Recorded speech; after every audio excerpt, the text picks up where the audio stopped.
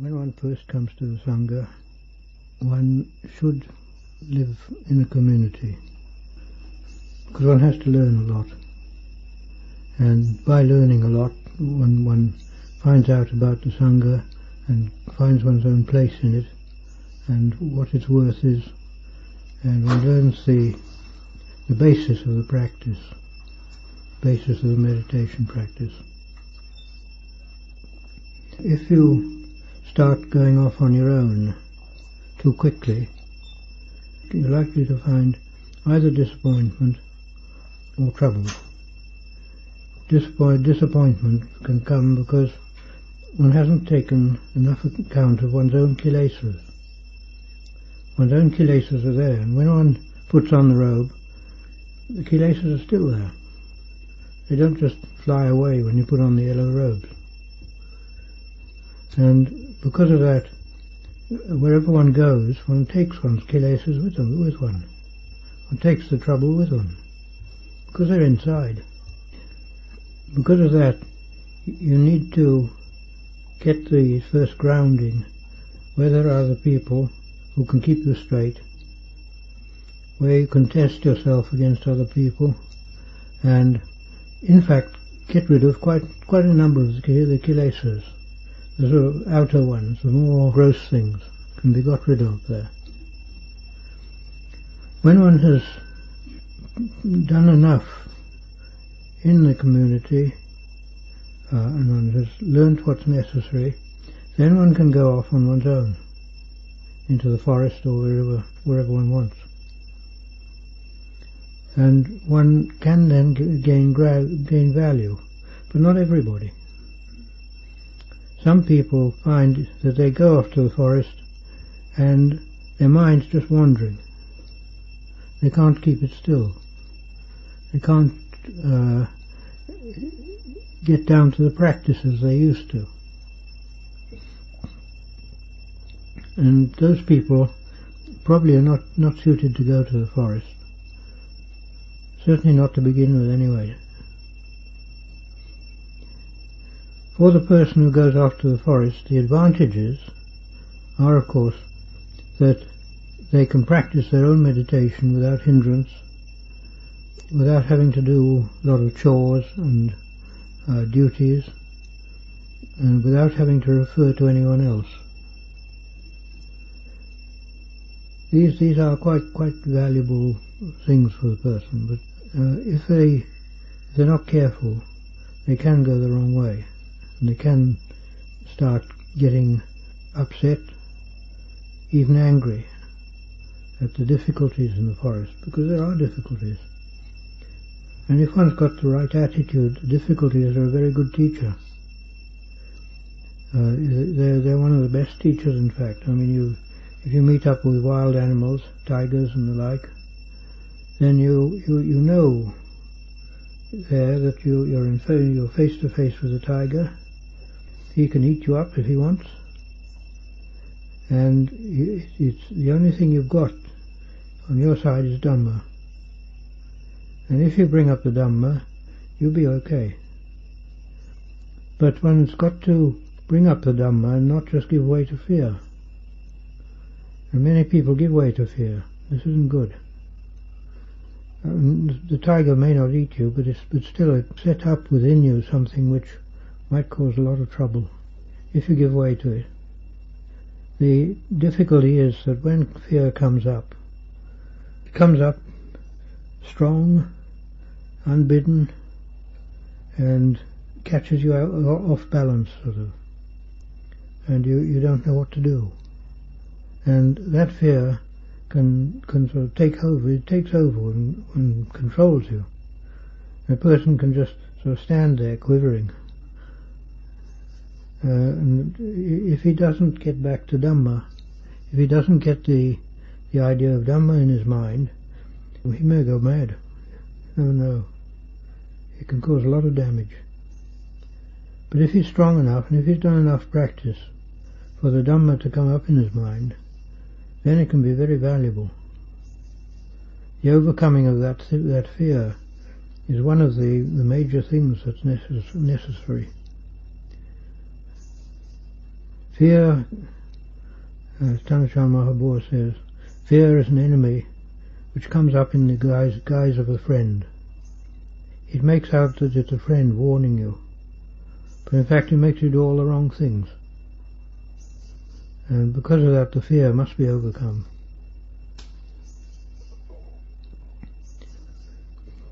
Going to the forest can be of great advantage. There's no doubt about it. But one shouldn't too easily go to the forest. One must remember, you may have problems coming up and questions coming up.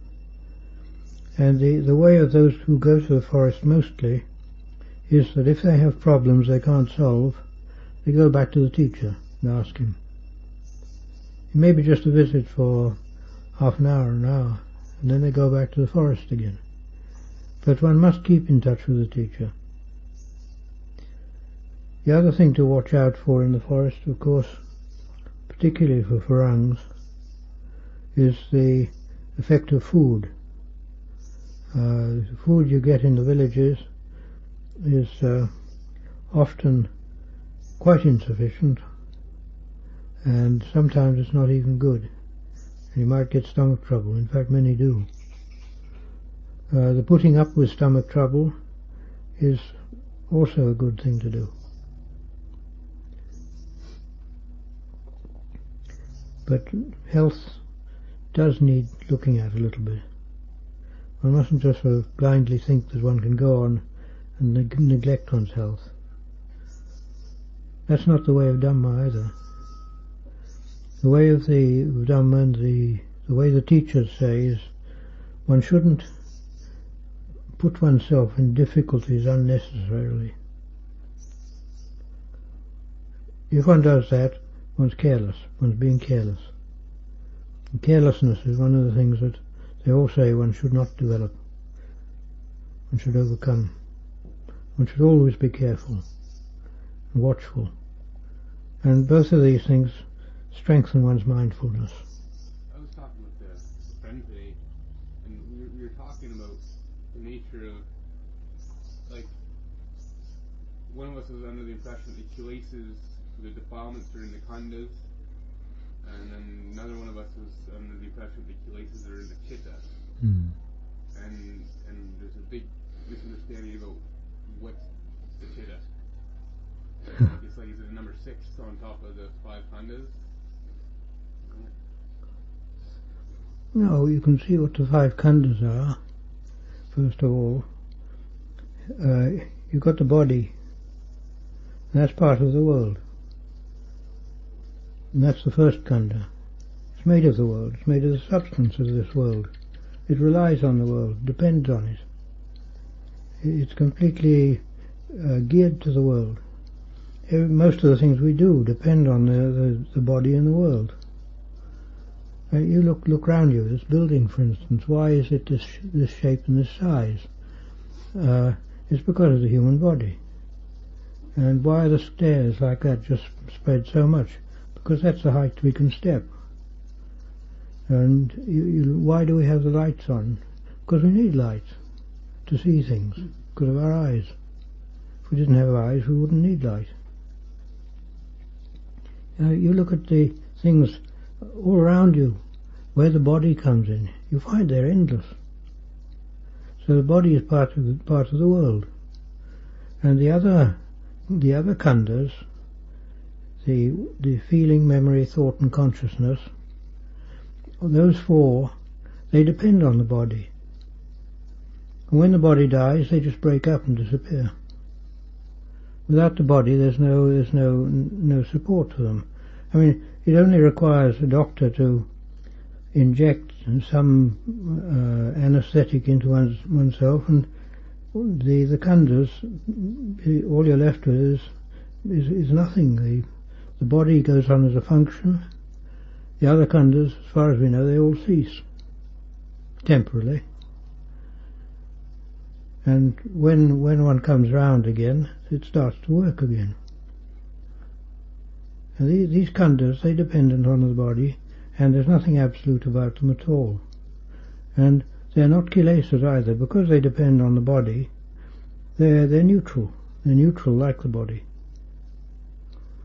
And they're really not part of oneself fundamentally.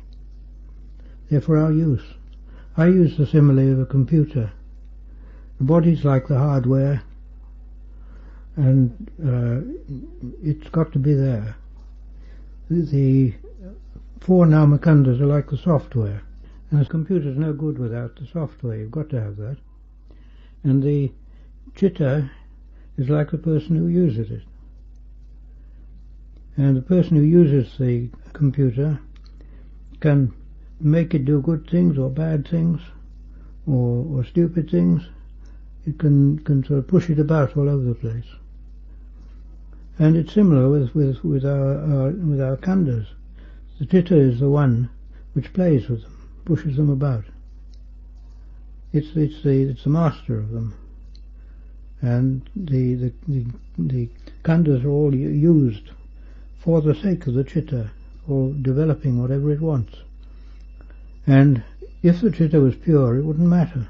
It's not. It's got kilesas in it. And it's the chitta with kilesas that cause all the trouble. If it wasn't for the kilesas being in the chitta, when the body died, the kilesas would all disappear. We wouldn't have any. But the fact is they're in the chitta which doesn't die, so they carry on. They go to the next life. And because of that we come back again and again like that. So one must see that the kilesas are in the chitta, not in the khandhas. But the khandhas take on those aspects of the kilesas which the two chittas make them take on. For instance, anger. Anger starts off in the chitta, and then the kilesas respond with, first of all, consciousness, becoming aware of it, then the memory associating with whatever's produced this, then the thought processing it and making it bigger and bigger with anger, and then the feeling coming up. Feeling comes from what one's doing. From that anger you get the feeling then, which comes back again to the chitta. These kilesas, they're the things which push us around all the time. The whole process of Buddha Dhamma and the whole process of developing the meditation practice is in order to get rid of these kilesas. That's the prime thing. It may sort of also develop other things. Some people get psychic powers. Some people can sort of see the future and the past and things like that. But these are byproducts. They're not the main thing. The main thing is getting rid of those kilesas. In fact, I would say the psychic powers and things of that sort can be a disadvantage. They can lead one astray very easily. And the person who has them or finds that they have them should be very cautious and not get caught in them. Because if one plays with them, they become sticky. It's like when you play with them, you want to know what's happening somewhere, and then you get in the habit of wanting to know all the time, and one gets caught in the habit of playing with the psychic phenomena. Then this can be a big trap, and one should resist it very much. After all, we've got enough powers already. If we want to fly, we can get in an aeroplane and go up. It's quite easy. And if you want to know what's happening the other end of the world, well, we've got radio, television, telephones, the lot. We can quite easily do it. What's the relationship of the citta and nibbana? The pure citta is nibbana. The citta that we have is the citta that's been usurped by the kilesas. And because it's been usurped by the kilesas, it becomes a changing thing.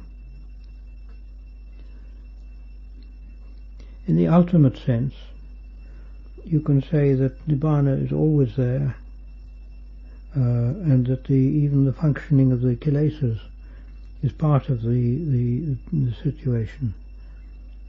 But this is an ultimate sense, an ultimate way of looking at it, and it doesn't mean that one mustn't work. The relation of the citta to Nibbana, though, is that in the normal way of things, the citta that we have, or our citta, we call it the citta, but we don't know what it is really. That one is so involved with Kilesas that we can't see it, because the citta is not something you can see. It's a function. It's hard to say what it is, because everything we know in this world is impermanent, changing, and we only know the citta in its changingness, in the way it changes all the time. If you come to the pure citta, you can't know it. You can't know it in the way we know things here, because there's no duality in that. When there's no duality, we've got no function that we can know it by, except the citta itself. That goes rather high. Can you say something about the relationship between citta and consciousness? Yes. When consciousness arises, the citta is the one that sort of empowers it.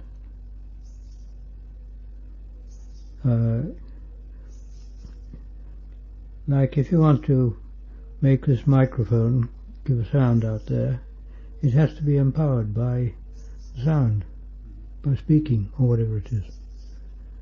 It can't do it on its own. And vijnana can't function on its own. Vijnana functions because the citta makes it function. And my own interpretation is that the vijnana is the citta turning into dualism. So that sort of breaks into two. When it breaks into two, it's back in the world, straight away.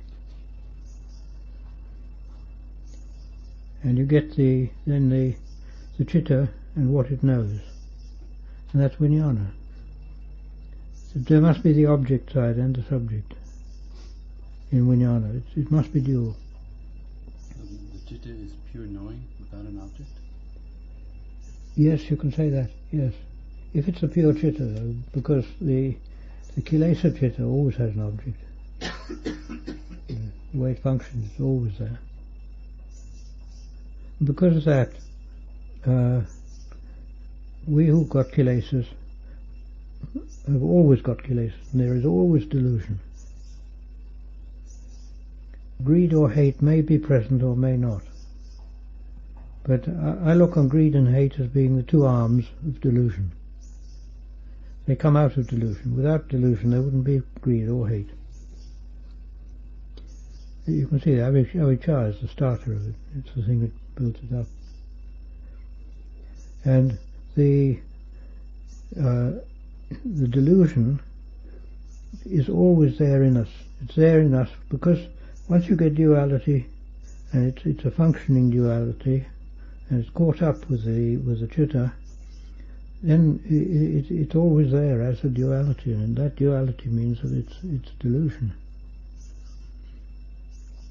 We can't see it.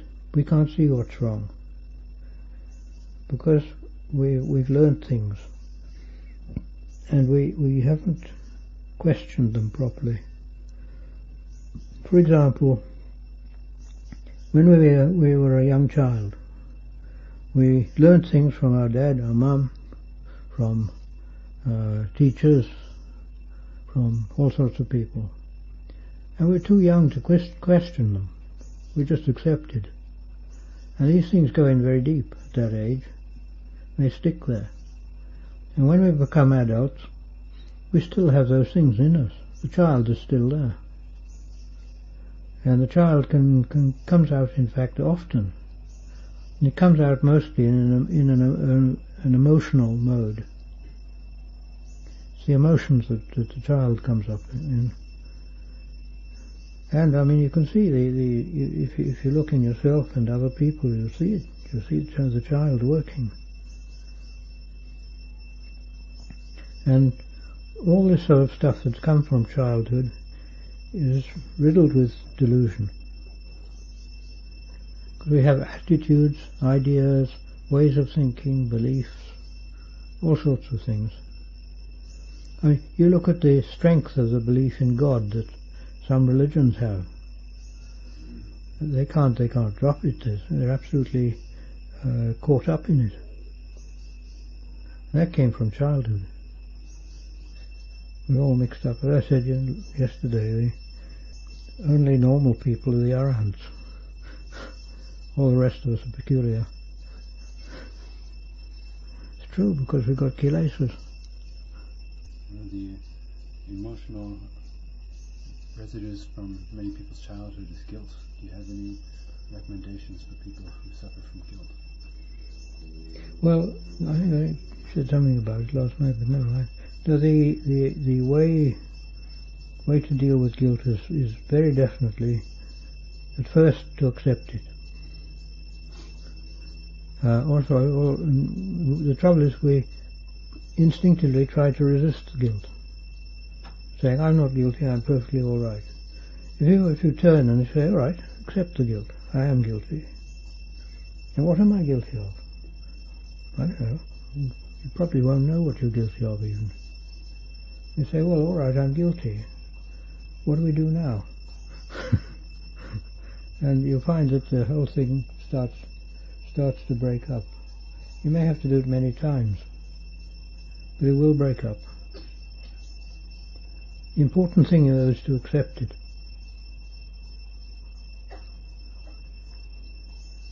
Because you can see that, in a sense, the guilt is there. It's a valid thing. Because it's the I that's guilty, the self. And that's a delusion to start with. So if one accepts the guilt there, if it helps to diminish that I a bit, you don't lose anything. All you're losing is a bit more delusion. Guilt is very, very common. Many people have it. But that's built up from the past, there's no doubt about it. Regarding your own practice, could you share some of your breakthrough experiences and what actions or efforts appear to support those breakthroughs? I don't like thinking about my own practice. No, one can't talk much about that, really. I mean, some things you can't explain, anyway. And some things you don't know why they come about. I mean, one gets, by practice and development, one gets a sense of certainty,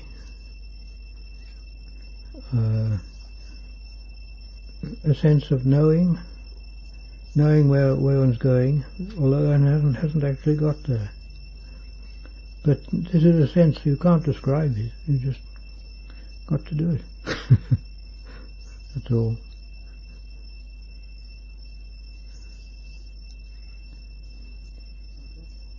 The really important things that happened in practice, though, it's no good talking to people about it and telling them, because it wouldn't mean anything. It doesn't mean anything to someone who hasn't got the experience. It's like Ajahn Pañña says, he doesn't like talking about jhana to somebody who doesn't know what jhana is, who hasn't experienced it. And there's a lot of talk about jhana, and there's a lot of people who've got an idea what it is, and it's all wrong. Ajahn has said that the person who has the characteristics of jhana inherently in them, and it's in their Kamma, must go that way. Other people shouldn't try it. one shouldn't try and develop jhana if it's not in one's character. One should develop samadhi. That's enough. But the difference between jhana and samadhi, Tanachan didn't state. He didn't say. All he says it's different. And he says if you don't know what it is, then keep to samadhi. In one of the Ajahn Pañña books I've read, he's talking about using a parakamma object for developing samadhi. How essential is it for someone who wants to develop samadhi to have something which they always bring their mind back to throughout the day, all day, every day? Yes, very essential. Tanachan said when he was practicing to begin with, he used the parikamma buddho. He used that, the repetition of buddho internally.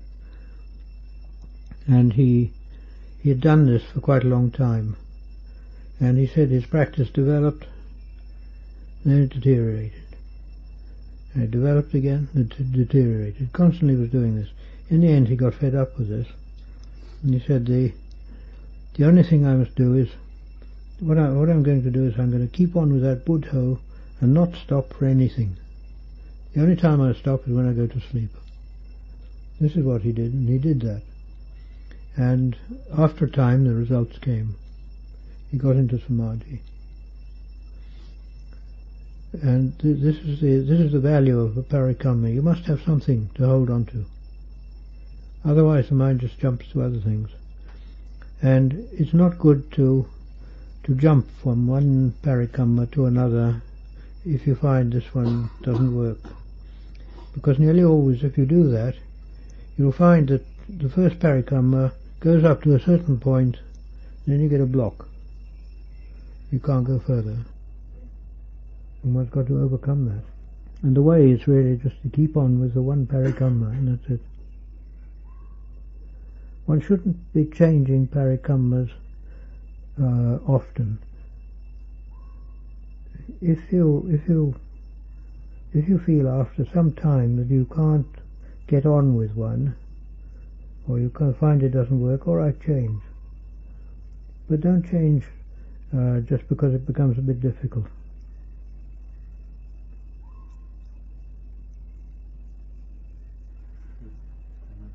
So if someone's main object for samadhi was like the breath, Like? the breath. So when during the day, would they usual common is it to have a mantra as well to make it more easy to watch during the day, or what's the usual? You can use that. You can use like buddho and the breathing. If you put the two together, that's all right. Yes. In the ways of Kammatthana, incidentally, the word Kammatthana, some of you may not know what it means. Kammatthana is the Pali word Kamma, which means action, and Thana, which means a basis. So it's a basis for action, a basis for practice, in other words. It means that not only the practice of meditation, but also the practice of training oneself in all sorts of other ways. The sort of training you do based on the Vinaya is part of it. And the training you do by learning to get on with other people. In Thai it's called samagi in Pali, I think also. It's the getting together with other people and the doing things with other people, and not always just wanting to do it on one's own. And these are a great help. All these sort of things are a great help. The external things as well as the meditation practice. In fact, one can overcome many kilesas, gross kilesas, by practical things that one does outside.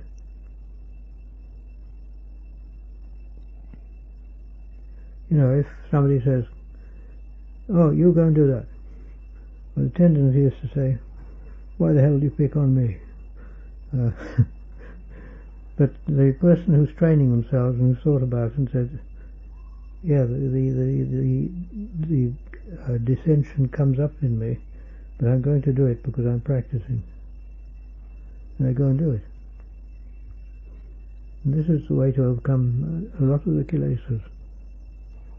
But the parikamma is important, very important. And if you really want to get into the samadhi practice, the way to do it best is to keep it going the whole time. You keep the breathing going with whatever you do. After all, whatever you do, your breathing's going to be there anyway. You're not going to hold your breath all day long. It's got to be there. And the thing is just being aware of it. And the way of being aware of it is not necessarily trying to be very one-pointed or very concentrated on it, but it's just being mindful of it. After all, it is called anapanasati. It's got sati at the end there. So it's the mindfulness of breathing, which means you just have that awareness of the breath all the time, even though you're doing other things. What about when you're doing sweeping or manual labor? Is it advisable to have the breath as Yes. Yes, certainly. After all, when you're sweeping and doing manual labor, it's quite easy to be thinking about other things. It's quite easy to be thinking about your home or your interest or whatever it is. Why not think about the breathing instead? Actually, talking about thinking of the breathing is wrong. It's not thinking about it, it's just awareness of it. And I think if you do that, when you're aware of the breathing, you'll find your awareness tends to be on other things and on your sweeping or whatever you're doing also. Also reading from Ajahn Pañña talking about how two approaches to practice. Samadhi develops Pañña and Pañña develops Samadhi. Yes. If someone fell in the Pañña develops Samadhi, would they still keep up a parikamma during the day? Yes, you can have a Pañña parikamma. There are such things. But Pañña from Samadhi is for those people whose mind becomes very interested in thinking about things and sort of seeing how they work, and you think about your own body and bits and pieces and see how it works. And if you can do that, that can lead to samadhi. It can lead to samadhi by what happens is the interest in the thinking starts to concentrate the mind.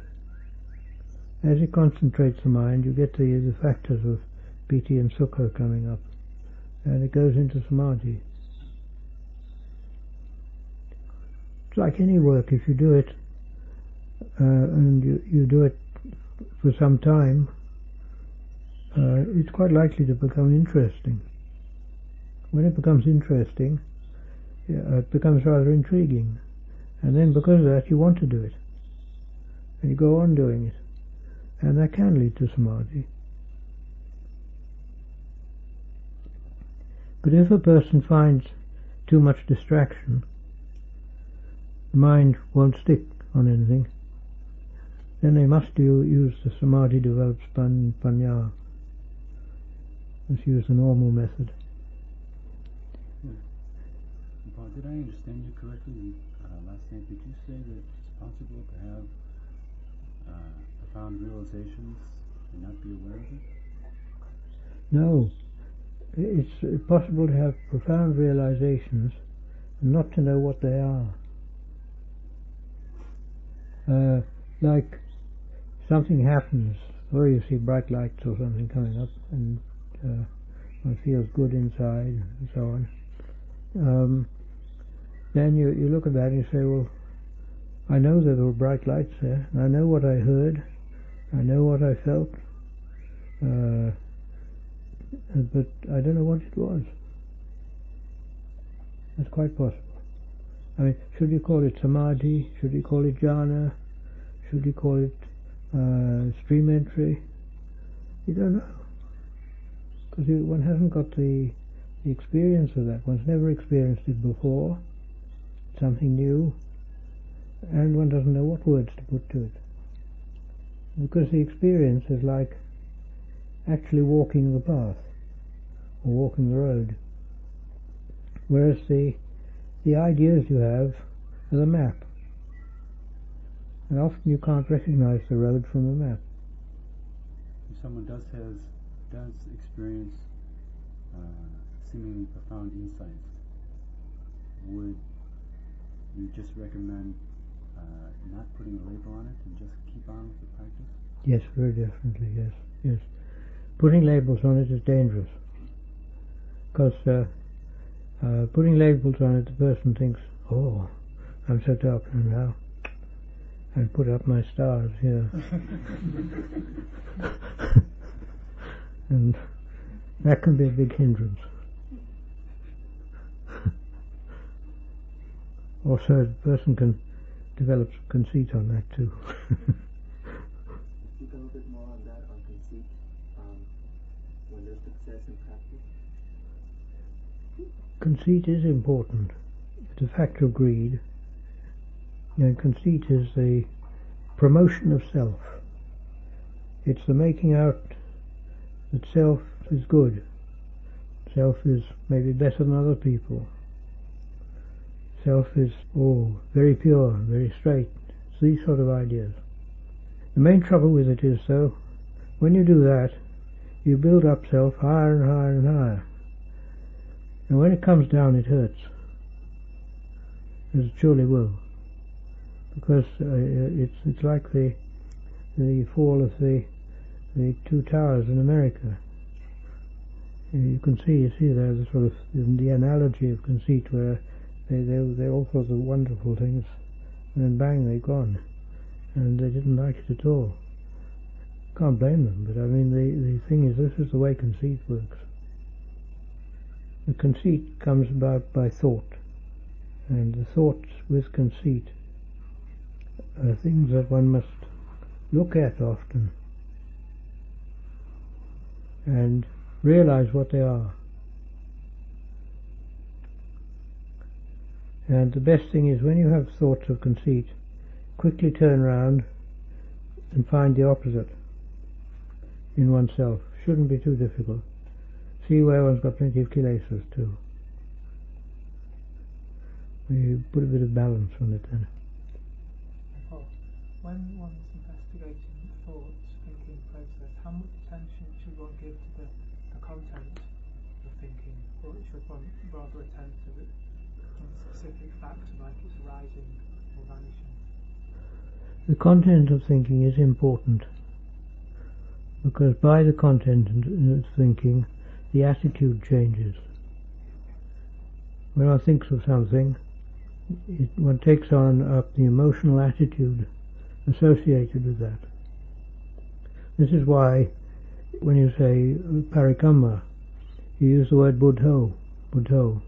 Not some other word which is meaningless or bad, or has bad connotations. No, it's quite important, the connotation, what one thinks about. But if bad thoughts come up, even though you don't want them, then all right, if they come up on their own, let them come up, but look at them. Look at what they are. One mustn't try just the suppression of thought like that. That has a bad effect. But it only has a bad effect if they're very strong thoughts, if they come up strongly. And some people, they get thoughts coming up like that. Very funny bit in the book. A psychiatrist who was working in a mental hospital, and there was one patient in the hospital, an old Scotsman. He's saying all the time he's talking like, "Get away from me, you filthy people. Get away. Don't tell me these things. I don't want to hear them." He was going on like that, swearing and sort of with very bad language. And so the doctors sort of consulted together, what should they do? They thought, we better give him leucotomy. It's when they put the needles in and mess the brain up. So they did this. And afterwards he said, "Oh, speak up, I can't hear you." "Where are you? I can't hear you now." And the doctor thought, "Oh, it's an improvement." That is.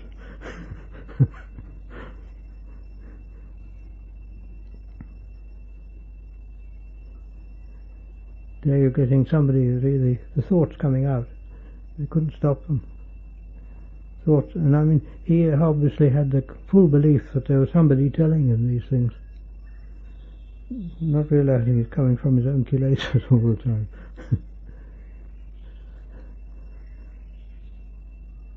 One must not underrate the potential of the mind to produce strange phenomena.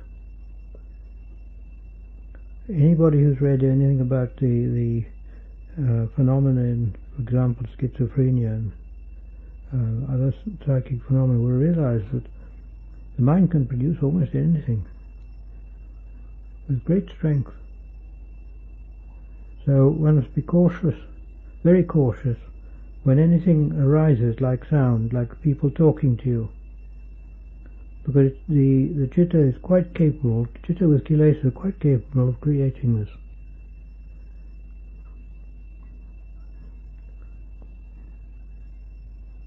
The other thing, of course, is if you do get voices coming up, don't do what they say unless it's absolutely reasonable. You must conform to reason. And one must think about it and see whether it's reasonable or not. If it's reasonable, all right, it doesn't matter. But if it's something bizarre, I would never do it. In the suttas, it gives 4 different kinds of sense restraint. And the 4th one, it says the signs and qualities of objects. Yes, that's all right. Yeah. I would interpret that to mean that when any object comes up in mind, you don't grasp.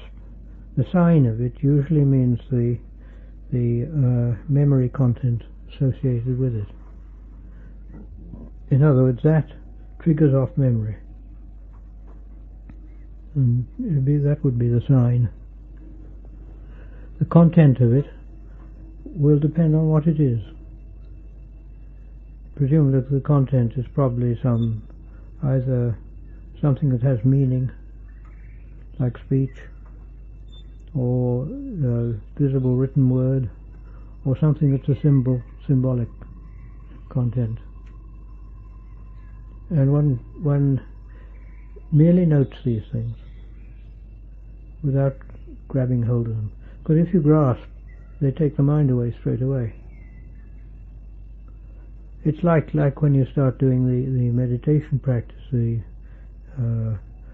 whether it's Anapana or the Buddha practice or almost any other, you get memories coming up. And they bring up thoughts, objects, all sorts of things. And when these memories come up, one's natural tendency is to think, what's that? And one grasps it. And that is tanha. One wants to know. It's wanting. And the correct thing to do there is to have mindfulness, to be aware of this, and to see the danger that this is pulling me away from the meditation practice. And to then say, I'm not interested in this. This isn't what I'm doing. I don't want these thoughts. I'm not going to think of them. But to do that often requires some training. One has to sort of reflect time after time when one gives way and forgets. Bit by bit one can get it. One can bring it up so that it comes up immediately. It's like a red flag comes up inside. A warning. This is dangerous. He also mentions the natural sense restraint of an arahant. Probably the meaning is that when a person attains arahant, Tanachan has said like this, he's explained it. When a person attains arahant, the chitta goes quiet. Chitta is inside, and that's unmoving. But the 5 khandhas are still there, and they're going to act. And they're going to act much in the way they did before, except that there won't be any fire there. The fire will have gone. The Kilesas have gone, in other words. The state of an arahant is. The 5 khandhas are there still, but the Kilesas have gone. Well, they've disappeared. There are no Kilesas left. Because there are no Kilesas left, the 5 khandhas don't do wrong things. And in that state, there is no Kamma. Kamma is not produced. What is done, they say, is what they call kriya, which means mere action. And that doesn't make Kamma. Technically, as I understand it, in the normal person you've got the bhavanga chitta, and the moments of bhavanga link one with another. Because of that, there's the idea of time comes up, the idea of continuity. With the arahant, that's broken. And so the continuity isn't inherently there. And because of that, the tendency is for any action to be just that action. And it doesn't follow on.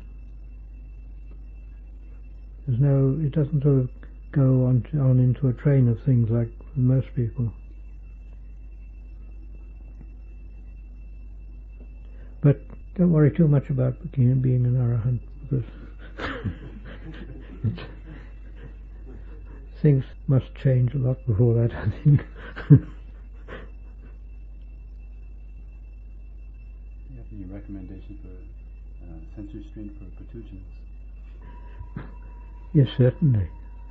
But the sense restraint of a Patujana with the ordinary person is something that they have to do. They have to recognize it and not let go. Because fundamentally we've always got that choice there, and that is the choice of the chitta, to do it or not to do it. Why is appreciation and acceptance, the practice of appreciation and acceptance, not enough? Appreciation of everything. Of everything. The appreciation of everything is also putting an attitude onto everything, views, and the tendency there will be for the mind to go far and wide. And what one has to ask is, who is doing the appreciation? Who and what? And one will find, if one looks at the khandhas, that the appreciation there will be basically thinking probably about the world. And although the thoughts may not be particularly harmful, it's still not the way. One can have appreciation, certainly. There's nothing wrong in that. But it's not enough on its own. It's difficult to understand what's necessary. We're trying for Nibbana, and fundamentally for Nibbana, in the end one has got to give up everything. Everything without exception. Because anything that's left will pull you back. In other words, Nibbana is the state of non-dualism. It's a complete purity. It's emptiness, meaning empty of the world. Now if you have anything there at all, it'll keep you back, it'll prevent you getting there.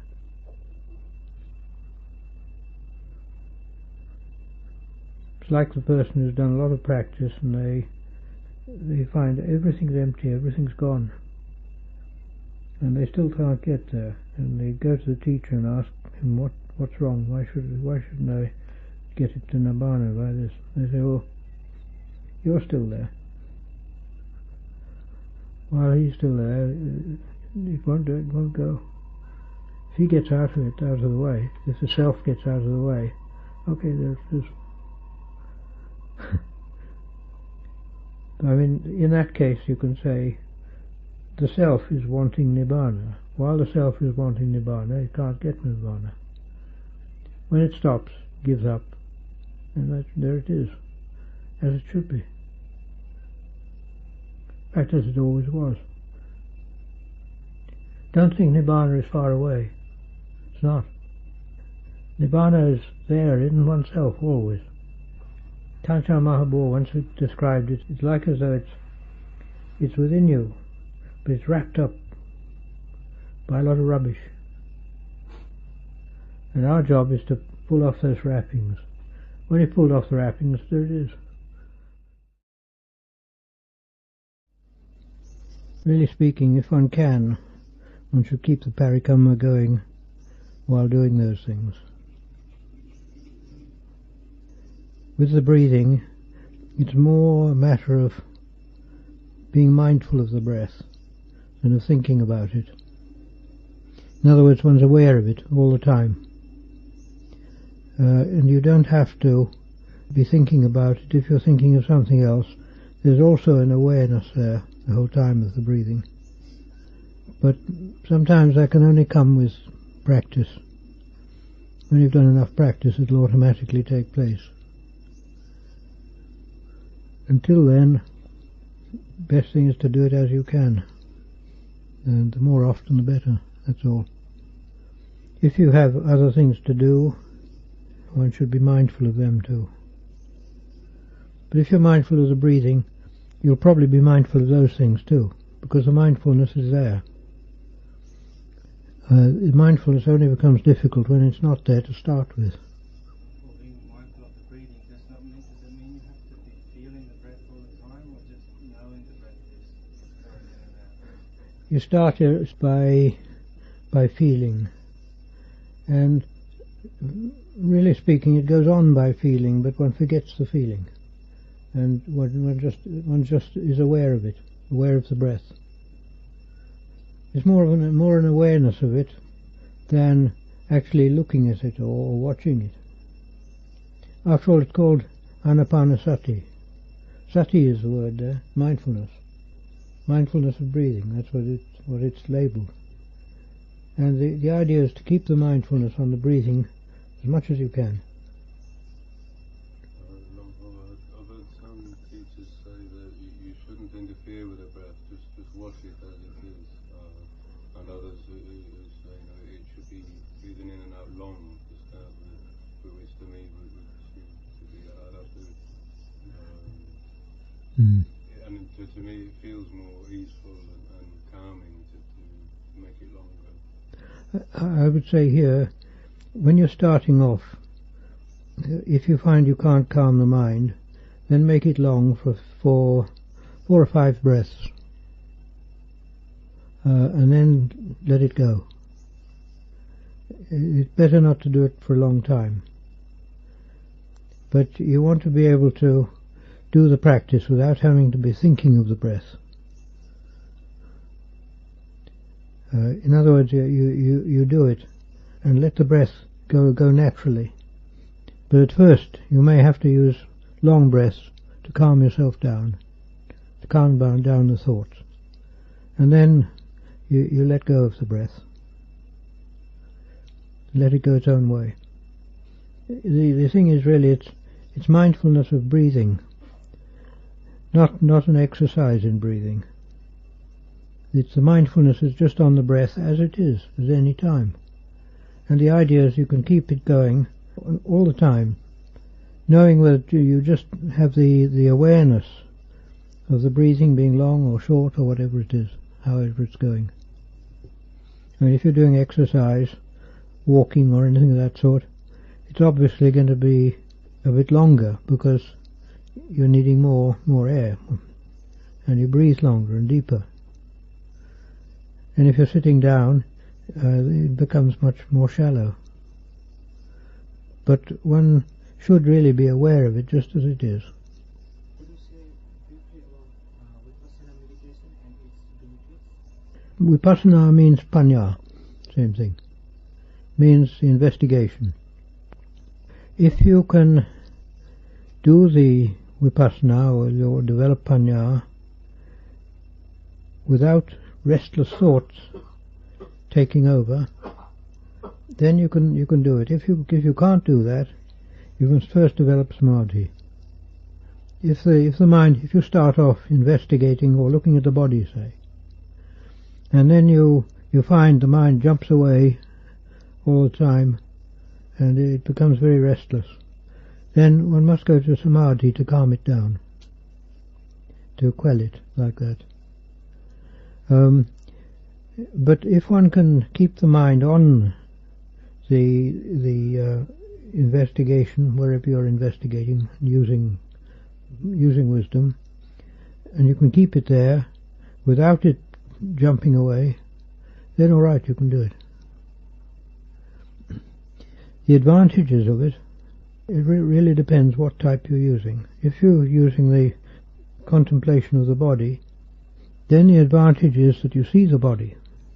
You see it as it really is. It brings you to see it as it really is. At first you don't see it like that, but by repetition and continually going on, you'll find that it comes out, the understanding of the body starts developing. And you'll find when it starts to develop, then the mind gets into the state where it becomes aware of the body. And it remains in that state. Can remain for a long time. And then wherever you go in the body, you see it clearly. When you see it clearly like that, then the nature of the body starts becoming revealed to one. And you come to see very clearly that this body isn't mine. It belongs to the world. It comes from the world. And it goes back to the world. I can't stop it.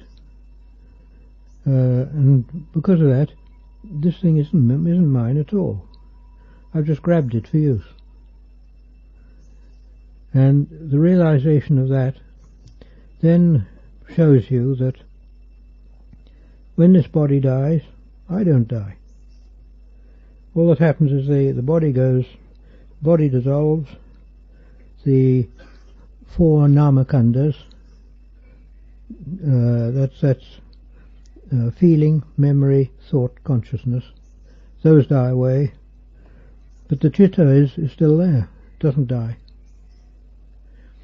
And usually, if one hasn't gained enough, then one comes back again and gets a new body. But the advantage is that the fear of that, of the body, the fear of death disappears, gets less and less and disappears. That's one of the main advantages of it. The other advantage is that by seeing the body, you're not fooled by other people. You see what other people, you see what they are. You see that they're bodies. And what you think of a person is 90% his body. And the body is the thing which displays the attitude of the person and the what they're saying and thinking and so on. It's the body that's doing this.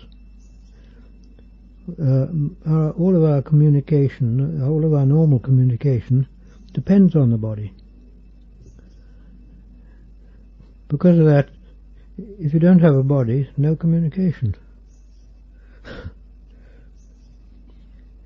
And to know the body, you see the value of this communication. What is it? Is it something that really matters or not? Sometimes it does matter in certain ways, but most of it doesn't. The seeing of the body also shows us the nature of the world. Because this body, because it relies on the world influences it. And if one's not careful, the world can harm it. If you fall down, it hurts. You get bruises and things. That's because the body and the world are made of much the same type of substance. They're not different. one realizes this and sees it. And generally speaking, we can say one is reducing one's delusion.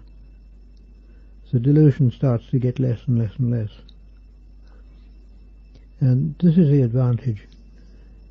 Because when the delusion gets less, one gets lighter. It's as though you're dropping a burden.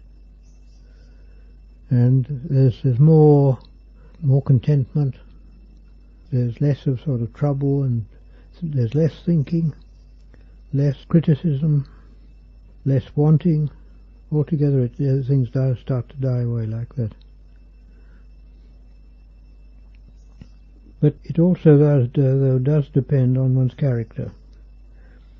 Some characters, if they do that and they find that after doing the practice, maybe the next day, anger comes up, resentment, trouble, and they feel, as they say, like a bear with a sore head.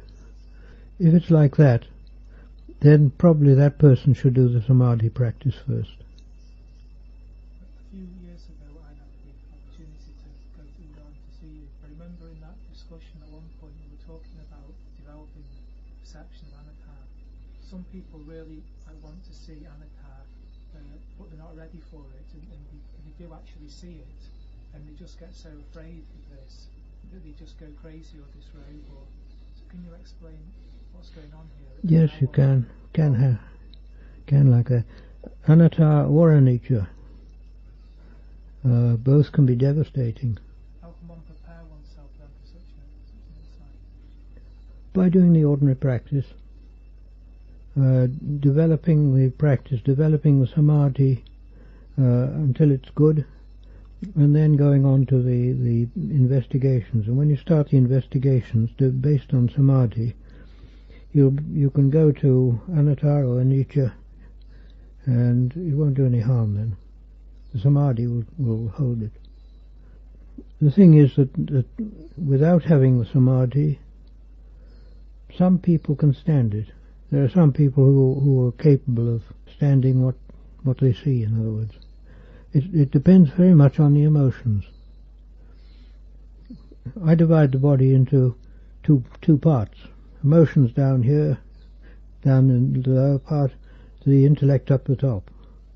The intellect does the bidding of the emotions. The emotions are the boss. They're the ones in charge. They're the ones that push you about.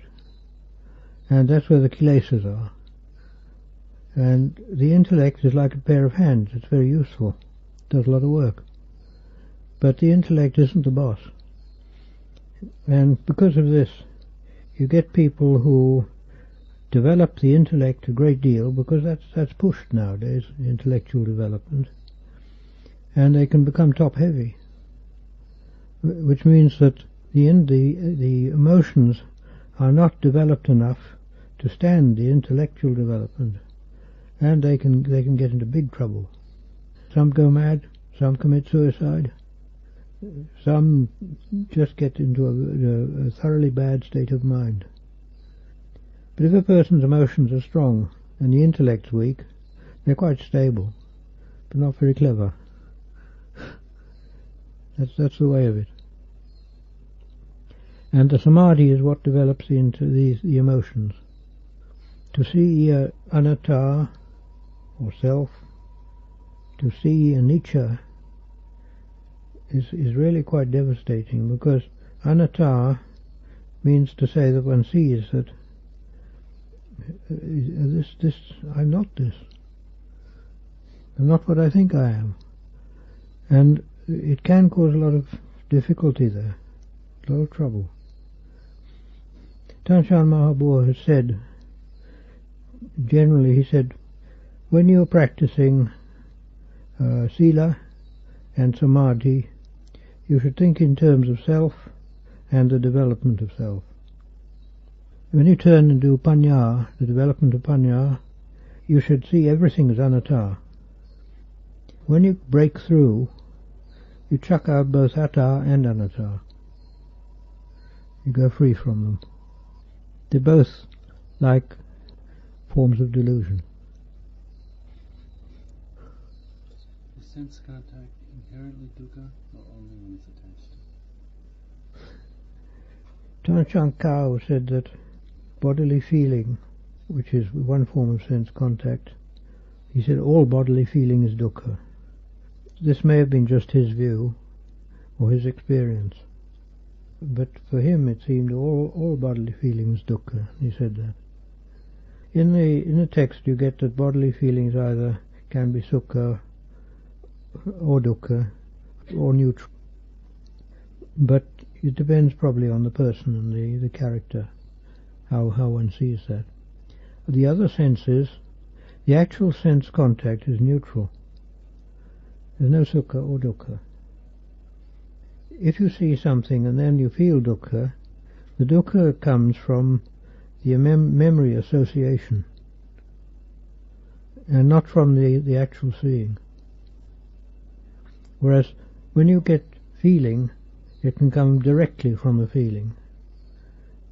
It doesn't have to be associated with anything. In other words, you touch a hot iron and ouch, you jump.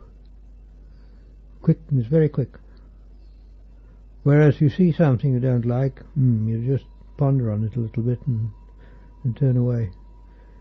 So the sense contact really, it depends on what type. On the senses through sight, hearing, smell and taste. These are give neutral feeling. It's only feeling contact which is either sukha or dukkha. In the time of the Buddha, many of the Arhats would spend much of the day absorbed in jhana. And one would think that if there were no kilesas or if they had no dukkha, what would be the purpose? The purpose is vihara dhamma, dwelling in ease.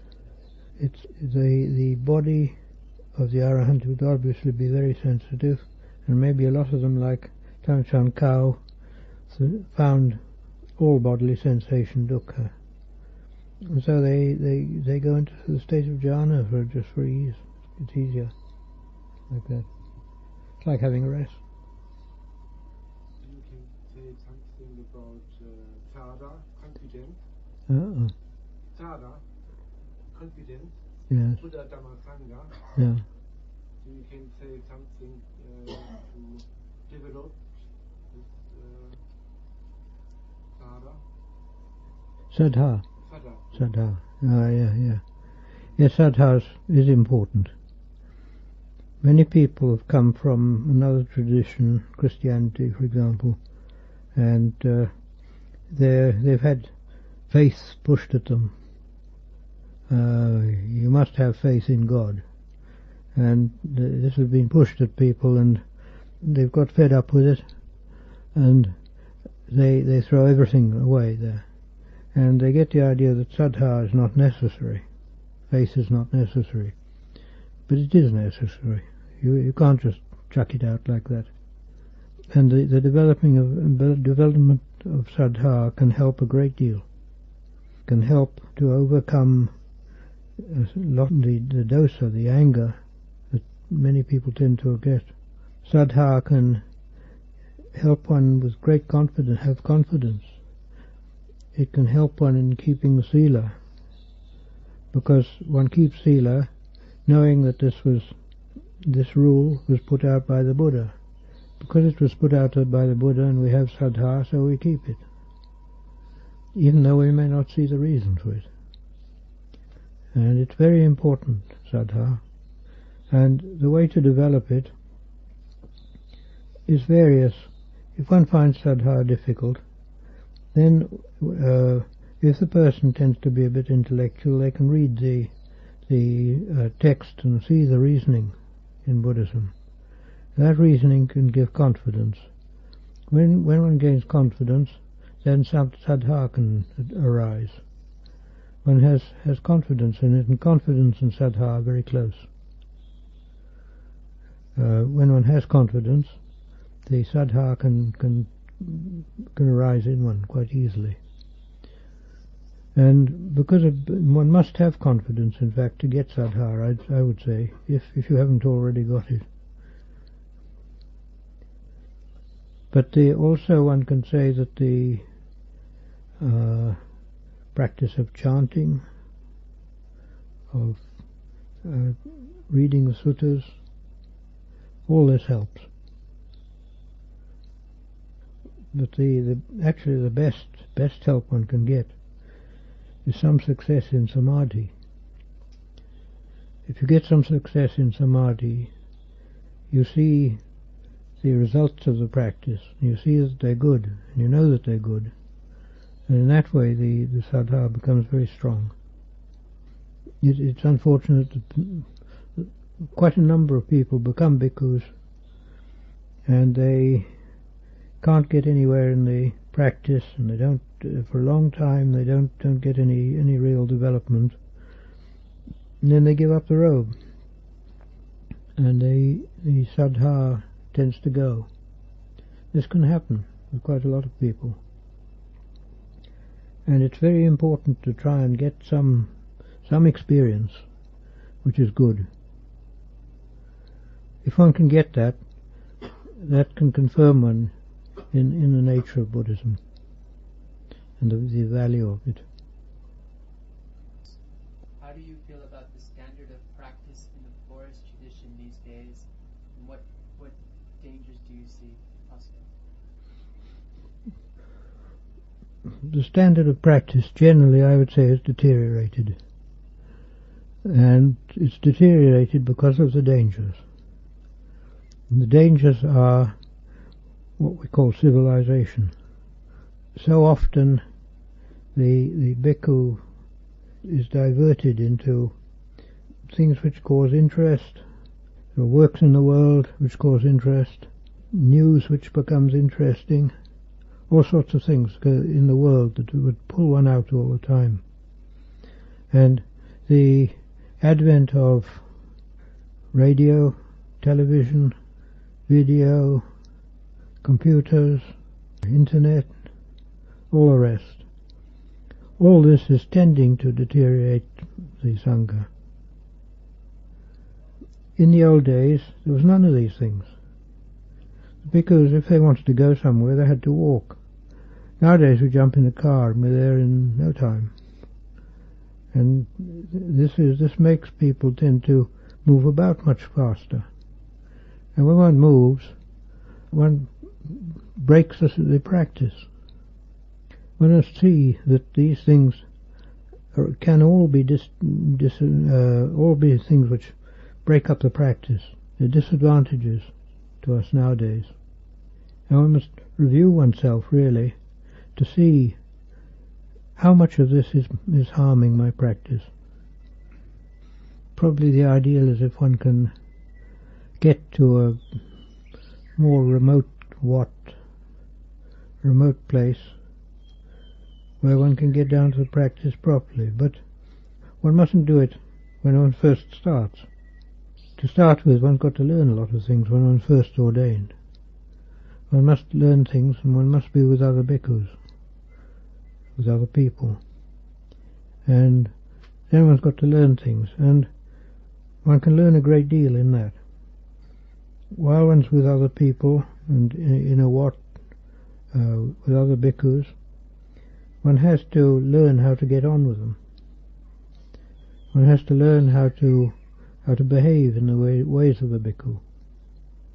One has to learn how other people have got other views from one's own, and one has to be fairly tolerant in listening to those views and considering them. Maybe some of them are better than one's own. And generally one has to, in fact, give way a lot to other people. And this is a very good training.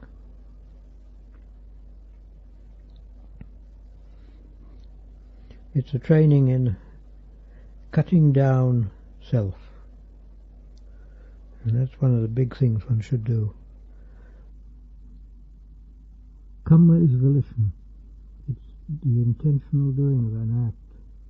So it doesn't have to be with realization. I mean, somebody can be talking They put their hand in their pocket, pull out a cigarette, put it in their mouth, light it. They don't even know they're doing it. But there's volition there. All the same. So it can be with or without knowing. But Kamma means volition, and that volition, or the volitions of Kamma, build up oneself and make one what one becomes. One has become this that one is now because of one's Kamma, because of one's actions in the past, because of the volitions one's made. And we go on into the future making more volition. And again we go on and we change and vary according to what Kamma we make. Because of that, it's extremely important. The results of Kamma come up when the situation is suitable for them to come up. And you can never say when that's going to be. The way in which Kamma works is so complex and difficult to understand that the Buddha said that one shouldn't try and work out all the ins and outs of Kamma. Too complex. But one should look at one's own Kamma and see one's own Kamma as far as one can. And you can see what faculties you've got, what tendencies. And one should know that these come from Kamma. And if you want to change them, you have to change the Kamma. And gradually you will change.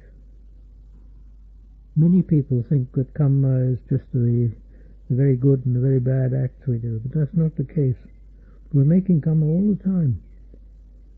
Even little things. You get an itch and you scratch it like this. That's Kamma. Why? Because the itch is dukkha. And we want to overcome the dukkha, and the wanting creates that. Even things like that are Kamma. Because of that we're making it all the time. And this is one of the reasons why we must be mindful. Mindful of the type of Kamma we're making. Another thing is to realize is that the only thing that can make Kamma is the citta. The five khandhas can't make Kamma. The five khandhas are like things in the world. They're neutral. But the citta is the only one that has the power to make Kamma. The citta is the one which is creative. In other words, it creates situations. And when it creates them, that's Kamma. And when it's created a situation, that Kamma has got to give its result. It's rather like if you wind up a clock, that spring is going to unwind somewhere. It may unwind gradually, the clock may stop and the thing remains wound, may go on for some time until one day, bang, it goes. It's rather like that. Once you've wound it up, it's bound to unwind. And Kamma is winding it up. Creating these different situations is also a result of our past karma. No, the past Kamma gives results. You can see it in Paticca Samuppada. What comes out of the past Kamma is feeling. And the feeling is just a neutral thing, it's just a result. But we react to the feeling, and that's Kamma. Kamma is our reaction. So then if we don't create those situations, it's how we react to them in 100% related to our past karmas, but how we're going to relate to the situations that arise, whether we're going to be neutral to it. The only thing you can do is in whatever way that Kamma arises to act appropriately.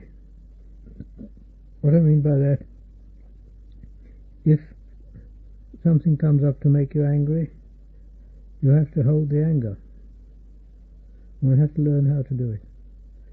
If something comes up where somebody hits you on the head, you have to control yourself not to hit them back on the head. It's rather like that.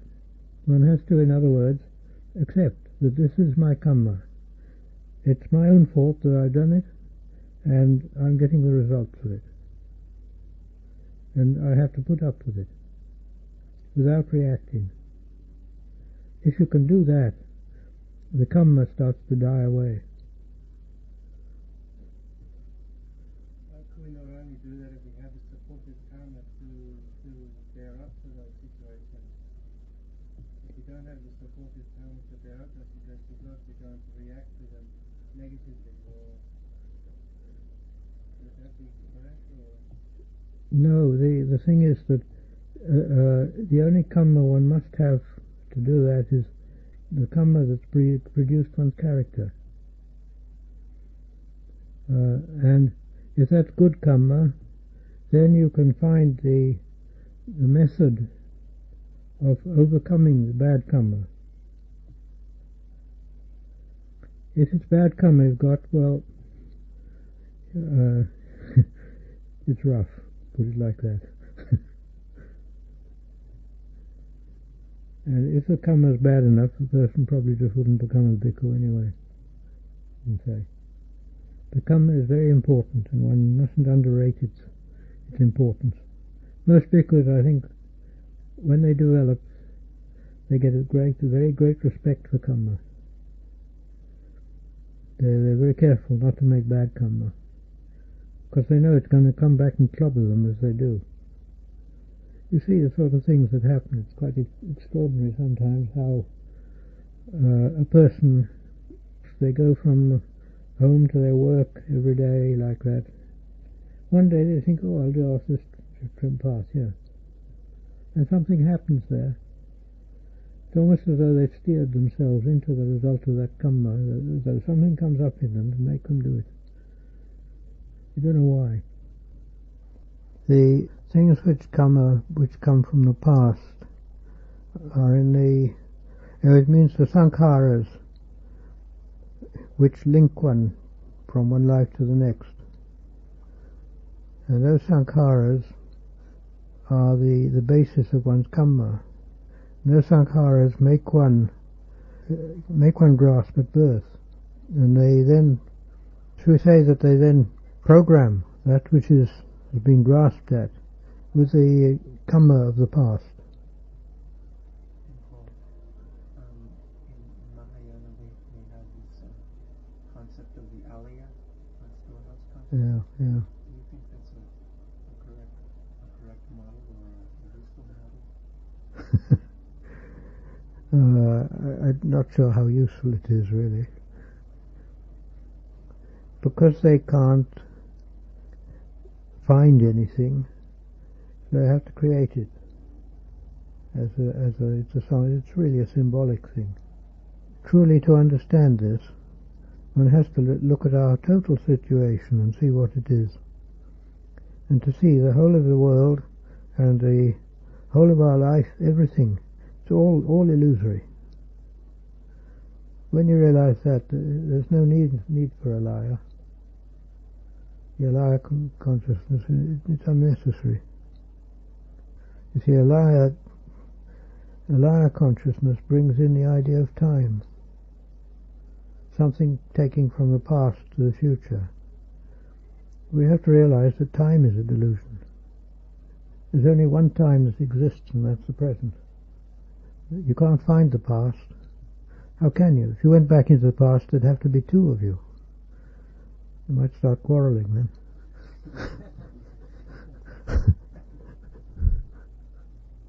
Kamma is volition. Jayatana and Pali, and that the chitta is what empowers the Kamma. Yeah.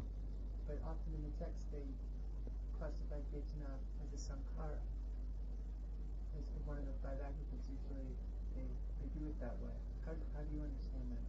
Oh, the thing is, the chitta has to make Kamma by reacting on the five skandhas. Won't make it on its own.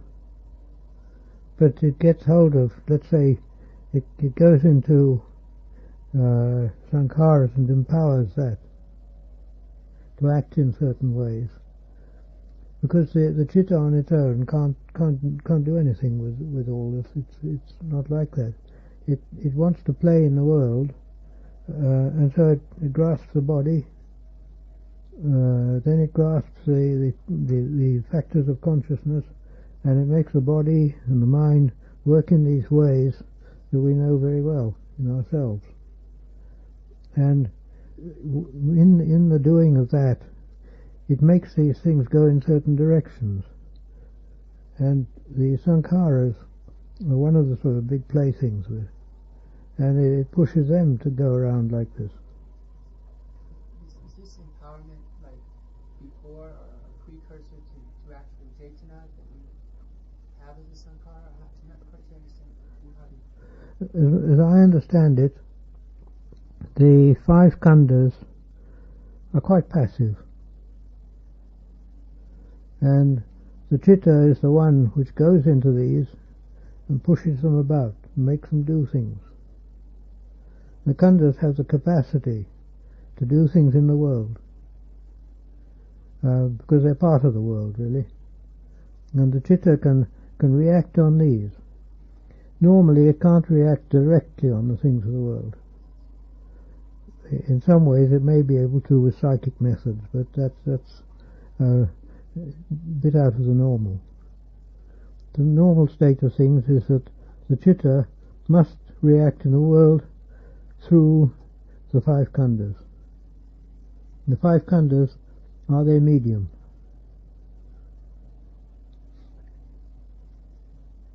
But because the chitta is not part of the world, they can't list it in the books, really, as a proper factor. You do get in the Dhammasangani the different types of chitta that arise, and that displays it quite clearly that you get the chitta with these chaitasikas, they're called. Chaitasika means the factors involved in the chitta. When you have these chaitasikas there, then the chitta operates through them onto the type and makes the type of chitta forms the type of chitta there. In other words, it's like someone playing a piano. They've got lots of notes there, they can make a lot of noise out of it. And the chitta can be like that person playing the piano. He plays with the sankharas, or with the rest of it. I mean, he'll play with all the khandhas like that.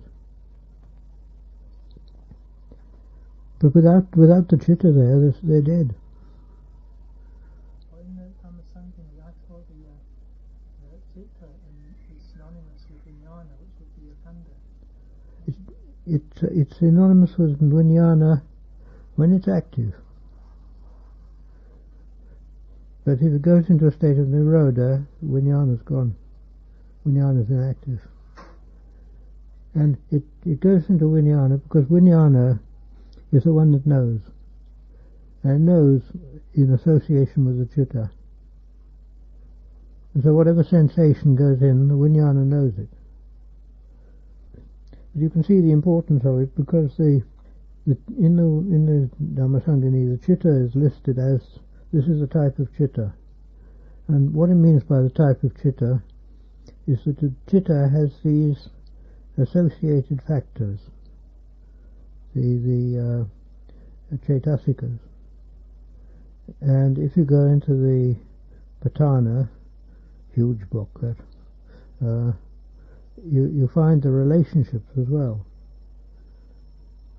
And the Patana, I think there's 5 volumes of it, and it goes into all the relationships, how one thing relates to another, and so on. It's very complex.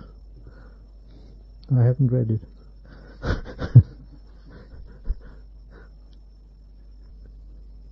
The chitta is really a difficult one for most people. Partly because it's not material. It's not something you can sort of pin down. But Lin Chi, I believe he called it the true man of no position. Something like that. That comes from the Chinese, I believe. It's a translation of the Chinese, anyway.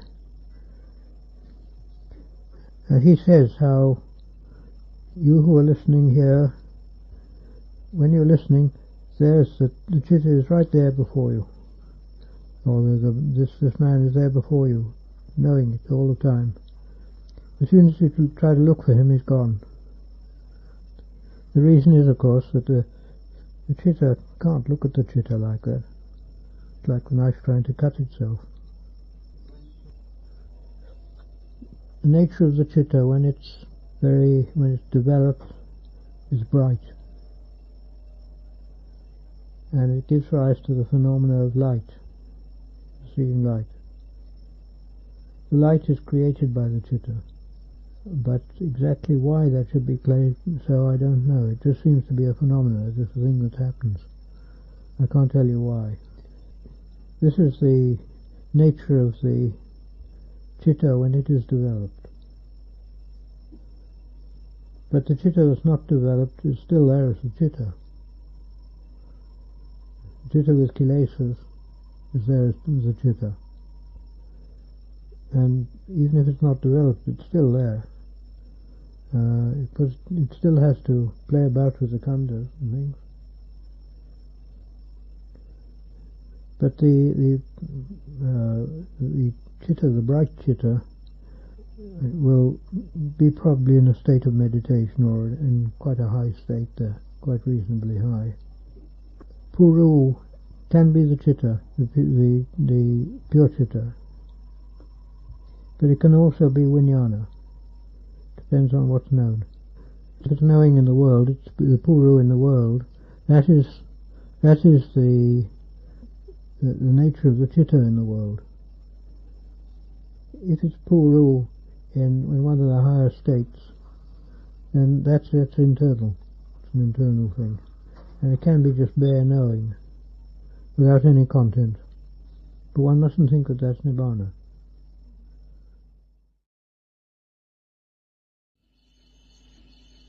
In your long experience as a monk seeing Westerners come and go, picking up the practice of Buddhism, have you noticed any of our general cultural conditioning which makes it more difficult? More like on the mentality or understanding of Buddhism. Yeah, wrong understanding. When a person takes up something like Buddhism, they get lots of new words, they got new concepts, and they have to fit these in somehow. Now, when people take in something that they haven't met before, find something familiar, and then they assume that that familiar thing equates with this in Buddhism. And it often takes a long time for them to change their minds, if they ever do.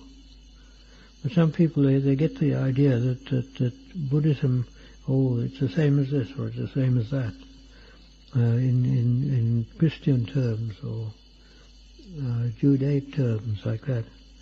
They think like that, but it's not the case. The things in Buddhism they have to be taken on the levels of Buddhism and the Buddhist teaching. You can't really take them on the levels of any other teaching or anything of that sort. If one does, one gets vichaditi, wrong view. You can say, basically, the right view of the Buddhist teaching is the Four Noble Truths. In other words, the fundamental thing is dukkha, the discontent, suffering. This is the fundamental thing and the fundamental cause. It's why we all search. And the second thing is the cause of that. The cause of the discontent. What is the thing that brings it about? That's the tanha, craving, wanting. This is the thing. And realizing that, it's possible to say that the cessation of this discontent can come about by the cessation of the cause, which is the reverse of the first two factors. And when the cessation of the cause is brought about by the Eightfold Path, then the result comes out as the cessation of dukkha. This is the fundamental right view in Buddhism. Tan Shan Man was asked once, how do you tell a system is Buddhist? And he said, if it teaches the Four Noble Truths, it's Buddhist.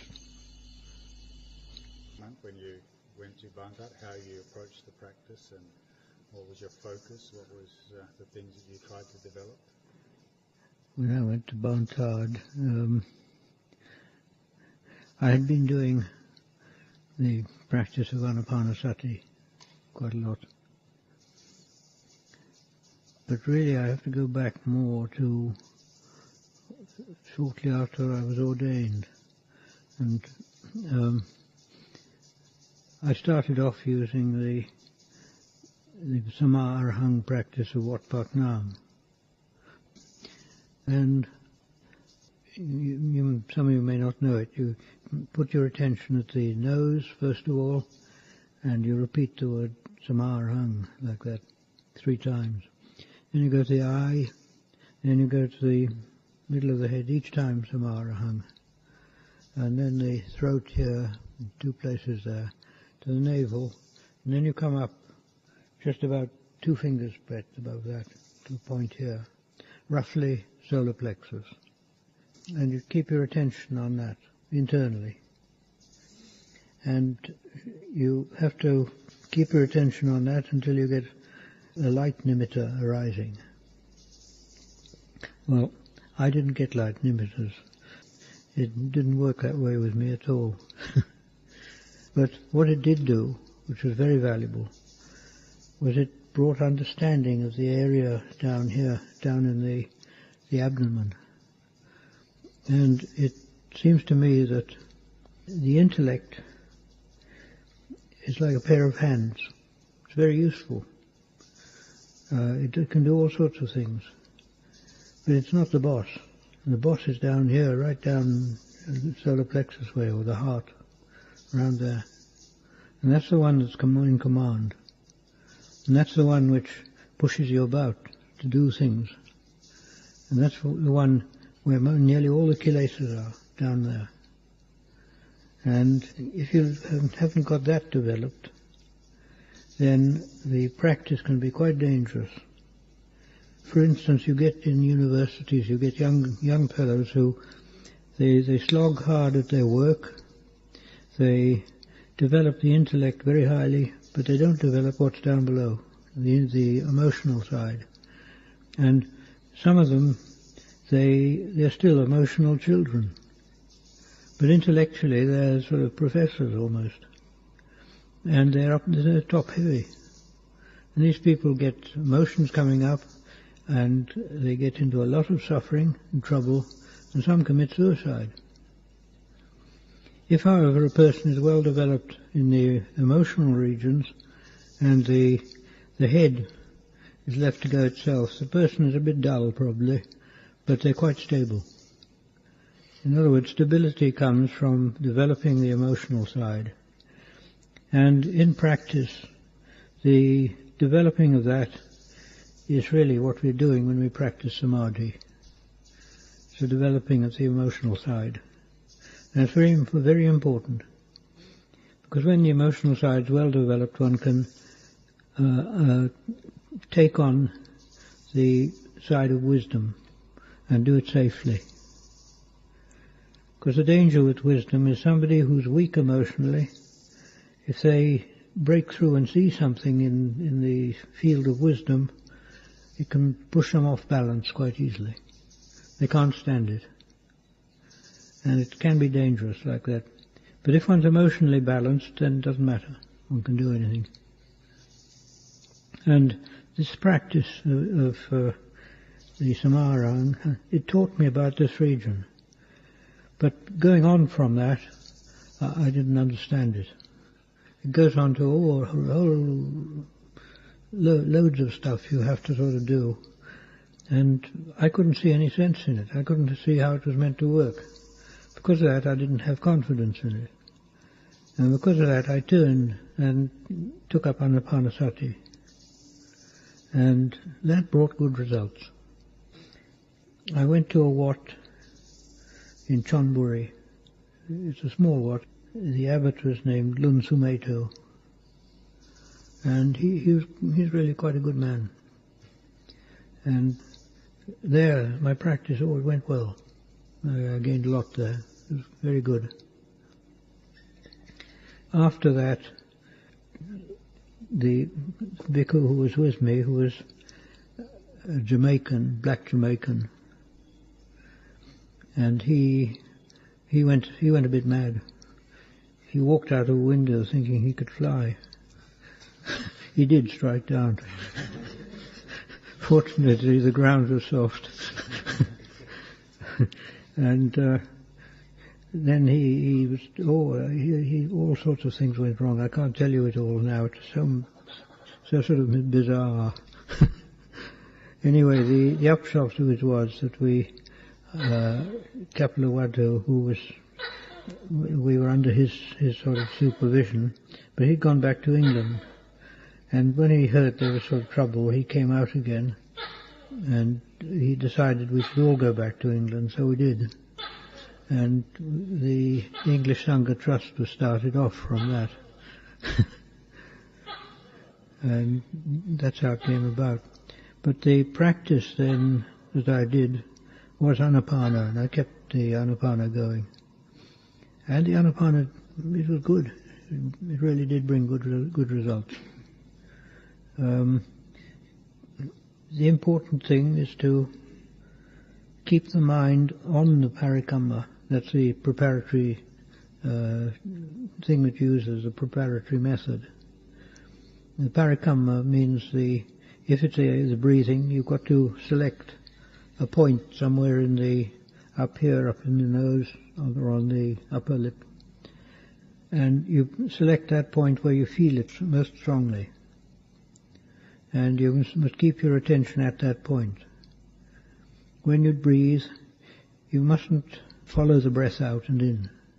Because if you follow it out and in, when you get calm, the calm will be going out and in also. So one has to keep it at that one point and know the breath passing that one point. Rather like if you go to the seaside and you watch the tide and there's a rock there and you can see it lapping back and forward past that rock. You keep your attention on the rock. It's like that. And if one does that, then one keeps it there, before long you'll get results from it. If you don't get results, it's almost certain that the trouble is distraction, other thoughts coming up. And thinking can be very, very subtle, and where you forget it quickly, but it's still going on. And you've got to overcome that before you can really get into a calm state. The calm state is valuable, and one should go on with the practice until you can develop the calm state quite easily. It should be something that you can almost go into it straight away. When you can do that, then the mind is well fitted to go in for wisdom. And you can turn and develop the wisdom from that. And wisdom means that you investigate, you look, you search, you think. When you do the samadhi practice, you try to stop thinking. When you do the wisdom, you've got to think. But not in the way you did before. You've got to think under control. And you think looking at usually the body to start with. And when you start with the body, you look at it externally, and then later internally, all over. There are many ways of doing it. You can even make up your own if you like. There's no fixed way. There are many ways, and one should pick something that suits one's own character. And when you do the wisdom practice like this, to start with, you will find it is mainly intellectual. You see the body from memory. You visualize the body. And that's all right. There's nothing wrong. This is sort of getting the preliminaries going. Once one's done that, then the time may come when you start getting some real insight. And the real insight is a realization of what you've seen with the intellect. The realization comes in the sense that you see part of the body, maybe it's an arm, and you feel that this is not me, it's not mine. It's just something apart from me altogether. And it's a sort of strange feeling when you know it's true, and you know it's unusual for you, and you know that it's sort of hitting home somewhere inside. This is the nature of the wisdom. One can't really describe it properly. You've just got to experience it. But it isn't just ordinary thinking, and it isn't ordinary speculation or discursive thought or analysis or something of that sort. It's none of those. It's just seeing in a different way. It's seeing with wisdom. And if you can do that, that is the aim of the practice. Because the aim of the practice is to destroy the Kilesas. And to destroy the Kilesas, you have to destroy the wanting, tanha, craving.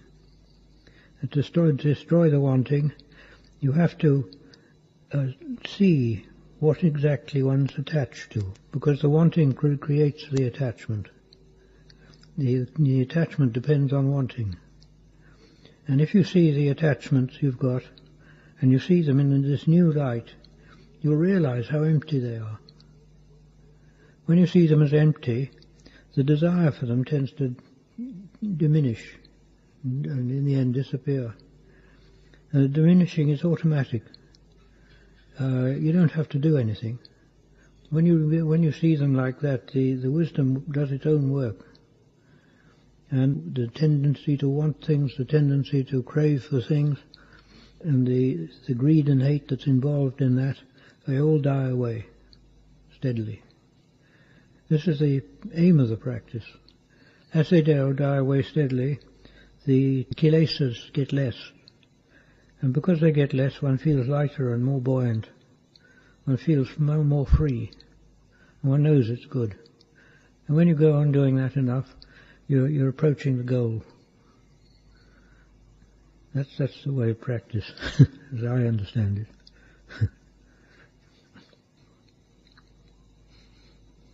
Question? When you did body contemplation, was there a certain part of the body that you were most interested in? How did you do body contemplation? I used the general Kammatana, Kesalu Manaka Danta Tacho, through the 32 parts. If you would do that and you go through each part, trying to put it in mind, you can visualize it, you can locate it as a location, and you go through this, and the sort of regular way of doing it is you go through the parts, one after another, but if you find the one part catches your attention and your interest, you should stay with that part while you're interested. If the interest dies away, okay, you've gone with your rest, and you go on back and forward. Go forward and you go back, go forward and back. And when you keep on doing that, the interest in the body starts to arise. And it's that's important. When the interest arises, one starts eliminating some parts of the body which don't mean much to you. And you concentrate on the others. And eventually it'll probably come down to one part or one group, which is most important for you. Typically bones, that sort of thing, comes up as a thing that's most important. Bones is often the one with people. Many people like that. But it doesn't have to be bones. Bones I found very effective. Bones in the joints and the way they move. And the seeing of particularly the feet. It's almost so you can see every bone in it.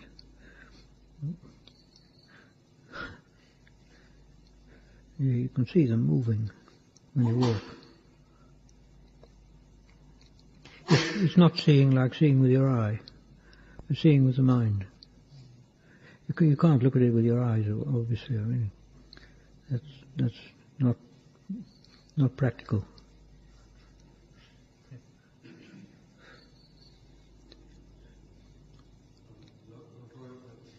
You mentioned the importance of developing the emotional side. Mm. And usually we think of emotions in terms of like love and hate and hope and fear, resentment, things like that. Can you explain in more detail what you mean by developing the emotional side? It's difficult to explain, really, but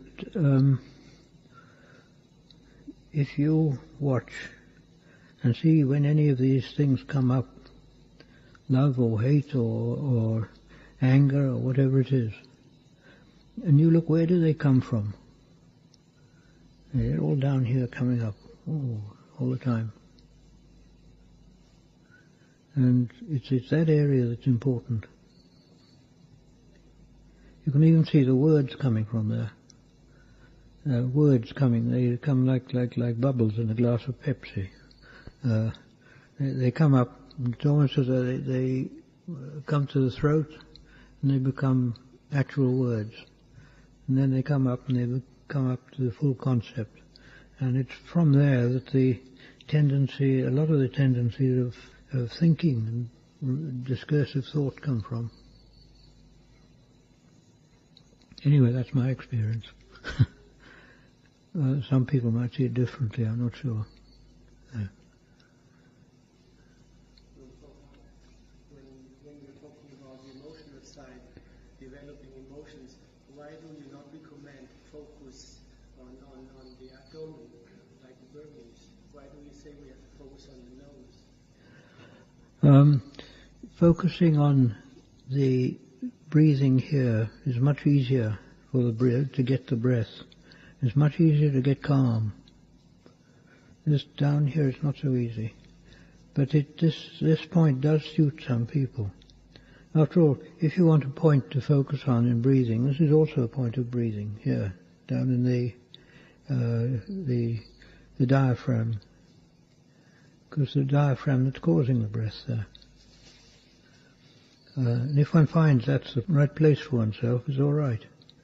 But most people get better results up the top here. The thing is that when you focus here, when you do get the results are not kind of fixed up here at all. The results go to where they belong, wherever that is.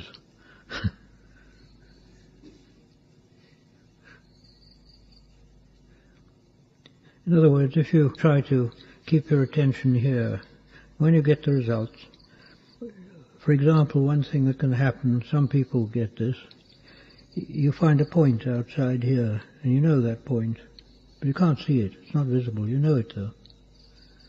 And then you realize that point is the same place as the heart. This is just an experience that some people can get.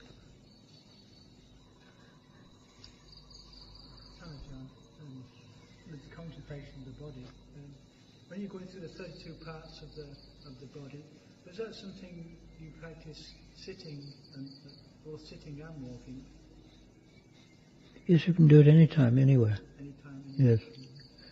And sometimes you get the best results when you're just walking and not specially thinking of anything. And suddenly gets into the right mode for that. See, I find it seems to develop more interest in it. When sitting, you tend to want to stay more in the peaceful state. Yes. So it's difficult to sort of get interest in contemplating the body, but I find walking, I can get more interest going in the contemplation. Yes, if the sitting practice goes well, it's quite strong. Yeah.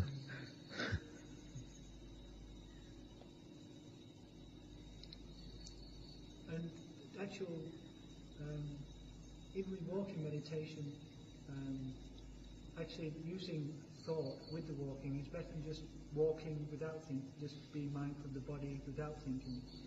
You'd recommend thinking be more stronger for cultivating wisdom?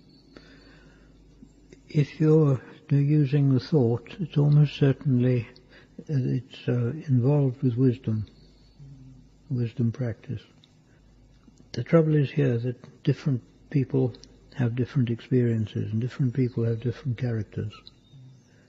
And what suits one person may not suit another.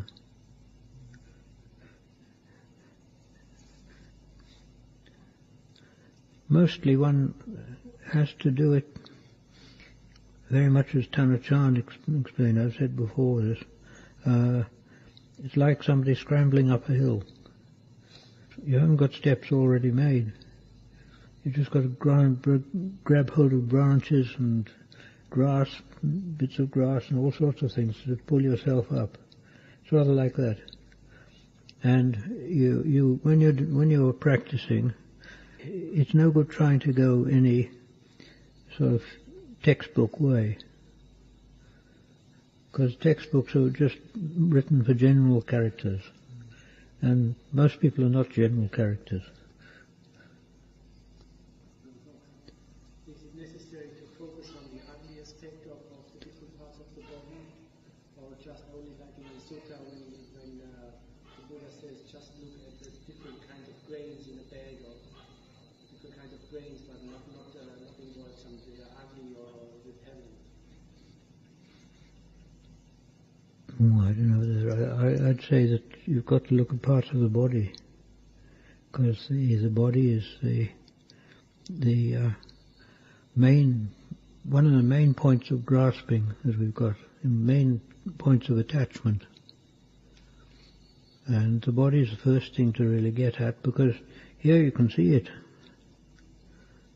It's right here, and you know it. Whereas if you try to get at any of the other khandhas, like feeling, memory, thought, or consciousness, you find that these are subtle and they're slippery. They're not easy to catch hold of and see. Whereas the body, here it is. And so the general principle in Dhamma is always start with the gross first, and go work to the subtle. And the body is the grossest one of the khandhas. Is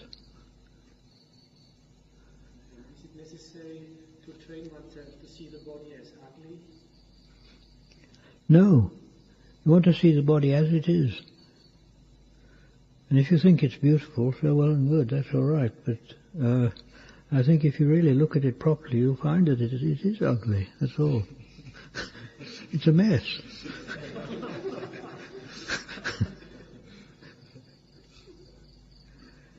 I mean, like you eat food, and you say, is this food beautiful or not? And people say, oh, it's wonderful, you know.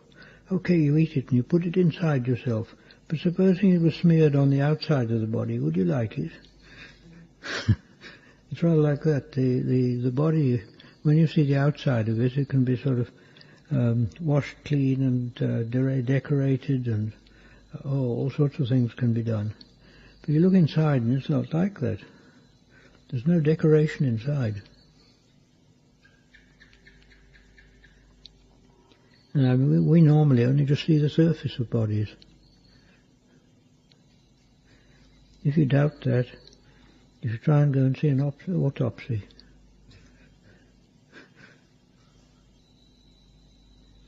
But the idea of sort of trying to see the body as ugly is not right. You shouldn't try and see it as anything, you should look and see what it is. In fact, the only thing you should try to do is to get rid of the Kilesas. That's the important thing. This is where one must try.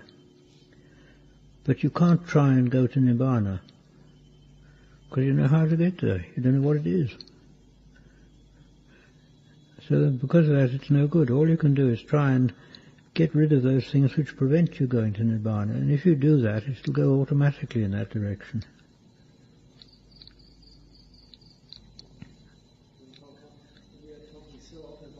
Kilesas, and they're fighting the Kilesas, and the Kilesas are coming up, and it's just such a common word.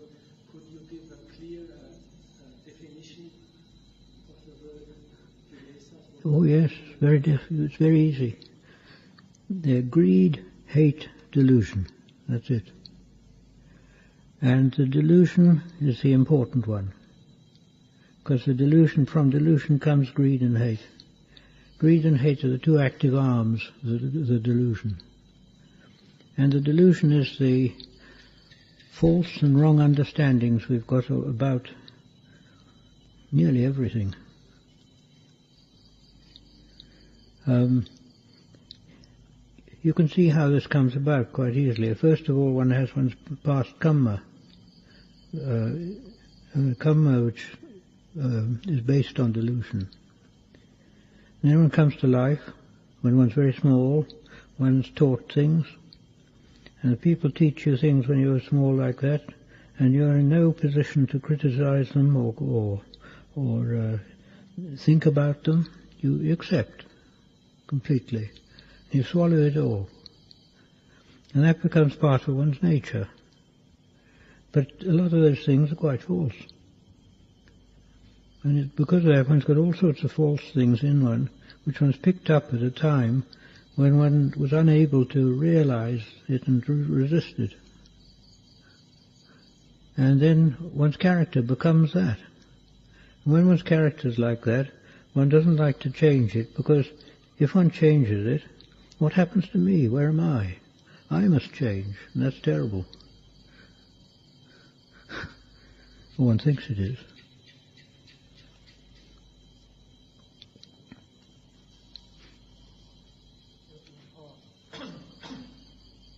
In a few weeks' time, the Sangha here will go down to Bangkok to an autopsy. Can you give some advice of how to best make use of the occasion?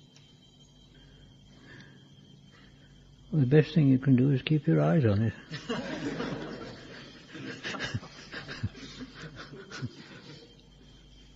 Depends on the type of autopsy. I mean, there are different types. There's some where the corpse is still in pretty good condition. There's some when it's a real mess. And also you've got the sense of smells too.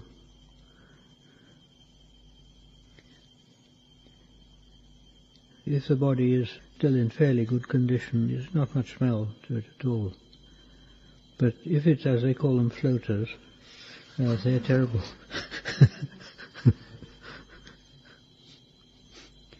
They talk about the floaters and the shrimps that have been nibbling at them.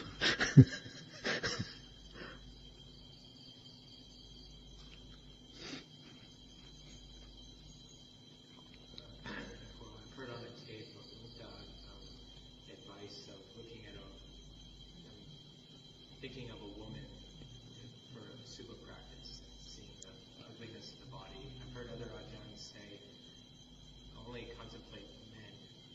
Like men should just contemplate male bodies. Would you have advice on this? Well, try it and see what happens. You try it and see, does it increase raga tanha? If it increases raga tanha, don't do it. Do something else. Because people differ, and some people can look on the body of a woman and see it as loathsome. Others can't. And because of that, they must try and see what works for themselves.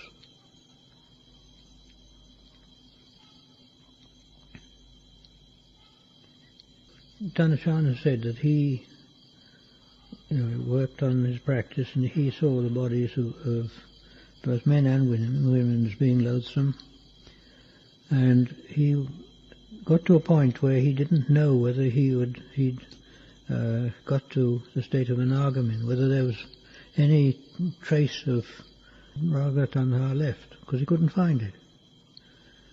So he thought, well, I've got to check this. So he turned and he tried to think of the sensual side of women. And he thought to this, and he said, for 4 days he did it. And he got raga tanha coming up, and he knew he hadn't got there yet. This was because he had gone so far with the practice that it was completely dead. Raga Tanha. There was nothing active. And he thought it had gone, but it hadn't. There was still some there.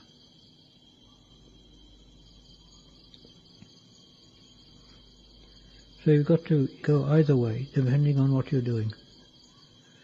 Depending on your own practice, depending on what you've found out about yourself.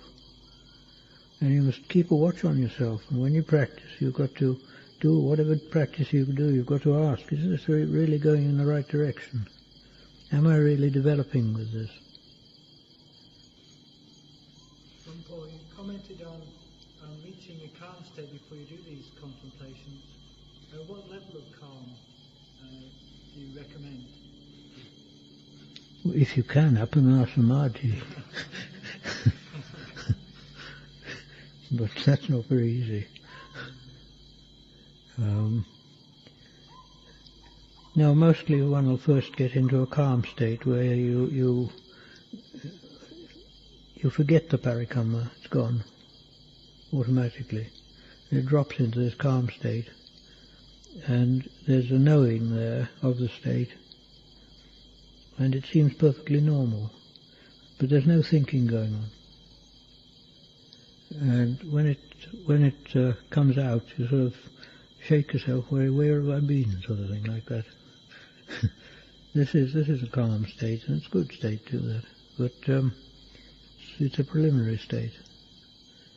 That's probably Kanika Samadhi, the momentary Samadhi or short Samadhi.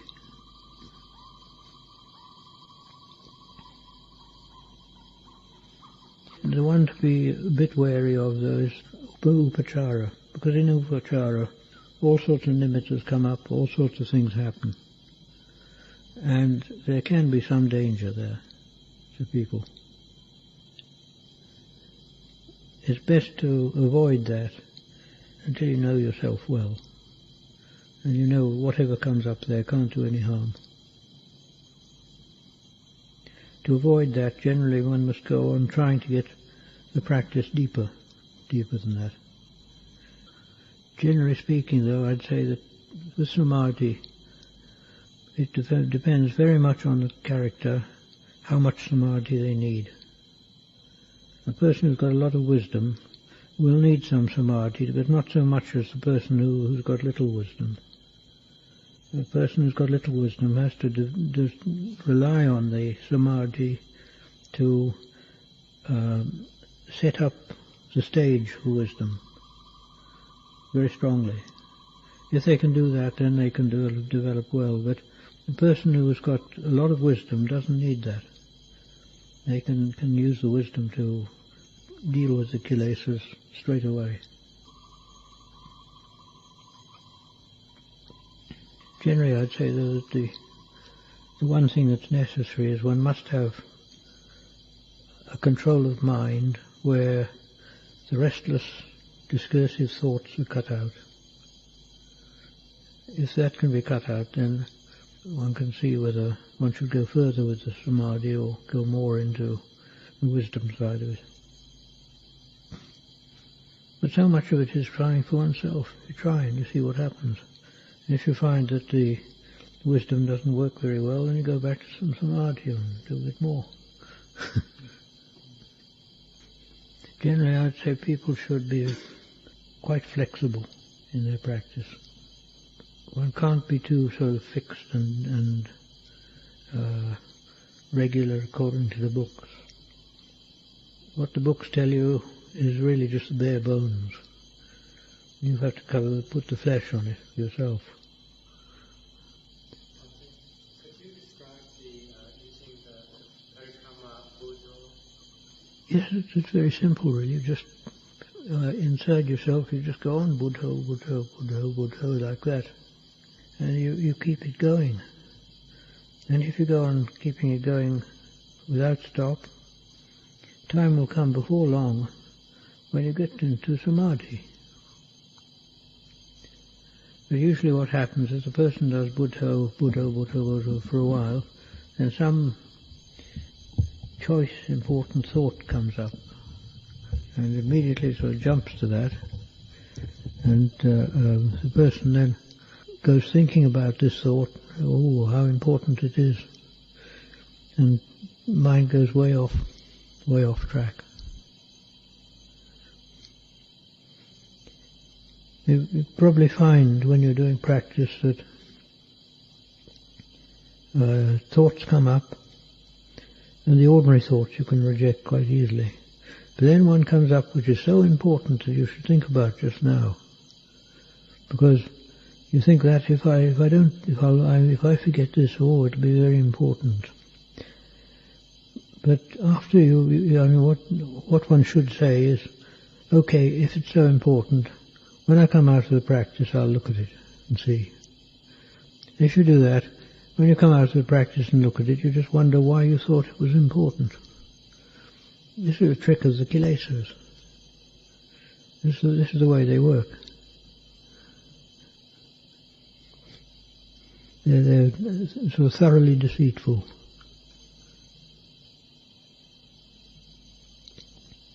But if you can keep on with the Buddha practice, just keeping on at it all the time, you'll get results. There's no doubt.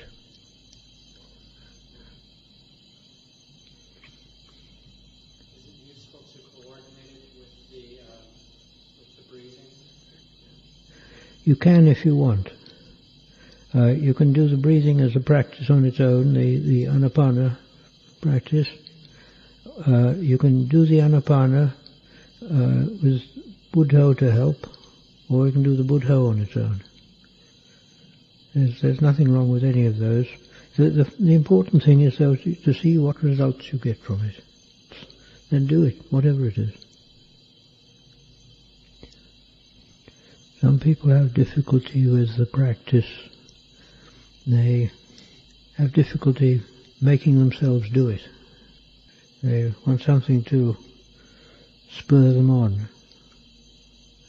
And they try making a determination, but it doesn't always work. And the best way, I think, to spur oneself on is to think of the future. First of all, you can think in this world. If I had the choice, where would I be reborn in this world? Where is there a safe place? If you look rightly, you'll see there isn't one. There's no safe place. There's no sort of refuge in the world at all.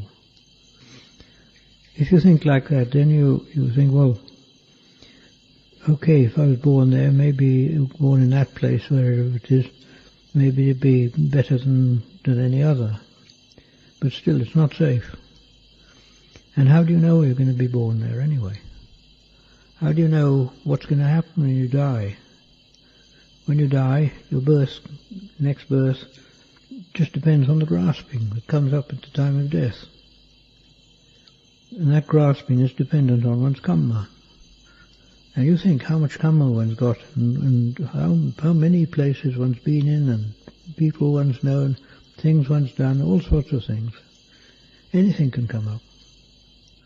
Because of that, the Acharyas always say they're not afraid of death, they're afraid of rebirth. Because that's the dangerous one. And if you think like that, then you think, well, surely in this case I must practice. You can use that to spur yourself on. Just think of your own future. A common obstacle people face is a lack of confidence or faith in themselves that they can do the practice. Do you have any advice? Of course, lack of faith in oneself is just purely Kilesas. It's the nature of the Kilesas. And the person who hasn't developed enough wisdom, the Kilesas can push them in that direction quite easily. The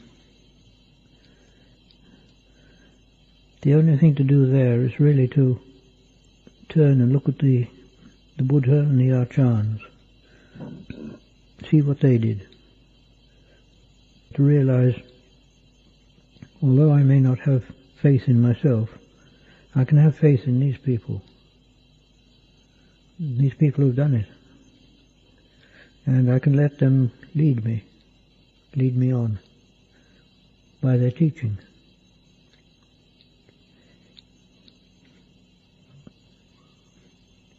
Lack of faith is quite common nowadays, I think particularly in the West, because people have chucked out Christianity, and they've also chucked out the baby with the bathwater, as the saying goes. Because there's quite a lot in Christianity that is very good. The faith of Christianity is very strong, but to some degree wrongly directed. They direct it in the wrong way. But that's no reason why we shouldn't develop faith. Faith is very, very important. Without faith, one has doubts everywhere. But the faith in Buddhism is not the faith which you just agree to have in a god or something of that sort. The faith in Buddhism is the acceptance of the word of the Buddha until such time as I see it for myself. In other words, it's a conditional faith. It's a faith which one has until one can say, I know. When you can say, I know, then there's no more need for trying to have faith, because it'll be there automatically. The thing is, if Nibbana has been seen, even just once, and when I say seen, it's only a way of speaking. You don't actually see it. There's nothing to see. When Nibbana is seen, then one knows it. Although one may not have anything to sort of say about it. You can't say, well, it was this or it was that. When a person knows it in that way, then they know that's something that I've already seen. It's already come. How can I lose faith in that? It's like you've been to a place and you've actually seen it and you know it's there. If other people tell you, oh no, it's not there, you know that they're talking nonsense.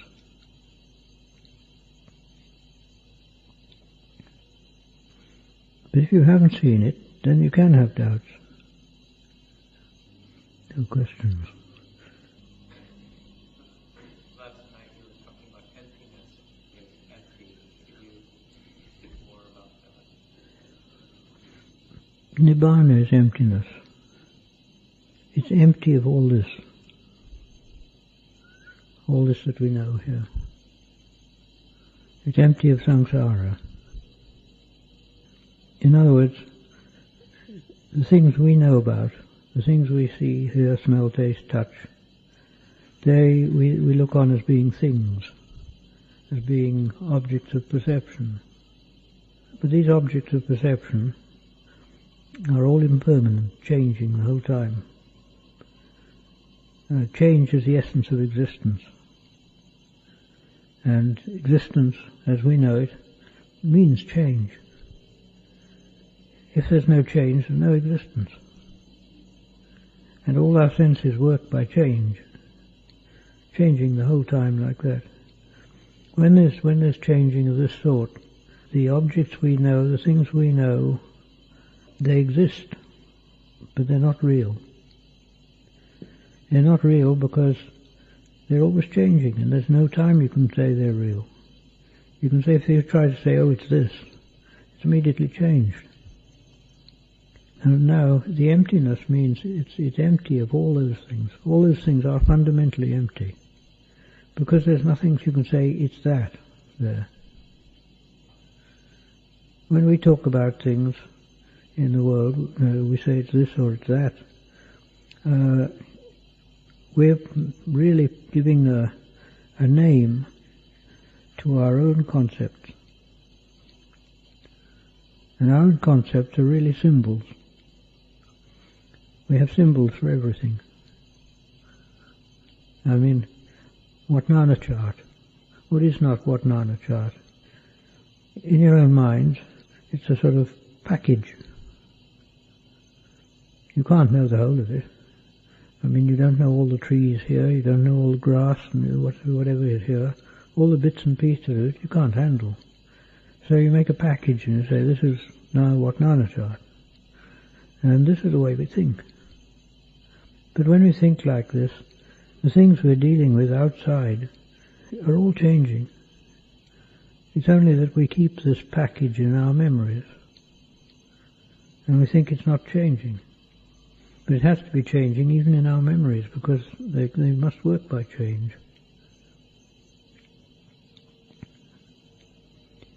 And fundamental emptiness is all these things are fundamentally empty.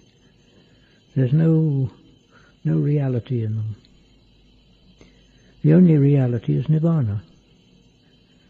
But now Nibbana there's no change there. Because that Nibbana doesn't exist. It is not existence.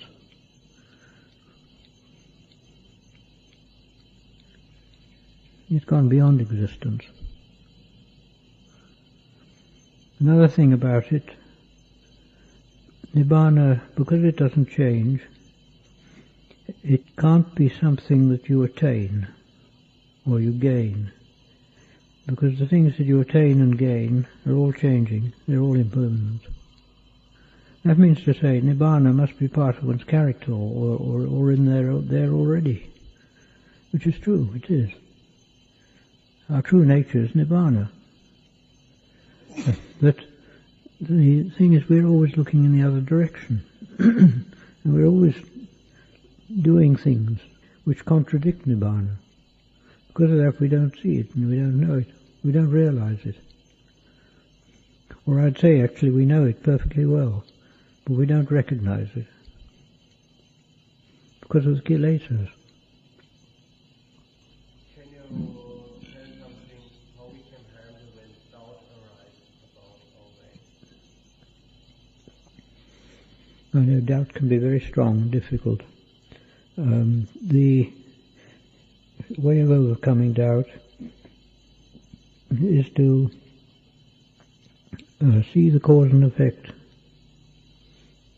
in life, in everything.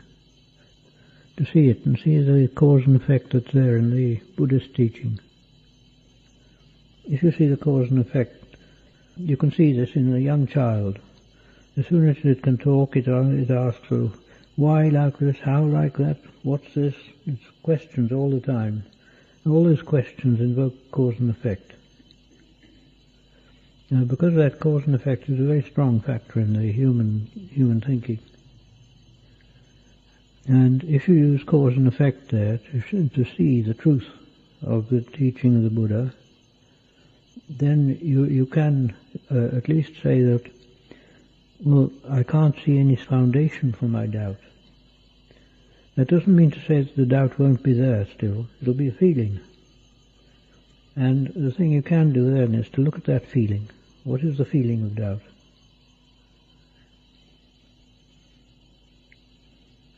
And realize it isn't anything more than a feeling.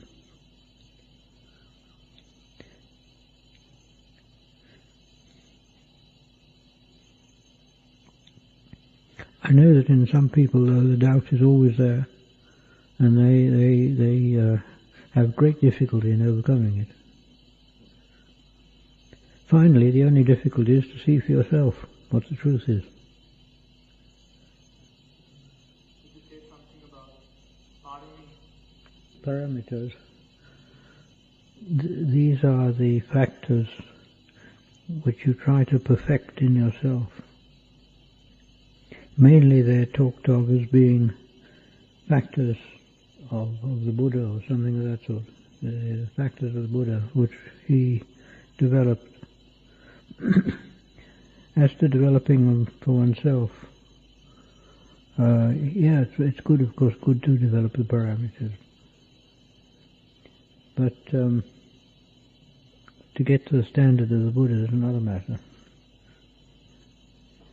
I don't know, I think by the practice one does, and if one's develops the practice, the Sila, Samadhi, Pañña, the three, the parameters, or some of them, will arise in oneself automatically.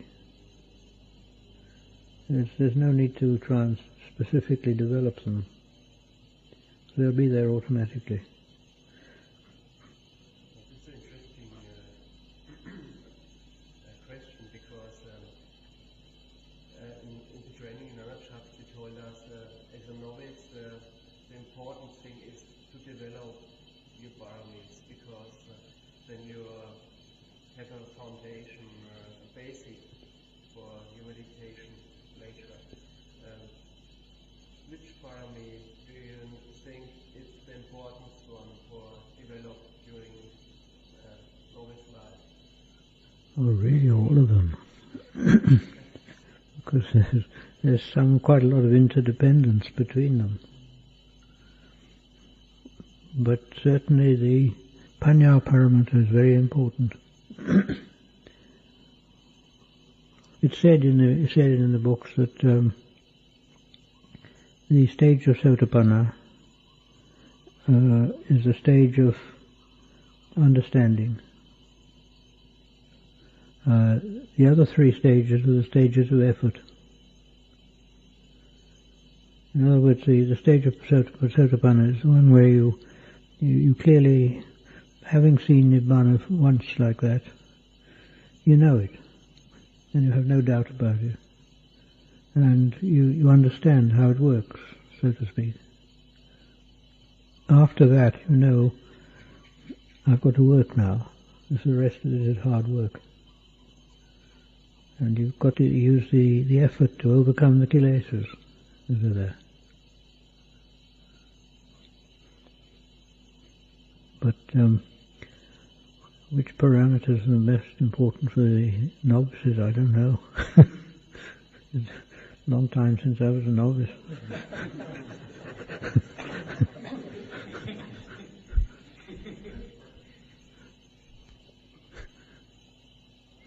I always used to rather think that all these parameters are too high for me.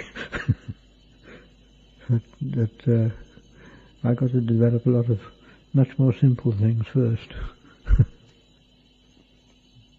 you talk a bit about the arousing of effort, how reflections one can use to make the difficult? Rousing of effort. Yes, it is difficult. And the arousing of effort often means to turn from mental effort and use physical effort. In other words, instead of sitting and doing meditation practice, get out and walk. It often means something of that sort. And that can help.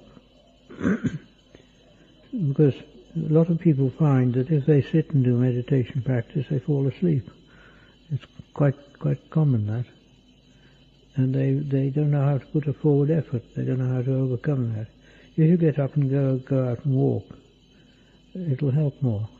That's one thing that's quite important. But otherwise, the arousing of effort can come from increasing interest. Because of that, if one can get some success in the practice, it'll spur one on to, one's interest will increase, and it'll spur one on to do more practice and to put more effort into it. But first of all, I would say try the walking practice. That can stir up effort more than most things. When one gets into a state where one is lacking effort and one feels one can't sort of break through it, often you've got to find some method. You've got to look at yourself and find your own method. It depends on one's own character, what's necessary. But there are many different methods a person can use. I mean, they can. To give an example, I heard of one bhikkhu, I believe it was in Burma, and he always used to fall asleep in the practice. So he decided he was going to cure himself of this. So he got a plank of wood, and there was a well there, and he put it across the top, and he sat on that plank. And he knew that if he fell asleep, he'd go down. And so he had to be very careful about going asleep. And once or twice he practically fell, but grabbed the plank and sort of scrambled back again. But in the end, he managed to overcome the tendency to sleep like that. He overcame it. I think it took him about 8 or 9 months to do. Some sit on the edge of a cliff. That's another one. Another one is, of course, some people go and sit where tigers walk, if you can find them. No. Not many left. One thing that can help with effort also is if one goes out into the open. If you're in a hut, it's sort of enclosed and one feels safe. But if you go out into the open and you've got nothing between you and everything else in the world, you don't feel so safe.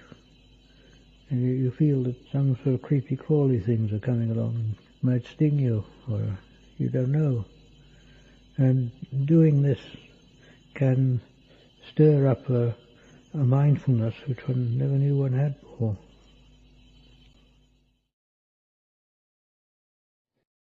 Vinaya rules are what they control monks, really. They control the bhikkhus. And the Vinaya rules tell one and show one how one should behave and what one should do in the Sangha. Generally speaking, you can say, if you keep to the Vinaya rules, you needn't doubt about your actions. Your actions won't be wrong. They're a very valuable set of rules, and they go back, as far as we know, right to the Buddha. There's quite a lot of evidence for that, because there are several Vinayas, and they're all very much the same. There's very little difference, particularly in the major rules.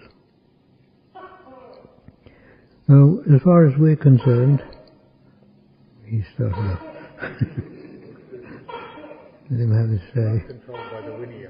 Yes, obviously, yes.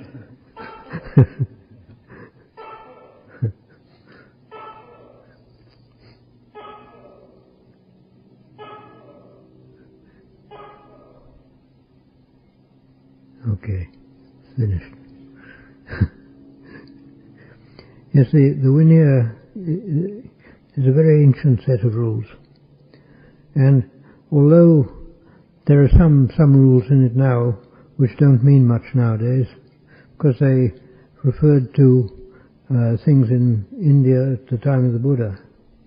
At the same time, the majority of the rules are very relevant to ourselves, and we should practice them, because by practicing those rules and following them, one knows one's on the right track. There's no need to doubt that what one is doing is the right thing, going the right way. Many people from the West tend to think, oh, it's a burden having a lot of rules like that. But in fact, really, the rules are for one's own benefit. They're not there to try and sort of make things difficult for you. They're for your own benefit and for the benefit of the Sangha and society as well. And these rules should be followed by bhikkhus. And it's good that those people who are going to be ordained later on should also realize the value of the Vinaya. There's, as far as I know, no other religious system which has such a complete set of rules, a complete set of behavioral things you should do. I think you all know the rules, and you know the divisions of the rules. The major ones, of course, you've got to be very careful with and watch out for them. The lesser rules one should practice as a training for oneself. And if one doesn't like doing it, to overcome that dislike is also part of the training. And it's good that you should keep to the rules until you do them automatically. When you do them automatically, you don't even need to think about them. You just automatically do the things as the rules prescribe. And what you do will be fully acceptable behavior in practically any society.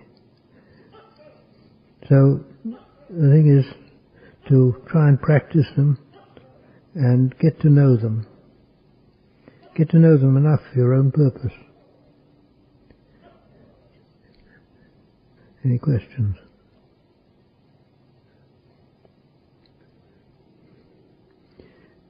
The thing about the Vinaya rules, the way they were made up.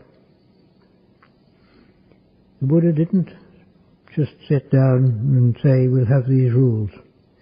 He waited until some bhikkhu did something wrong. Then he told him off and made the rule. Says, you shouldn't do that. And all the rules developed in much the same way. It was because people did things wrong and stupid, that the rules developed like that. And some of the things the bhikkhus did were really quite extraordinary, really.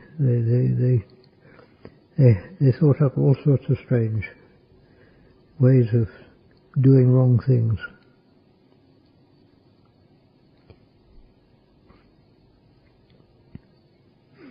The Buddha also said that not only him, but all the previous Buddhas had a Vinaya, but the length of the Vinaya and the type of the Vinaya depended on the type of society that they had.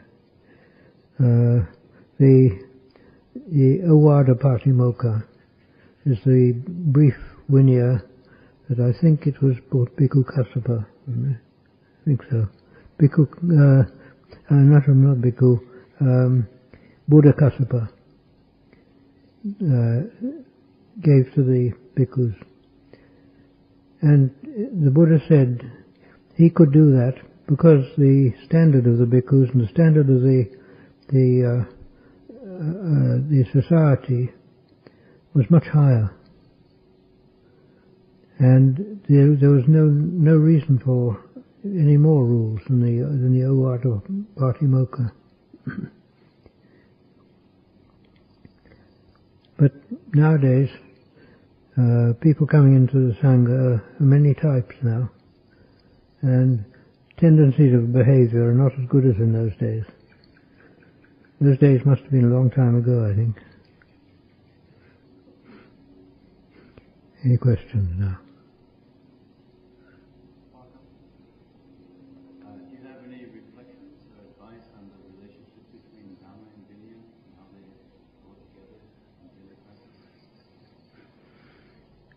Yes, because the Vinaya protects one's behavior. And when the behavior is protected, the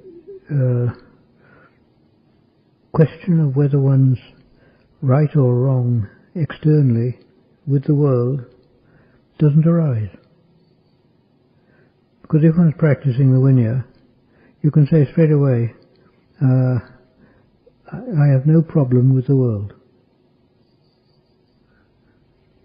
In other words, the Vinaya keeps you straight in the world. And if you're practicing the Vinaya there, you don't even need to think about whether you're right or wrong. It's okay. And that acts as the Sila basis in Sila, Samadhi and Pañña. So you've got the groundwork already there when you know and practice the rules. And because of that groundwork, then you can practice Samadhi without any doubts. In the sense that if you have doubts, those doubts are quite likely to come up and cause trouble in Samadhi. When it comes up and the doubt comes up and when one's doubtful and one thinks, is this the right way? Then your practice is all messed up. So if you practice the Vinaya, you can say, all right, I'm okay with Sila. No need to think about it. Because one knows one's trained in the Vinaya. And one knows that the way one practices the Vinaya is suitable and straightforward. And when one knows that, then one can go into the practice without any doubt at all that the basis is right. There are some people who try to do the practice without getting it right, without having good Sila. And it's almost certain that when they do that, they'll get things coming up in that, doubts coming up. Either doubts will come up or they'll go the wrong way in some way. This has happened in quite a number of cases.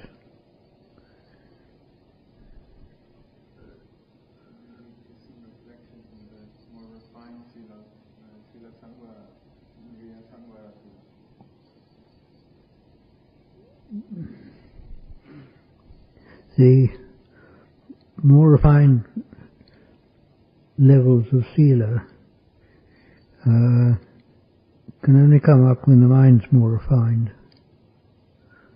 And the mind becomes more refined as the Samadhi develops. And one can say that there are levels of Sila which are above or are more subtle than the Patimokkha. But they're not necessary for putting oneself right with the world. They become something which is right for the Samadhi practice later on. It's interesting if one looks at the position of Sila in a general way. Sila is a relative thing, and it depends on the level of the person what his Sila is. The person whose Sila is pretty low automatically is more restricted. He's more restricted in his views, in his behavior. He's more restricted in his activities and his environment. I mean, for example, if somebody does bad things, they're quite likely to land up in jail. They're locked away in a cell there. They're restricted. And this is symbolically the right action, and this is what happens automatically with people. Their minds become restricted, and when they do things against the law, their body becomes restricted also. If the person practices right Sila, when they develop in Sila, they become less restricted, until it becomes much more open. And the person becomes much freer. Two directions are not the same. And the Sila of a person who has developed a lot, they've developed their mind a lot, the Sila of that person will be much more subtle than the Sila of the less developed person. The less developed person may be a good person and quite honest and straightforward. But still there are things in his behaviour which are not as subtle as they are with the person who's more developed. It's a relative level, in other words. But for the bhikkhu, the level of the bhikkhu, the level of behaviour, you can say, is the vinaya. It shouldn't go below that level.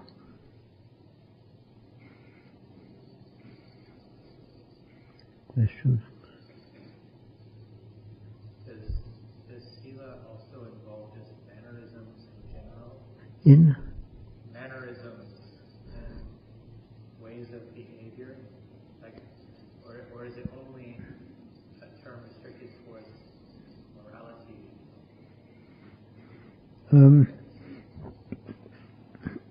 Sila will has got various levels, various things. There's morality, which in the simplest is the 5 sila, and then the 8 and 10. Those are the simple forms of sila, and these ones are what you might call moral sila. But there's also behavioral sila, and it's the behavior of people and the way the mannerisms, the manner they do things, and one can contrast it between the manner of people in the world and the devas. Tanachan Chob said, once Tanachan Mahabur was with him, and he said to Ajahn Chob, "Oh, you should teach your pupils the mannerisms of the devas." And Ajahn Chob said, "Oh, don't say that. You can't teach that to lay people. You can't teach that to people in this world. It's way beyond them." He said, "Don't try and do that." he knew about it. In other words, the sila at that level is very high, and it includes not only moral sila, but also behavioral sila, and the sila of society, social sila as well. Because the vinaya is divided into rules for different things. It's not all just moral rules. Some of them are moral rules, but others are behavioral rules, and behavior in the societies of the Sangha, for example, and the way one should do things in the Sangha. And although we have the 227 rules in the Patimokkha, in fact the number of rules go way beyond that. I don't know how many there are altogether. It's maybe 2,000, some very high number, because there are a lot of permutations of the rules. But the basis of it is the Patimokkha. You said that offering something to an arahant yields the highest benefits. I was wondering if is it possible to explain why that's so?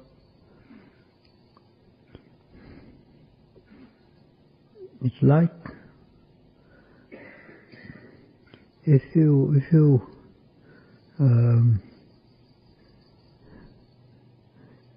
say you give something to the king,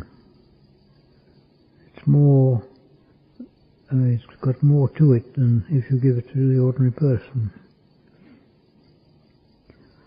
Or another way of looking at it is if you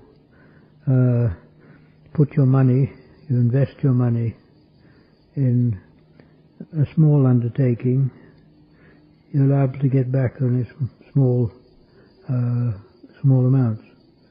The larger the undertaking you put it in, the more you can get back. If you do it with the arahant, it's not limited. almost beyond limit. So you get a very, very large return on it. It's as though there's, put it like this, if you like. When you give something to, or you make dana to an ordinary person, or to the average bhikkhu, it reflects back. And you get the results of it. When it's to the arahant, there's to an emptiness there, and it just goes on and on and on. It's difficult to explain. Best thing is to try it.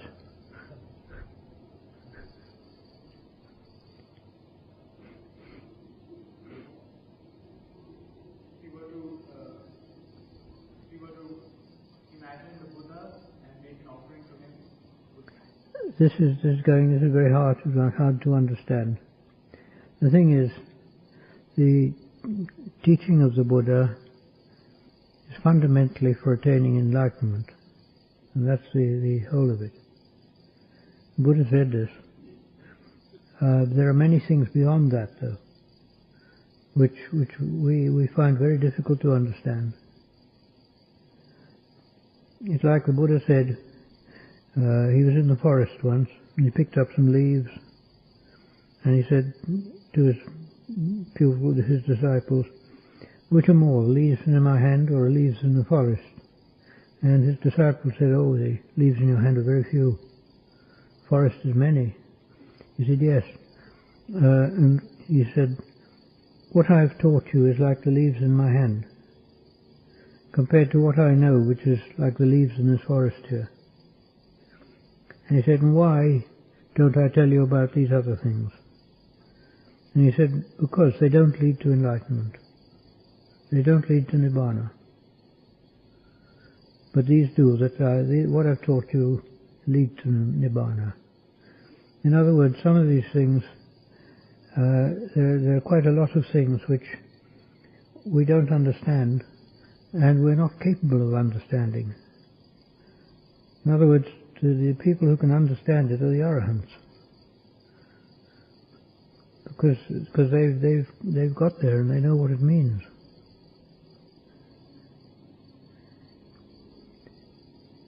Our situation in the world is, well, not only the world, in any of the realms, is a situation which has always got avijja in it. There's always some avijja there. That's the lack of understanding. It's a sort of ignorance. Avijja is a sort of ignorance in which we think we know. One thinks one knows things, and really speaking, one doesn't. And so it's a blind sort of ignorance. One can't see it. And this thing makes us think that, oh, there's nothing else but what we see, there's nothing else but the world. Whereas in fact there's a great deal more. And things like the level of the Buddha and the level of the Arahants, which are said to be different in subtle ways, both have attained Nibbana. It's always said that the Buddha, if one could make merit to give merit to a Buddha, make merit to the Buddha, it has enormous benefit. To an Arahant, it has big benefit. To a Sotapanna, much less. To an ordinary person, just ordinary merit. In what way is making the adhikān to attain Nibbana related to dana? To dana?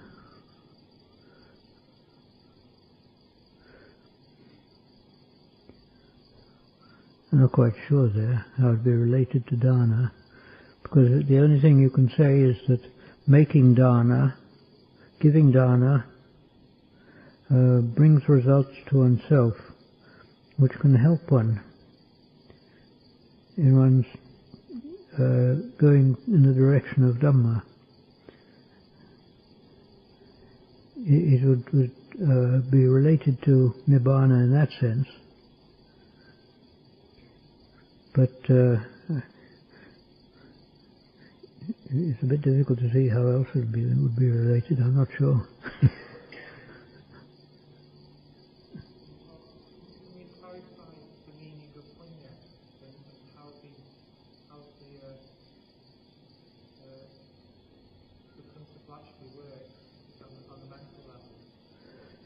Punya is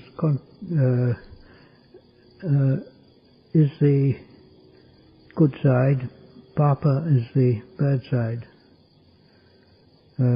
Punya is doing things which are meritorious, which are good. They're good, and the definition of something good is it has good results.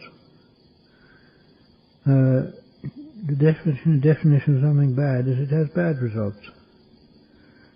In other words, it's Kamma again. Kamma of Punya is good, and it will help you, has good results. The nature of good result and the nature of good merit is also really a relative thing.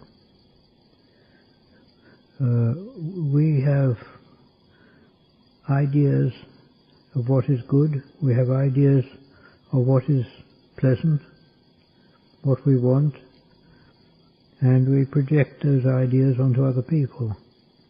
And we say, if I help this person, he's going to get a good situation or something good from what I do to him. And that's the nature of punya.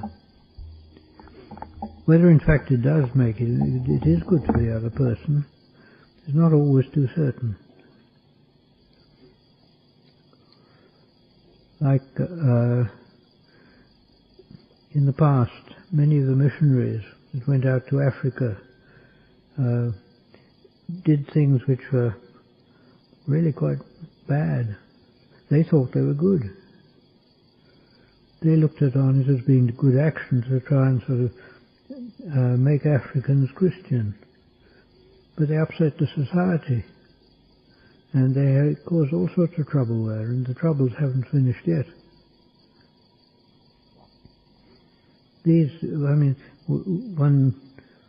It may be that in themselves those missionaries thought they were doing good, and they did what they taught things which they understood to be very, very good like that. But what the results of that would be, I don't know. Would they'd be good or bad? I'm not sure. Certainly the results to the people in Africa wasn't very good. Mostly one can say things like this are relative. You haven't got any absolute scale of good, and you haven't got any absolute scale of bad. They're two directions. And it's a relative thing. If one has an idea about morals, and one practices those morals and behaves well, the tendency will be that one's mind becomes a bit more subtle. It appreciates subtle things more. When it becomes more subtle, then it sees that what one thought was good before is not quite as good as one thought. And so one changes. And one becomes more, goes up to a higher level. And it goes on like that. It goes on changing. Until one can really reach some level that really is high.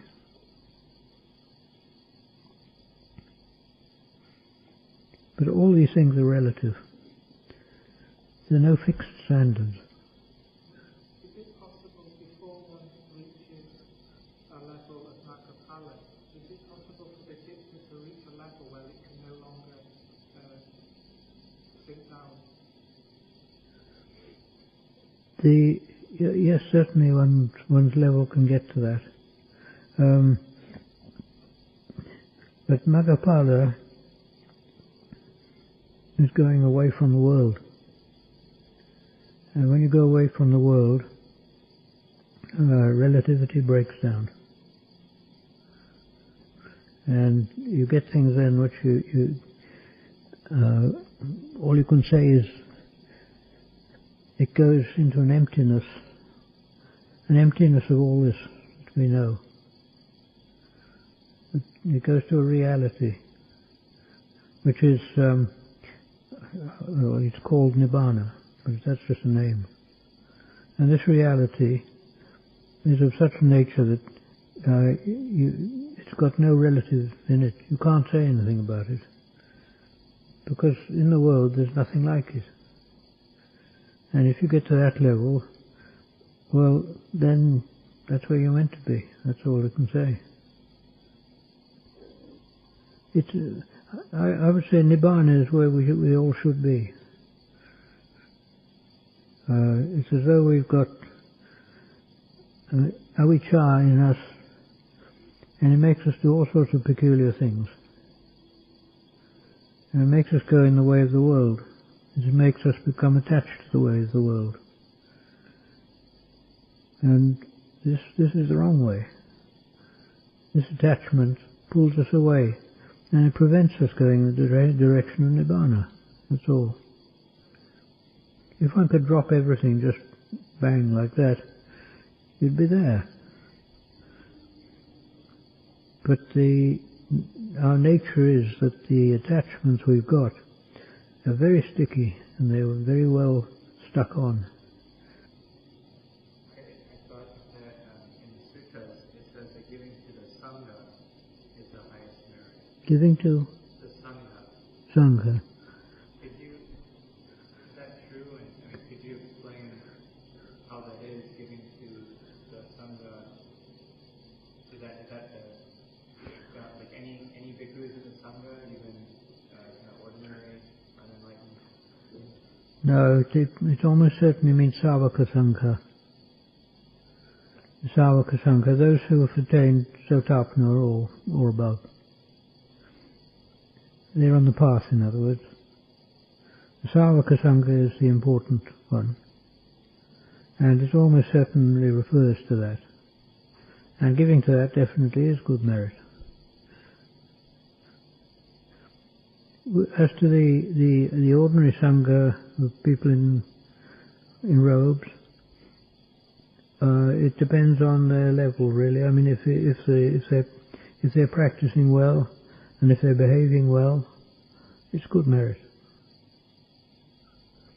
But it's not as high as the Savaka Sangha.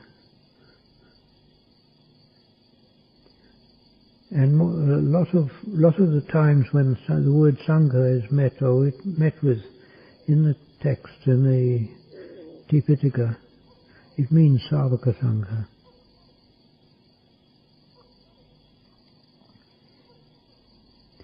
Which is the Sangha of the Savakas. The Savaka really means the forest dwellers.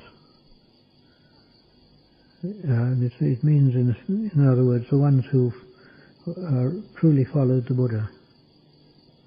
What's your understanding of the term Sotapattipukkala? What? Your understanding of the term, the Sotapattipukkala, as in the chant we do, the recollection of the Sangha. Yeah. We talk about the 8 kinds of that's right. individuals. So this seems to be someone who's not simply just on the path as we are, but someone who is actually reached some kind of level, but is not yet a Sotapanna. What is the distinction? That is, they are Sotapanna. Sotapanna and beyond this Savaka Sangha. It's they're the path and fruition of Sotapanna, path fruition of Sakadagamin, of Anagamin, and of Arahant. That's the 8 pairs of men. 8 pairs. And this refers to the Savaka Sangha.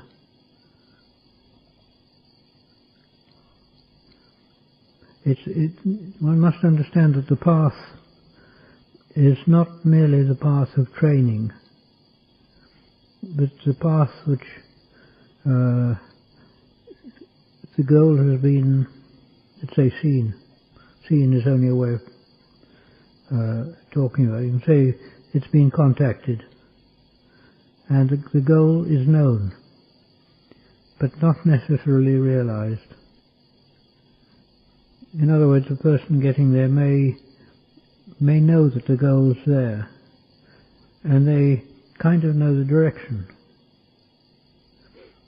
but there's nothing you can see. There's no visible object you can see which is the goal. It's not like that. Because really speaking, the goal is not one where you go higher and higher to it. It's not like that. It's there all the time. And what one's got to do is to just get rid of things, not make more, not to get more things, but getting rid of. And we have to get rid of all our wanting, all our attachment, all our wrong views. In other words, the factors of the path. We've got to get rid of all those. We've got to go along on the path of the Eightfold Path and develop that. And this gets rid of all the attachments and the things connected with this world. When one does that, and one can really drop everything, well, there you are. There's no more. You don't have to do anything else. Really speaking, this isn't a path of gaining so much as a path of getting rid of.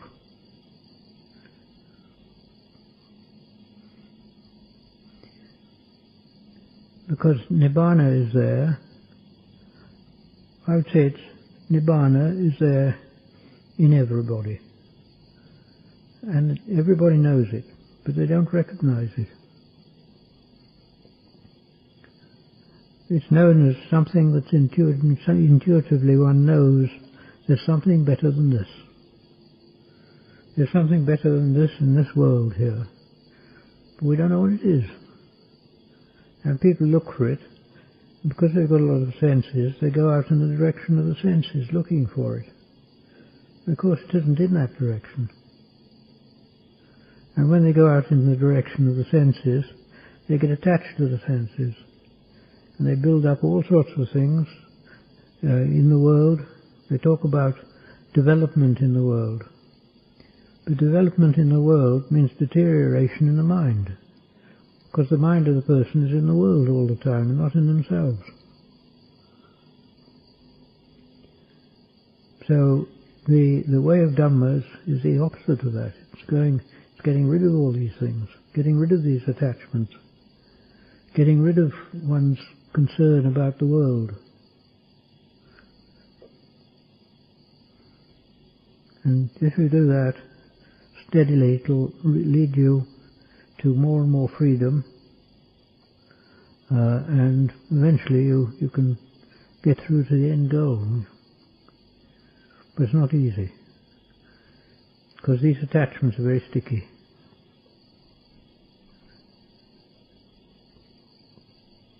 Could you say something with the practice of letting go, and the tendency sometimes of the mind to drop into what we call the Bhavanga state? Bhavanga state, I can only say what I've heard about this. I don't know it for myself. That in Bhavanga, the chitta is constantly relinking. It's linking back to the past chitta, and this linking back gives the continuity, and it gives one the idea of an identity, self in other words. Now with the Arahant, he breaks all this up, and there's no continuity left.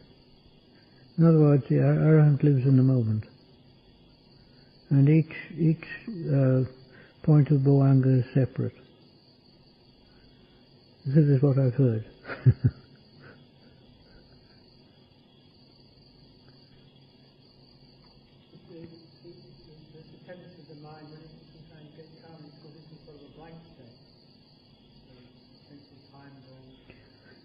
Well, if you look at the mind, you find all the time there's something going on underneath.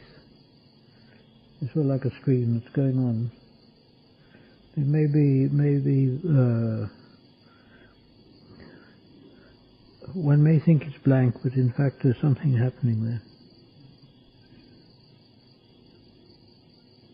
This is one of the fundamental natures of anicca, the impermanence of it. It's going on all the time. It doesn't stop. A moment ago you said there was a place where the mind was no longer deteriorating before you came into the world. Could you elaborate on that? What did I say? I can't remember. Mind no longer deteriorates. Oh yes, this is as far as development goes. When it reaches any of the paths, it's sort of, how can I say, it has known Nibbana for a moment.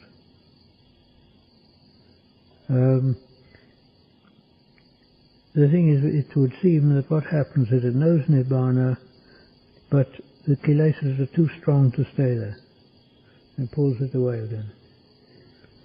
But that knowledge is there, and it will never deteriorate beyond the human realm. In other words, that mind will never go back to the animal stage at all. I can't remember if that connects up, does it?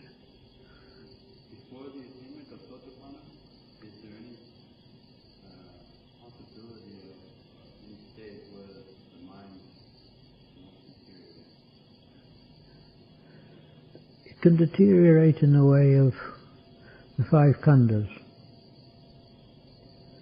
In other words, I mean, the mind can deteriorate in the sense that memory goes bad.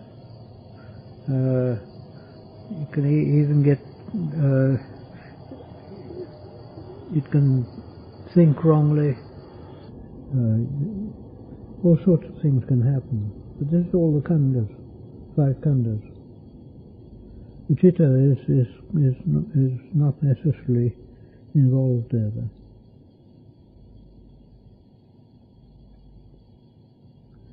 When I say the mind doesn't deteriorate, it's the chitta, really. Chitta doesn't. In other words, the chitta gets more and more free from the kilesas. It's freeing itself from the kilesas, because the kilesas are in the chitta, not in the khandhas.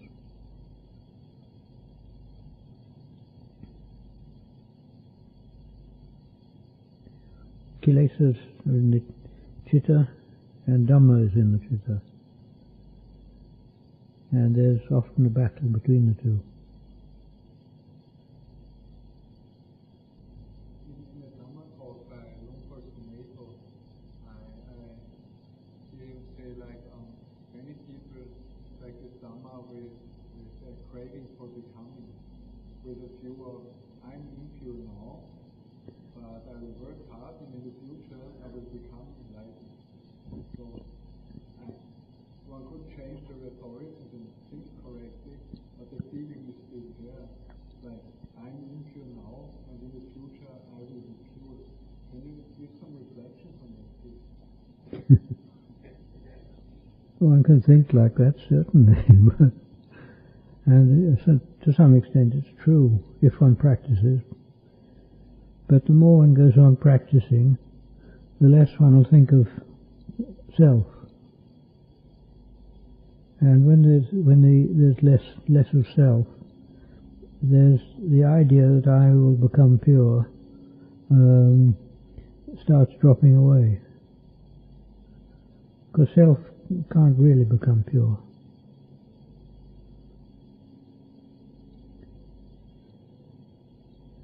Self is exists all right. But it's not a fixed thing, it's always moving and changing. So when a person says, I will become pure, you wonder exactly what is it that will become pure. People think of the self as being me, which is always fixed and the same. It doesn't change at all. But it's not like that. The self is a very changing thing, very changeable. It's jumping in this way and jumping in that way. In fact, the Buddha said, the self can be body, the self can be feeling, the self can be memory, can be thought, can be consciousness. You can jump between any of these things, move about. For example, if I say, I'm going to Ubon, that means this body is the self. Whereas if I say, I feel hungry, that's feeling. If I say, I can remember what I did when I was young, that's memory. If I say, I think it should be like this, or I think it should be like this, that's sankhara. And if one says, I can see this or I can see that, it's vijnana. So you get all those five. And if it can be any of them, it can be jumping about between them, and even when it fixes on one of those, it's still moving, still unsettled. Because of that, when one thinks about the self becoming pure, what is it that becomes pure? There's nothing there to become pure. It's just like a lot of sort of things changing all the time.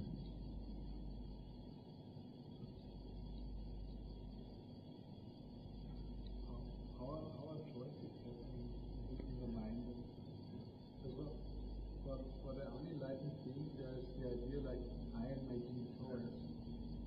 Yeah. And so, how is this happening? How does what happen?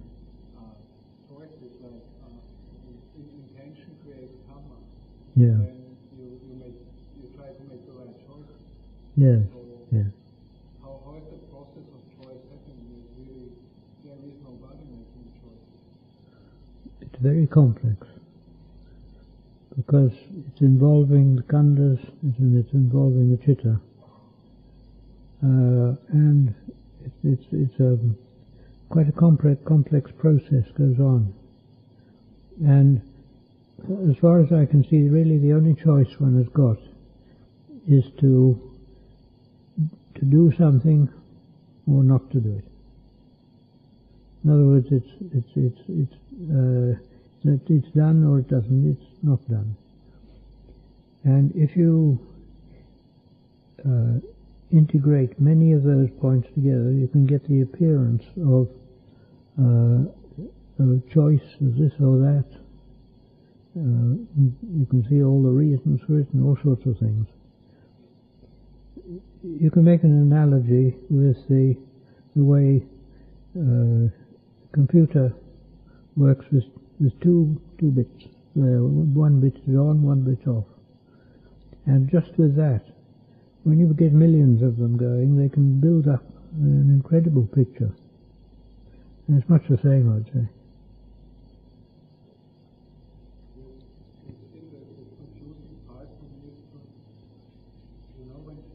When I think in terms of there's no self there making decisions, then it seems completely determined. But if I think there is an element of freedom, then why can't I make the completely correct choices right away? You know what I mean? Well, the thing is, the choices can be either made by the Dhamma or by the Kilesas. Kilesas are there as well as the Dhamma, and the right choices one wants to make, but the Kilesas pull one to the wrong choice. Kilesas pull one. One must see that, to explain this, I must say that The emotional side is down, solar plexus, heart, like that. The intellectual side is up here. Now, when the intellect says, it's good for me to go in this direction, what's down here and says, no, I don't want that. In other words, we're not one thing. We're a complex. And we've got bits in us that go in this direction and that direction. And what we call self is there as a principle, operating. But it's not fixed, it's just operating. It changes here, changes there, goes here, goes there all the time.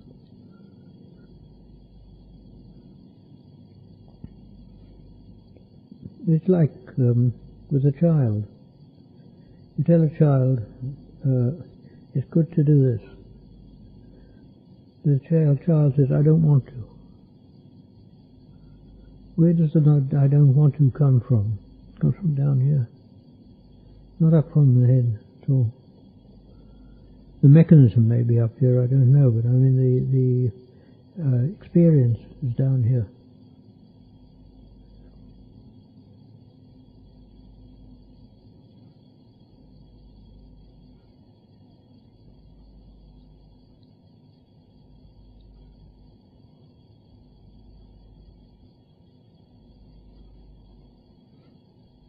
I reckon it's a good thing if people try to look and see what happens down in the heart, solar plexus region. It's very important.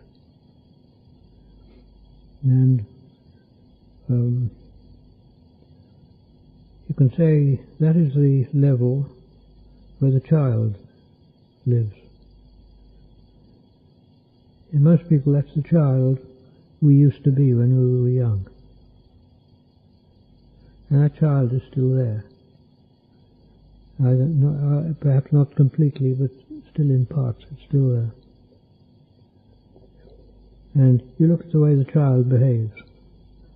It wants. It hates. It's always doing things this way, that, and it's full of delusion. The intellect is an active thing, like a pair of hands. It works. It does computations. It allows us to use reason. But the boss is down below. I'm not sure if it's right to ask the question because it's not the way to enlightenment. But I'm reading books about the difference between Mahayana and Theravada tradition. And there's one question these are different. And what I mean especially is Mahayana, after the Buddha's Parinibbana, he is not totally go away. He is somewhere, he don't disappear totally from the world. And the Theravada, after Parinibbana, there is no contact with the Buddha, he is totally left. So with the body, so also... It's wrong. What is this? No, it isn't like that at all. The Buddha, when he attains Nibbana and goes to Nibbana, he doesn't just disappear. You must understand what is the Buddha. When you want to know, to see this, the Buddha is not that body which was known as the Buddha, as Gautama. It's not the 5 khandhas that were known as Gautama. It's the pure chitta. And that is the one that just dissolves in Nibbana. It becomes Nibbana. But when it becomes Nibbana, it's only disappeared as far as the world is concerned. And because we in the world think in the way of the world, We can't understand what happened then. But to say the Buddha has gone is wrong. To say that the Buddha, meaning Gautama, can come back is wrong. In fact, anything you say about it is wrong. Because we don't understand. We don't understand what the situation is there. We don't understand because we have this avijja. This avijja, in this avijja, we know Nibbana, but we don't realize it. We can't, because our realization is all in the world. And when people try to think about Nibbana, they think in terms of the world, which just doesn't fit. So you can't say that the Buddha is or the Buddha isn't. Both those don't mean anything.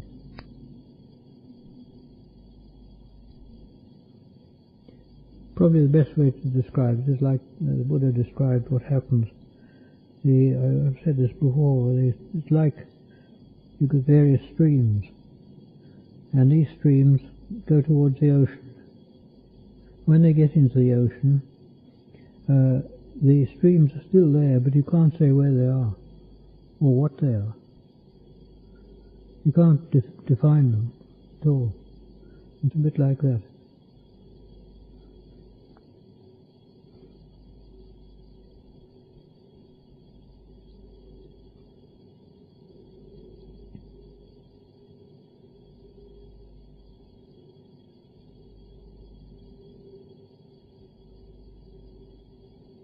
I think it's important for people to realize that Nibbana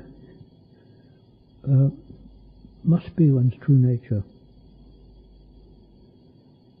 Why I say this is that if Nibbana is something that's not impermanent, in other words, it's not changing, all about like things in samsara, then if it's not changing, you can't attain to that, because it requires a change to take place to attain to it. And it's not there. So the only alternative is it must be there all the time, with us. And because it's with us,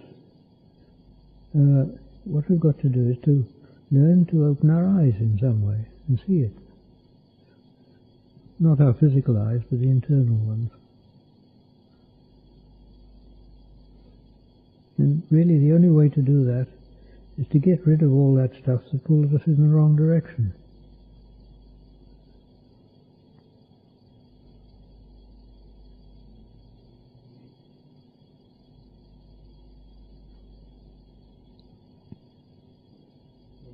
What do you think of the Zen approach? The Zen approach? Yeah, we're enlightened already, just sitting and realizing Buddha nature. Yes, it's true. But to say we're enlightened is not that from the definition of the word. No, it's not quite true there, because we've still got Kilesas. But the way of Zen is quite a genuine way. There's no doubt about it. But Tamashan says it's a wisdom teaching, and it's suitable to people who've got a lot of wisdom. If they haven't, it's not very good.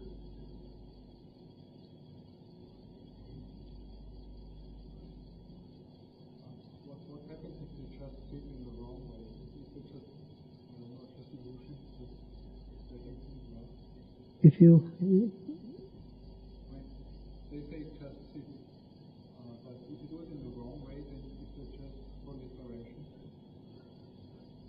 Well, I mean, if you do in the wrong way if you go in the wrong way of trying to get Nibbana, you just end up in the world, and the same as it was before.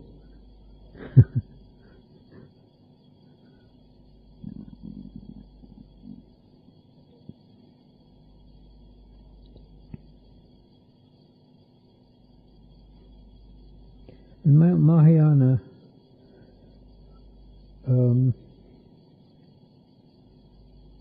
Tanachan Man was asked once, how would you say a system is Buddhist? And he says, if it teaches the Four Noble Truths, it's Buddhist.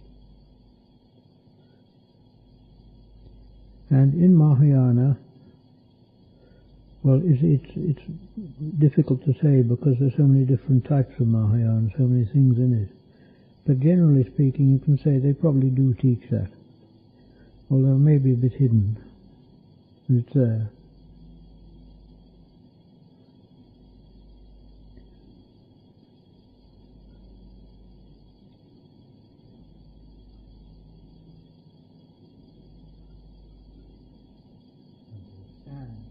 Could you say what one quality you found as the most significant in your bhikkhu life and would recommend to be cultivated and developed by young people?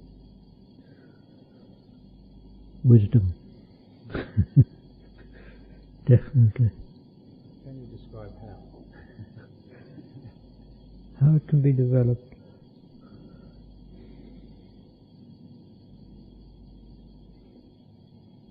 Well, it's really by questioning. You question things. And you keep your mind active, questioning, looking, searching. And when you do that, you gradually come to some answers. It's like if you want to know something, you've got to think about it and question it. And also, one must never be caught by the idea that a thing is something you mustn't look at. I mean, a belief in God, you say, oh, we mustn't question God. He might come and clobber us. This sort of idea, you've got to chuck that out. You've got to be prepared to take all sides and look at everything and question everything.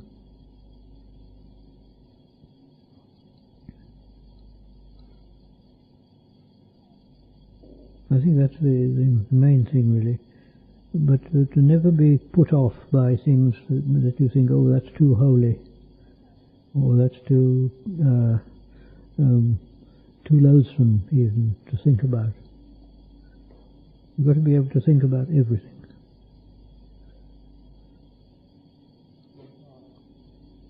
Like you say that you shouldn't believe in anything that people tell you first and think about it.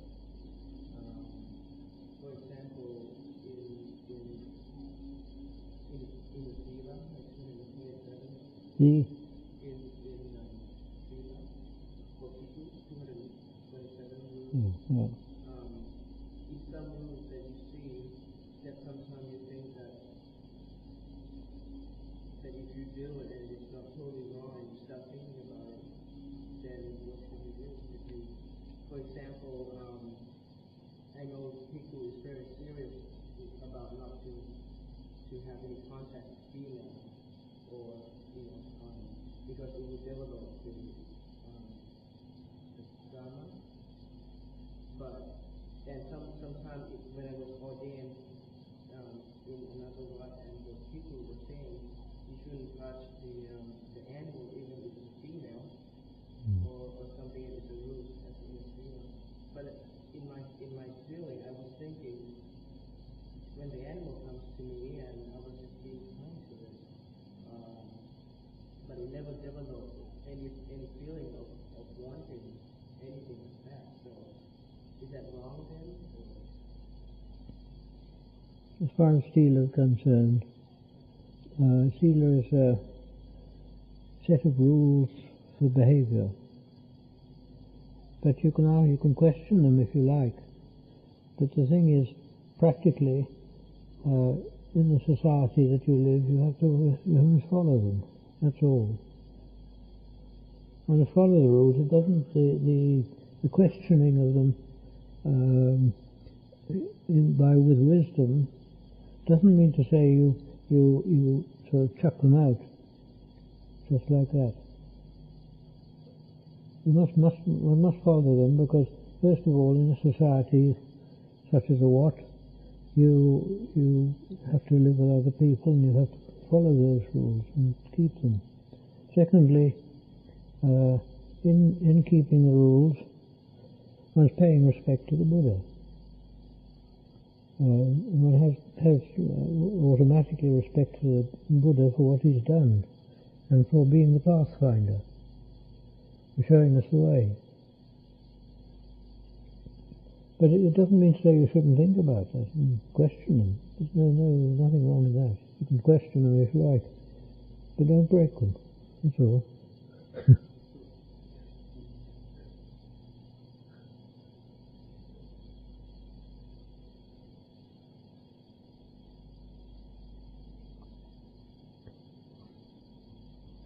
What advice do you have for people who have doubts about the beginning of practice? Maybe they think that Paratika, maybe it's or something. What advice do you have for the doubters?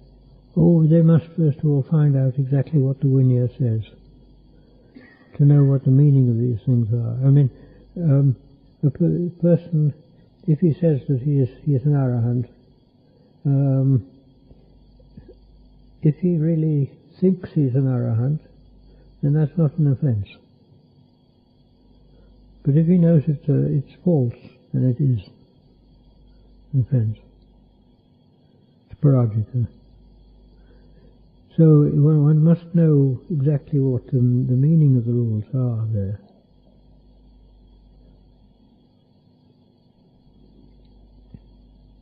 But even after looking at books, some people, they still for years even, did I do it, did I not do it? It's a Kilesa of doubt working.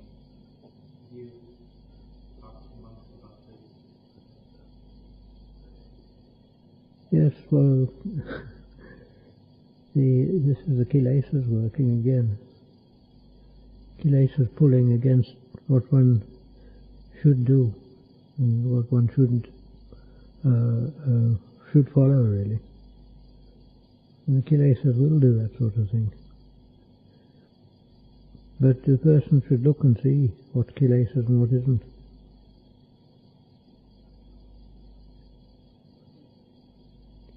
The problem is that people don't see it as Kilesa.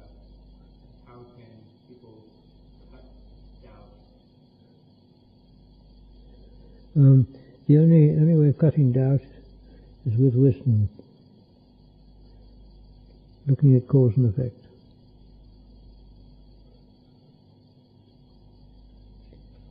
And if they get samadhi, the doubts will probably die away, because samadhi brings happiness and contentment.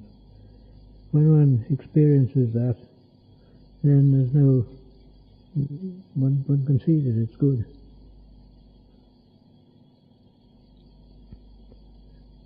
But the doubt can still remain, but it'll probably be very much weakened by that, by the samadhi. In other words, to get rid of doubt, you have to think in the right way and stop all other thoughts.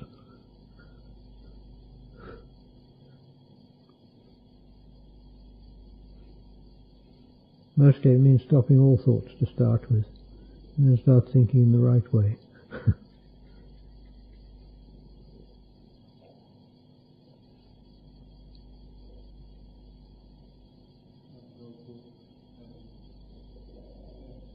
Vinaya, how it's teach in Thailand, also has a big influence from the Thai culture.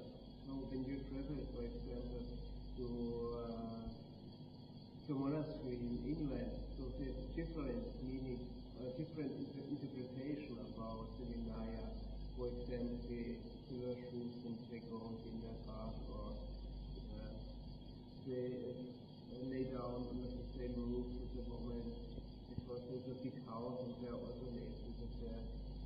So when one bhikkhu who is trained in the East go to visit a monastery in the West, we can be a little confused. What message can you give him?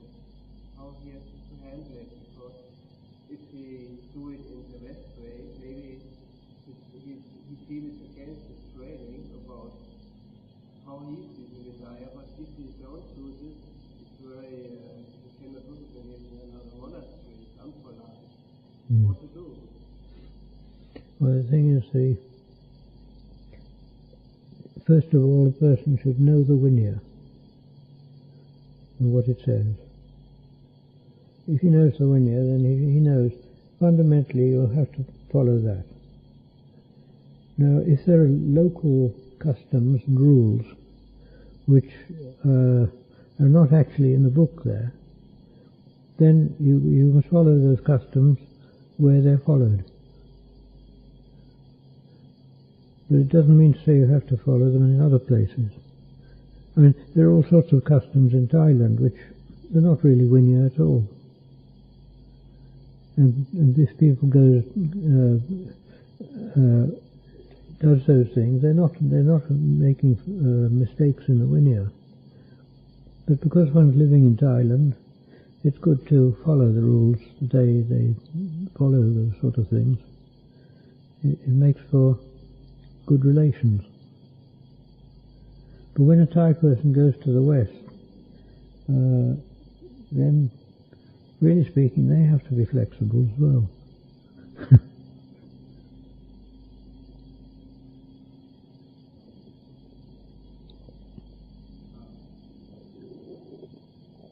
The doubt can also arise when there's some guilty interpretation of the actual video.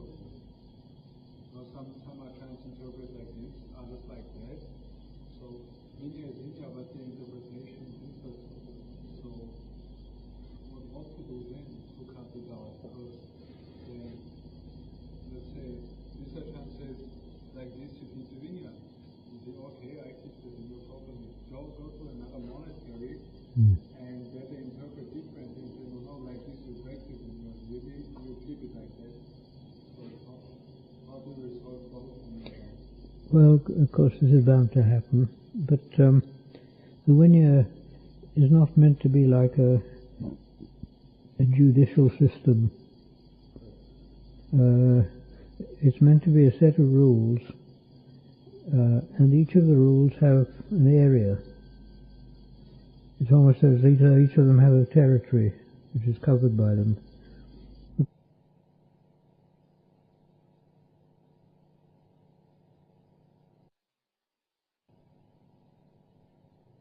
I think in the rules about television. It came out only about 80 years ago. But the thing is, it gives rules about watching, dancing, singing, all the sort of things that you get on television. The fundamental rules are there in the way that you have in the old days. They'd actually have people doing these things, acting on a stage or something of that sort. Whereas with television, you see the same thing on a screen. But I mean, that the rule really covers that automatically, because it comes within the territory of the rule. One mustn't think of the rules as exact formulae, which you can sort of define precisely like that.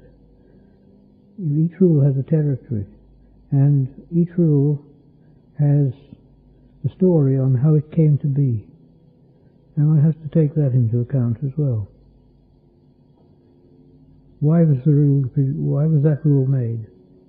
And you look and you see what the story is, why it was made.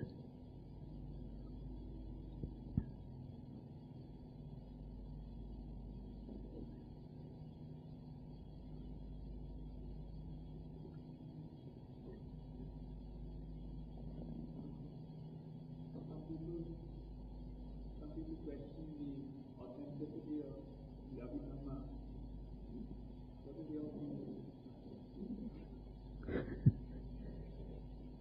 Well, you've said that the Buddha went to Sita heaven to teach his mother the Abhidhamma in the Pansa.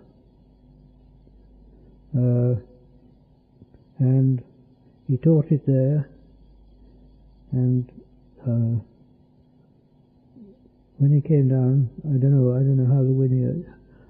how it came about that it was taught to the bhikkhus as well. I'm not quite sure there what the story is. But the thing is, the Abhidhamma was said to be suitable for to see to heavens, in other words. Now, if you look at the Abhidhamma, it's not wrong. It's dealing with the teaching very, very definitely. I mean, when you ask what is the chitta, where the Dhammasangani, the first book of the Abhidhamma, it lists the different chittas and the concomitant things which goes into those chittas to make them up.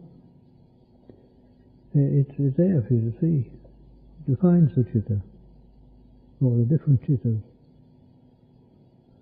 And from that you can get an idea of what these terms mean.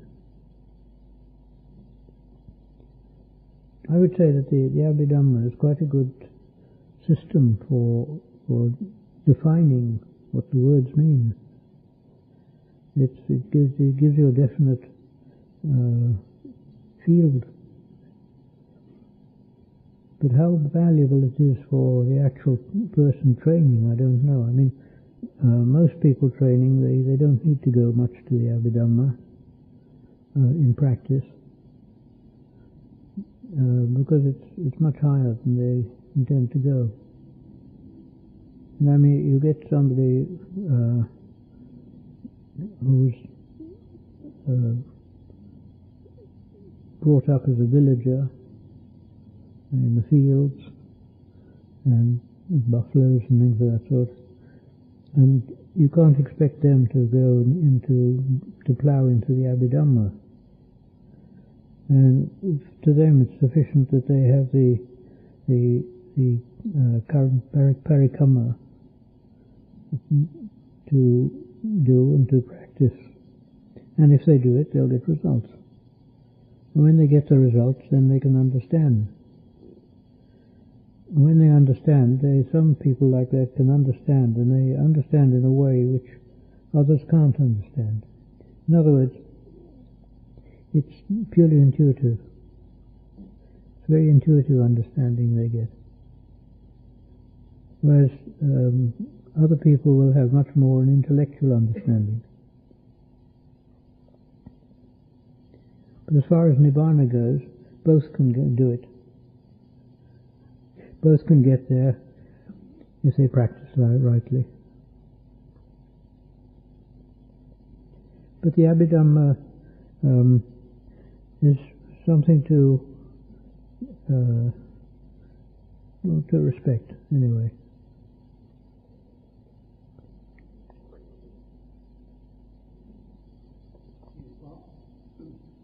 What's the right way to watch feelings as a condition for freedom?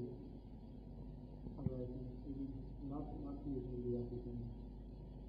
No, the right way to watch it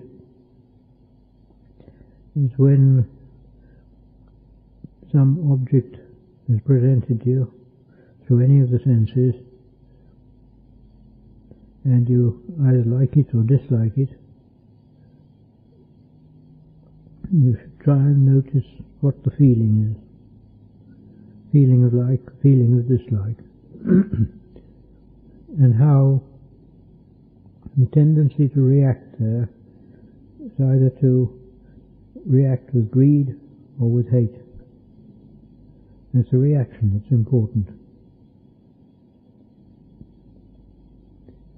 The feeling arises down here,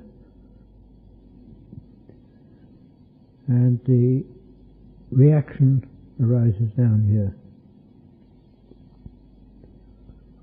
But the reaction is often supported by a lot of thinking, which is up in the head here.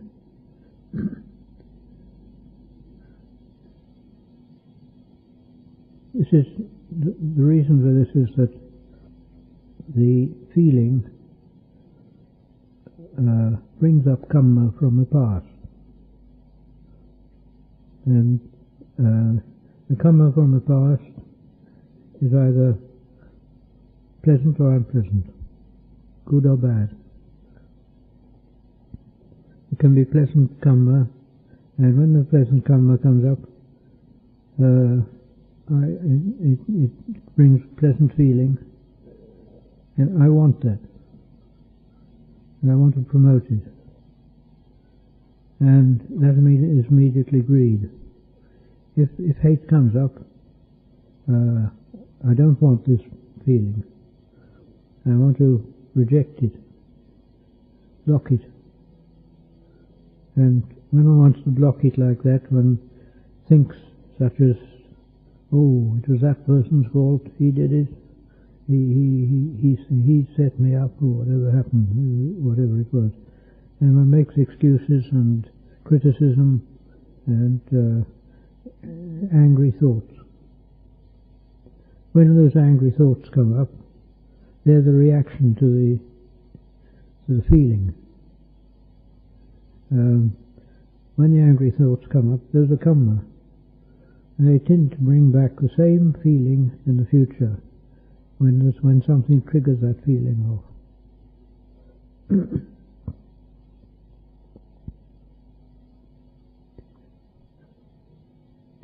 So as far as the wanting to know how we should look at the feeling, we should notice it whenever there's any reaction, whenever there's anything which sets it up. Because something will set it up through the senses. The sound, you see something, maybe a smell, whatever it is. And that will set up the situation as it's been in the past. And as it's been in the past, then that situation comes up as a feeling, as it was in the past too.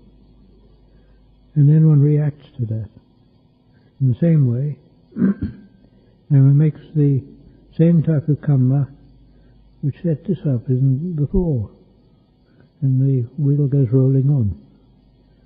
It goes on and on, round and round.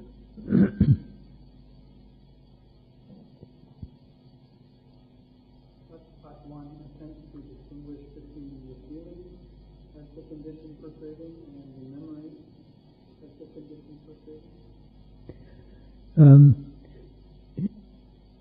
The feeling is the thing that produces the trouble.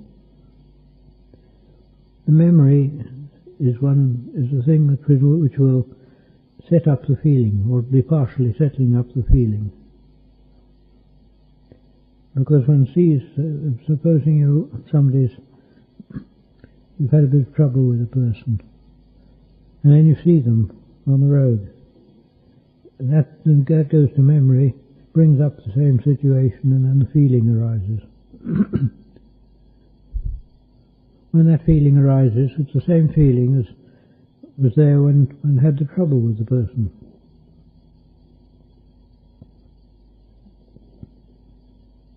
And when that feeling comes, one doesn't like it. It's painful.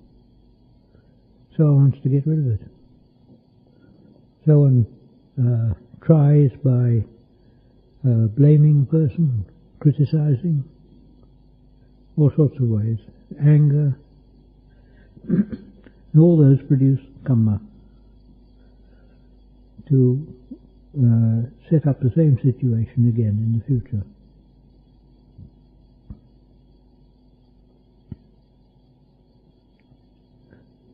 So it's the most skillful way to deal with becoming mindful of a memory arising. Would you say that immediately return to the Parakama, or in some other way? Oh, if you get something coming up like that, go to the feeling. You must see what the feeling is. I mean, often what we call a feeling of anger isn't actually anger. The feeling of anger is preliminary. It's the reaction that's the bad thing. The reaction comes up. The feeling of anger is unpleasant. It's dukkha. And when that dukkha comes up, one wants to correct it. One wants to stop it. So one goes into the mode of blaming or whatever it is.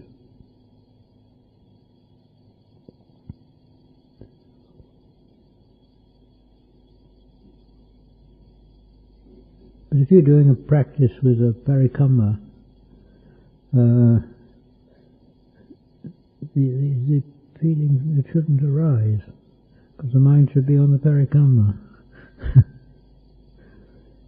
If it arises, it means it slipped off the parikamma, I think. I find it difficult to distinguish craving from right effort. Like when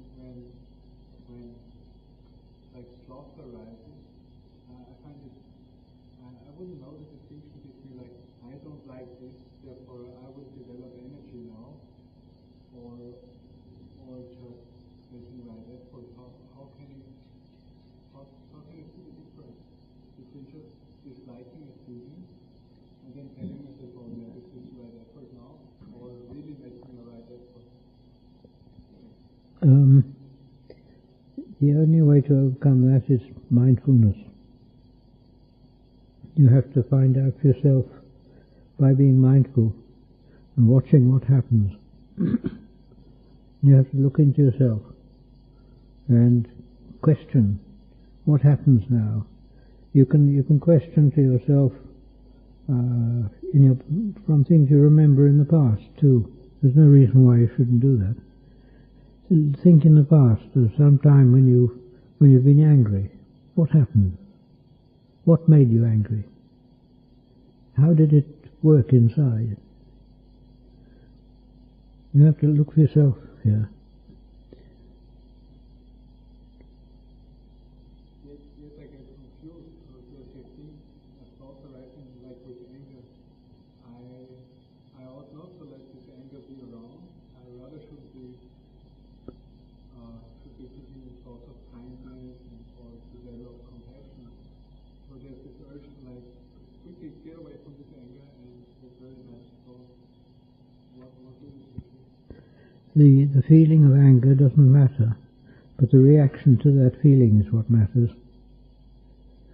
The feeling of anger, you can, if you like, you can let it stay there and look at it, to learn. It's very important to learn.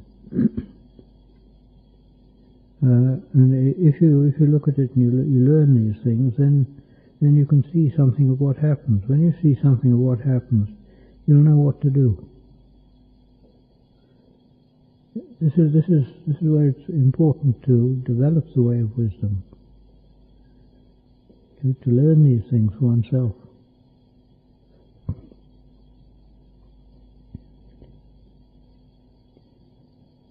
Although that method's definitely very valuable, it's not the only way of getting rid of the bad kilesas. They can be done by the direct practice of getting calm, of going through samadhi,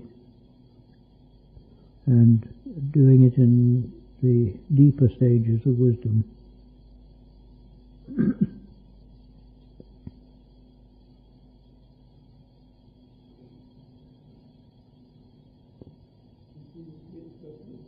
Feeling can be pleasant or unpleasant from the sense. It seems to me the same sense can give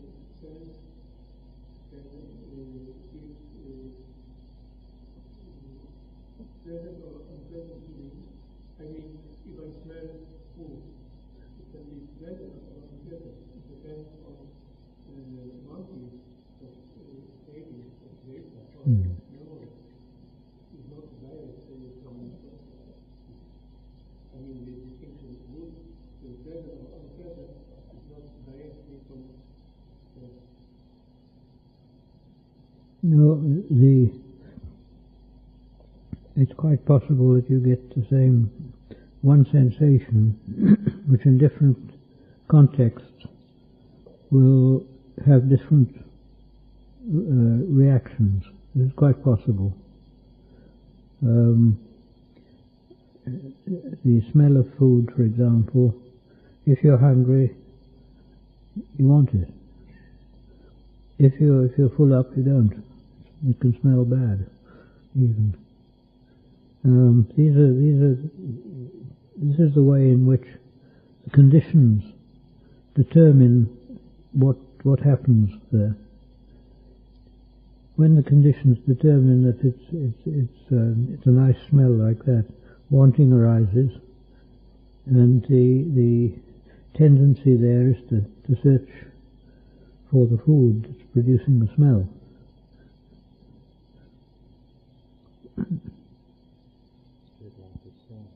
Yeah. A bit like the sauna. If you don't want to sweat, it Yeah. can be very unpleasant. If you want a sauna, it can be very pleasant. Yes, it's true.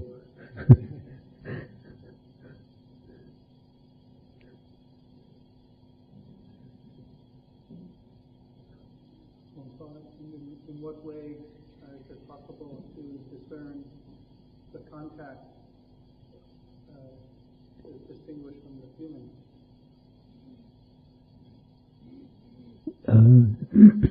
Usually the contact and the feeling arise so fast that one has very great difficulty in distinguishing them. The contact just gives rise to the feeling. It's always so fast. It's very quick. And it's difficult to distinguish that. But the feeling is the important thing to look at. To realize it has come from that contact.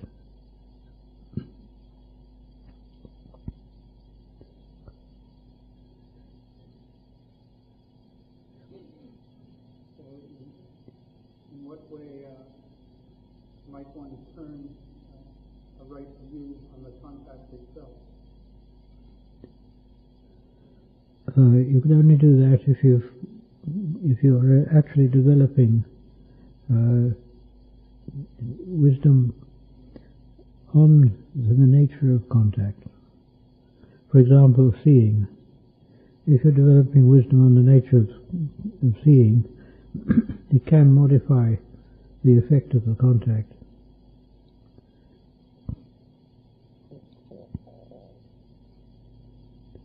But normally that doesn't happen. Normally it's automatic. Contact takes place without any deliberation. The feeling arises. It's all a resultant thing. It's all the result of the past. And when that happens, the mindfulness should be at the feeling, should watch the feeling, and watch that the reaction doesn't take place.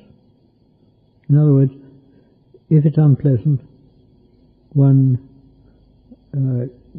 tells oneself, this is my own fault, it's my own Kamma, I've got to put up with it. And I mustn't blame anyone else. That sort of thing.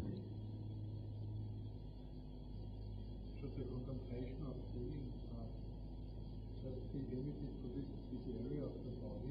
As you before you indicated to watch the feeling like here, should it be limited to this area for the greatest benefit, or can it be anywhere in the body? The thing is, the emotional feelings usually arise in this area.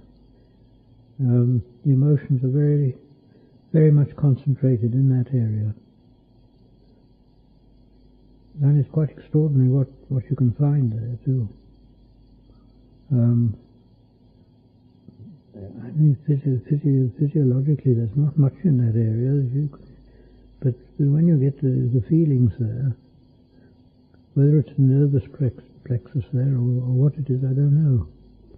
Or even whether it's anything to do with the physical side of it, I'm not sure. But certainly it's a very important area. It may be a bit like like on a television set, you say, well, oh, that's so-and-so on the screen, it's there. But in fact it's only a dot that's moving about. And the mechanism is all in the box. And maybe the same sort of thing. It's what's on the screen, that's what we see. And the where we see it is down here, like on the front of the tube. But the mechanism may be up here.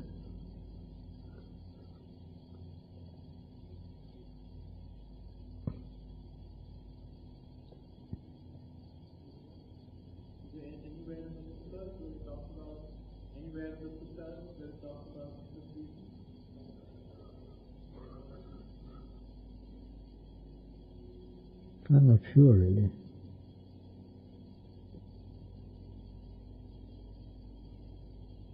I don't know of any literature that will tell you. There may be some, but I don't know of any. This is more, I mean, one finds it out more from one's own experience, I think.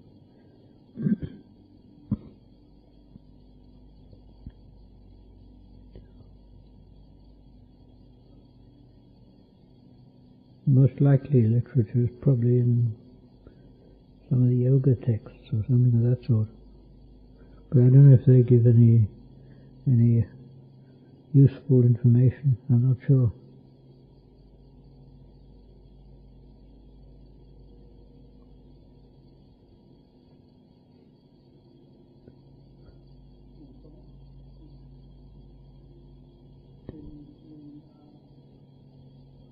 In watching the feeling, when one starts to see this pattern of like and dislike just arising, what's the middle way to dealing with that? Like and dislike. Or be detached. Keep free of it. Look at it. Be mindful. If you're mindful, you can, it's as though you're standing back and watching it without interfering.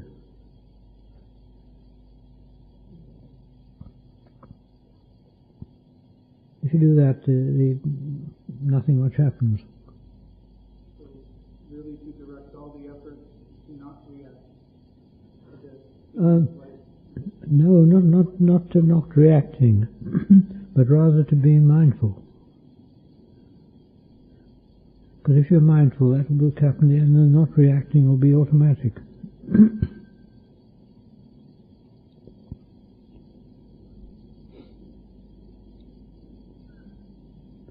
Because the way of mindfulness is a bit like, it's a kind of monitor.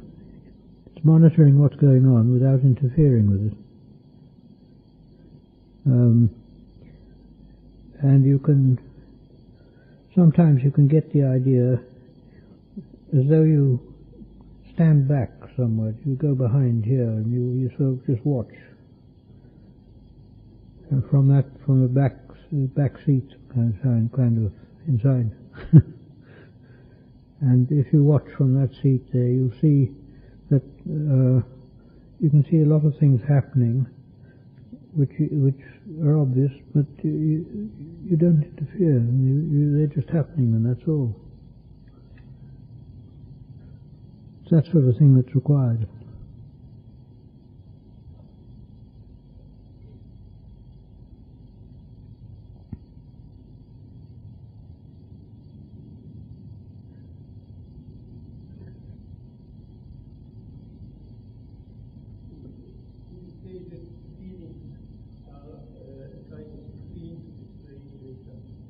See, is it what? Oh, yeah.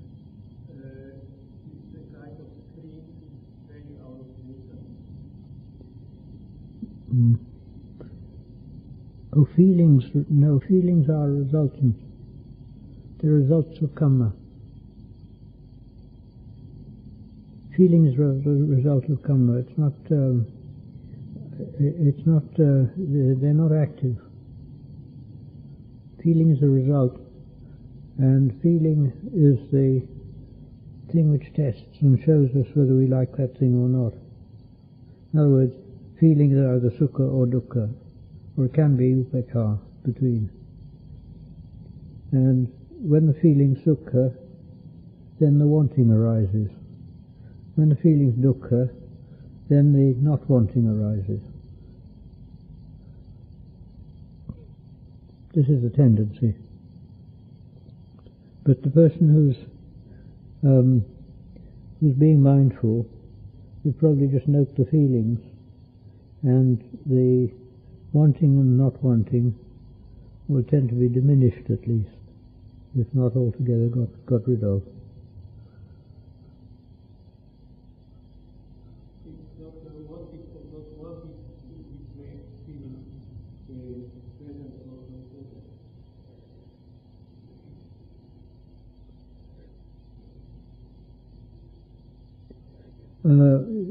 No, it's not. No, it is the pure Kamma, because feeling has sukha or dukkha directly. It isn't a secondary thing. Like if you get from sight, unpleasant sight, you don't like the look of it. The don't like there has got to go into memory first, and then it goes to feeling. And it's the feeling again which determines the nature of it. But feeling, if it's the feeling you get, just the feeling alone, that feeling is either sukha or dukkha, and it displays that quite clearly. And the wanting or not wanting is separate. It doesn't have to take place.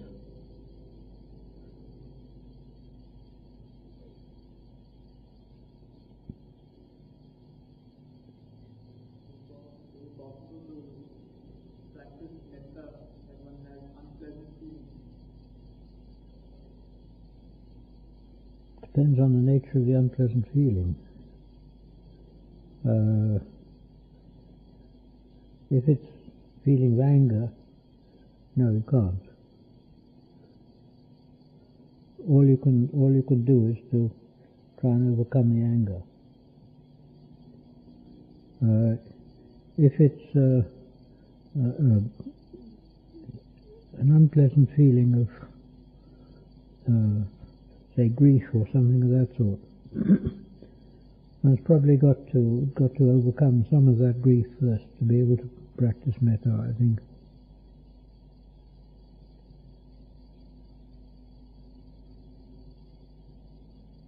Are you saying you shouldn't practice metta when you're angry? No, not that you shouldn't, but that you'll find it doesn't work. That's all. If you have anger and you try and practice metta, either the metta won't work or the anger will disappear. The anger and metta can't really exist together because they're almost opposites.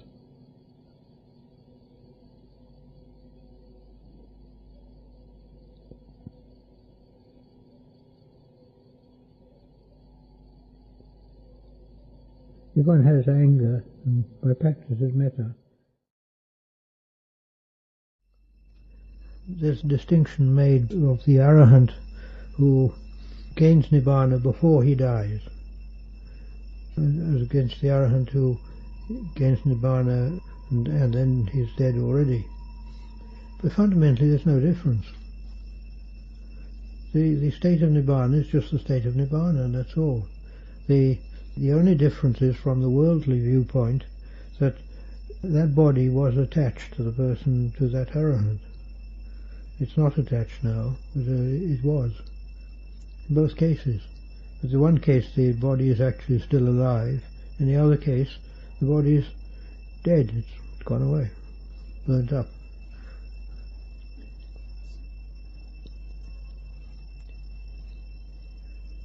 But you can't have two states of nibbana and two nibbanas. Didn't like that. And I mean, if a person attains arahant, they've attained what a Buddha attained.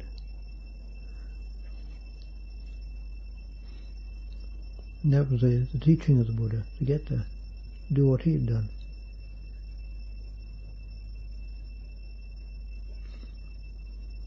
And he told us the way, he taught it, basically.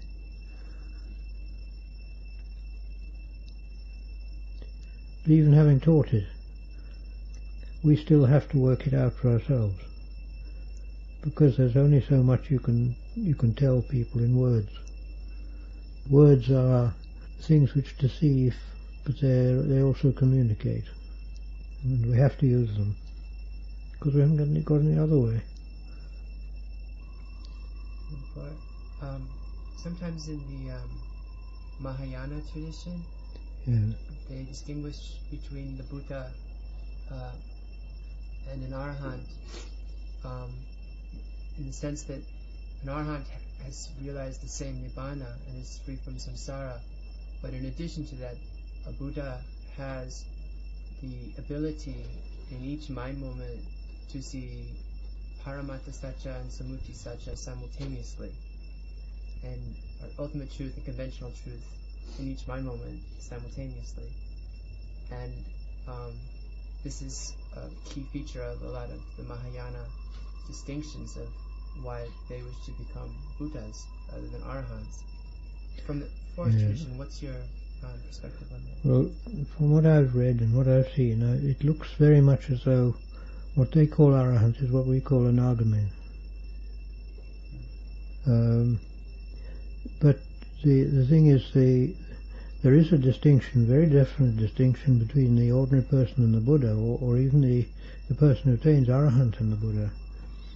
Because the Buddha has amazing powers, and the Buddha is the sort of the pathfinder as well, whereas the ones who follow the Buddha are not. But as far as Nibbana is concerned, you can't get any distinction. I mean, you can't have sort of Nibbana of this sort and Nibbana of that sort. It just isn't like that. I mean, how can you get differences in space? Space is just space, and you can't say there's a difference in it. You can say what's in space, the objects, but the objects don't mean that the space has disappeared.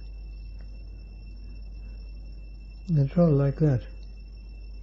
I mean, in one place you may get the objects being a huge great palace. In the other place it's a slum. The space is not different. So would you say the Arahant could see ultimate and conventional truth simultaneously? Could you put it that way? He must be, yes. Because he's gone home, he's got back home, got back to his nature, his true nature. I mean, beyond this sort of state in which we exist, you get Nibbana. But what the full meaning of that is, I don't know. You have to be there to know. I mean, in one sense you can say it's one's own personal experience of returning to what one should be, with the rider that one has given up the attitude of a human being. And we talk about one doing it, but the one ceases to exist. It's very difficult really to say much about that. I mean, one can't see how there can be distinctions in Nibbana, because distinctions mean phenomena straight away. From what I can see, all the signs point to Nibbana being an absolute, being emptiness, as far as we're concerned. Anyway, empty of the world, being the true nature of each person. But when that person attains Nibbana, it's like a river which flows into the ocean, and then you can't distinguish it in the ocean. There's no distinction. In the biography of Nupuman, Ajahn Pañña talks about the experience of Nupuman and other Ajahns having the Buddha come to visit them, Arahants coming to visit them. How do you understand that experience? I don't know what happens, obviously. But the interpretation I give on it is this, that the influence of the Buddha or the Arahants comes to that person. That person, because of habits, sees that influence as a human being, and possibly sees the Buddha, and the Buddha in that case would come up in the way that naturally occurs to that person to think of the Buddha, or an Arahant for that matter. See, really, we only know our senses. Our senses tell us things, and if we see an Arahant sort of floating down from the sky like that and coming and talking to us, this could very well be one's own way of interpreting it. The Arahant comes, what really comes is the influence of the Arahant on that person. And this influence, we don't know what it is. I mean, a possibility is it's the purity of mind of the person to whom the Buddha comes. And that may be the influencing factor. I don't know, there's so many things here that are difficult to interpret and quite mysterious. We can find interpretations, but one always questions and says, well, I don't know whether it's true or not. Yesterday you told that self can be seen as cheetah with razors. How does it work? I know it works, but I don't understand how. Self? That self can practice against itself. One has to remember the way the mind works, that things are coming and going very fast.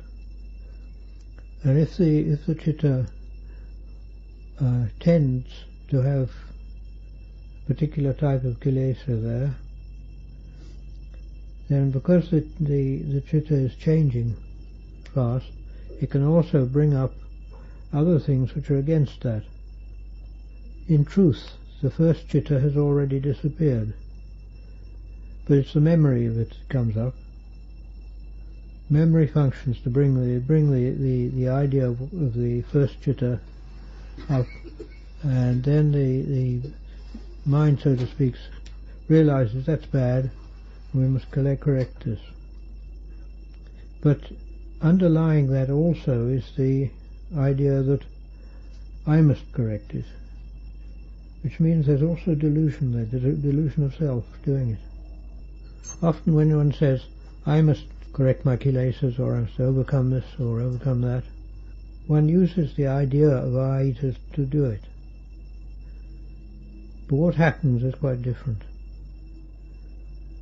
By using the idea I, we bring up some theory or idea or way of thinking, and then we put that into practice.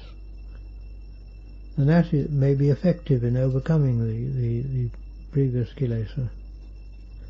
But our way of interpreting what's happening is I am overcoming the kilesas. In other words, the I am overcoming the kilesas can be also a delusion. But there's no reason why one shouldn't use it. Ajahn talked about the anatta, the business of anatta, and it's important to see this, because many people get caught on what anatta is. He said, when one practices sila and samadhi, one should think in terms of self and self-development. When one comes to pañña, one should see everything as being anatta. In other words, the idea of anatta is to overcome the view of atta. And he also said, when one finally breaks through and realizes what the state is, one throws out both atta and anatta. Both are chucked out. In other words, it's a wrong idea. It's fundamentally wrong. It's not so much that there is or there isn't a self. The whole idea of self is just wrong. The kilesas become weaker that means the Dhamma is becoming stronger. And the Kilesas, they crouch. They don't make themselves felt so much because they're afraid. And because of that, it frees the citta to work on Dhamma much more. But the Kilesas, they're very sticky and they don't go easily. And because one has quelled the Kilesas doesn't mean that they're not there. And it doesn't mean that states one gets into because they're quelled, and because one gets very, very quiet and very calm like that, it doesn't mean that that is Nibbana.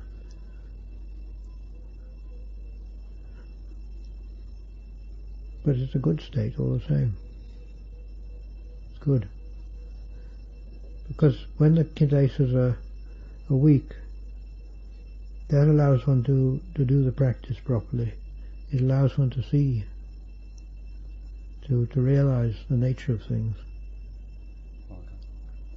At what point in the practice does samadhi reach a level where it no longer can carry weight? Well, you can put it something like this. Samadhi brings a state of calm. When you do that often, the calm, so to speak, penetrates and gets into one. It's part of one's nature. Then, when it comes to that, one tends to be calm the whole time. The Kilesas are not coming up easily at all. They're often seen for what they are, and one doesn't like behaviour that's full of Kilesas, or one doesn't like to even see or be associated with it.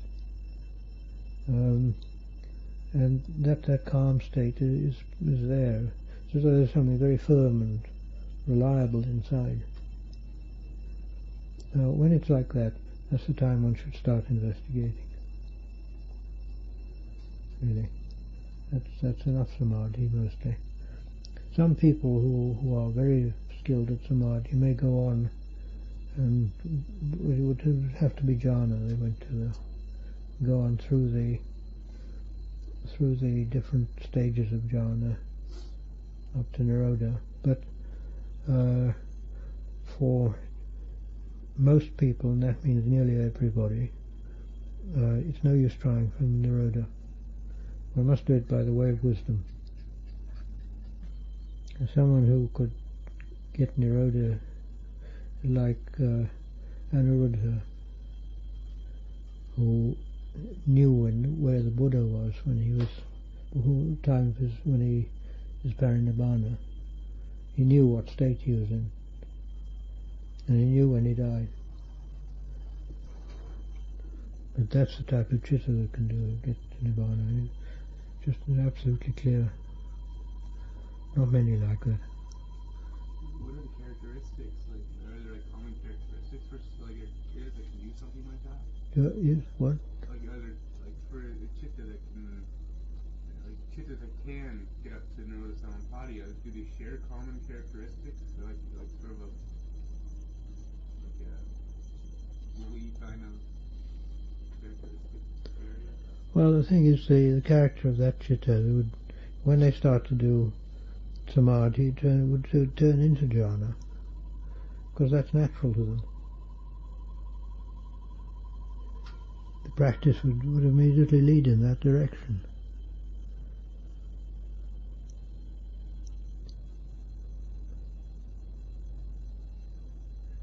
Because it has the same factors. Uttaka, vichara, piti, sukha, ekagrata, it's there in both. But the suttas are all very lacking in describing jhana. There's only one I know that gives any good description. How do I know that my practice is being progression? By the results of the practice. Do you find that in yourself you feel better? You feel more confident in yourself? Do you feel more calm? Is your mind clearer? Do you find that the kilesas of like greed and hate don't come up so much? All these are indications. And what actually happens in the practice? Do you find the practice is bringing calm or not? It's the results which tell you. If after some time you find you haven't got the results, then you want to review and see why, what's wrong. At the same time, one shouldn't really be looking for results. One should do the practice with the idea of just doing the practice. And whatever results come, then one can review them afterwards. If one's looking for results and trying to get results, then one's looking at the effects and not looking at the causes. In other words, you must do the causes, the right things, to get there. Then you get there. If you think of some experience you've had perhaps, then you think, oh, I'd like to get to that experience. What was it like, and what happened in it? And you're thinking about that all the time, then you don't get there, because the mind's not doing the right thing. It's got to do the things it did to get there.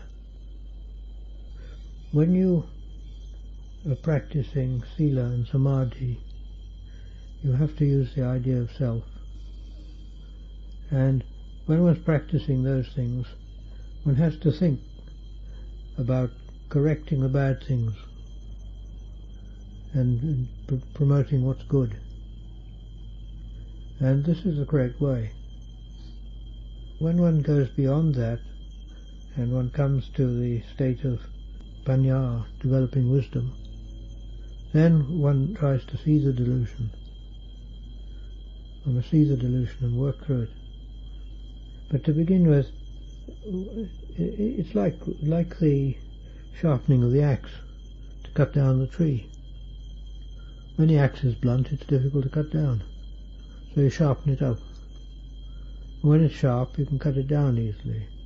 In the same way, when the mind is disturbed and restless, you can't start developing wisdom. It doesn't work. But once you've developed samadhi, then you can turn to it, do the work to cut down the delusion and all the rest of it. But there's no harm in looking before that even, and trying to realize where one has delusion. Well, finally one has to sort of look everywhere. One's got to sort of overturn all stones to see what's underneath. There's one thing that people always want. They want some basis, some firm basis, which they can say, that's real. That I can measure everything against. And I mean, some people take God as that. It's their firm basis. But fundamentally there is no firm basis. Everything's relative. One can't use Nibbana as a firm basis because one doesn't know it. And you can't really compare things with it. It's by its nature.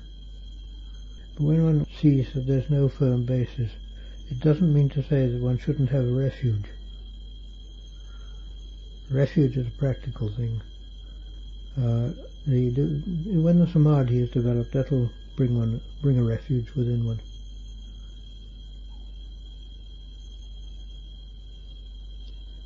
Pañña can be a refuge also. The seeing and realizing of things. In fact, it can bring a lot more sukha than the samadhi. Because the sukha of samadhi lasts while the samadhi lasts. When you come out of it, it doesn't last for long. It's not sort of fixed there, but the sukha of Pañña is the clearing away of Kilesas, and that does last. How to overcome sexual desire? How to overcome sexual desire? The direct way is the asubha practice. See the loathsomeness of bodies, dead bodies. This is the best way. One mustn't underrate sexual desire. It's very strong. and it's one of the major Kilesas, if not the major Kilesa, really. Raga Tanha in Pali. It's very hard to overcome. But one who overcomes it attains an argument. Because at an argument one doesn't come back. And it's the sexual desire that brings one back all the time to this world. The wanting of bodies, the liking of bodies, the attachment to them. This is what brings one back. So the attaining of an argument is the one that prevents one coming back. Because the wanting dies away then. This is where the body practice comes in, very valuable. You see the nature of the body, and when you've seen it properly, the wanting of bodies won't be there. When one practices samadhi, then one gains samadhi, but one doesn't gain wisdom. But the samadhi is the basis for wisdom. And you actually have to turn and practice the wisdom. You have to practice it. And you have to train yourself in wisdom to some extent like you trained in samadhi. You can have a parikamma, a preparatory thing going on in one's mind. I mean, the ones that are given in the books are, for example, the arising of things, the falling of things, the dying away. In other words, it's dealing with anicca, impermanence. This is given in the books quite often, like Visuddhimagga. Or the other one, of course, which is given is the looking at the body, contemplating the body. And these are wisdom practices. And when one has the samadhi strong, then one can turn and use these wisdom practices. But the samadhi itself won't bring wisdom. And there is a slight danger that if one practices samadhi until one gets very calm, that one gets addicted to the calm. In other words, some people, they want to stay in the calm of samadhi all the time. They don't want to do any work. Whereas the practice of wisdom is doing the work. It's the work of getting rid of the kilesas. But one mustn't think that samadhi will get rid of the kilesas. In fact, in other religions, there are trainings for samadhi. But what's lacking usually is pañña in those religions. And the practice of samadhi doesn't bring about the pañña. It brings about a state of calm. In other words, it brings about the stopping of thought. Whereas pañña needs thinking. With wisdom, for wisdom you've got to think. Paul, what form does thinking take when it is actually wisdom that differentiates it from ordinary thinking? Oh, it's like this. There's a skin here. Now what is the skin made of? Is it pleasant? Do I get sukha from this? How long will it last? Do I think that this is me? What happens if I take the skin off? What's it like underneath? Thinking like that. And thinking about it all the time. I'm thinking, this body, where did it come from? It came from this world. It belongs to this world. It goes back to this world. Why should I think this body is mine? It belongs to the world. Thinking about that, and after a time one starts seeing it. When one sees it, the idea of the body's not me becomes stronger. It's like that, the thinking. It's got to go everywhere and think everywhere and see things. And when the wisdom is really developed, then it's a matter of wherever you look, you see wisdom. You see things with wisdom. You can see it and see what's happening. You see people act, and you know why they act like that. Perfectly well. They just show it up straight away. And wisdom tells you. All sorts of things, you see. little things, I mean, you don't always talk about them, of course, but you see, oh, it's like this here, it's like that there. And they tell you things. That's the way of it. The samadhi is really to restrict and stop the restless thinking, jumping about all over the place. Once you've stopped that, then you can turn and develop to see one-pointed, thinking in the right way. The mind, in other words, then becomes flexible and adaptable. It's no longer rigid, it's no longer sort of fickle, jumping about. Ajahn said how when he was practicing, he developed samadhi first, and then Ajahn Man put him onto Pañña, told him he must do that. At first he thought Ajahn Man was wrong, but when this wisdom developed, he realized how right he was. That the way of samadhi is not the way. It's the preliminary attainment of a state which will help develop the pañña. Do you think if Noble Man hadn't told Ajahn Mahabodhi to turn and investigate the body with wisdom, that he would have discovered it on his own? It's possible, but much more unlikely, and it may have taken him a long time. This is one of the things which is remarkable with the Buddha, how he went through all sorts of trainings, and he gained sort of right to the top of them. But when he reviewed it, he found this isn't what I'm after. He realized this isn't the way. And that's difficult, because when a person's got to the sort of like the top level of yoga or something of that sort, then they act as a teacher. That's the normal thing, but the Buddha didn't. He said, no, I'm not there yet. He could see that he wasn't there. It means that this idea, nibbana, it's inherently there in people, and they all want it, but they don't recognize it.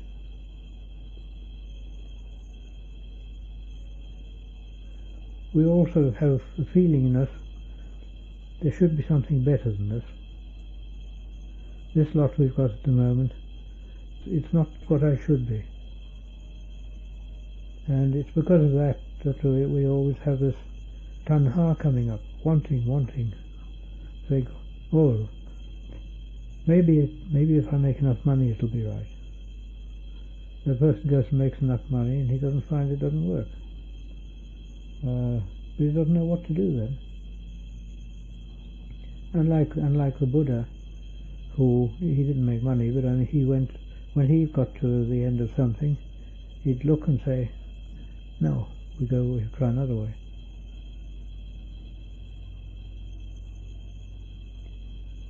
And to have that realization when you don't have the path of the teaching of Buddhism there, that requires a truly developed mind like the Buddha's. Now we have it easy because we have all the teaching there. Buddha didn't have it. At least how many hours must be practiced in daily life? Should attain something in this life? The number of hours one should practice is very difficult to say. It depends on the Kamma of the person, very much. But I would say as a general rule,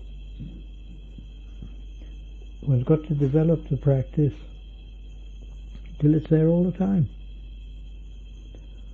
I remember going to Wat of Ajahn Pañña, and Dr. Uwe was there, and he asked Ajahn Pañña, how long should one do a practice for? And Ajahn Pañña looked as though he was a bit puzzled. And he just said, the whole time. When one can do it the whole time, that's when the results come. That's the way that it explains the most specifics. Goes through the sequence of jhanas. Yes, yeah. the sutras talk a lot about jhana,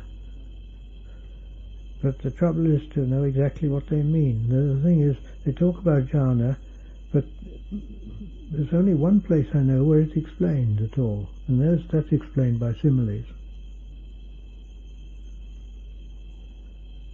And you've got sort of the skeleton there, but you've got no bone, no flesh on it.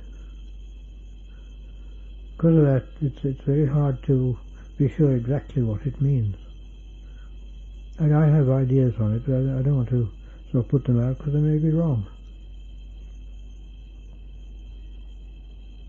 One of the ways in which the people coming to the Dhamma deteriorating. Yes. They can, yes. Partly it's too much expectation. Partly it's not enough developing of saddha.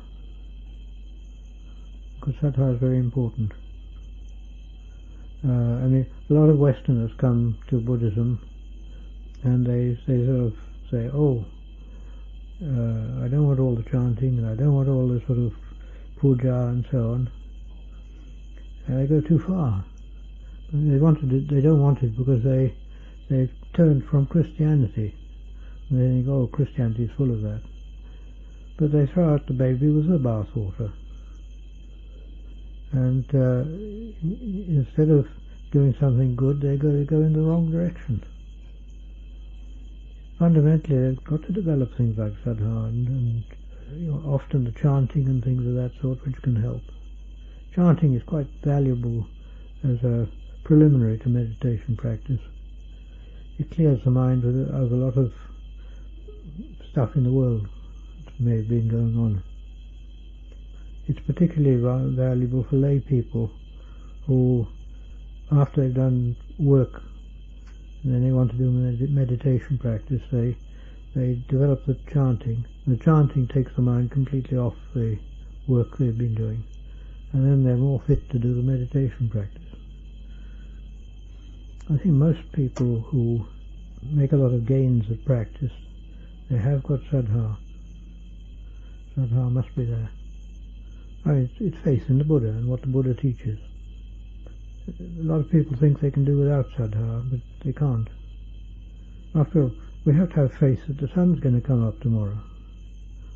We have that faith, but we don't know. May not. You can't just chuck out faith altogether. The practice of buddhanusati, the contemplation of the Buddha, which is a form of the Buddha practice is a form of that. And contemplation of the Buddha is quite a good practice for developing saddha. Tell us whenever you're ready. Yes, it does. If you use Chintamaya Pañña a lot, it does slowly undercut them, but it's rather slow. You can't do it quickly with that. To do it quickly, it must be Bhavanamaya Pañña, which brings the realization, because the realization can come in from Chintamaya Pañña gradually, bit by bit, just by more and more thinking, because what happens is one's mode of thinking changes, and it changes into the mode of Chintamaya Pañña, whatever one's been thinking about there. But it's a bit of a slow process. And the thing one should try and aim at is the Bhavanamaya Pañña to get there. You can keep it on the breath then as well. But if you find that it interferes with the walking, the rhythm of walking, you may prefer to go on to another practice. For example, in walking, you can look at your walking. You can look at the way the legs move, the way your feet move. Try and see it. But if you prefer, you can still go on with the breathing practice while doing the walking as well. There's two ways of doing it. One, you can change to a different practice for the walking practice. The other, you keep your usual practice going. If you're trying to keep it going the whole time, it's better if you try and keep it going while you're walking too. I would suggest when walking that you walk at a fairly normal pace. It can be a bit faster than usual or a bit slower, but don't do the very slow walking. The reason is that you want to get the walking practice as a habit, that wherever you're walking it drops into that mode.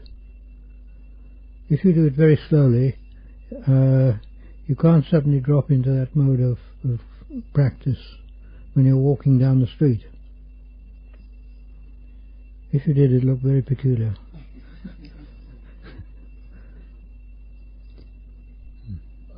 In Zen and Tibetan Buddhism, the sitting is generally on a cushion so that you can keep your back straight. The sitting without a cushion, it seems you have to have your head forward to maintain balance. Would you say something about that sitting and the cushion? I'm not very skilled at this because I find it difficult sitting anyway with the dud foot, you see. But I would suggest whatever posture you find comfortable and aiding the practice, do it. It doesn't matter, you can stand on your head if you like.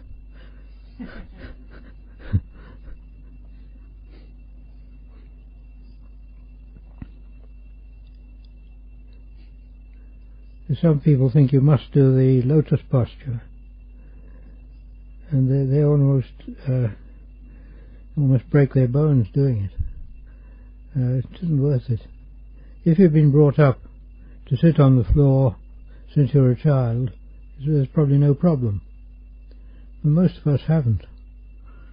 We've sat in chairs, and if you can't reasonably sit on the ground, right, use a chair, it doesn't matter. The only thing is, it's better not to have one that you slouch in too much so that you go to sleep. That's all. Do you have any advice on right speech? Yes, right speech is quite complex, because speech is complex. And right speech is often not speaking at all. But when you must speak, one should be mindful and careful what one says, and to try and see the other person's viewpoint and see what effect it's going to have on the other person. Another way of right speech is it's for the bhikkhus. If you say to a lay person that if you want a bit of a branch of a tree cut, right speech is to say, I want this cut, and you leave it to him whether he does it or not. You don't say, please cut this. And that's the difference between right and wrong speech there. And one must be careful in this sort of thing. And being careful like this and practicing right speech is all an aid in being mindful. It all helps. Right speech covers everybody, of course, because it's in the five sila as well as the Patimokkha and so on. And the trouble with speech is that it slips out so easily, and one says something. Sometimes then one wishes one hadn't said it.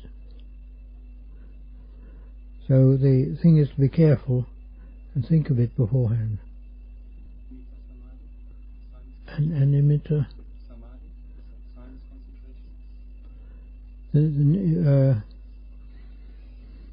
Not much really. In samadhi the nimittas are likely to arise. If one was training for samadhi with the parikamma, the best thing is not to take any notice of nimittas. Look on everything except the parikamma as being a distraction. And if the nimittas come, all right, they come. But don't get interested and caught up in them. When one has got enough experience, one might be able to use them. But don't try too early. Would you say that the same holds true with anapanasati, using the breath and consider everything else a distraction? Yes, definitely. Even nimittas? Yes. Also, if you're doing the practice, the anapanasati, or any other practice like that, that's what you should be doing. And whatever comes up to take you away from that, one should look as an obstacle. Look on as an obstacle. It's after all, whether it's a thought or whether it's a nimitta, it's a distraction. It's pulling the mind away. And nimittas come up and one easily gets caught in them because one says, oh, what's this? Like one's got some tasty bit there. You think you might be able to get psychic powers or something of that sort, or to know the lottery number, or whatever it is. And people get interested very easily in them. And because they get interested easily, they get pulled away from the practice. And the thing is that one must see all these things as being distractions. One can even say that if the Kilesas find that your practice is going too well, they can push up nimittas. They'll push up whatever they can to distract the chitta. Say specifically what you mean by nimitta? Nimitta means any really it's the full meaning is any sensory object which arises in consciousness. It has a clarity which is far beyond dreams, and it can be most of them are visual. And it can be very, very clear and looking just like the real thing, whatever it is. But you also get sound nimittas, voices telling you to do things. Mostly you should take no notice of them. And you can get smell, you can get taste, you can get feeling. All of these can be nimittas. And in the practice, all of them can be distractions as well. Nimittas arise from various causes, and it's often very difficult to find what the causes of them are. Sometimes one gets a nimitta coming up, you see something, you have no idea what it was at all. Some object. I mean, if you get a broken bit of porcelain, and that comes up as a nimitta just seen from one angle, and you think, what on earth's that? You've got no idea what it is. It's probably something you've seen in the past, just coming up like that. The other thing about nimittas, they come very strongly when approach gets to upachara samadhi. That's close to the real thing. It hasn't got to the true samadhi.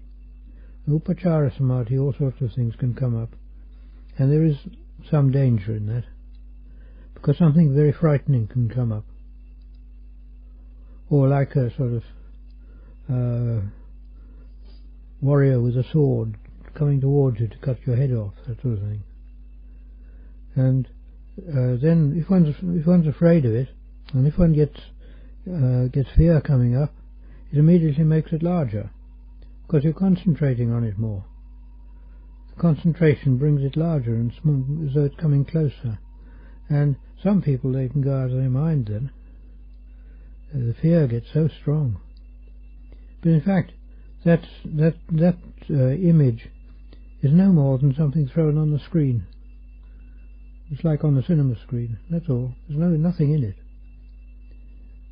But it's the fear that's the danger.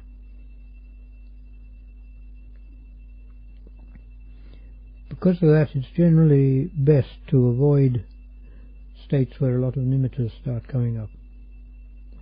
It's far better to go deeper in samadhi, to apana, to the deep attainment of samadhi. Some teachers teach that if there's a certain very strong nimitta, samadhi nimitta, that one can use that to open samadhi. Yes, it can be used. I'm not very skilled in this, but as far as my understanding goes, the nimitta samadhi will come up after you've gotten into a state of calm, and when the parikamma has dropped away. If the parikamma is still there, I doubt whether that type of nimitta will arise. Some other teachers in court talk about using like an asubha nimitta, where they can use it for investigation, if they have a corpse or something of that matter. Yes, it can be used, yes. The only thing is, if you're doing the practice on anapanasati,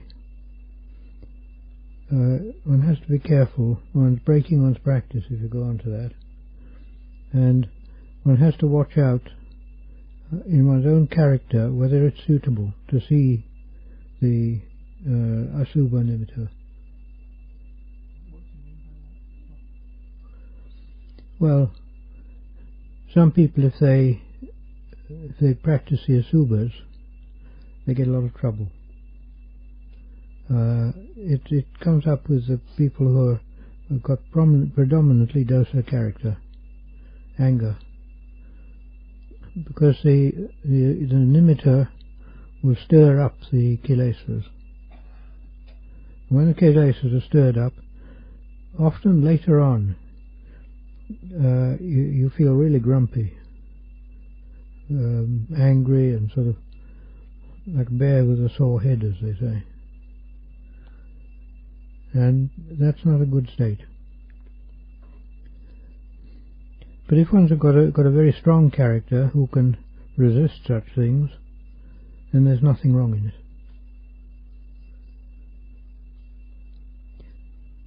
I mean, Tanachan Mahabua, he had his character very strong, and he had nimittas coming up like that, and he could sort of ride them.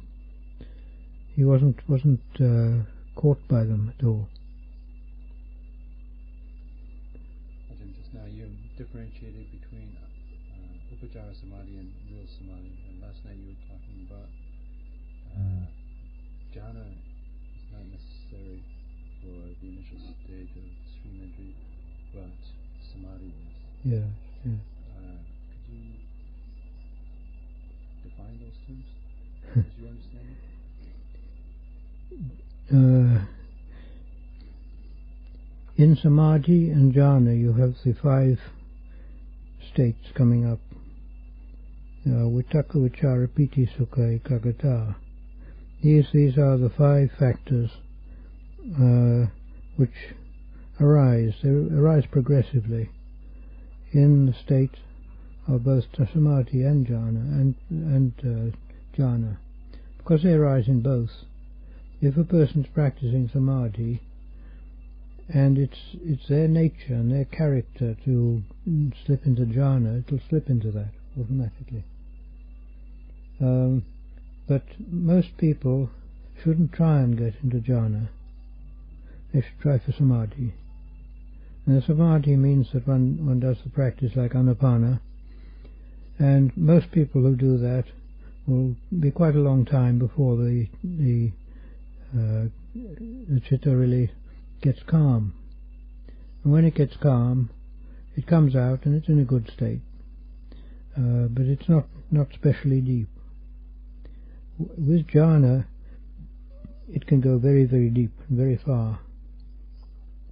And the state of jhana is one which, as Tanachan has said, if a person hasn't got that experience, he doesn't like to talk about it, because nobody will understand it otherwise. People can't understand what jhana is. The only thing is to realize that this is a separate state which is in the character of some people. And if they do the practice in a normal way, and they tend towards jhana, it will go in that direction automatically. Whereas other people will develop samadhi. Samadhi is a state of calm, a state of concentration. And when there's calm and concentration, there's sukha. There's a state of joy or happiness. And these are good states. But they're not sort of very deep in the way the jhana is. One of the reasons why I asked about this was this. I think in some places there are particular types of concentration mentioned, which supposedly lead to the unconditioned, like in the Samhita Nikaya, there's the sutta which mentions this sunyata samadhi, emptiness concentration, apinihita samadhi, undirected concentration, and the animita samadhi. You didn't come across teachings on those? I haven't, no. Because usually they're not defined really or explained in the sutta. Yeah.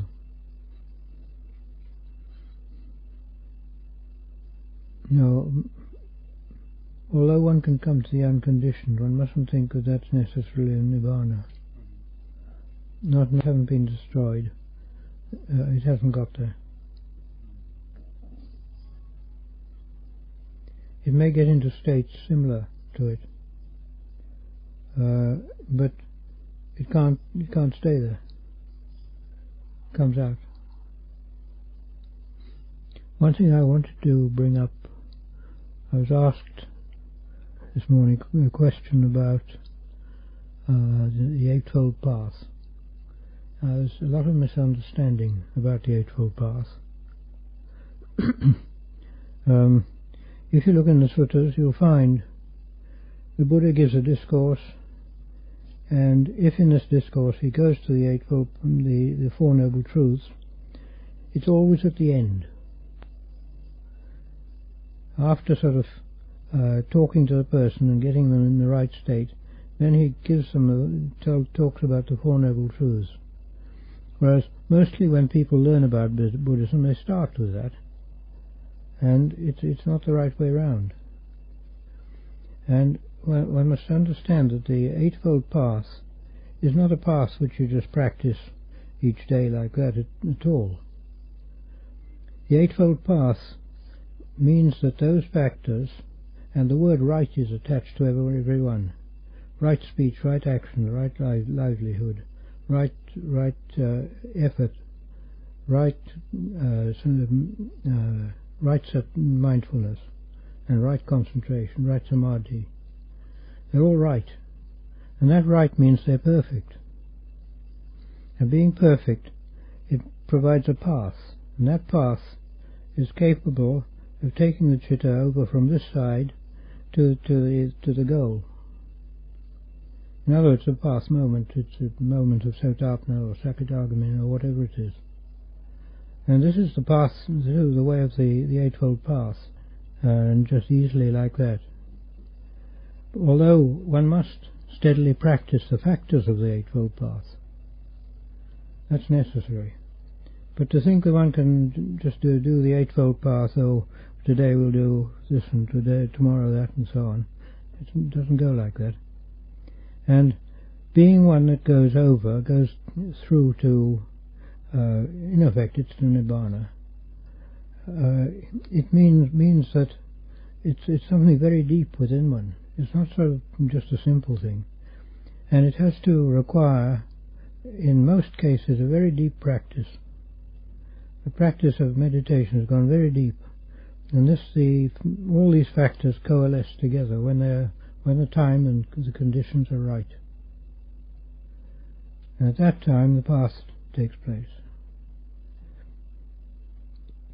But it's not the Eightfold Path. It's not something just simple and easy like that at all. This is something which has been misunderstood by a lot of people. I know I didn't know before, but I can realize what it is now. Well, in the sutras, why is samadhi always talked about in terms of jhana samadhi? It's not necessary for Magga. Sama samadhi is a samadhi which is absolutely perfect. It means it is perfect with regard to the state and to the object. And that samadhi must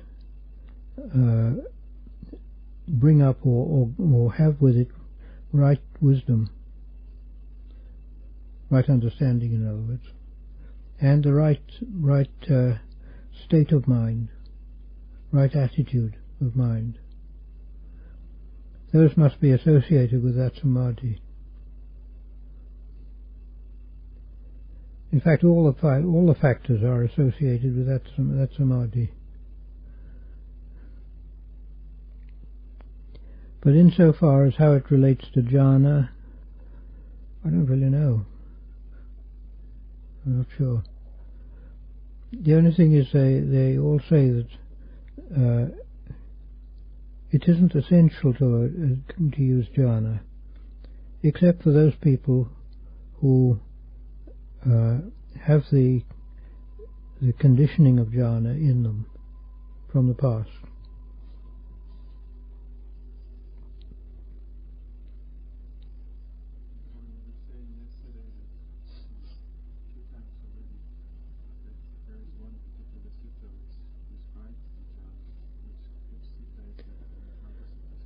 I can't remember, but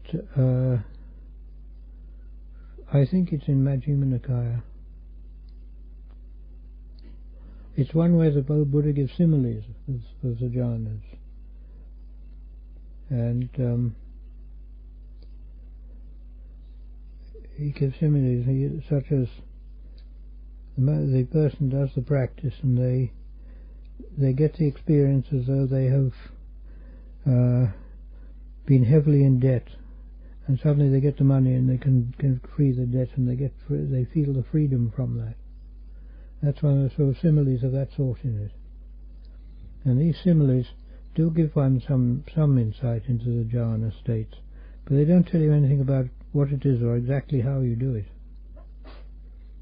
And there's very little in the suttas about it, really. There's just the usual standard formula. And the standard formula comes up over and over again without any explanation. All you've got is the bare bones. You've got to put the flesh on it, really.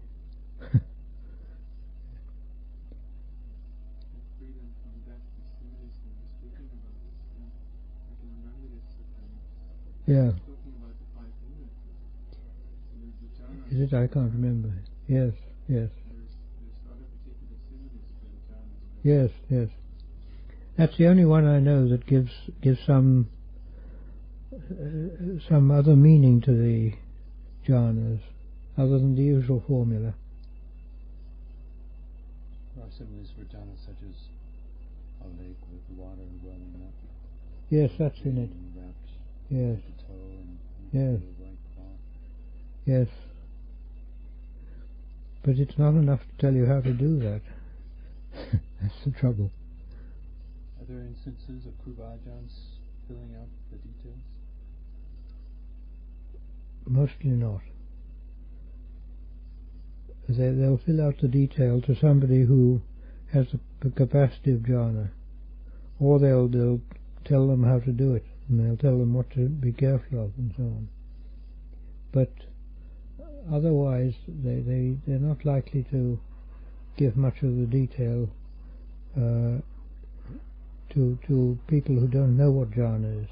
It's like Tanachan says. He says he doesn't like all the talk about jhana. He says that if there's somebody who has the capacity of jhana and some of the experience, then he can talk to them, because they'll know what he's talking about. If you talk with other people, they won't know. It'll just be meaningless to them.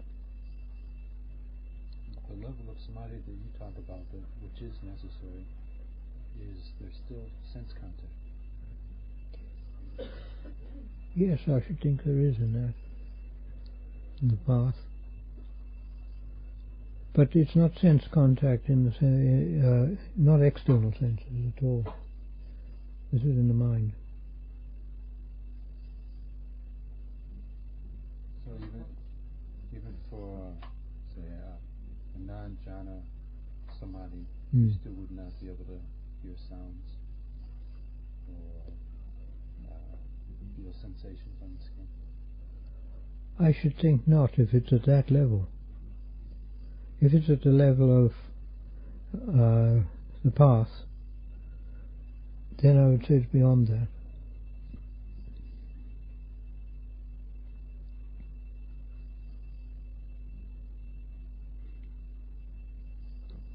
Mostly the experience seems to be that one does the practice,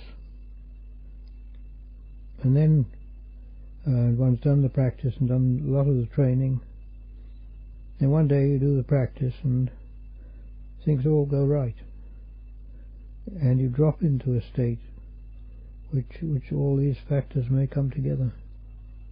It's quite automatic then. And often after that one won't really know what happened or what it was. All you know is you feel pretty good. Like that.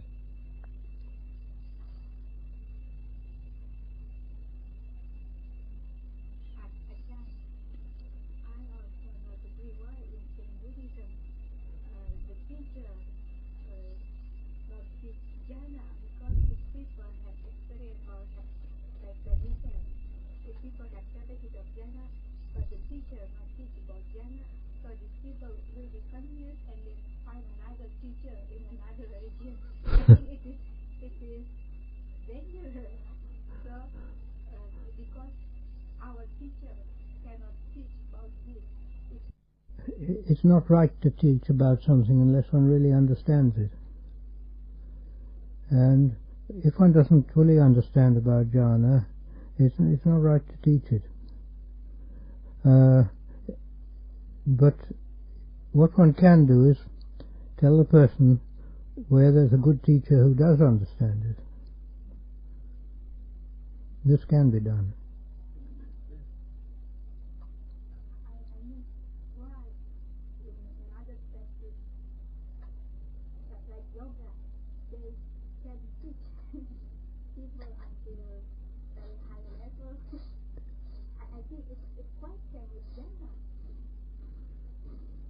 I'm not sure.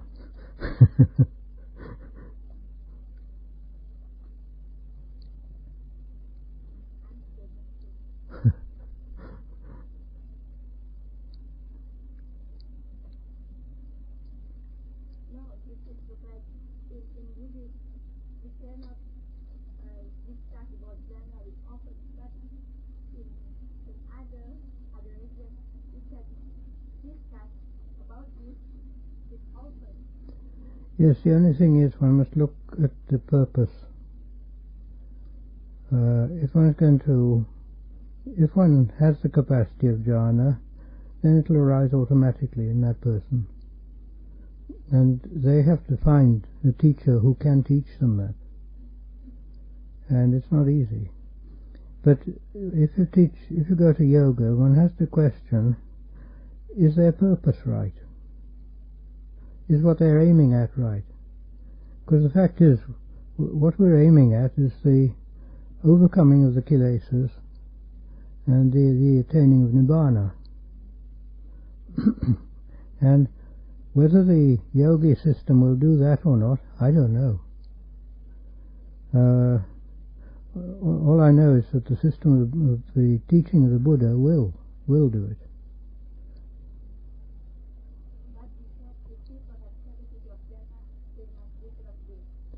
Yes.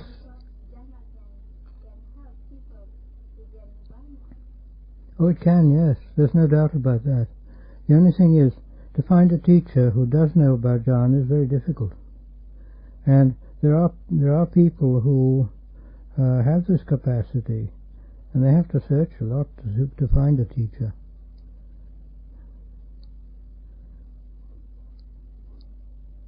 I mean, it's not a very common thing for people to have the capacity of jhana. Not nowadays, anyway.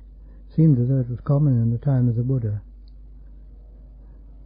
And because of that, there are many teachers who have a lot of understanding, but they don't know much about jhana.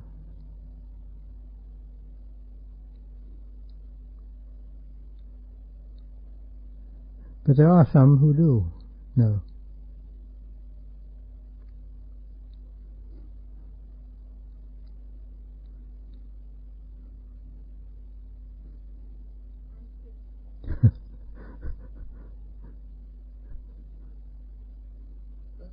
Reading a book on the Four Noble Truths, and it said that Buddha did all the jhanas with his second teacher, but that still wasn't it. Yeah. And then Ananda knew all the sutras. Yeah. Apparently that wasn't it. Mm. What did Ananda do to attain enlightenment at the end to qualify for that first council? Well, Ananda had got everything just about right, it would seem. He'd helped the Buddha, he got the faith, he got the practice of samadhi, he'd learnt plenty of pañña from the Buddha and from his own practice, and everything was about right. There was just one or two things holding him back, and because of that, I think it was Kassapa who told him what to do, or taught him in some way, and he managed to get through. Sometimes it seems it can be like that. A person's on the edge, they don't know how to get over it. There was one sutta of a teacher who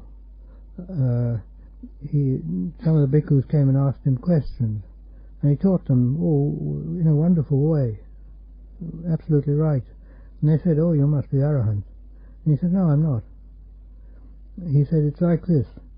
It's like there's a well, and there's water down the bottom, and I want that water, but I've got nothing to get it out with." And he said, "It's like that. He knew it's there. He knew what he had to do, but he couldn't sort of get the right way of doing it." Apparently, later on, he did find the right way, and he got through.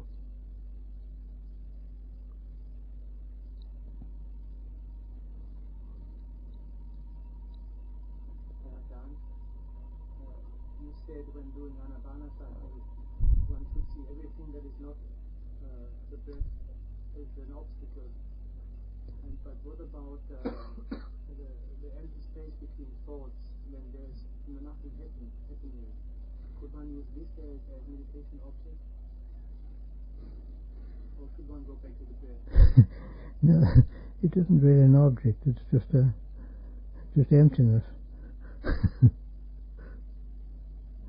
There's between the thoughts.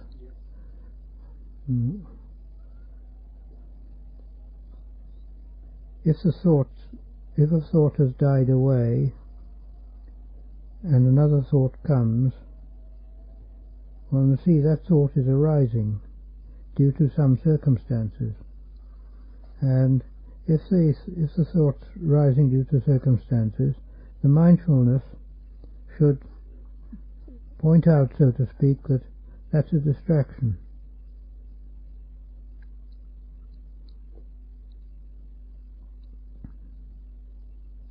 What I mean is a thought has died away and another thought has not yet arisen. And there is also no sense impressions there, and maybe one is not aware of the body, but of course it's still there, but it seems very normal, but nothing is happening. No impressions are happening, and it's very... The question is, what is wrong with that state? I mean, if that state's there and it's nothing is happening, then it's calm, state of calm. Why should one modify it? If one wants to modify it, one wants to do something, which means there's something wrong there. If it's a true state of calm, it's completely satisfactory. It's just calm like that. And if it's that, leave it. So why when it does not last? It's just I cannot maintain it. And for maybe a couple of seconds or so. That's the trouble. It's not the state that one wants. It's not the true state of calm, because if you're trying to maintain it, the trying is the wrong thing. It's wrong. It should be automatic. The state of calm isn't something that you can say, I'm going to do it. The I'm going to do it would break it up straight away. It's got to be something that arises when the conditions have been prepared.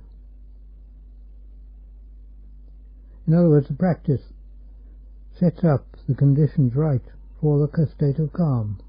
When they're right, the mind goes into a state of calm, and the parikamma just drops away automatically. And it's a still state.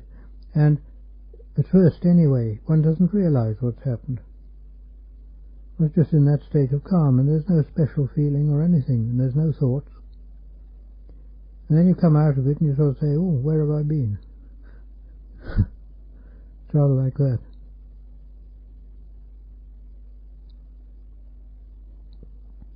When you were talking about the practice of the Noble Eightfold Path coming together, coalescing perfectly, and I had a question about that with the fourth edition's teachings about Magapala, path and fruit. When the practice comes together perfectly in the path moment, how do the four sadhus teach about this? And then also with regards to the fruit, some teachers teach that, say, if one is a stream winner, that one can bring that fruit up again, realize the practice coalescing again. How do you understand this? Well, I'll tell you what Chan says about this. He said he did it with attaining the state of Arahant. He said it's like going upstairs. You go up steps up into the sala, and when you come to the top step, then you put your foot on the sala there, and that's like the path moment. The fruit moment is when you put the second foot there. Do you stay on that same fruit? Does it last one moment, or is it continuous until the next path? Said to be just that moment. Yes. Can one re-experience that moment? Can one re-experience that same fruit again, or does one necessarily go? If one re-experiences it, it can be the Sakadagami. Must be. Can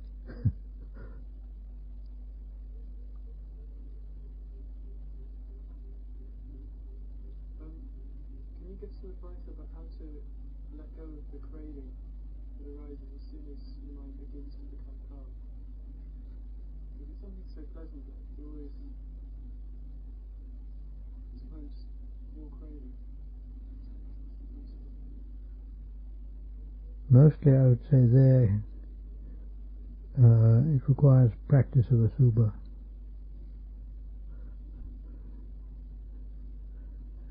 To overcome the cravings. I mean craving for the state of calm. For the state of for the state of calm, you mean? Yeah. Oh. You've got to think about the causes and not the effects.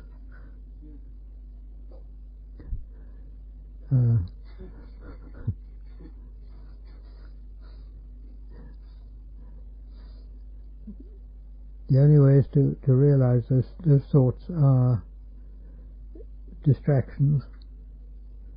They're wrong thoughts. And to reject them.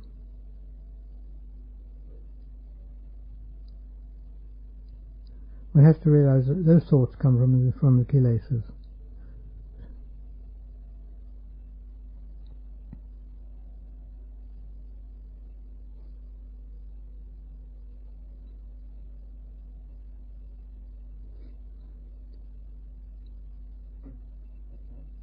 You can say something about Upekkha, development in meditation and in day-to-day life. Upekkha in meditation is quite a high state. It's a state of complete equanimity. It means that whatever occurs, one's not disturbed at all. No disturbance of it inside. In ordinary life, if you can keep that state, it's okay, but mostly people can't.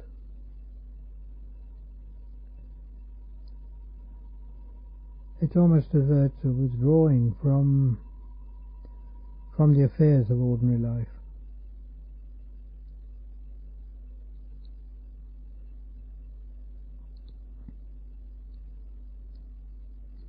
But to keep that state, well, like most things, the only way is practice, more training.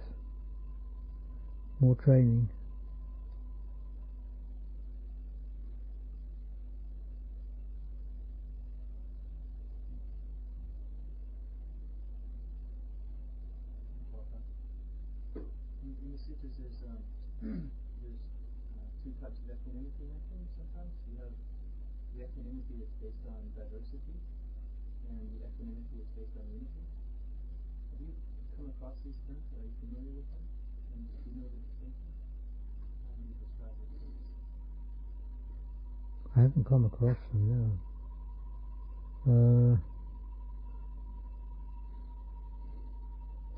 I don't know there because I don't know what the context is.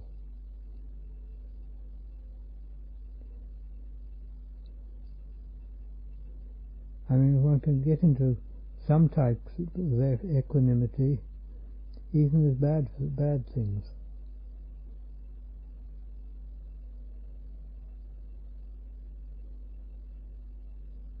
But the equanimity there, it won't last very long, I think.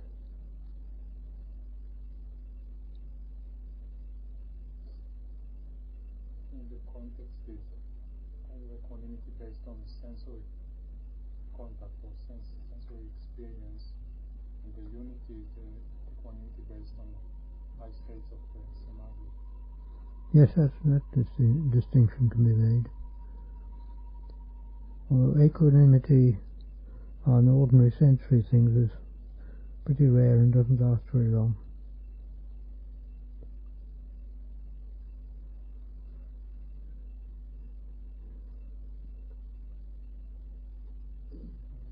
In Zen, Avalokiteshvara is spoken of as a disciple of Buddha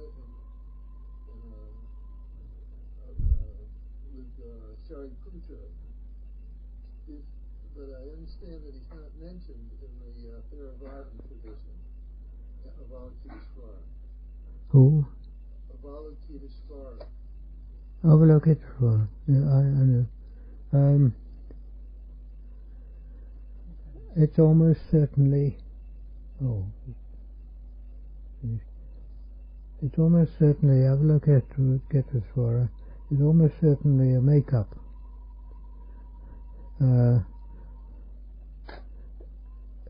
It's the, what is it, the protector of the world.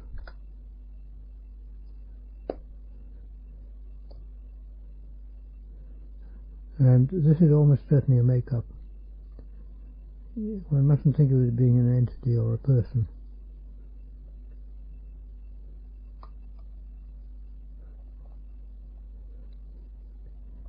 You get, in the Pali tradition, you get Lokeshwara, or Sanskrit, I'm not sure. Lokeshwara talked about, which is the same thing. It's the guardian of the world.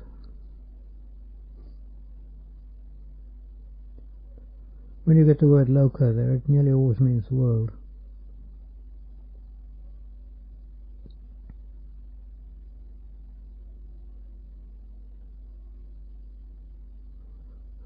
It's you can say it's a symbolic thing. It's all right, but it's symbols.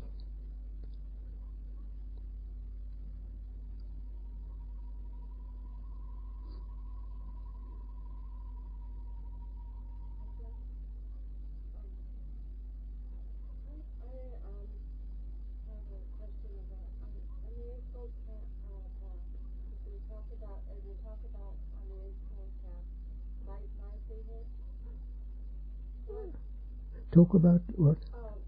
Right livelihood. Right livelihood, yeah. Is that a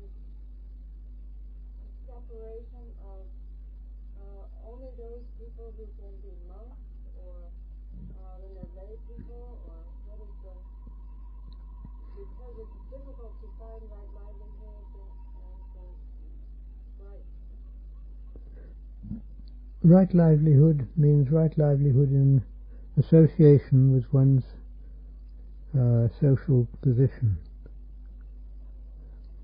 For a layperson who's working in the world, right livelihood means you avoid killing, you avoid anything that's connected with stealing, dishonesty, one avoids selling things which are harmful, like poisons, which are meant for doing harm, or weapons. It means that sort of thing. When it comes to the bhikkhu, right livelihood means that he gets his food, for example, by going out with a bowl.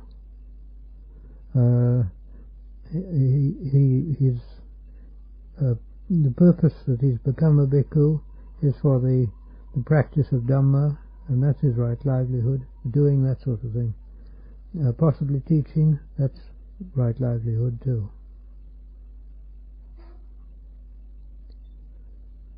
But one mustn't mix the right livelihood of the lay person with that of the bhikkhu. They're different standards.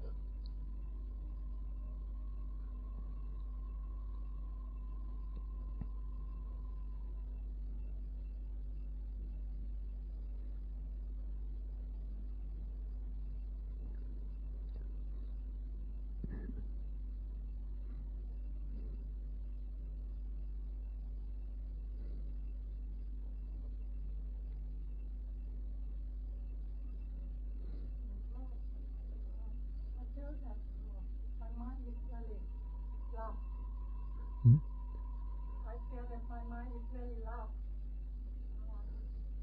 because I have aversion arise many times in a day. Even though it's a small thing, like when I step on a drop of water or a piece of thick rice, aversion comes up, and then I think, oh, such love. It's the mind. And for from this, I think what should I do? Should I go away from this enveloping for a while? Or should I let go of the self? Because consider of mind, love. It means I have self, right? So I think I should let go of the self, or let go of the feeling of love mind. But I was feeling for a few months. I couldn't let go of it. The only way of letting go of self is to get rid of craving, wanting. Because wanting gets rid of attachment, and one's attached to self. But the thing is, it isn't much use trying to let go of self until one's trained oneself quite a long way. Letting go of self is a big step. It's not a small thing.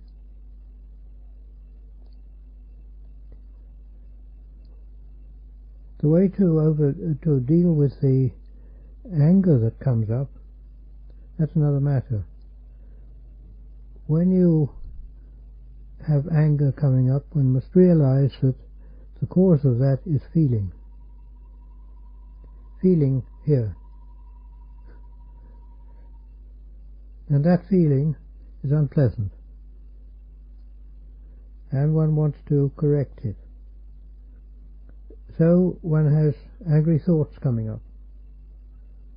One's thinking is about anger, and about this anger going to whatever it is. And if you tread on a lump of sticky rice, you may feel angry that somebody put a lump of sticky rice there. And then one blames that person. And that blaming is the trouble. The feeling is the result of your past. Your past Kamma. But that feeling then gives rise to a reaction that takes place. The reaction is anger. Angry thoughts.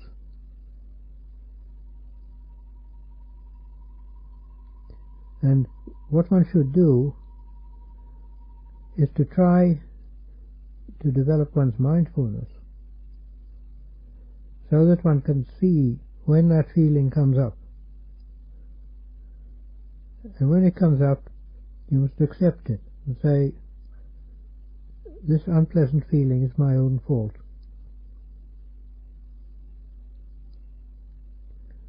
In other words, if you say it's your own fault, that it's oneself that's to blame, and not anyone else, in that way you're getting rid of self to some extent. You're making yourself not a little bit less like that each time.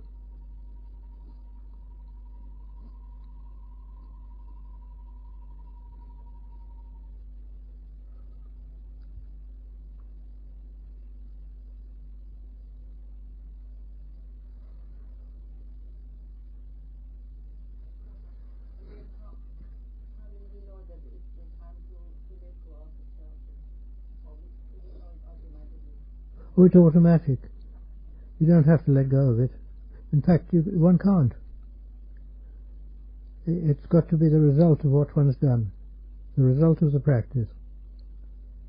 When the time comes, when it'll go, but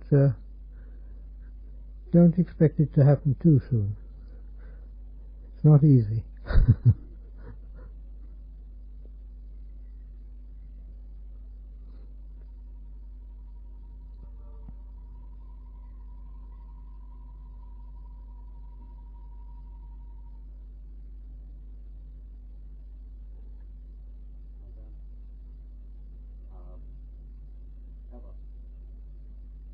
Listening to you talk about all this stuff, and I'm finding it very interesting, but I find myself looking back at myself.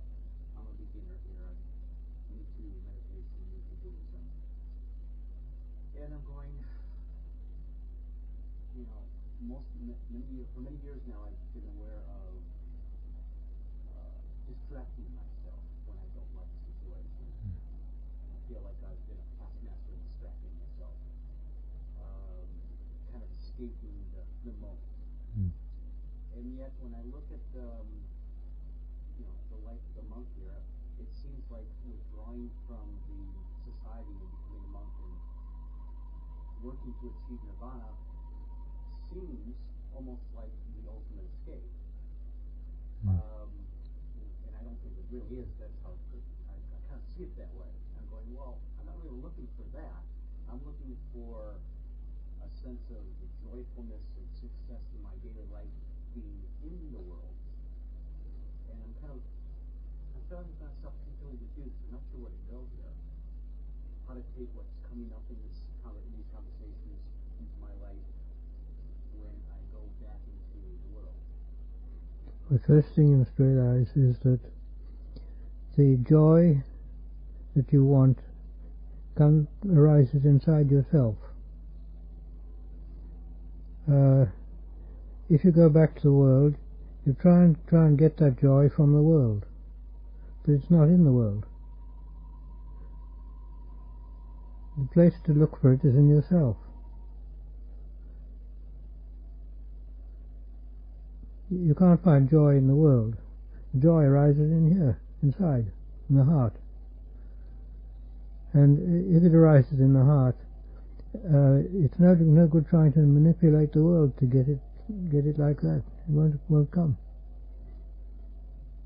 There's plenty of people making millions of money and trying to get that joy out of the money, trying to squeeze it out. It isn't in the money.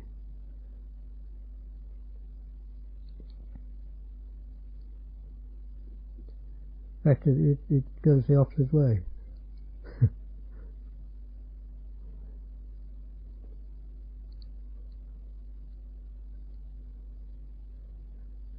If one wants joy, one must look and see where does the joy arise and how. And you must look at the right causes for it. What is the cause of it? And if you do that, you get the right cause, then you'll get the joy. But if you don't get the right causes, then try forever, you won't get it.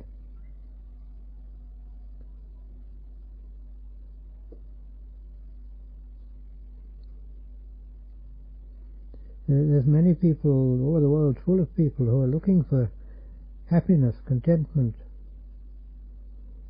and they're searching for it. And they're looking in all the wrong places, because they look outside in the world all the time. One must realize that development in the world, in a general sense, means deterioration in people. Simply because the minds of people are out in the world when they're developing the world, and not in themselves. So they develop the world and they forget themselves. And then they wonder why they're unhappy.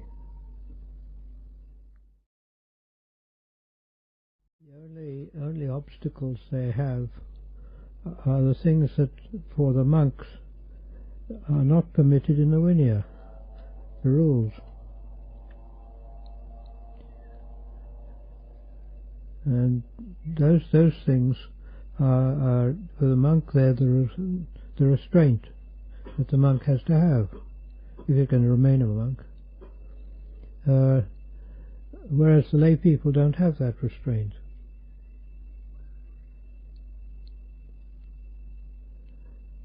But otherwise there's no difference.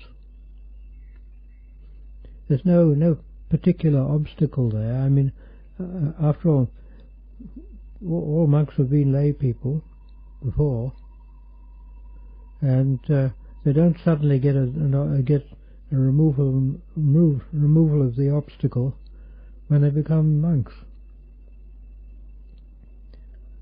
Person becomes a monk, they put on the robes, they go through the ordination ceremony. They've still got their kilesas just the same. They're still there. They're still carried with them. And they're the obstacle, really. I mean, the monks then have a set of rules, and they must try and train themselves in those rules. And that helps them to overcome these kilesas. There's really no reason why the layperson can't practice rules like that either. They can. But it's up to them. And I mean, some monks do practice the rules and some don't. This is what it comes to.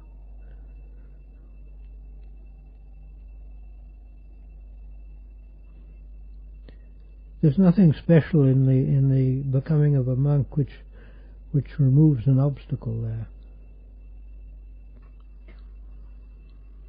For me, really the main reason for becoming a monk is that it's a mode of life which is accepted in society, where the monk can live and do whatever work he does in the Sangha without having to bother about money and the making of money, and without having to get himself involved in all the, what we might call, the mess of the world. So that he's got the freedom to practice and to train himself. How well he actually uses that time is up to him, and possibly his teacher as well.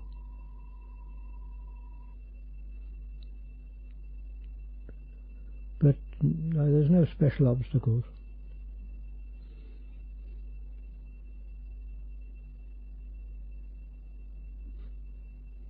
Anymore?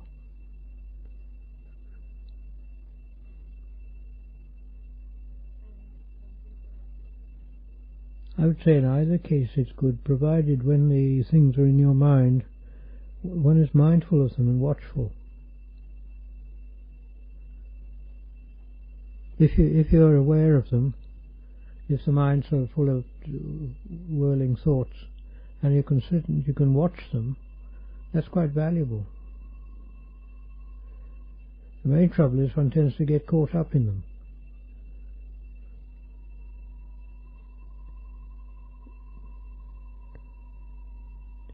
You understand that, Cole? If one gets caught up in these thoughts, one becomes involved in them, and when one's involved in them, the thoughts take over.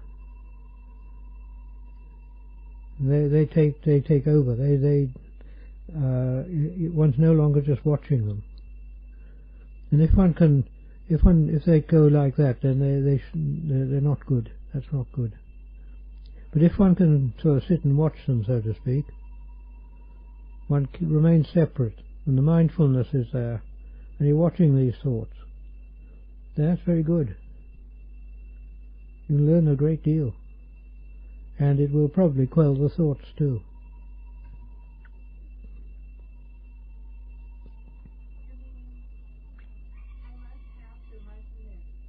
Yeah. If you can do that, yes, that's the right thing.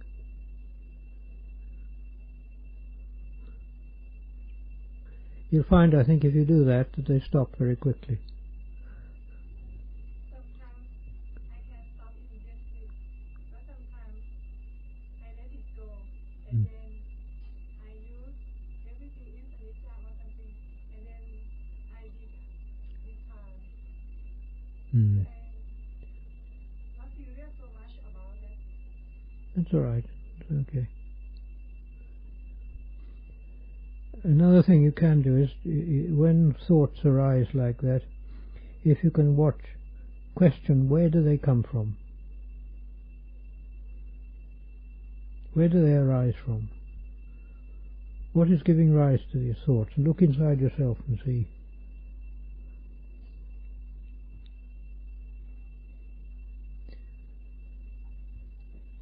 The old saying is that Rome was not built in a day.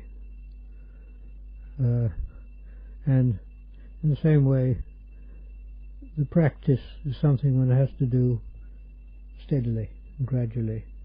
And if one does it right, one gets the results. They come. It may take some time, and how long it takes depends on the effort and what one's kilesas are. But if one practices, the practice will give rise to the right results.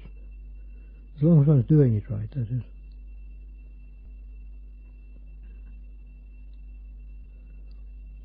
One shouldn't think in terms of, oh, I'm no good at practice, I can't do it. Because those thoughts come from the kilesas also.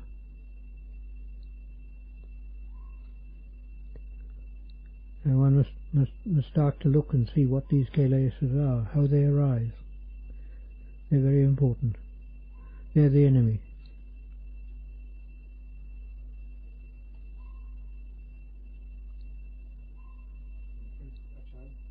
You often use the word kilesa. Yeah. I understand the same way this is the sankhara. No, sankhara, not the same. No. Yeah, it's quite different. Sankhara has two meanings really. Sankhara in the external meaning means the parts that make up something. You have a motor car. The bits and pieces that make it up are the sankharas. And everything is made up of sankharas. The other meaning of sankharas is the thoughts and the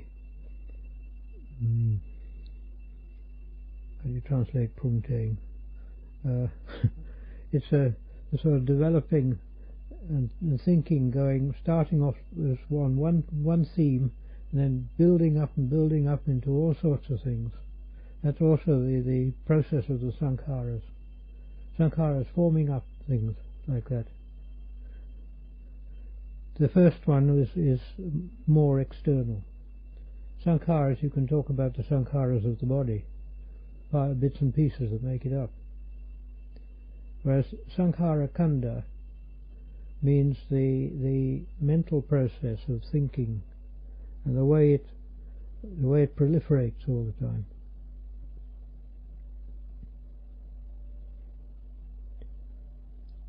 As far as the kilesas are concerned, the kilesas,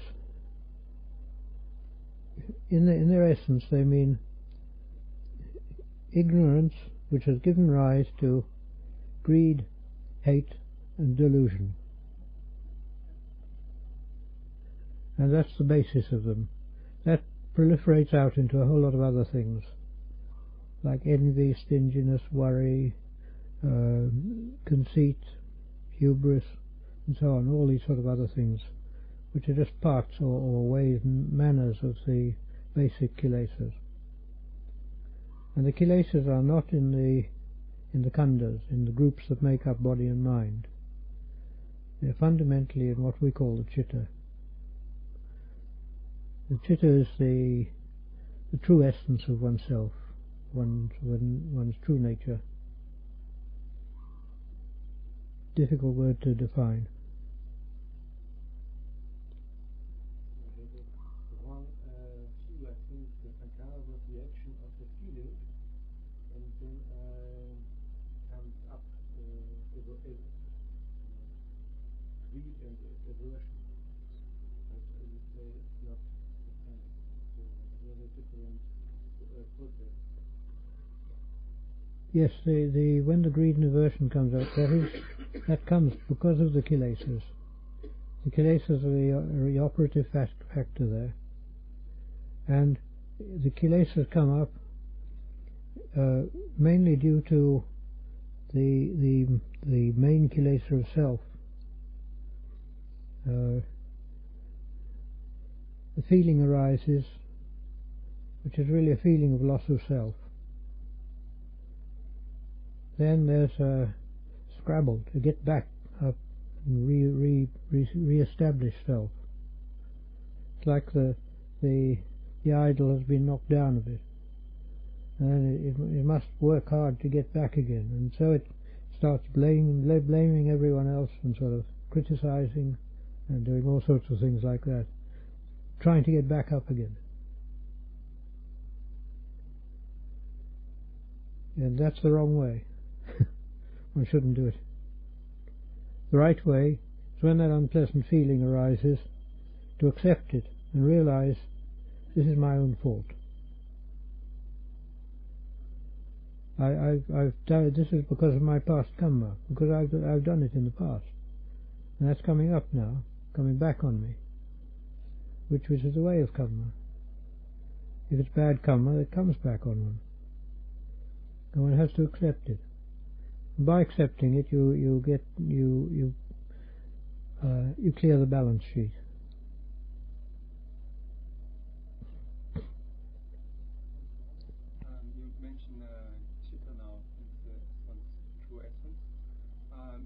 Yesterday when you were saying, you were mentioning like the pure chitta is non-dual reality, like independent from consciousness and the other khandhas.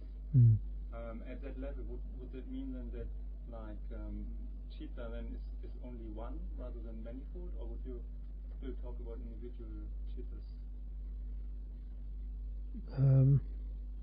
Individual or many cease to have any meaning at that level. It's gone beyond speech, beyond concepts, and all you can call it is emptiness. It means empty of everything that we know here, everything in the world. But it's reality. You get the odd proposition that existence is impermanence. Everything in existence is impermanent. It's changing the whole time. Because of that, what exists is unreal. Because reality means permanence. It remains the same thing, whatever that is. And reality doesn't exist. Again, existence is unreal, but reality doesn't exist. You can work it out.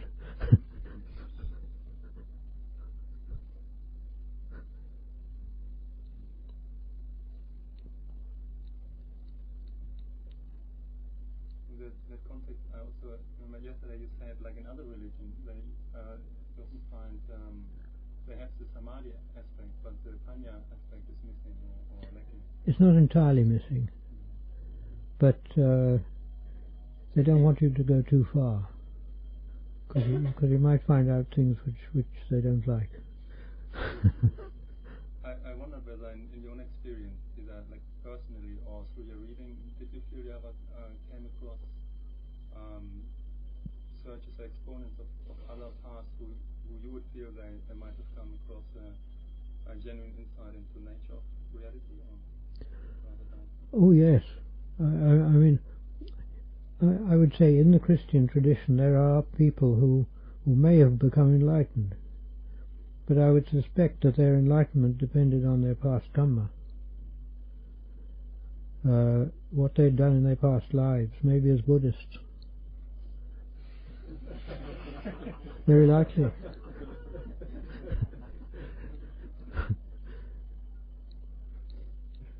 Rather like in spite of the doctrine. Yeah. Yes, true. I mean, Meister Eckhart, he's a remarkable person, and one can't say he was arahant, one doesn't know.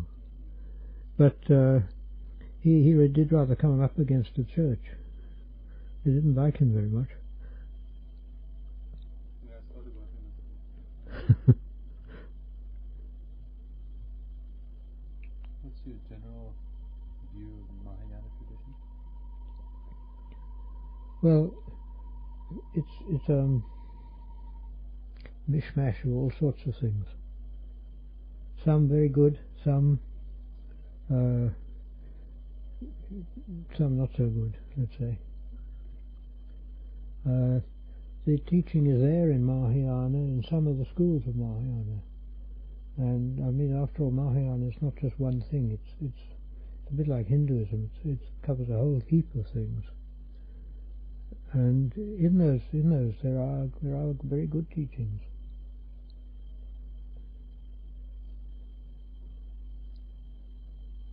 I mean, the Lankavatara Sutra, which teaches the what they call the mind-only theory, and that's perfectly valid.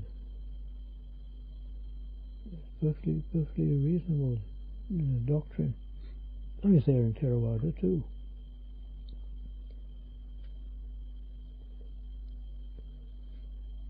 The Madhyamika ideas, they're certainly there, because I mean they go in for emptiness. The only thing is, I feel with the Madhyamika they try to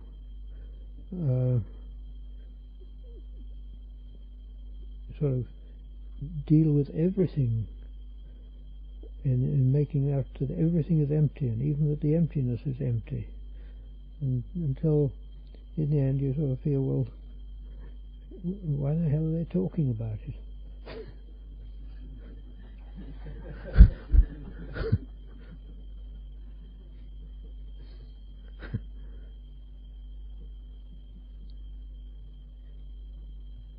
But certainly there's very good teaching in it, and there are some that are not so good. Teaching of everything is emptiness strikes me similar to what you were saying last night, how you would investigate something like Sutta 2. Yeah. As basically everything being out there being 99% space. Yes, it is. Yeah. Yes, it's what, really speaking, we can say that things are there. Everything exists. But what does everything exist mean? It means that the five senses exist, or the six with the mind. And what we talk about existence is when the senses see something, we say, oh, yes, it's there. Or you feel it, you say it's there. But this sort of existence is something which is illusory, simply because those things that are there are changing all the time. And when we say, oh, it's the same as it was yesterday, what we mean is what I see now conforms to what I remember of what I saw yesterday. So it's memory that's telling you that it's real. Whereas in fact it's not the same thing. It's change.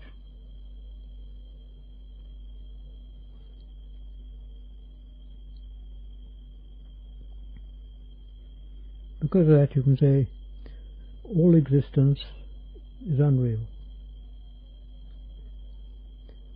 You can't get any entity in it at all.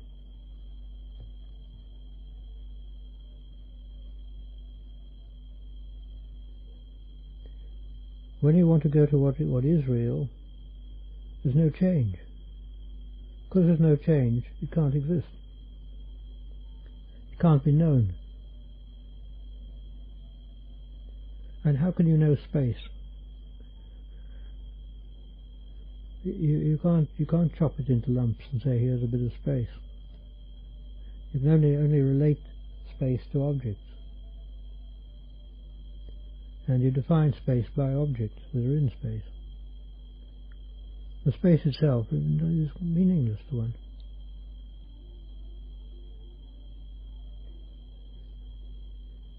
I think we're going to have a serenade tonight. I've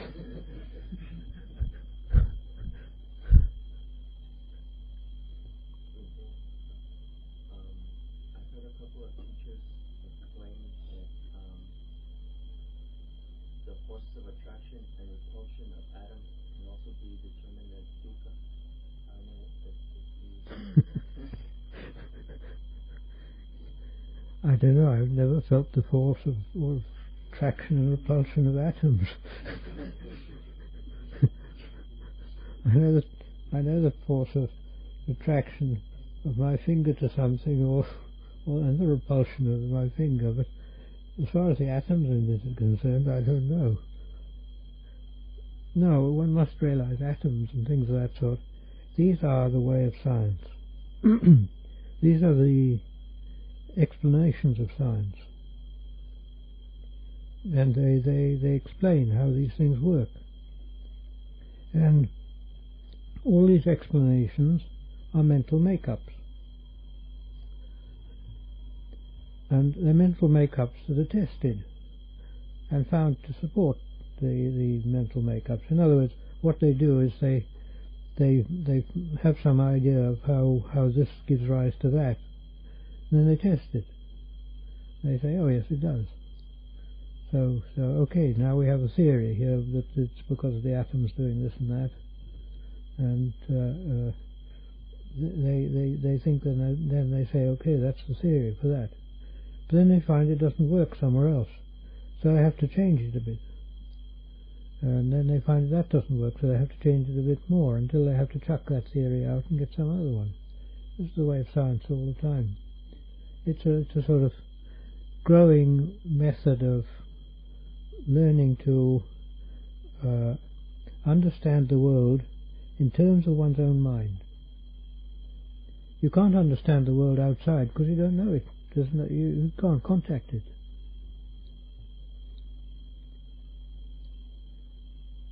What is the world outside? It's just seeing, hearing, smelling, tasting and touching. That's all. And we assume that they're made of atoms because that theory seems to work well. But we don't know really. We would recognize inanimate objects with the same dynamic of suffering that the mind undergoes, like craving and attraction and repulsion under inanimate objects. If one wants to say dukkha in other things, no, that's nonsense. The only thing that really has dukkha is the chitta. Where there's no chitta, there's no life.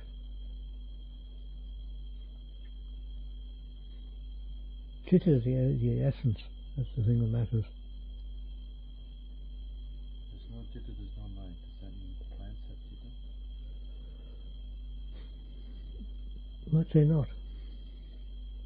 The Buddha said that we shouldn't destroy vegetation because the common people suppose that they have one principle of life. He never said that they were alive or that it was life. The putting it in a modern view, they're much more a matter of reaction, process of reaction.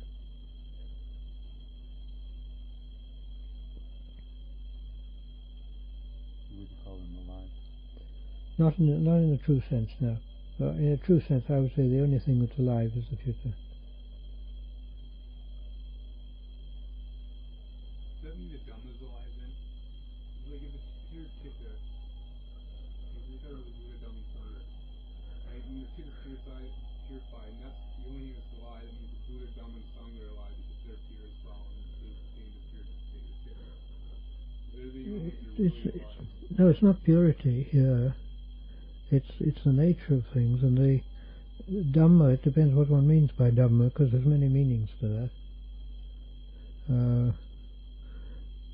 The ultimate Dhamma, what they call the primordial Dhamma, that is chitta really. It's the same thing. But then the primordial Dhamma, how do you catch it? You've got no handles. There's nothing you can hold on to. Chitta only in human beings? No, it's in animals, chitta. How far down the scale it goes, I don't know. But in animals that have volition, there is chitta. And you can say for certainty, In dogs there's chitta, in cats there's chitta, in tigers they've got chitta, elephants, snakes.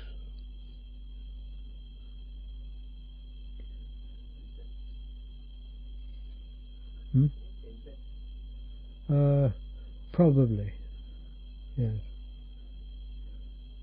Although whether that goes down to bacteria and things, I don't know. I'm not sure there. Maybe not.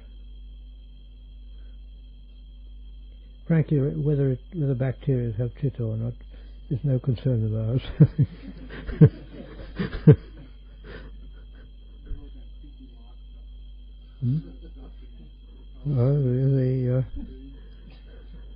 The slime mold. It's rather interesting, that one here. I think it's in not California, Oregon. I think it's there. There's this mold which grows on trees and things, and it has to have moisture. If this food dies away, then this mold forms itself together into a worm, and then it goes off and comes to another log or something that's suitable, and then it spreads out as organisms, separate organisms.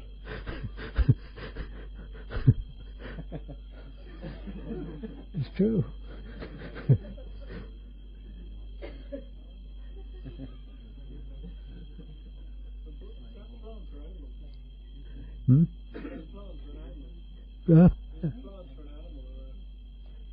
Well, I don't know what you'd call it.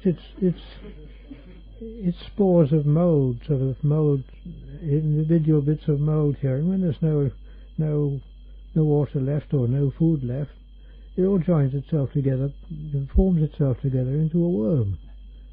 And this worm goes along till it finds.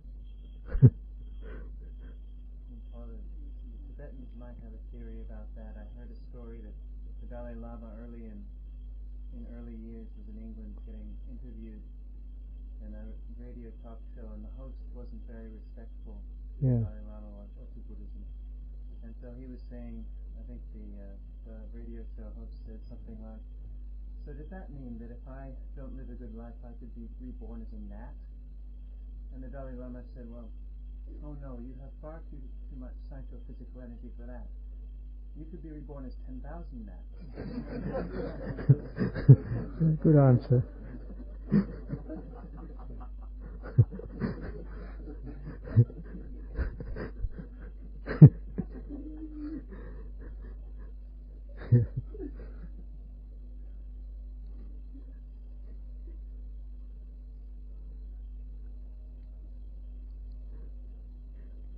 Very good, but still not sure.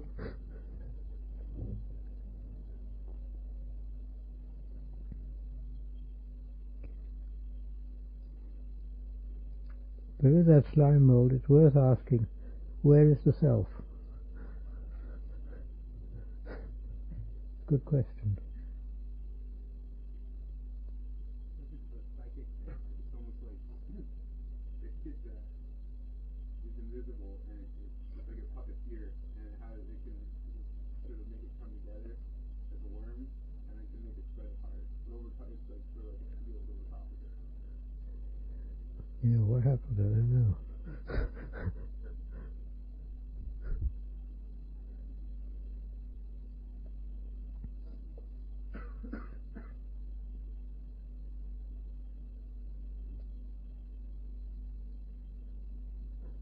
Any more questions?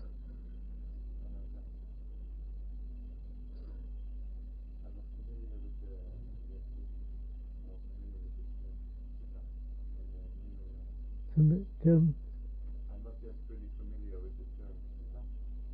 Yeah.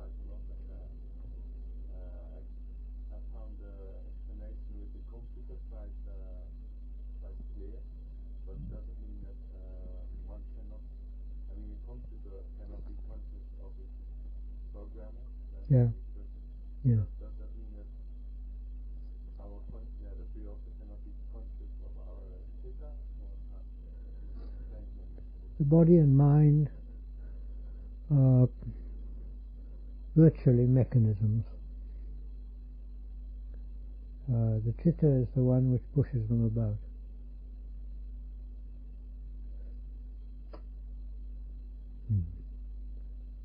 Deep, the chitta is the one that pushes them about. The chitta is the one that has power. The chitta is the one that has volition, intention, and because it has volition and intention, it creates Kamma. Only the chitta can create Kamma. Because of that, the chitta, when it's got Kilesas in it, also creates Kamma. And the Kamma it creates depends on the Kilesas very largely, because the Kilesas make it go and do things. The chitta's got power, but it's neutral. Whereas the Kilesas are, so to speak, they're biased. And they want this, they want that. They want contentment, they want happiness. They want goodies, good food, and all the things they want. And they push the chitta about to try to make the khandhas go and get these things for them.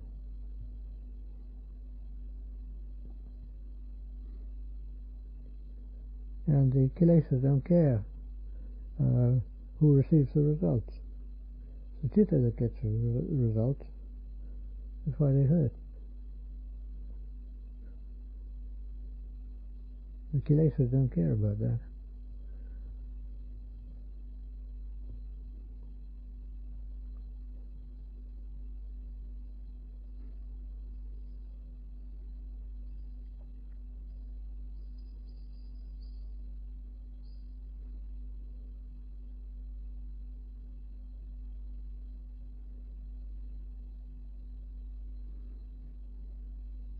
The chitta is best described as the one who knows.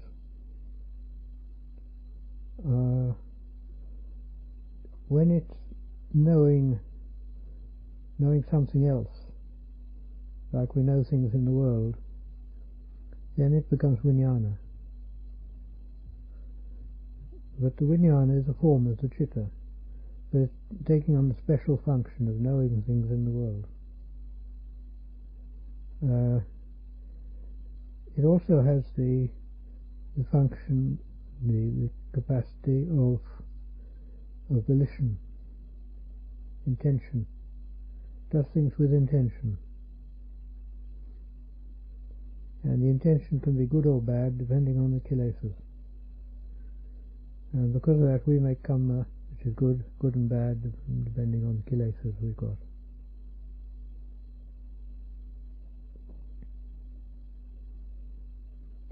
But the chitta, once it gets free of the Kilesas, then it no longer commands the khandhas. The khandhas are free, and they go their own way. And this is the arahant, in other words. When the person becomes arahant, the chitta's gone free from the khandhas, free from the world, and it's gone into completely still states. And then the khandhas will go on operating much in the way that they've been operating before. The only thing is there won't be any evil things in it, because the Kilesas have gone. There won't be anything bad or wrong. But they then just go on operating. And if the character was mild and easygoing in the past, he'll be mild and easygoing when it becomes arahant. If he was irascible and angry when he was before he was enlightened, when he's enlightened he'll also be, after that he'll be irascible and angry. But he can use that to teach other people. In other words, he doesn't use it in wrong ways. because of this, it's extremely difficult to know who's an arahant. Because the characters change so much. They're so different. They're different like ordinary people's characters are different.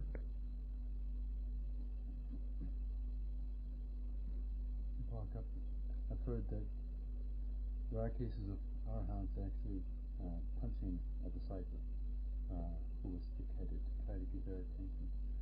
Now, someone else has said, well, if an enlightened person can punch someone without anger, certainly they can have sex without lust.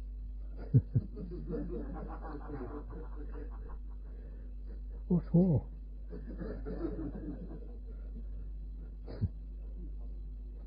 I mean, you punch a person to teach him something, but sex doesn't come under that category.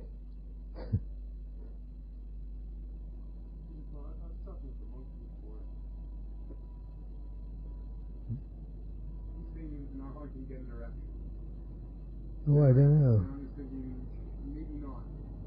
And we want to ask you, but we thought you're tired that day or something like that. I don't know. I'm not an arahant. I don't know.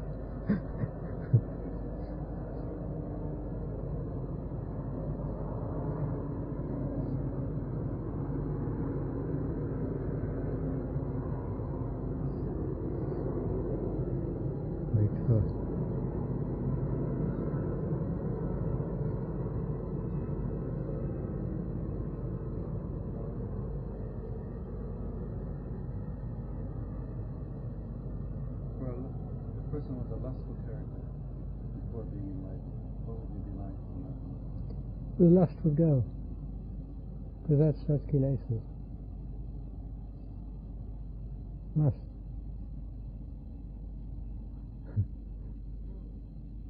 There wouldn't be any left.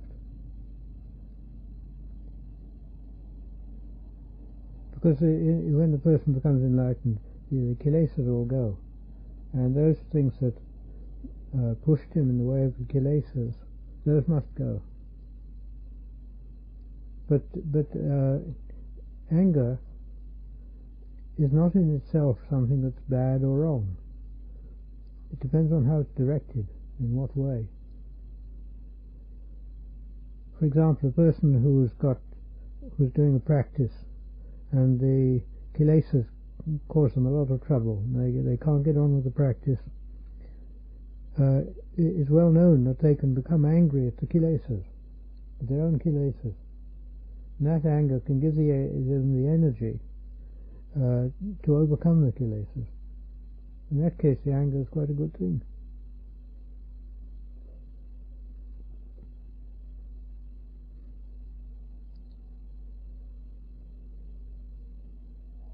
But if the anger is directed outward at someone else, that's another matter. That's not good.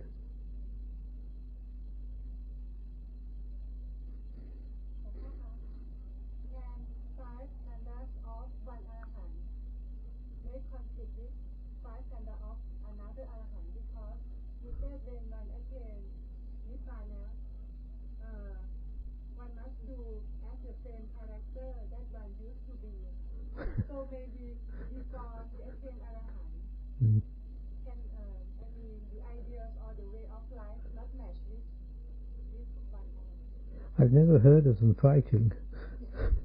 Not fighting maybe thought, ideas. Oh yes, they may have different ideas. Yes. Oh, it's quite possible. But each will have a good reason why. And probably both of them will be right in their own sphere. In other words, I mean, one person will talk about doing the practice of seeing the body as the four elements, and they say this is a very good method because maybe he did it himself and he found it was a good method. Another arahant says, "Oh, that's sort of nonsense. That's no use. You've got to do the breathing practice, and that's the right way of doing it, you see, because the Buddha did it." And of course they're both right, because both of them used that, method themselves, and they found it worked. They're not sort of saying it's the only way, although some of them might say it's the only way, that because they did it, they know it was like that. But they can make mistakes. Arahants can make mistakes. I mean, there's no doubt about that. But generally, they don't make much in the way of mistakes about Dhamma. As far as the practice is concerned, there's possibility of them making mistakes, of saying wrong things. This is possible. But the mistakes won't have anything bad behind them. They'll be just sort of mistakes due to just not knowing that.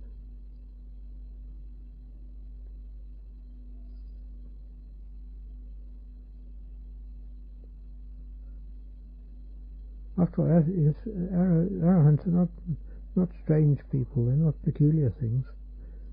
They're just people, and they're the only sane ones too, really.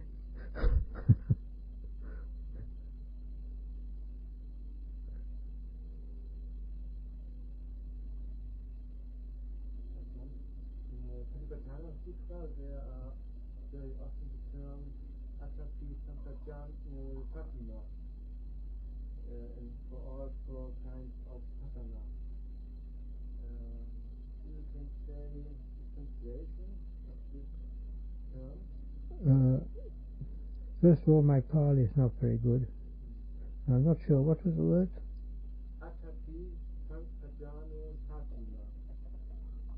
No, it's beyond my Pali. I'm afraid. Do you know what the translation is? Very difficult. Meaning that each moment we are aware of impermanence and all day life, and to not forget all things is impermanent. And if you are in all four kinds of patana, there's a term, the same terms. No, I can't get it clear. I'd have to see the original, see what the translation is, or the original. Yeah, I can't give an answer to that one.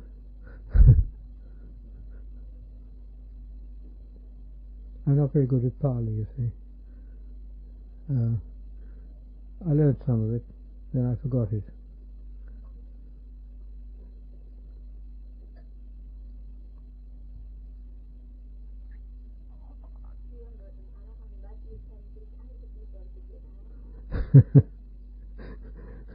Maybe.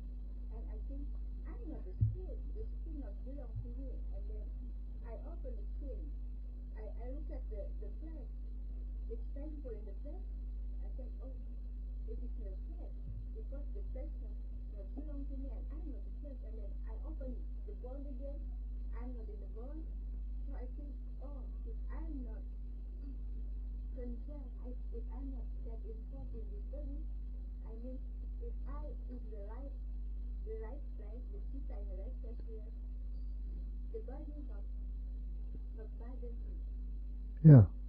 Yes. Yes. Good. I can do like this in practice, but how can I do like this not only in practice, in daily activities? Do it many times. First, many times in the practice, until it starts taking over.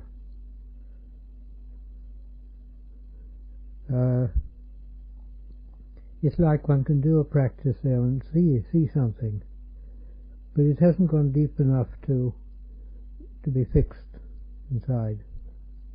But if you do it many times, then the mind will pick it up at other times when you're not doing the practice, and it'll go more and more into that until it becomes part of one's character. Yes, like habit. Yes. Do it many times.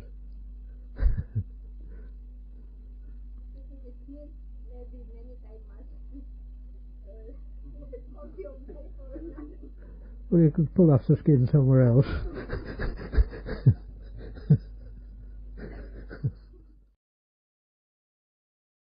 Individually. When these factors are developed, then in your practice, if they're developed enough, your practice will be strong. And when it's strong like that, they can come together and act as a bridge across to the other side. And one can get the path moment, as it's called, of Sotapanna. But the thing is, one has to develop the factors of the path individually. But one mustn't think that that's the path. The path only arises when all of them are perfect. That's why they say right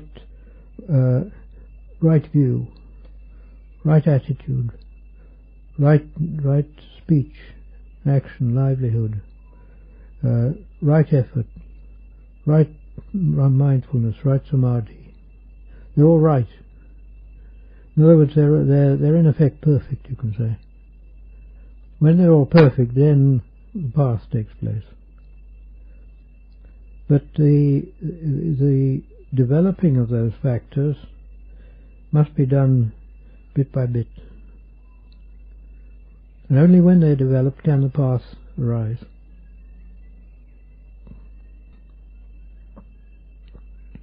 And the way to develop them is, of course, the usual way, Sila, Samadhi, Pañña. When they're developed, then the path arises and it becomes Vimutti Jnana Dasana, the freedom and the seeing of freedom.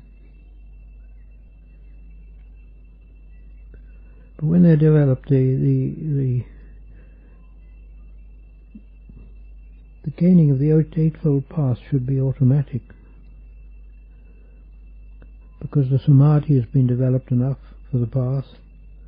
If the Samadhi is developed enough, the state of mind will be sufficient to support all the other things. More questions? You used meditating on one of the fields of consciousness, like sight or sound, as a Kamma object in the normal round of life in the monastery, seeing sight as sight rather than getting involved in the sense of space and so on. Yes, but it's difficult.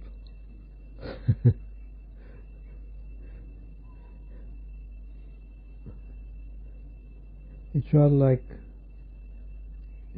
you've got to get into the right state for it. And it's rather like you've got a piece of rubber there pulling you back to the ordinary way of seeing all the time. You've got to pull against it, and it easily slips back.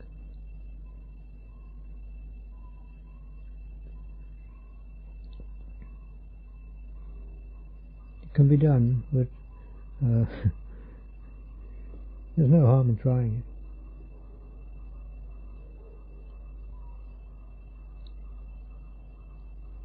But if you do it, you must analyze the way that you see things. In other words, get it fixed in the intellect first. Then maybe you can do it. The advantage of that sort of practice is that it does cut down the tanha, the wanting. Because if you see things as being like a picture postcard, the wanting just dies away. You don't want it. You see wonderful mountains and you think, so what? Just light, just colour. So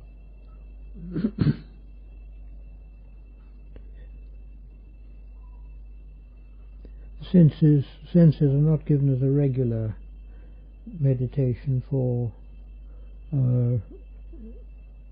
in Theravada, but there's no reason why one shouldn't do them. They're a wisdom practice, and if one can do that and not let the mind interfere with restless thought, it's all good, all right. I don't think that practice is particularly harmful either, because if you can see things properly, it's only that you realize that the nature of things is just that they're images inside one. That's all.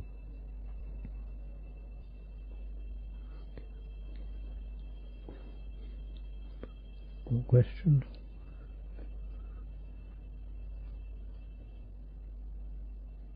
Try to develop some kind of a state of acceptance. You try to develop calm. How can one make sure that doesn't arise some kind of carelessness?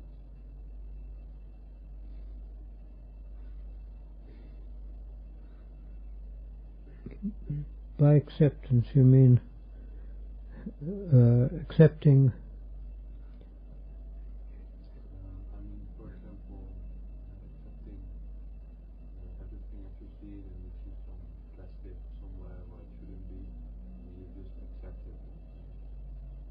So you maybe know that it's not appropriate there for the plastic to be there, but yeah, there's some kind of carelessness in that too.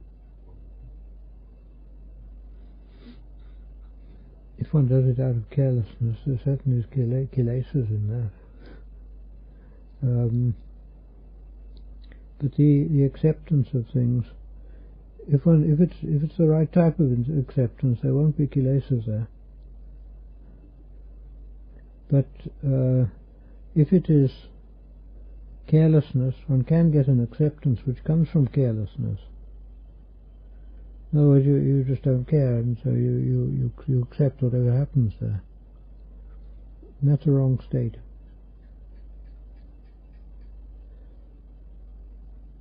The carelessness there is something which one shouldn't have. That carelessness goes right against what the Buddha taught, that one must be careful. Must always be careful. And if one practices that, I don't think that careless state would come up. Because he said one must always be careful, watchful, and be aware of what one's doing, which means mindfulness. Because when we're in the world, it's very easy to make Kamma. It's very easy to make bad Kamma. And in order to prevent making bad Kamma, one has got to be careful. And although one may accept things, one accepts them with kind of due thought. Not just because of carelessness or anything of that sort.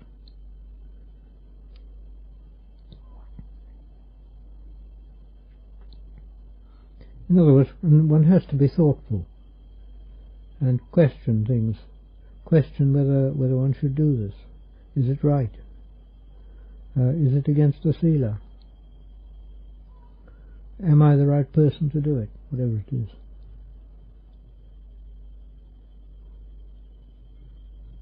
The nature of the acceptance, of course, is quite a different thing. That means that one accepts, because one sees the nature of something, and one realizes that thing is quite separate from oneself, that it's something which maybe one shouldn't be interested in. And so one just leaves it alone. But it depends on what it is. Some things make one be very careful. If you're out in the jungle and you meet a tiger, you're not careless. Carefulness is there, quite automatically.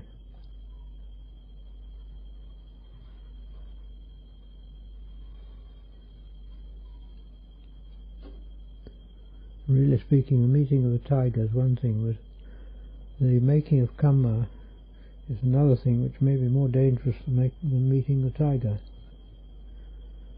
The only thing is, the tiger is an obvious danger, whereas the Kamma is not.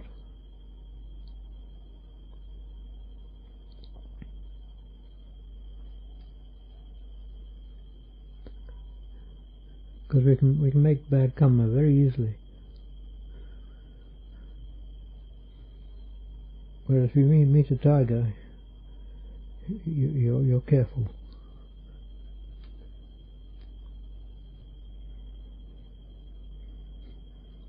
There's the old joke. A man said, if I was in the forest, I met a tiger, I'd pick up some shit and throw it at it. And the other man said, how do you know there'd be shit there? He said, be right behind me.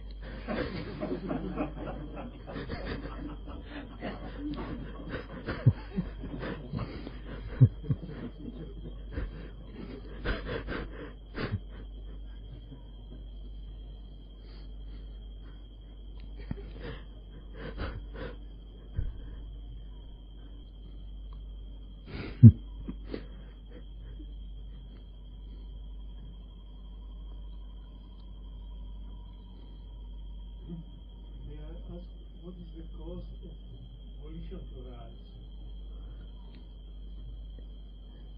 arise? When the circumstances, external and internal, bring about the experience of something lacking, then there's the wanting, and the volition arises. It's really, volition tends to arise because we feel we lack something. And the lacking something comes down to dukkha. There's discontent. And the volition tends to arise because of discontent.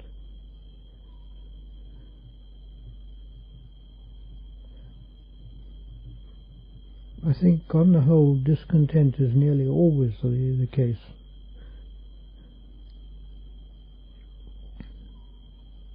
I mean, if you cross the road and you suddenly see a bus bearing down on you, you jump.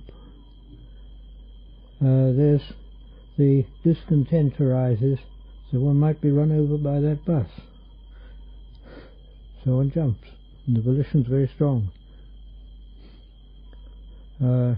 If one smokes and one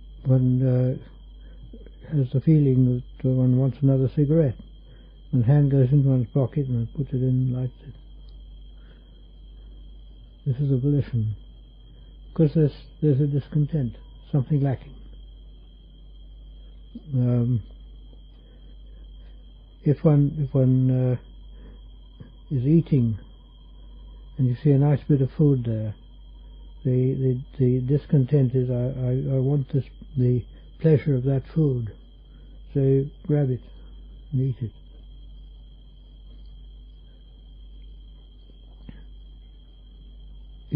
One can say really it's practically always discontent. There may be some automatic things which in which volition arises, but I can't think of them at the moment.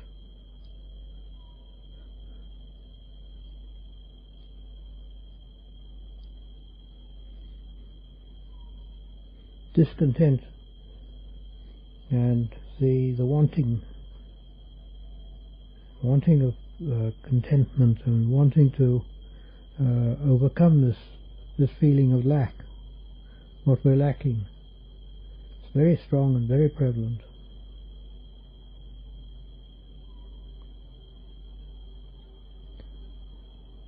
It's not like water.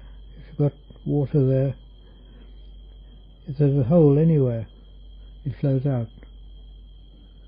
And the hole could be big or small. And the discontent is like the water flowing out that place. It means that in a state where there is no motive, no craving, there is no volition. No motive for? No volition anymore. If there is no craving. If there's no craving,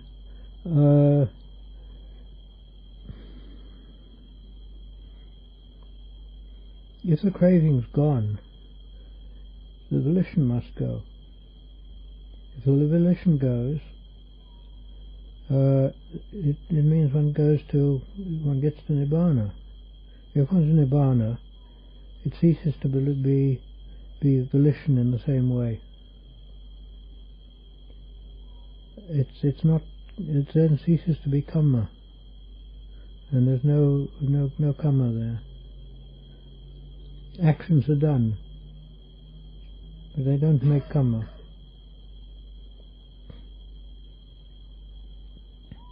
But that's for the Arahants, not for us. Even with good things, I think the volition is still the lack of something. In good things that you should do, that are right, there can be the wanting to do them, because one feels one's going to gain from it. One feels one's lacking that. But it's still volition then. It's still a lack which makes one go on. And fundamentally, it seems that Nibbana is there all the time, and in a sort of unconscious way we all know it. And we're always wanting it. And we're wanting that state, which is pure satisfaction. And the kind of thing is we're always looking for it. And we look in all sorts of ways, and we don't find it, so we're always discontented. And the discontent can only stop when one gets there.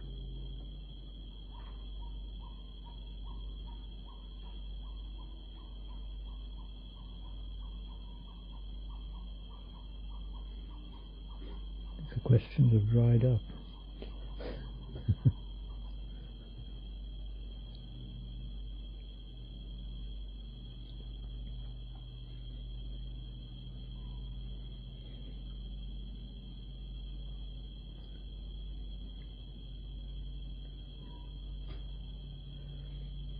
One thing people can investigate and look in themselves at is the question of symbolism. Symbolism is the way we think. We're always making up symbols and using symbols. I mean, to give an example, if you talk about America, What is America? We can't look at the whole of America. We don't know it. It's too vast and too complex. So what do? We get a sort of package like this and we say, oh, that's America for me. Maybe something on the map or something that one knows in one's own experience there. Whatever it is, we make up the symbols. And for us that symbol is America. We're doing this all the time. We find things, just any old thing, it's made up of bits and pieces, sankharas. But we see it as an object. We distinguish it as an object. And that thing that we distinguish as an object is a symbol. It's like this. If you take this thing here, and you say, well, that's separate from the mat and the other things. So we make that glass, that's a symbol to us. And one takes it as a symbol, and one uses the symbols. All the time we're making symbols. We're absolutely riddled with them. And it's after the fundamental way we think. We've got to think like that because the complexity of things is so vast that the mind just isn't enough to hold it. We can't hold it. Can't hold it all in our minds. And the only thing we can do is to divide it into bits and pieces. And we do that by making symbols. And we should look at these symbols and see what their nature is. Because they're symbols, they're not the things, whatever they are. And therefore they're in a sense false. When we look at our symbols, the symbols we have within us, we realize that we have views about those symbols and attachments and ideas about them, and we often have arguments about them, whether my symbols are better than your symbols and so on. And really speaking, we're kind of, if there's an argument comes up, it's like an argument about two parts of atmosphere or air, like that. There's nothing solid in them. We're arguing about two sets of symbols, and the symbols themselves are not the reality.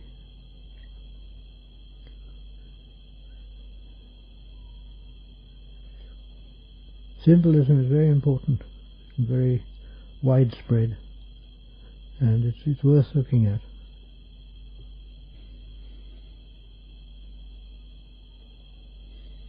I can also say that these symbols in one's mind, they tend to die away. They get old and they get sort of tatty and they start to disappear. And then up comes self saying, oh, we mustn't let go of that one. So think about it, one thinks about it to re-support it. In other words, we often refresh our symbols. We refresh our minds by thinking. And quite a lot of the discursive thought that we have comes from that, just refreshing it. We think about things in the past, things that we've done, things that people we've met, and so on. And we want to refresh them, we don't want to let go of them. There's a lot of attachment in that.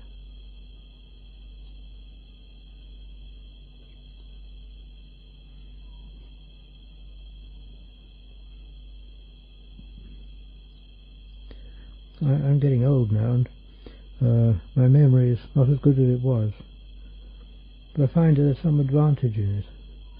The past tends to be rather vague, and I don't think about it much. And because of that, the attachments are dropping away.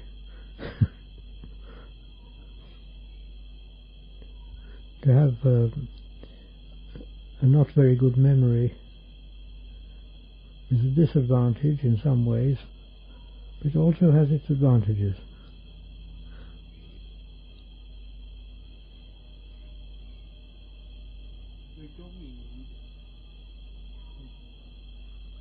We need to have good memories.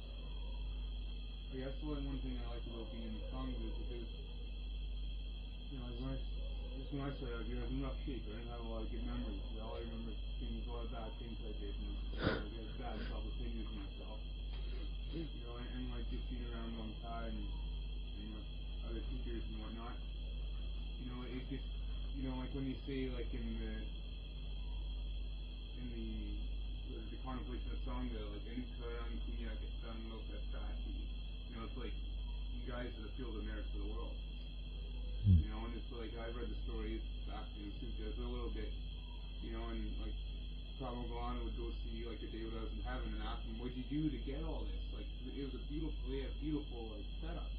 They're shining bright and they had all the they're just like they had a really good life, and they said all they did was just give just had a faith in their heart and sort of like kindness. They just gave a couple of monks some water on a hot day.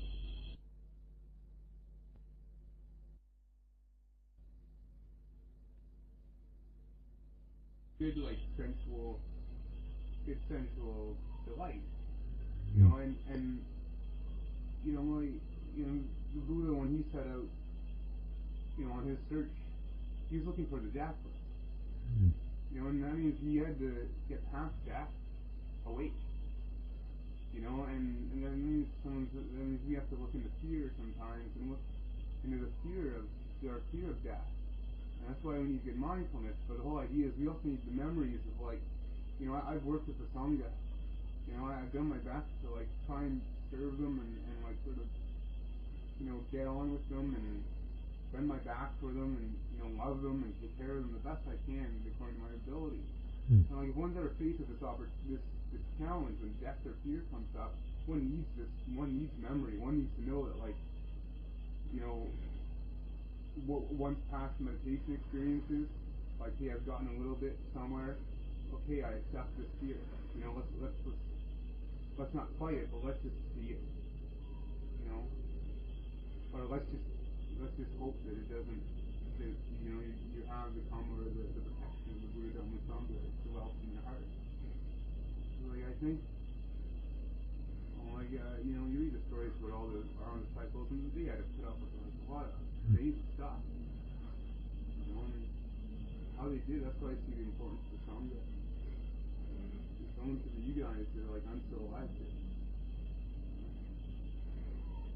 here. Yeah, one has memories, and some of them may be good memories, some of them bad memories. But the thing is, one has to look at what the memory is. It's just thinking, just ideas coming up, symbols coming up all the time. And it can be quite good if one thinks of the good things. And one shouldn't dwell on the bad things. But at the same time, the real result comes not in the thinking, but in oneself, in the lightness that comes from the practice. And that's where the real results come, not from the thinking. Thinking will all die away. You need enough memory to be able to do things and to act in the normal way. A person with Alzheimer's completely, he goes completely dull and dead. When the memory goes in that way, there's no hope. But for the normal person, memory is not the essential thing that's normally thought of. In the sense that one remembers the past and one dwells on the past and one thinks about it. It's not necessary. One can use it as an aid at times, but fundamentally the results of the practice are what matter. And they bring lightness, buoyancy, feeling of certainty, knowing where one's going, and knowing where one should go. And these are the sort of things that matter.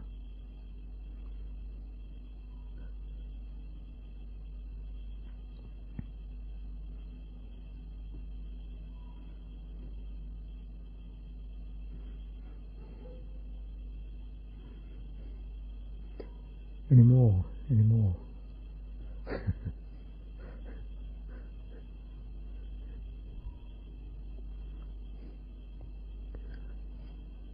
Everyone's satisfied. Okay.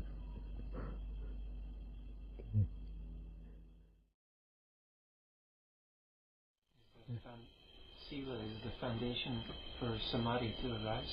Which is? Sila. Sila. Oh yeah. And yet, I think it's we can see in other traditions how samadhi can certainly arise without sila to some degree. Oh yes, it can. I was wondering if you could talk about this. Well, what other aspect of sila? Well, I mean, a cat watching a mouse can have samadhi, but it's not right samadhi. Samadhi can be wrong samadhi quite easily. I mean, the burglar being very concentrated cracking a safe can have samadhi. It's not right samadhi. The difference between right samadhi and wrong samadhi is very great. And the wrong samadhi brings dukkha, not sukha at all. And the other traditions can get samadhi. They can get right samadhi too, in the sense that it's not morally tainted. It's not quite right samadhi in the Buddhist sense, because that involves the Eightfold Path. But they can attain samadhi. I mean, samadhi is fundamentally a state of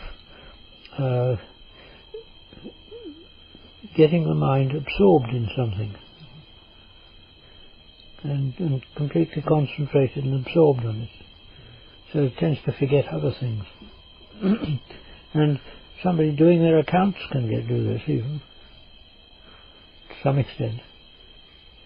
So samadhi isn't something that's purely Buddhist at all. It was never claimed to be purely Buddhist. It's pretty obvious that the Buddha, when he went to his teachers, the two teachers he went to, and he learned what they had to teach him, which was jhana, which is, you can say, is allied to samadhi. And he learned all that off as far as they could teach him. But he knew perfectly well that he hadn't got there. Although it was very useful, it wasn't what he was after. So he left them. And the thing that's different is not so much sila and samadhi, but it's pañña. Pañña is where the difference starts.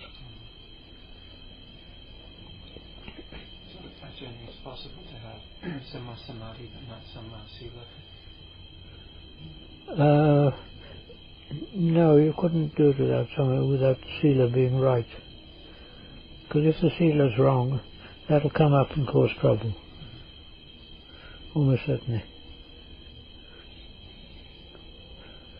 And it's important to realize the Eightfold Path has got to be right in all its factors. Now when all its factors are right and they come together, it acts like a bridge, leading one from the ordinary state to the state of nibbana. And the realization of nibbana takes place momentarily. Kilesas are too strong to hold for it to hold there, so it comes back again. They have to do more work. But it's important to realize the Eightfold Path isn't just sort of a path where you sort of start learning about wisdom, and then you learn about what behavior you've got to have and so on like that. It's not that sort of path at all. It's a path when all these factors drop together inside one, in practice, in the meditation. When they all coalesce, so to speak, in one, and that gives you the path to go over to realize Nibbana. Realizing Nibbana is only a way of speaking. One must realize that Nibbana is always there in oneself. It's one's true nature. It's always there in everybody. Everybody knows it. They don't realize it. They don't recognize it. The reason they don't recognize it is they've got attachment. And their attachment means that they go out into the world. And while one has attachment to other things, one can't realize Nibbana. One's got to give up everything. I do wonder though, if someone has the ability to, say, even develop psychic powers without having, say, developed strong sila, and then turn their attention to, say, arising and passing away, wouldn't that person then have the capacity to realize Dhamma without? No, because if they turned it and they, in fact, broke through in the Nietzsche, seeing what a Nietzsche meant, it probably drives them mad. So this is the aspect Sila has to play. Yeah, it must have a Sila there. And the thing is, if you try to jump too high before you've got the basis, then you fall down. You have trouble.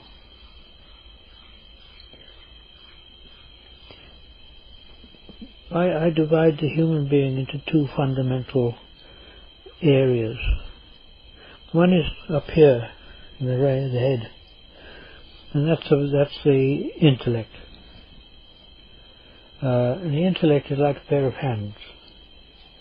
It's very useful to do work with, and it's valuable, and in fact it's essential in learning, in developing Dhamma. The real one is the boss, which is down here in the solar plexus region, heart region, around there. And that's the boss. And that's the one that orders the intellect about. That's the one that wants things, that craves things. It's the one where the Kilesas are as well. That's where they are. They're not up in the intellect at all. And it's down there that one's got to develop the practice.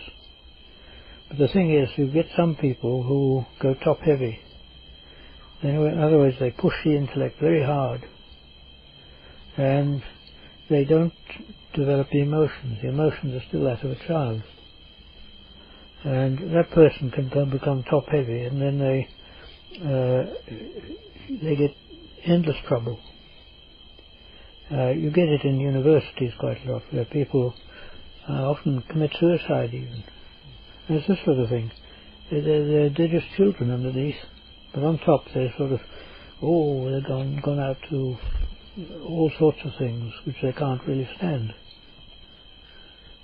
And the right way is you've got to develop the emotions first. And the sort of basis of the emotions are there in Sila. Mainly Sila there, and Samadhi. Then when the Samadhi is there, then the Samadhi develops those factors. They're called the yugalas, pairs. It develops those factors which are correct for the wisdom teaching, the Pañña. That is, you've got factors such as concentration of mind, flexibility of mind, adaptability, uprightness. I forget them all now, but these are the sort of factors. And these things are just right for the wisdom practice. So if you've developed the samadhi up to that level, where the yugalas arise, then you can go on to samadhi, to pañña, and you'll get real insight, realization of what one's been working on. Paul, last time you were here, you also spoke of Pañña Kamatan. Yeah. And would you recommend any Pañña Kamatan that also help to cultivate adaptability and flexibility? Oh, there are people who can develop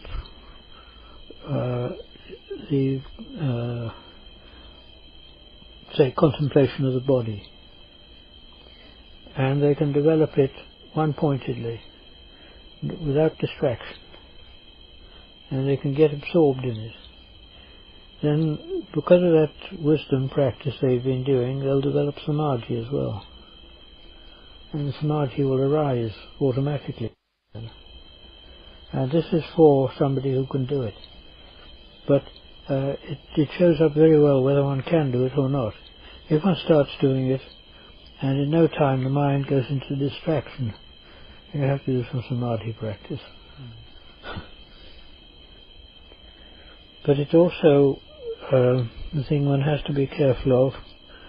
If one's character is that of dosa charita, in other words, tends to get angry easily, anger tends to come up easily, then one must be very careful in doing the contemplations on the body. It's all right doing it on the physical body as it is. But if you go into the asubha practices, it'll stir up the anger. I mean, you do the practice tonight, and then the next day you kind of get up and you're always sort of like angry at everything, like that. If one realizes what's happening, and one controls that anger, it doesn't matter. But most people, they give way to it, which isn't good. If one finds that, then one shouldn't do that practice. One should do something that's more soothing and helps to overcome the anger. It doesn't give it any chance.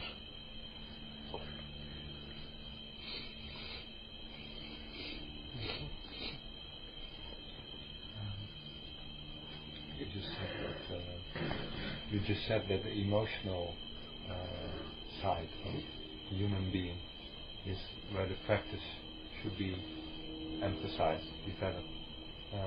So, in formal practice,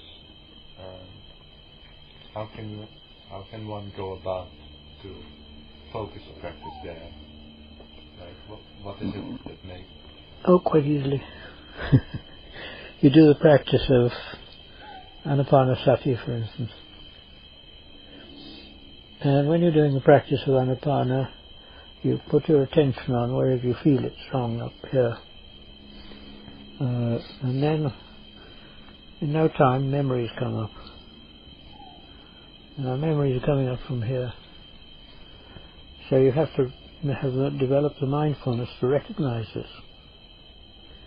And when the memories come up, you have to learn to not only recognize it, but to turn against those memories and say, I don't want it.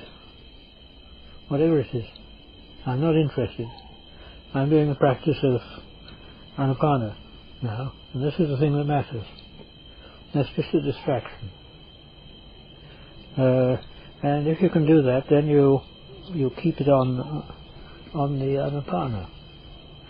But mostly what happens is the thought comes up and grabs it, which is tanha, and then whoop, it's gone. And it's often gone for quite a long time. And the training there is the training to stabilize the mind. And stability comes, the training is really down here, this is where it's important. In fact, nearly the whole of samadhi is not an intellectual thing at all. It's emotional. And the reason why samadhi is so valuable is that it corrects the emotions. It makes them strong in the right way. And when they're strong in the right way like that, then if you, when you turn and do wisdom, if you see things that are really quite horrific, you can stand it easily. Because when the samadhi is strong, and it brings a state of great calm. When that state of great calm is there, then there's no reason why the kilesas should come up. Because it's happy, it's content. When they don't come up, then the chitta is at that time free. And it can turn and do some investigation. And it can do it without harm. But one has to be careful, because if one does the investigation without having developed samadhi, for instance you do contemplation of anicca, it's okay doing that, but if you really see it, it's devastating. You find you've got nowhere you can sit down. Everything's moving, everything's on the go. There's nothing stationary, nowhere you can rest. And this can be quite devastating to a person. So one has to be a bit cautious there. If you just do the samadhi, anicca practice just in the ordinary way, and one doesn't get anything very deep in it, it doesn't matter. But if it does go deep, it's important. So, say you are doing the anicca contemplation, and you do have some kind of fear or devastation arising, would you say to back off or to maybe continue on? It depends on your character. If you're strong enough to bash through regardless, then that's all right. I mean, someone like Ajahn Pañña can do that. But one has to be very careful of one's emotions. Because the emotions are very strong, and the kilesas are very strong. We mustn't underrate them. And to just push ahead like that, you have to be very confident of yourself to do it. If one's in the least doubtful, one shouldn't. Well, you talk about learning to recognize memories. Is it important to maybe categorize them, or are you recognize them more as a movement in the mind? Oh no, I'm not talking about the content of the memory. Just that the kilesas are showing up some memories to try and pull you away from the practice. Any old thing will come up. It comes up by association with maybe the sound of birds or the sound of a car backfiring or something of that sort. It'll come up any old way like that. And when it does come up like that, it puts in a sort of tag which the chitta can grasp. And when it grasps it, that's tanha. And then it's taken away with it. And it goes on to sankhara, and sankhara produce thoughts, and building up all sorts of things, going on from step to step. In the end it goes all the way around the world. To say something about developing awareness on one particular object through the day, as opposed to a more all-around awareness. If the object is internal, and you're doing it for overcoming the distraction, that's all right. But don't do it on external things.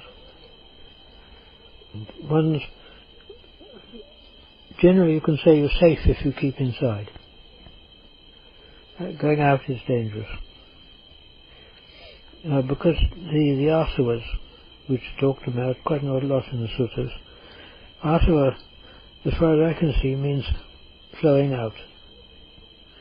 It flows out. And it flows out it's like this: if you get a memory coming up, it arouses feeling. The feeling then tends to arouse a reaction. And if one gives way to that reaction, the chitta will arouse hatred or greed, because that is the reaction to it. The hatred or greed is a reaction to the feeling, either to promote the feeling if you like it, or to squash it if you don't. And it's an attempt to correct the situation. If that happens, then it'll immediately go out. And it goes out with thoughts of blaming, criticizing, sort of thinking about what you should have said to the guy, or whatever it was. All sorts of things can come up like that, which are just on a basis of hate. Or if it's something you think, oh, I like that, I'd like some more of it, and I want it, grasp it, and it goes on a whole lot of thoughts of greed. And this is just going out into the world all the time. It's flowing out into the world, and the flowing out into the world is really our whole trouble. We've got to keep inside. Well, for the one thing that for Cha and other Kuba Ajahns often speak about is being mindful in all your daily activities, not just when you're sitting in meditation or just when you're walking, and so to carry out mindfulness in all activities. And sometimes we're very busy here with many activities with lay people and with other, work and this. So this mindfulness that we're to keep going, is this then what you're saying is then where is this mindfulness of our many activities? Is it's coming back inside then, or how does it connect with the outside? Firstly, when one's training, one tries to be aware of what one's doing and what the things are that one's dealing with. But that's only training. It's not the real thing. The real thing, when it comes, is almost automatic, and what in fact that is it's mindfulness at what they call the manodwara, the door of the mind. Because it all has to go through into the mind, like this. And when it goes through that door, if we've got mindfulness there, whatever goes in, we know. And there's no effort. It's automatic. But the automatic mindfulness depends on one having made the effort to practice mindfulness in all sorts of ways before. And when that happens, you start realizing that the mind is internal the whole time. Things in the world, they come in, okay, they come in, so that doesn't matter. But we don't go out to them. So, one for something like anicca contemplation, rather than looking at the content of the mind, just looking at the arising and ceasing of thoughts and emotions, as opposed to, say, something like birth, old age, sickness, and death. The nature of anicca, you have to realize, is very wide. It's not just inside oneself, it's everywhere. You can say that the essence of existence is anicca. It's change. If there's no change, there's no existence. Just look at it in yourself. Just look at this body. What's changing in it? Look, the blood's pouring out all over the place. The nerves are all dangling like this. the things, digestion's going on, endless things are going, all changing the whole time. Nothing static. And you look outside and you see in the world, everything's moving. In fact, the only way we can sense things is because they're changing. Your senses all work based upon change. Light we all know travels. And if that light ceases to travel, it gets dark straight away, it stops. And when it travels and hits the eye, then that's got to change as well. It sets up images, it affects the retina and so on. And then that goes back to the brain and the computer gets going.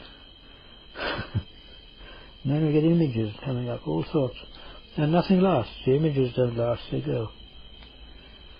And there's all our thoughts at the same time. All thoughts, they arise and they cease all the time like this. Both outside and inside, it's all changing. There's nothing fixed at all. The only fixed one, the only really reliable one, is Nibbana. But we can't, that's outside of what's changing. There's sort of paradox there where you say that what changes is not real. It can't be real. Change is not real because it doesn't last. So you can say that what exists is not real, and what is real doesn't exist. Simply because reality and existence are two opposites. In the world we have existence. We have existence because all these things are coming to us. We have the senses, we have all sorts of things changing the whole time. And there's nothing there that you can say is fixed and immutable. It's all just flowing and changing. Nibbana is the one that's not changing. But that's automatically there within one. It's the one's true nature. Now, really speaking, we should all be that. We should all be that in that state. Because the Arahant is the only person who's normal. All the rest of us are a bit peculiar. Because we've got Kilesas.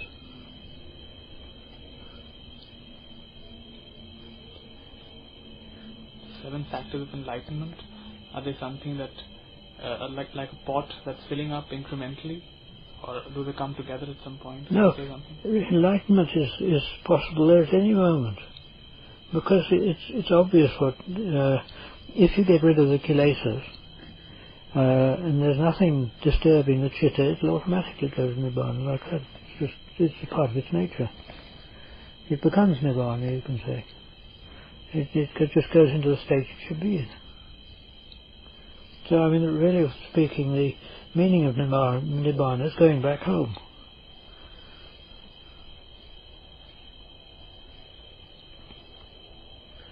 So, one point you say Nibbana is here all the time, but we don't recognize it because of attachment. And which contemplation would you recommend to be most effective at weakening attachment in general? You can't get rid of attachment just by volition. The thing that gets rid of attachment is getting rid of wanting, tanha. You look at Paticca Samuppada. Feeling is the one which is the condition for tanha. Tanha is the one that is the condition for attachment. So to get rid of the attachment, you've got to get rid of the tanha. Which means you don't let that feeling react and become tanha. Between feeling and tanha and the Paticca Samuppada, you can put a barrier there, stop it going any further. That we can do.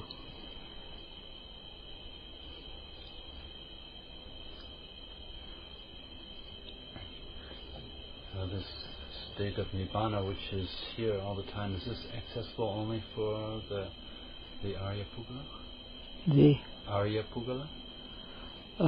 It's there for everybody, but the Arya Pugala has realized it, and that realization, then, even though it was momentary, and even though you can't remember what happened, because there's nothing you can see in Nibbana, there's nothing you can sort of remember. Because of that, if Nibbana is known for a moment, the situation is set up where the goal is known, but it's not known in any sort of concrete way. You know it's in that direction. You know it's somewhere over there. And the thing is, when you know that, you can see how the other things, like sort of worship in churches and things of that sort, you can see all that sort of nonsense. It doesn't work. It may be valuable insofar as it brings a bit of calm, but it's not the way to Nibbana.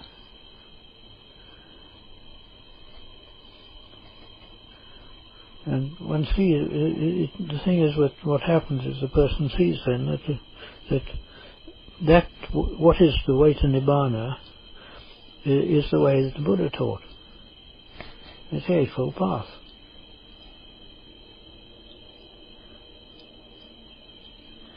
Said, I think, in the books that the path of Sotapanna is the path of finding out. In other words, wisdom comes up like that. The path of the other three paths are the paths of effort. In other words, the way is found, and then the effort has got to be put into to get rid of the Kilesas, to go the rest of the way.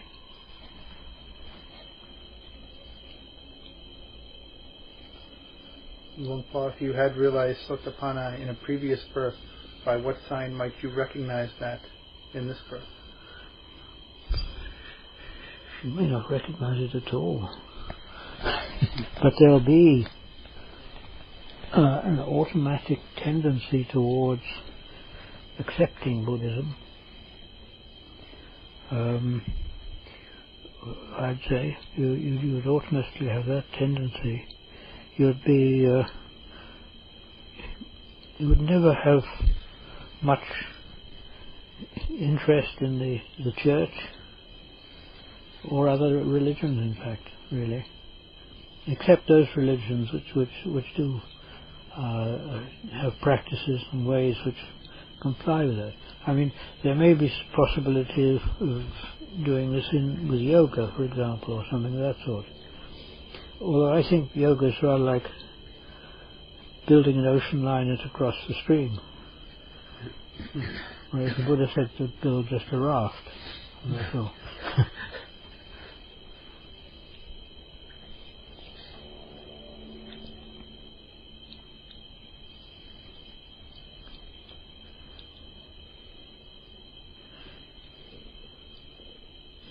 Is it true that there are some long-lived arahants from the Buddha's time who are still alive?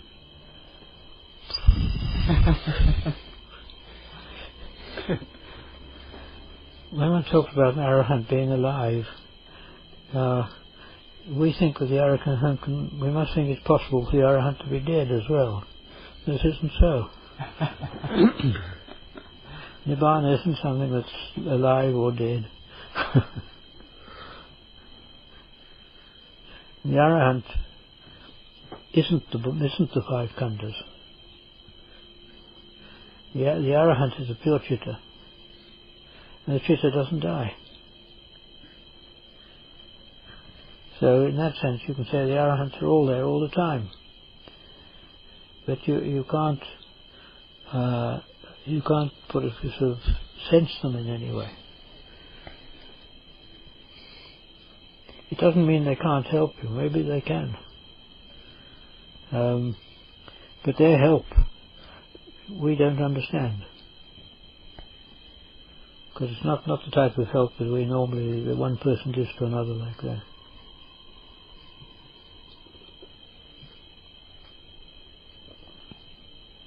So we have to ask for that help, or that help just comes on its own? Really, I don't know. I'm not sure. The tendency of people would be to ask for it. But if one asks for it when one's in a desperate situation, it often does in fact help, does work. Why, I don't know. But if one's not in a desperate situation and say, oh, please get me out of this mess, and probably won't do anything. One's just in an ordinary mess.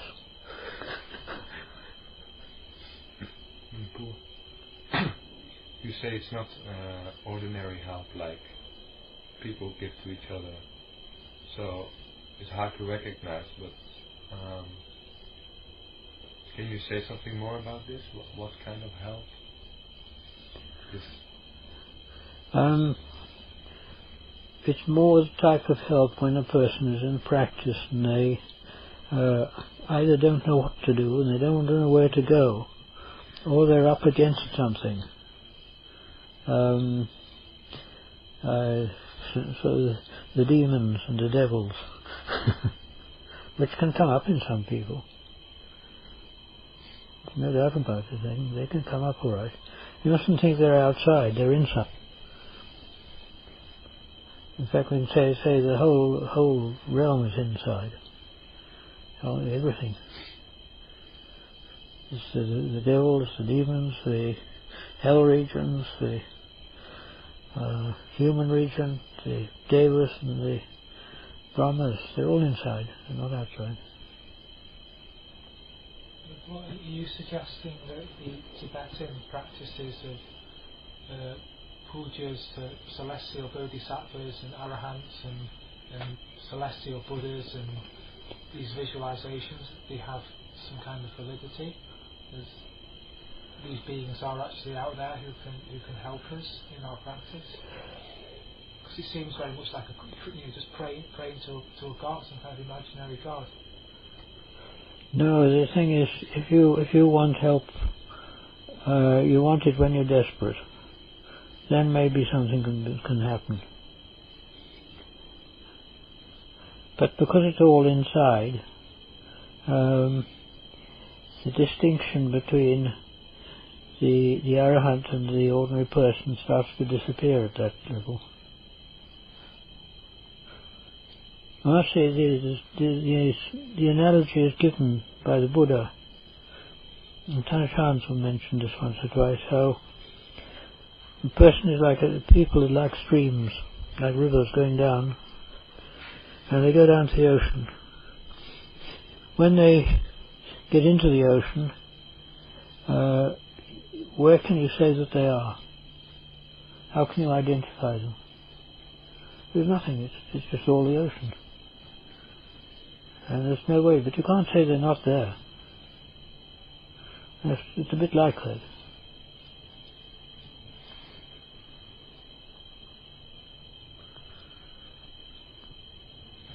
So at one point you say this desperation or a sense of urgency or even a crisis which may be useful to foster some sort of insight.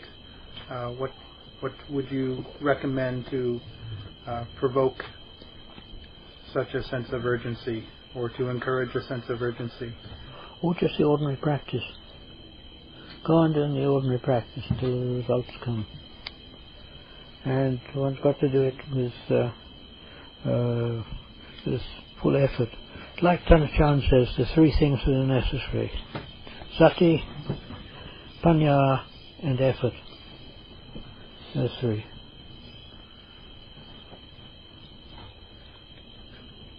And if you have the sati, you probably have the mindfulness there. Not the mindfulness, the samadhi. You have samadhi.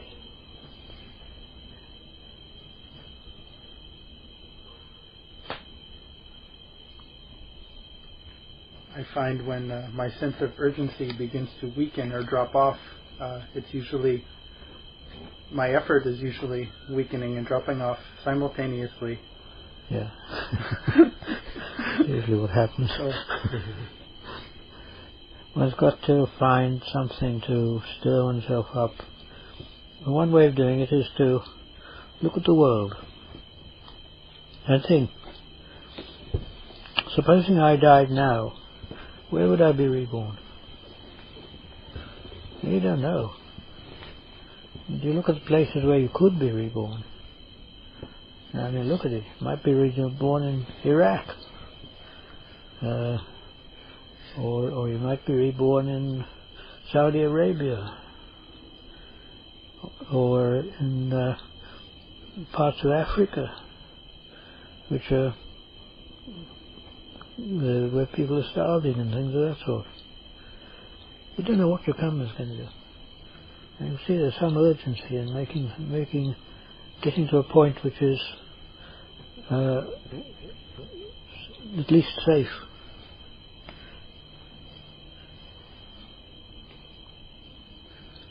So on the one hand, I'm hearing that fundamentally I'm the pure chitta, which does not die, and maybe conviction is growing, but on the other hand, it seems to neutralize reflecting on death.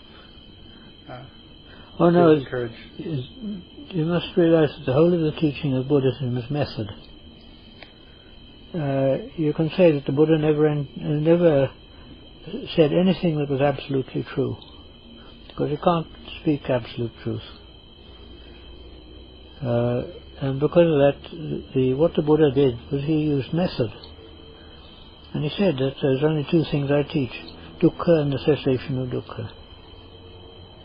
There's two.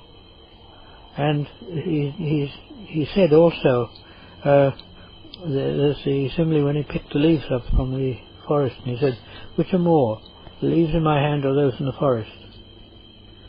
And people said, oh Lord, the leaves in your hand are few and the forest are many. He said, yes, and this is about how I teach you what I like what I've got in my hand here, compared with what I know, which is like the leaves in the forest. He said, and why don't I teach you all these other things? Because they don't lead to Nibbana. And because this is, in other words, what he's saying is, I'm giving you the method, how you should train and practice and develop yourself. And if you use that method, you'll come to Nibbana and you'll see for yourself, and then you'll know what the answers are. There's no need to question that. Because of that, the whole thing is method.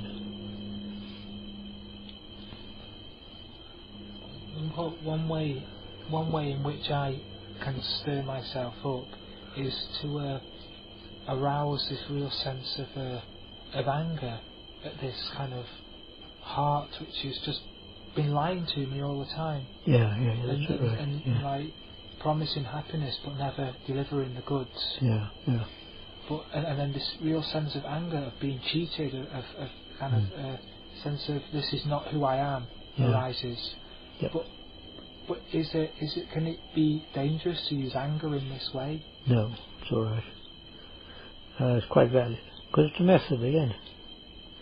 It arouses. In fact, what it arouses is energy, effort. It gives you the effort to fight the Kilesas.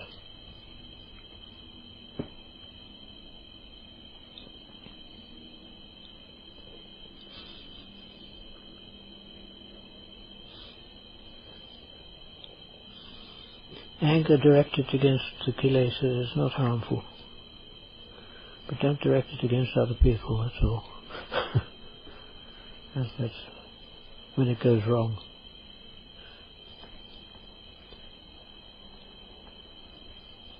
And the person who's had the experience of Sotapanna, Who? the person who's had experience of a stream winner, Yeah. can he go back to that experience anytime he likes? It's like this is my understanding, that he'll know what happened. He'll know the changes took place. but he won't be able to say very clearly whether that was Sotapanna or not. I mean, the thing is, we've got the name Sotapanna. You read in the books, what does it mean? Oh, Sotapanna gets rid of, what is it now? It's doubt, attachment to ritualism, and the idea that body is self. It's rather doubtful whether it means the body or it means all the five khandhas. But anyway, it's anatta, it comes up. Okay, well, that can happen. But you think, well, yes, this is so, but I thought much in this way beforehand. So, we don't know what it was. Was it Sotapanna, or was it just jhana, or what was it? But the fact is, it doesn't matter. Because you know what happened. That's enough. The thing is, if one gets some of these terms like Sotapanna, Sakadagana, Arahant, they're dangerous. Because people pick it up and they think, am I Sotapanna? Am I Sakadagana? Have I got there? And then they get sort of concerned and think, well, maybe I have, maybe I haven't, I don't know. But the thing is, they know what happens, and that's all they need to know. And if it's something that happened and it was good, well, why not try and do it again?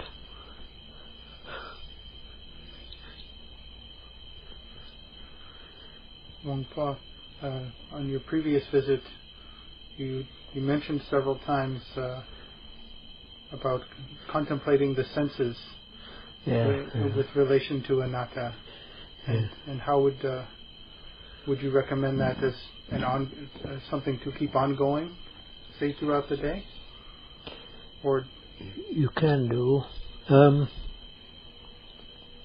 You can get both anatta and anicca from that too.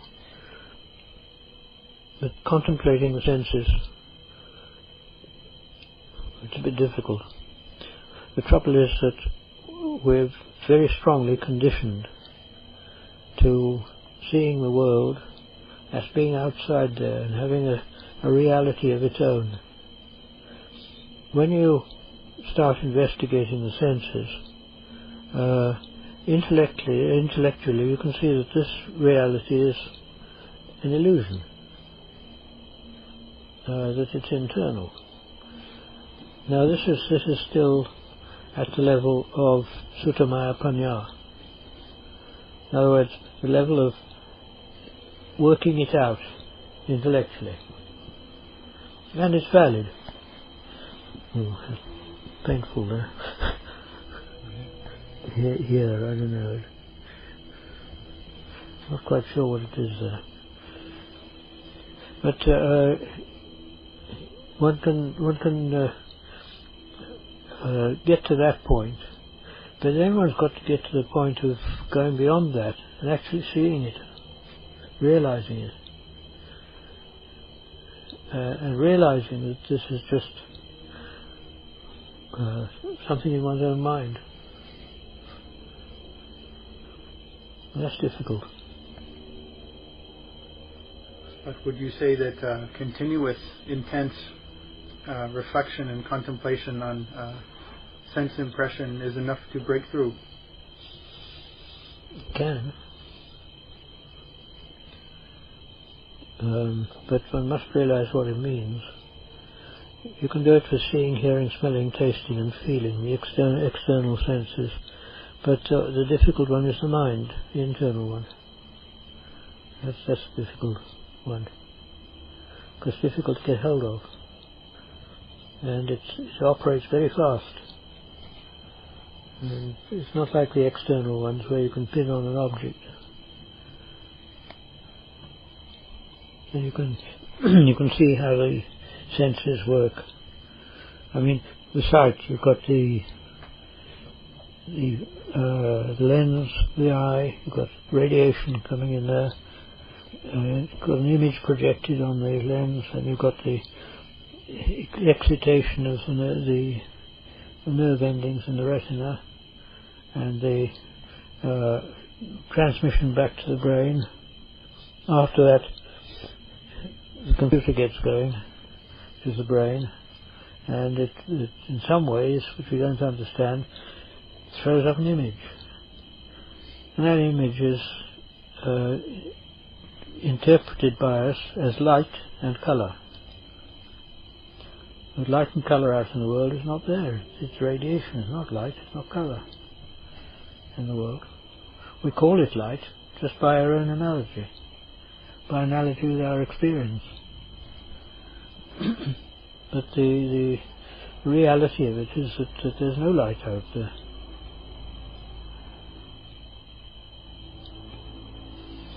But again, this is intellectual, and to see it is not so easy. So by breaking down the senses like this and coming to the mind sense impressions, just as say concept elements or whatnot, sounding a bit like the Madhyamika technique, or how effective would you say it is to just look at concepts as being concepts? I don't know, because I haven't gone that far. I can't do that. I'd say though like this, the value of being able to do that is to break attachment. Because if you see with insight that all this this visual, this is what we see in the world, it's all just internal, then why should one want all those things? One's got them already. They're part of you. And if we've seen that really, then that breaks down the attachment. And then it's important because of that. But whether there's something in the Madhyamika way which they can use, I don't know, I'm not sure. You probably have to find a teacher of Madhyamika for that. You were mentioning about your skepticism about some Tibetan Buddhism these days. Was there anything in particular that you had concern about? Well, there are some things. I mean, I can't help feeling a bit skeptical about the idea of the tulkus, which is said to be rebirths of previous people who have got powers from the past, you see. Well, all right, people are reborn like that. Some have powers, but it seems to me that they've sort of rationalized this and made it into almost a form. That if there was some great tulku in the past, then he must be somewhere in the present. And they don't seem to allow for the fact that he may have gone up to the Deva realms or the Brahma realms or somewhere like that. They go out to find him. I'm very doubtful about all that. Don't they, like Aditan beforehand, that they're going to remain in the human realm though? They might, but is that effective? I mean, an Aditan, if it's an Aditan for Nibbana, it can be pure. But an Aditan to remain in the human realm, I don't know, I feel rather skeptical about it. I mean, how do you keep in the human realm? When you die, what do you do? The only way that you can really come back again is to do things which involve Kilesas. And why would it be wrong to get rid of those Kilesas?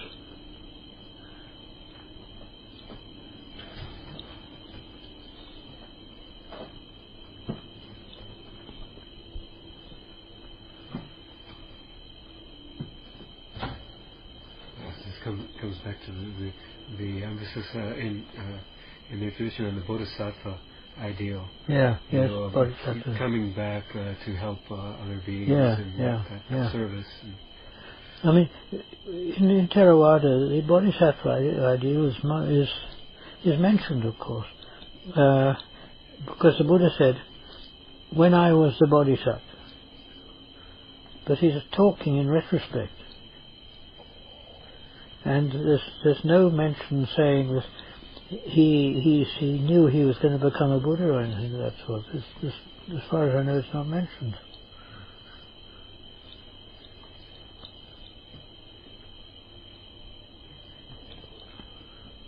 Paul, this aditan for nibbana, would you say it's something that's necessary to realize the stream?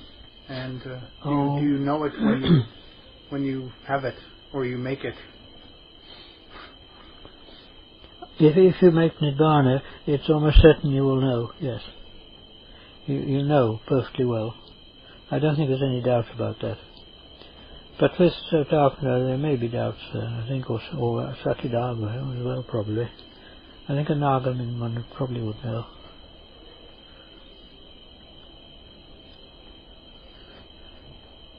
So it would be something you kind of consciously, volitionally arise to make an aditan for nibbana.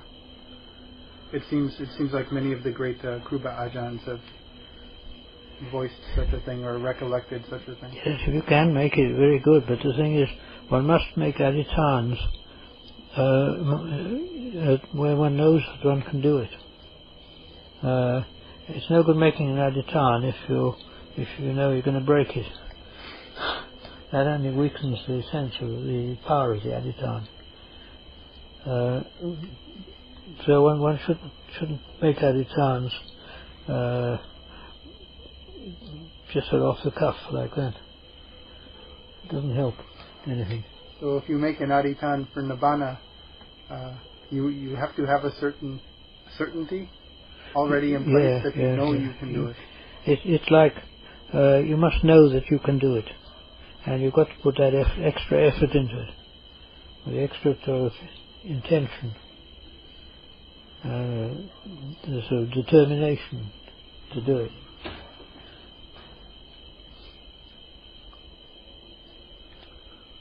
You make an aditana for nibbana and you don't finish your work in that lifetime, will that carry on then to direct the... If it's strong enough, yes. It'll help, yes. Because it's Kamma, it's strong Kamma, if you make it strong.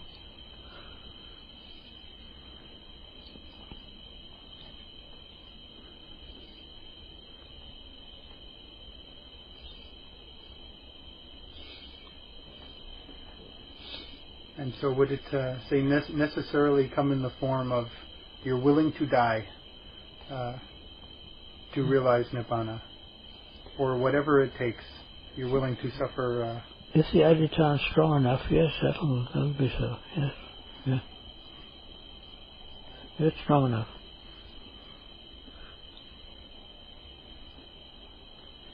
And you can see that with the Buddha. He when he sat down at the Bodhi tree, he made the aditan that he wasn't going to get up from that seat until he was enlightened, till he knew what he was after. And he got it. He got there. And he said, if I don't find that, I'll die here. And let the bones just, the flesh go off the bones and so on. He said.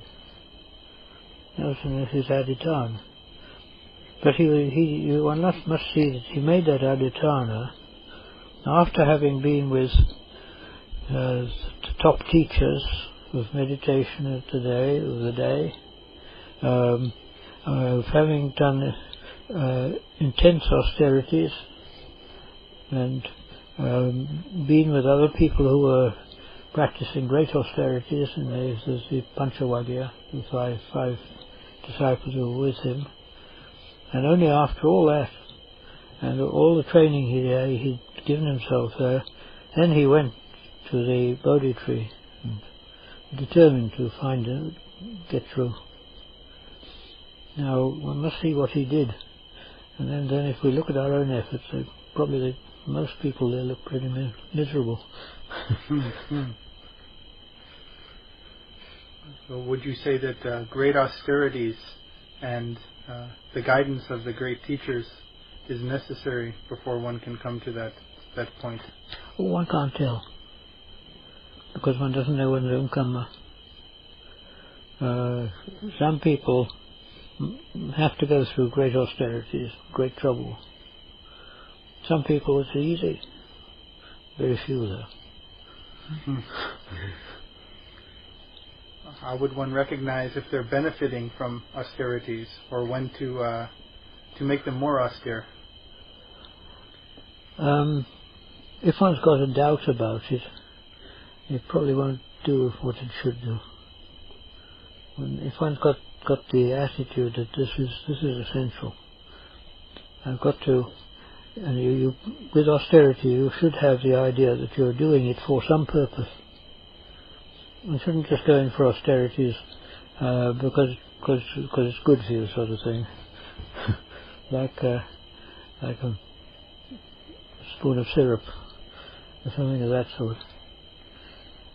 One goes in for austerities because one wants to overcome some Kilesas. One should be quite clear about that.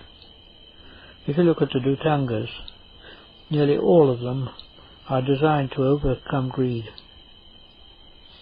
The ones there's I don't think there's any of them that are designed to overcome hate. Probably because in those days greed was much more prevalent than hate. Nowadays it's the hate that's strong, not the greed. That makes a lot of sense, because in the sutras when the Buddha teaches about metta, Yeah. there's almost a presumption that everyone knows what he's talking about. Yeah. There's never a kind of detailed teaching. Yeah. So Yes.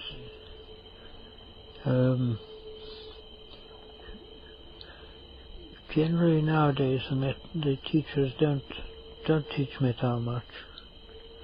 Ajahn, he doesn't teach metta. What he just says, you should have metta.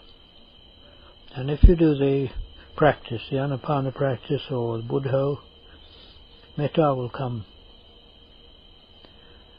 It'll come because when one feels happy, one feels metta. One doesn't feel any animosity to people. And the happiness will bring metta automatically. But if you practice metta, the trouble with it is it's like a magnet. It attracts people. And before long you've got people coming all the time, and it's a damn nuisance.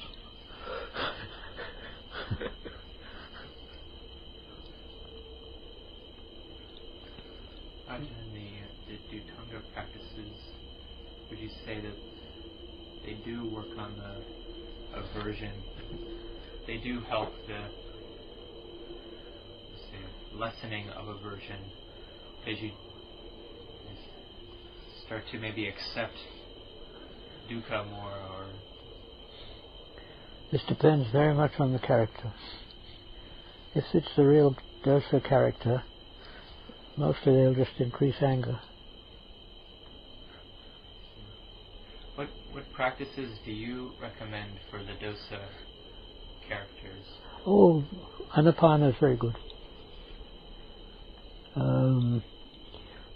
Anapana or Buddho is very good. That brings metta as well. But the thing is, one must be careful of the body contemplations, and particularly the asubhas. Those can easily work in the mind in such a way that you practice at night, and the next day you get up full of anger. You get up really sort of, everybody's sort of saying, what's gone wrong with him?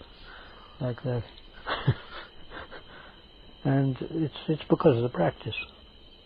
The practice has just stirred up the inherent anger that was there in the person. And this means he's doing the wrong practice. He should never practice the contemplations or the dhutangas until he has managed samadhi.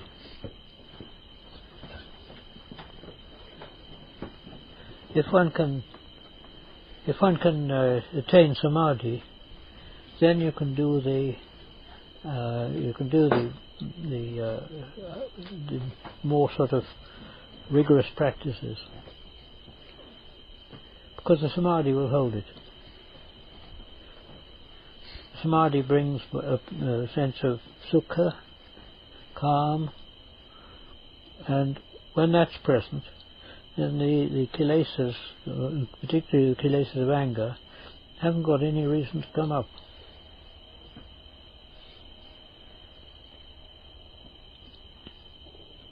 But to do that straight off, thinking that that's going to sort of do the more rigorous practices, the ascetic practices, straight off like that, without having got to samadhi, it can cause trouble. This is particularly so with the dosa character, but the loba character doesn't matter. It won't harm them. Specifically, what type of dhutanga practices are you talking about? Many of the dhutanga practices are a regular part of our lifestyle already. Yeah, we have certain practices which we do in as bhikkhus, and those are just things which we do by habit when one's used to it, and they help to keep one's wants and things down to a minimum. But I mean, the things like sitting all night, sitting practice, the any better, which means you go out, you're wandering, and go wherever you are. When time comes at night, you just stop at that place. These sort of things can become very difficult first. What about contemplating dukkha vedana? Again, this is more practice for the loba character. What is it which one should wait until one has a firm foundation in samadhi? I would say yes. Yeah. Contemplate dukkha, yes, it's good, but you have to know your own character. I mean, there's nothing wrong with having a go at some of these practices, as long as you've got enough mindfulness to see what the results are. If you can see what the results are, then if you see that this makes me very angry, it makes me feel upset and no good, then you have to stop doing that.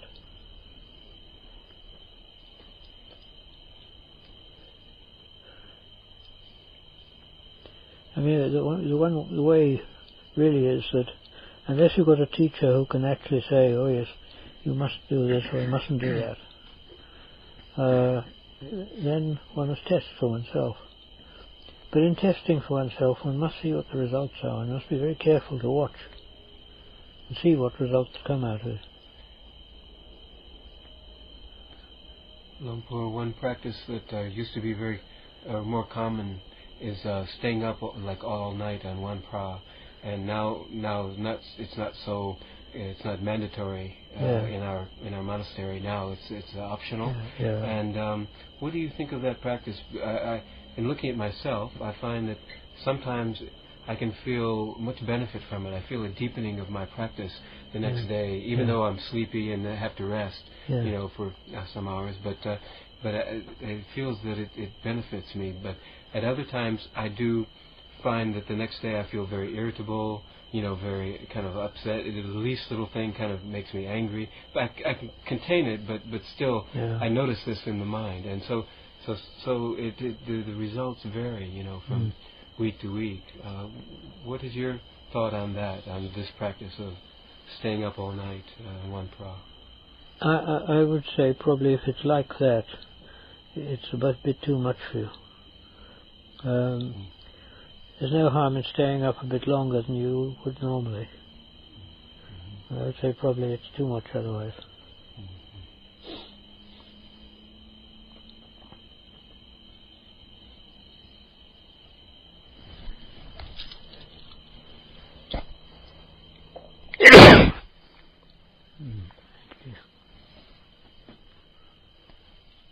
I don't know where it's gone to.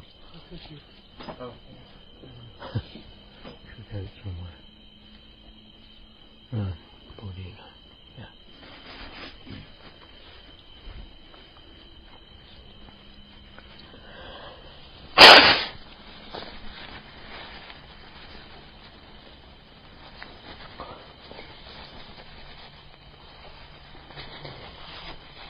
The sort of fundamental way of looking at it is to realize that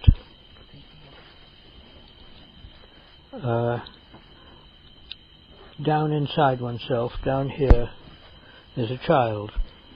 It's the child that one was. Child that one was when one was young. Oh. And it's good to look at that child and see the common factors that are still there and really what one's got to do is to bring that child up. And bringing up children, you don't make it too rough for them, but you don't make it too easy for them either.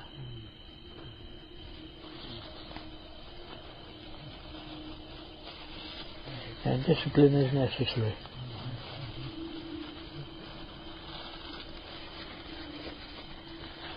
Do you actually mean specific tendencies, or just kind of a childishness that we all seem to have to some extent? It's the behaviour of children, the sort of, how do you call it, the way a child behaves and does things. Oh. What's this now? Oh, water. Oh, no. Would you like a drink? A hot drink? Tea or something? Water? Cup of tea and sugar. Yeah. Got something that makes tea here. English breakfast, Earl Grey? No, not Earl Grey. English breakfast, all right, yes. The best is the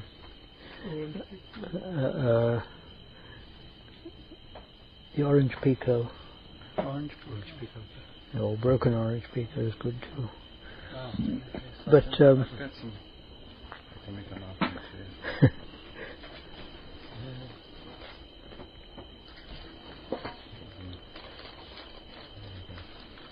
Oh, what are these? Oh, yes, they look good. Yes. Oh. What's that? So you have some orange pico? Yes. Cool. I have to put my glasses on to see that clearly. It's Darjeeling, yeah. They're on orange pico, is it? Yeah. Oh, that's excellent. Yeah. It's, if you say orange pico, then it must be that, because that defines it. If you say English breakfast, they can put anything in it.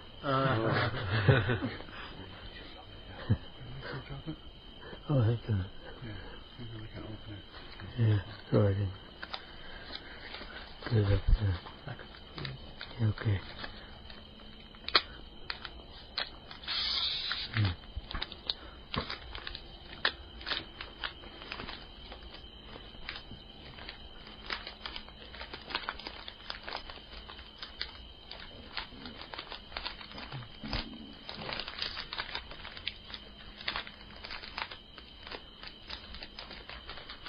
I think most Americans don't know about tea.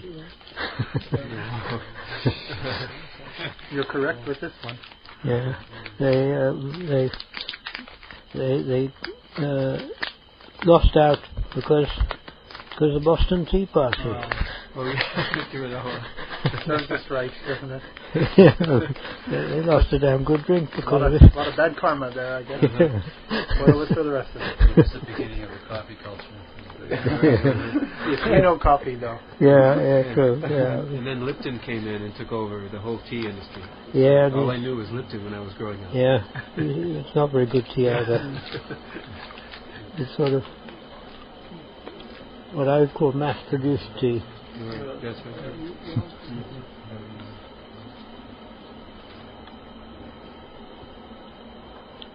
My uncle was a tea planter. What? My uncle. Oh, he was? He was a tea planter in India. In India? Oh. I went to his estate. A beautiful place. Oh. North India, is it? No, South. South India. The Anamali Hills. Did you have spiritual interests when you were? No, I was out there. My father was mining engineering. He was working on the mines. My father and mother came from Wales, and he went out there. I was born out there. In India. Whether that has something to do with my interest in Buddhism, I don't know. It's possible. How was it you first recognized your spiritual interests? Oh, well, I first recognized them by reading a book. It wasn't a very good book on Buddhism, but it started me off. Previous to that I had interests, but they were vague. So the Buddha Dhamma made immediate intuitive sense to you, you would say? I don't know really.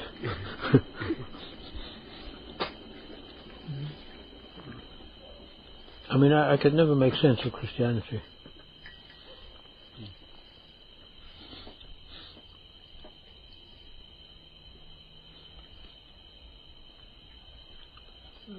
Paul, what was it which really sustained you and encouraged you when you first arrived at the first few years at Bandat, really to put in the effort, the long hours of Jongrom, and what kind of reflections, or where did the enthusiasm and energy come from which sustained you in your practice? Well, I never really had enough enthusiasm, I felt. But the thing was, going back further than that, when I was working in England, I knew while I was working there that I wouldn't be doing this all my life. I knew it was just something I was doing temporary. I didn't know what I would be doing later on, but I knew it wasn't that. I was an electrical engineer, and I worked there, and so in a slightly lazy way, sort of did my work there, and, got on all right in it. And I wasn't particularly discontented, although there was a sort of nagging feeling that I didn't understand what the situation was. I used to go back from work. I had a bicycle, a bike to work, and then I'd push the bike back, walking, and I used to sort of think of things while I was walking. I liked doing it. And one of the problems I had was, here I am, and here's the world about me in this state. Now, it must, if you look back, everything must have come together to be in this state now, otherwise you wouldn't be in this state. I never properly worked that one out at that time, anyway. I don't know if you understand what. Would you call that an insight into Kamma, or cause and effect in general? Or? No, it was a kind of problem that it seemed to me that everything, everything in the world, all the things that were operating, they were operating in this manner at this moment, and they must have been in previous states all leading up to this moment. And I thought, what is the determining factor there?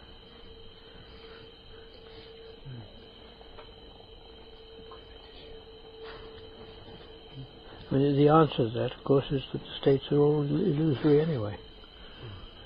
There's no reality in them. Did that come as a sudden conclusion, or was it a gradual conviction? Oh, no, that came much later. But did it come suddenly, or? The basis of it came when I started reading a book by Radhakrishnan, his History of Indian Philosophy. I never finished the book, but it's a big book. Yeah, but in it I saw the philosophy of how all one's sensations are internal, and that struck home straight away. I went, oh yes, that's true. Why didn't I see it before? I didn't bother about the book after that. That was enough. But later on, I went to Dasgupta's book. I went through that. This Dasgupta, History of Indian Philosophy.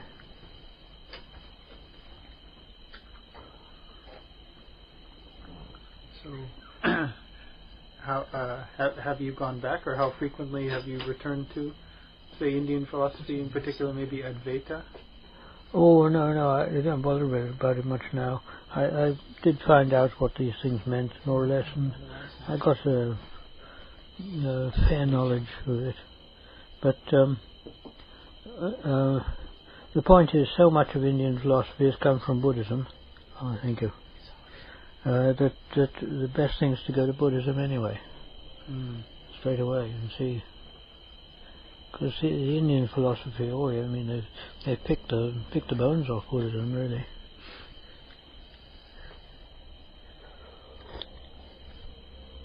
You see,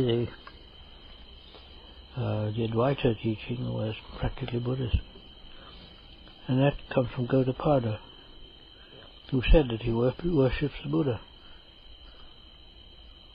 It's in the Mandukya Upanishad.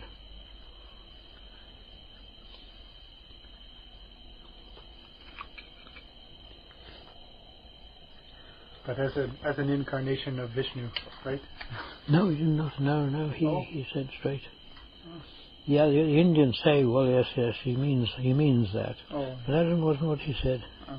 Going by what the Upanishad said, anyway. What was his name? Sorry,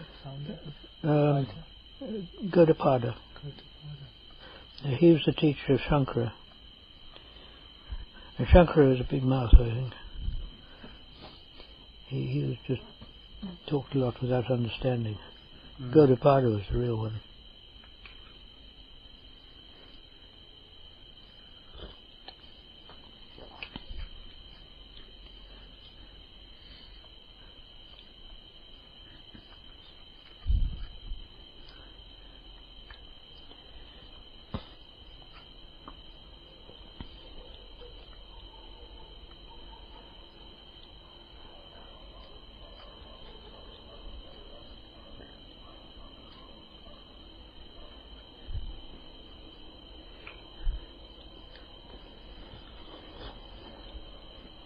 Actually, the Mandukya Upanishad is very short. It's no more than 2 pages. No.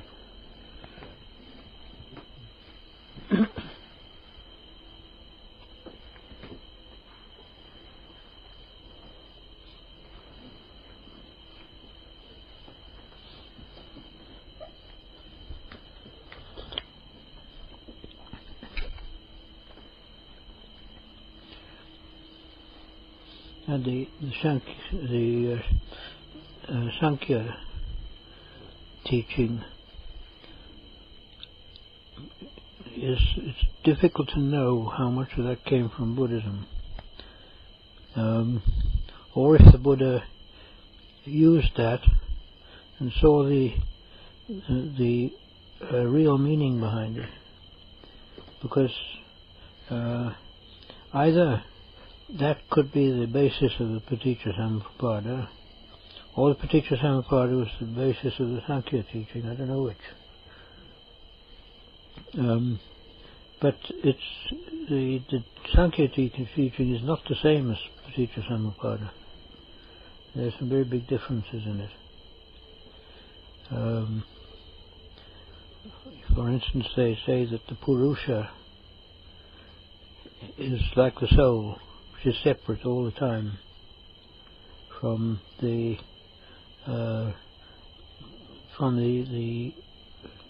rest of the functions. Purusha and Prakriti. I can't remember now. Ages since I looked at it. But there's a sort of hierarchy. How I think the Purusha gives there's Prakriti. I think is the active component. Yes. I think it gives rise to Buddhi or maybe something in between, and it sort of goes down like that until it comes down to physical form. But the way it looks like that, it's as though it's coming sort of down until you get physical body and so on, which is not the Paticcasamuppada. Not at all.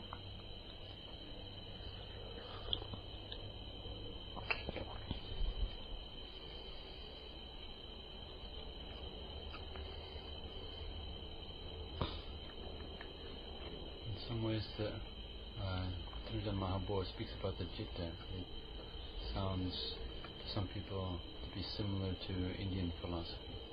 For example, how would if you have a citta that is outside the five khandhas, which is unchangeable, how is that different than a soul theory?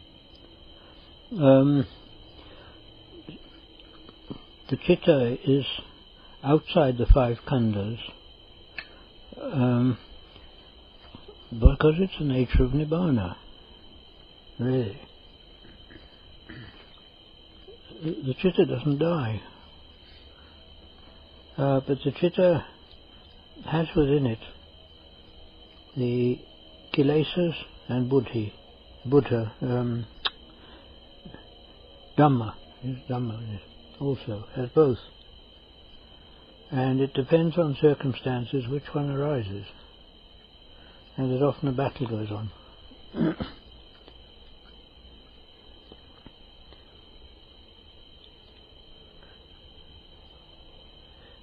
And the thing is that the citta,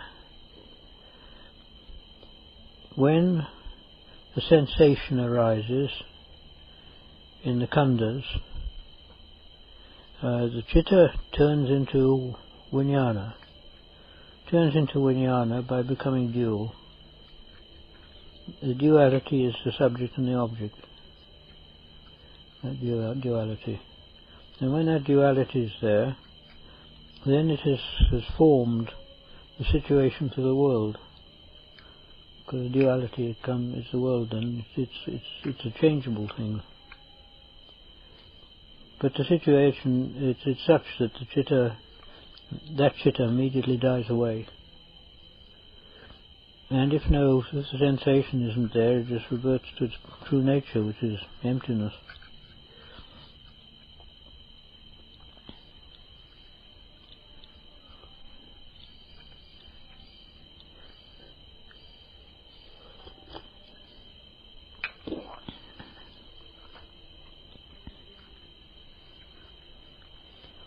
If you have a citta which doesn't die and which isn't dukkha, could you call that a soul? Oh, if that's it, it's nibbana. If there's no dukkha there.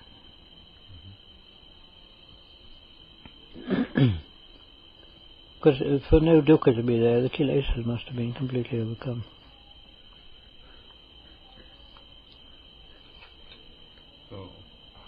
what exactly is different there than the eternalist view?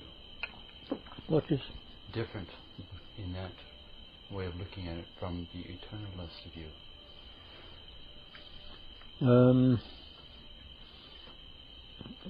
What is the eternalist view? I'm not sure. That there's some immutable entity in a being which emerges and in some way lasts forever. No, what's wrong with the eternalist view is it's an entity. But it is not like that. This isn't an entity. This is the sort of background of the idea of self, where self is a fixed entity. But it isn't. There is self, everybody's got self, but self is a changing thing. It's whirling about all over the place. And it's changing into this and changing into that. It's not that there is self isn't there, but that it's a changeable thing, and therefore it's quite dynamic. And you can't pin it down and say it's this or it's that. Because once you pin it down, it immediately changes. Because of that, the eternalist view is quite wrong. Because if you have something there that's pinned down, it's unchangeable. In effect, that must be nibbana, and it's not an entity.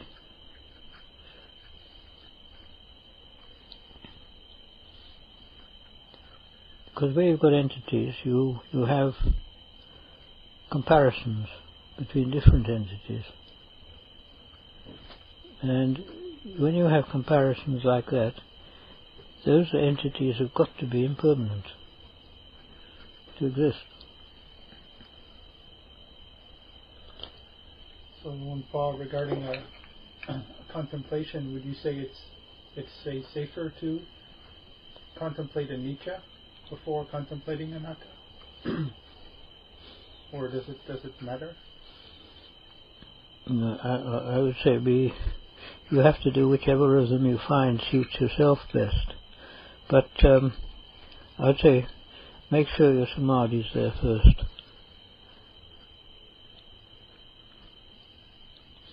And what level of samadhi ought to be present? Well, go in until you're completely happy. Oh.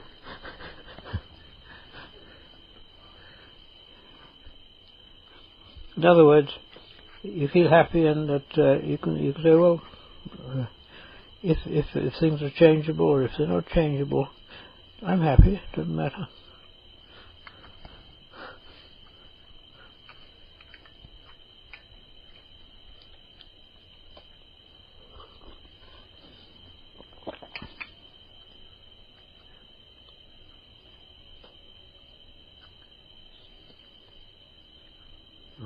Lumpo, what word would you give to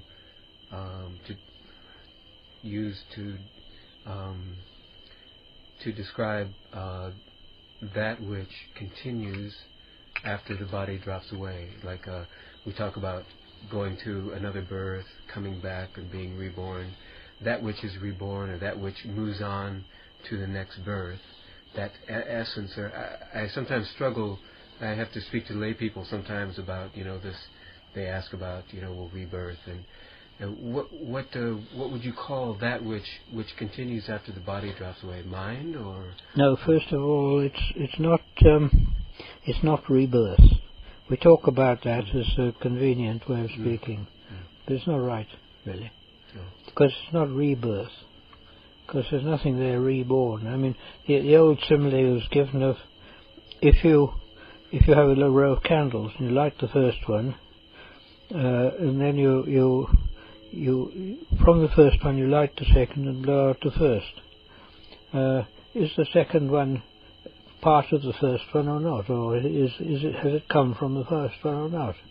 It's not like that. It's just that the other one's been blown out and it's disappeared completely. But you can't say that they're completely separate. because the lighting of one from the other it has to light the other one first before it's blown out. So you can't say it's completely separate. In other words, what it is this: we make Kamma, and we have good Kamma and bad Kamma. And one of the the important parts of Kamma that we make is the Kamma of wanting life, craving existence, like that. Because we crave existence, when we die, that craving is there. And it's the Kamma there that's important. That Kamma creates the Vijnana. In other words, the Chitta becomes Vijnana. Because the Chitta then, with the addition of the Kamma from the past, the Chitta then becomes an entity. It's almost an entity anyway. You can't really say fully because it's too nebulous. But it becomes something which is subject to material change. But it doesn't have to do that for more than a moment. Because having done that, then the Kamma has gone into that state. And once the Kamma is attached to that, then the Kamma keeps the thing going, keeps the ball rolling, so to speak. So it's Kamma and craving that continue after the... Yeah, Kamma is the important one. Kamma, and the Chitta is just it's just the one that's always there. You can't pin it down at all. And you can say it's vast and enormous, if you like, or a point. It's the same thing. Neither of them have got any difference. Well, Paul, sometimes you hear it said, the one who knows. Sometimes they say, the one who knows. And is there any aspect of this recognizable or discernible? One must be careful. It's the one who knows, but it doesn't mean to say he always knows right. I mean, Puru, they say, the one who knows, that is the Chitta. That's the one who knows. So the Chitta becomes Vijnana, and then it picks up the sensation and it knows it. But it can't do anything with that knowledge just like that. It's got to go to Sangha, memory, to identify it. And once it's identified it, it'll probably then go to feeling. So do I like it or not? And then probably it'll go to Sankhara, where we start thinking about and bringing other things from memory to add on to it. It sort of goes like that. Is there anything commonly discernible in the present moment that might be an aspect of that, like lucid awareness or something? As far as I can make out, under normal circumstances, we can't be aware of the present moment. You can only be aware of the moment that's just passed. Because our knowing is impermanent. And being impermanent, you have to have something that's changing. And because of that, the present moment must, so to speak, look back on the past moment, which is in memory, from memory. It comes up from memory, maybe elsewhere too, I'm not sure. Maybe other things bring it up. But it can't, the knowing in the present can only be there if it is a kind of knowing which is not knowing about anything. There's nothing there to know. And then it can be non-dual.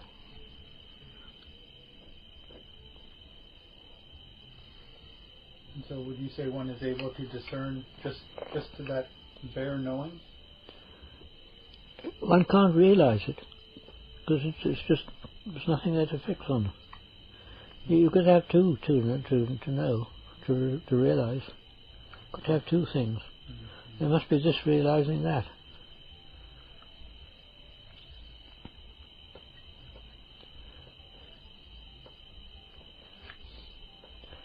Really speaking, we're always in the present. We can't be anything else. But when we function, we must go back to the past. But the past has gone, so we can only bring up the remains of the past from memory. And what we get is just a memory of the past. Can come up in the present. The two together then gives the phenomena of knowing something.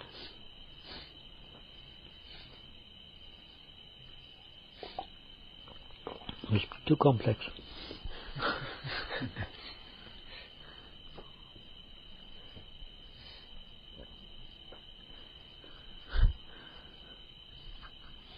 It's a bit like electronics. In fact, the speed the mind works is a bit like electronics as well. All sorts of things.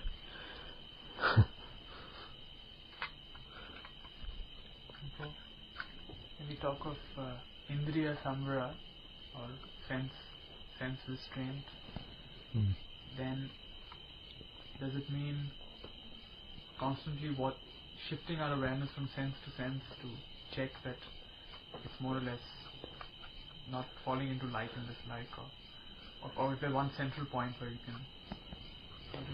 Oh no, sense restraint means that you're not sort of having your gaze wandering about all over the place like that, looking for the women and the sort of what's on the television and things of that sort. It's just keeping that internally. It's what it really means. Sense restraint is not letting the chitta go out with the senses into the world.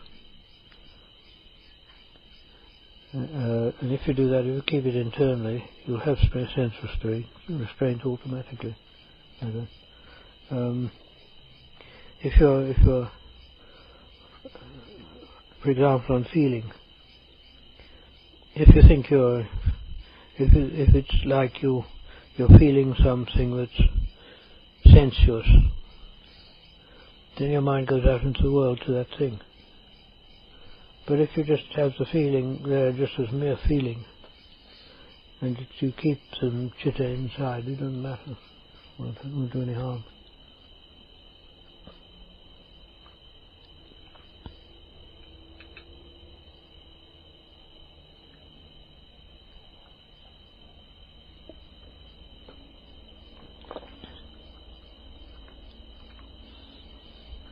So the one part, it would maybe seem that guarding that point where feelings arising, to see if like or dislike is arising, that would be sort of that point in Praticca Samuppada. Yeah. And what would you say to that as sort of a contemplative practice, or? The thing you should do there is, if you get feeling arising and there's a tendency to react with greed or hate, look at the feeling and keep the mind on the feeling, because that's the thing that's causing the trouble, or at least it's the object which the trouble is based on. It doesn't actually cause it. And you want to look at that feeling and realize this feeling comes from my own Kamma. I've created it. It's my own fault. I've got to put up with it until it dies away, because it's the nature of the will. That's really what one's got to do, and this is where mindfulness comes in, of course.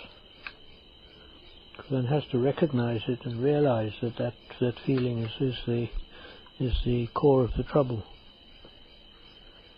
And that when that feeling is there, the tendency to react with greed or hate is very strong, or can be.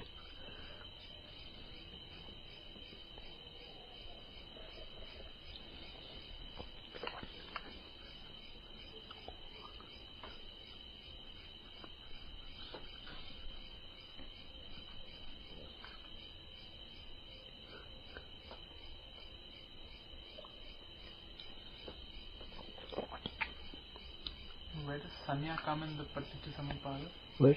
Sanya.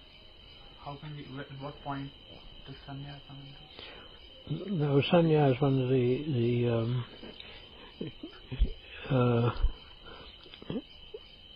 of the khandhas, and it would come into the Paticca-samuppada in Nama-rupa, because it'd be Nama, in the Nama sense, because Sanya is one of the Nama things. Because we notice the other parts of Nama, Vijnana, Sankhara and Vedana are coming separately.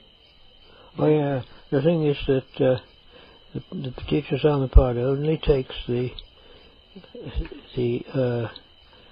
significant things. It don't take everything. It only takes those significant things which are important in the cycle of going on through birth, death, like that.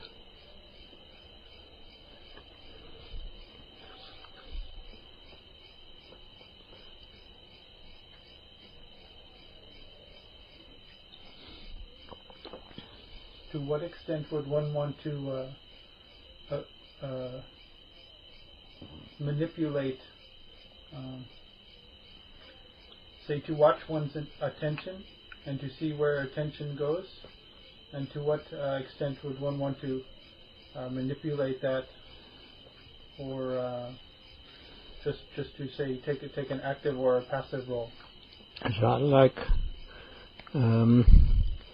if you're watching a young child and so guarding it and watching it, you don't interfere with its movements unless it's something dangerous or bad. Just let it go on. But you can, if you see it doing something that it shouldn't, you just stop it. And it's a bit like that. The watching is the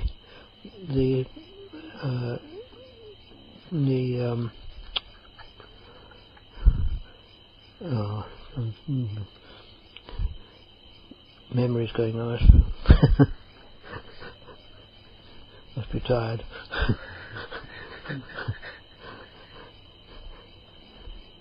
Sanya. Sanya.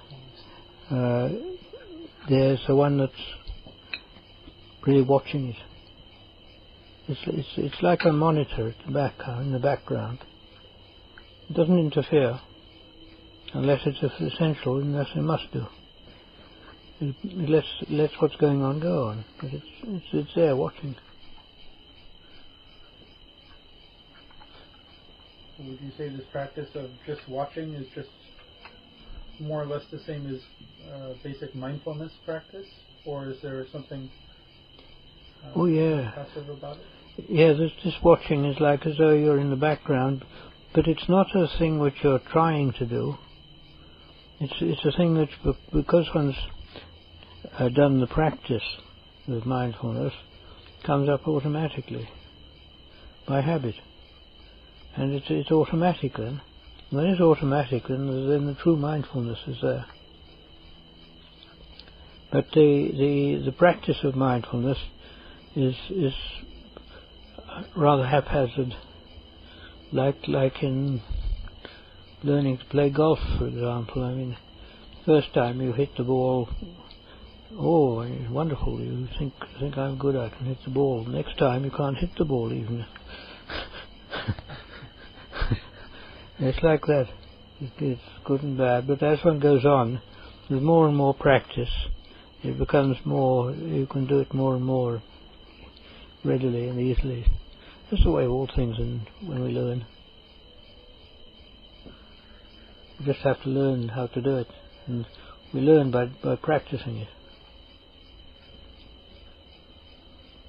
So to have a goal in mind, would you say just to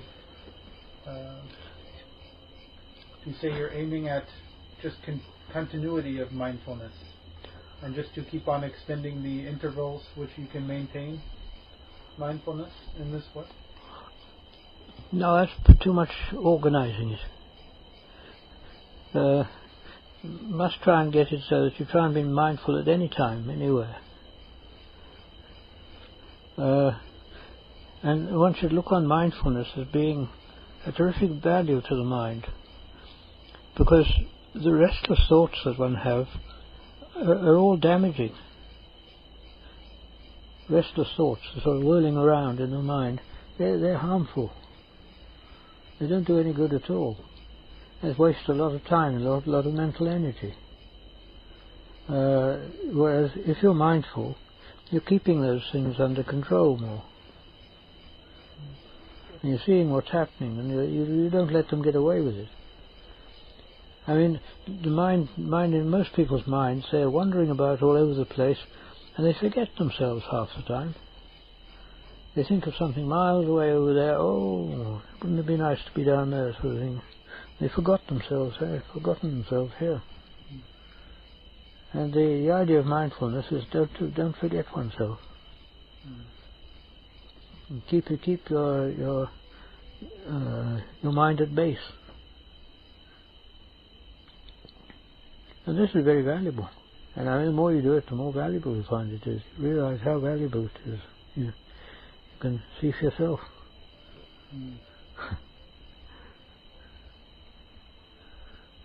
Previously you had said that the kind of effort required for such an endeavor is more or less like not letting yourself fall asleep when you want to, but sometimes it seems to require just all of my energy to even be a little bit diligent in mindfulness.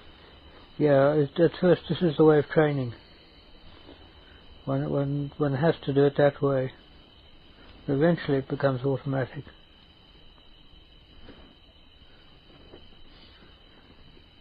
In the way of training,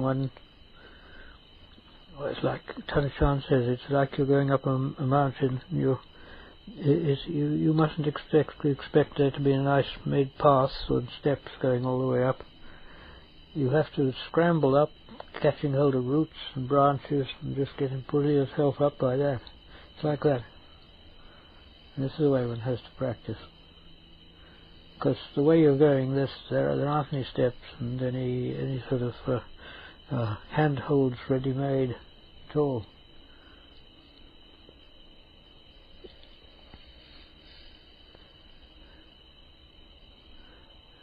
And I mean, one has to recognize that the Kilesas come up sometimes, and one can't battle when one hasn't got the strength for it.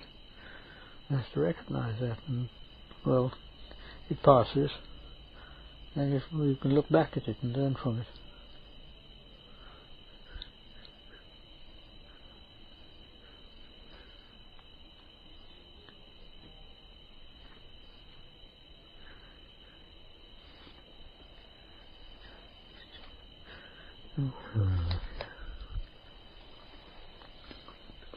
You'll be here for many nights, would you? Please tell us whenever you'd like to take a rest. It's all right, it's all right.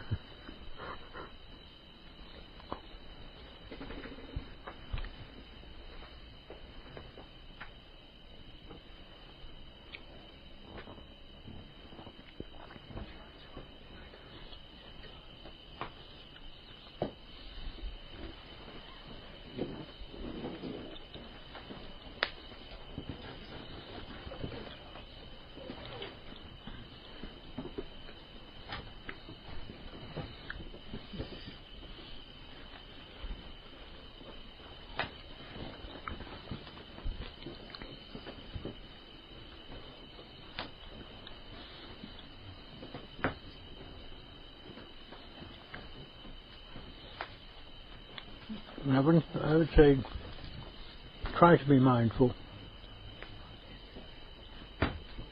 but don't worry too much if you slip often.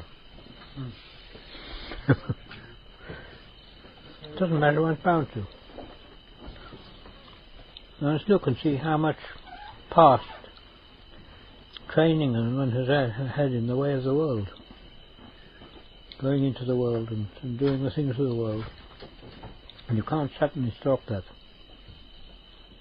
and turn it into Dhamma. You can't do that. One's got to train oneself gradually. Paul, we train ourselves in mindfulness by, say, learning to be with something like Buddha or the breath. Yeah. That's the training. That helps greatly. Try and do it all the time. Don't let go of it.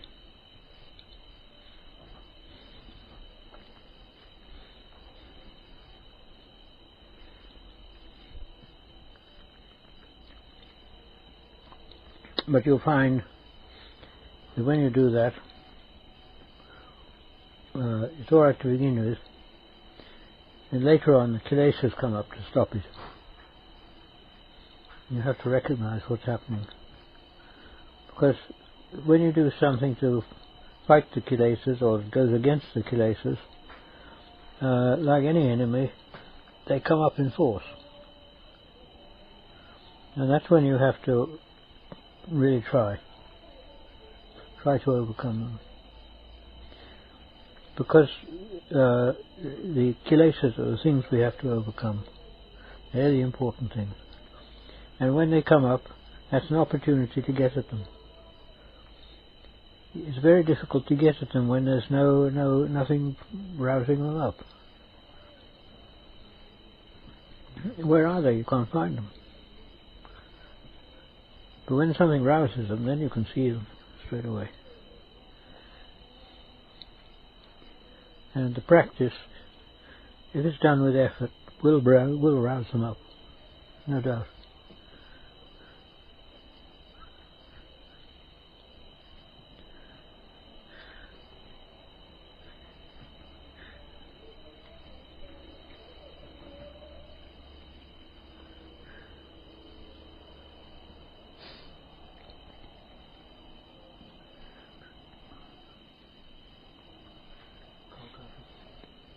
How could one rouse channel one's energy when one is feeling tired or feeling low? Can you give some examples? I would recommend you try this. Take a deep breath and push it right down. Right down, yes. Right down. You push it right down. Internally. And then breathe it out slowly. After that you'll find it's sort of refreshed you. If you still need a little more, you can do it again. But you probably have to breathe normally for a little while then. But it has quite a good effect.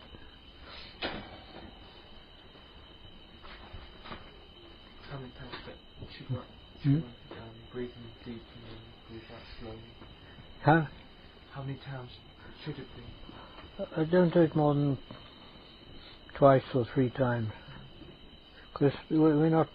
This is a more sort of yogi thing, but it is effective.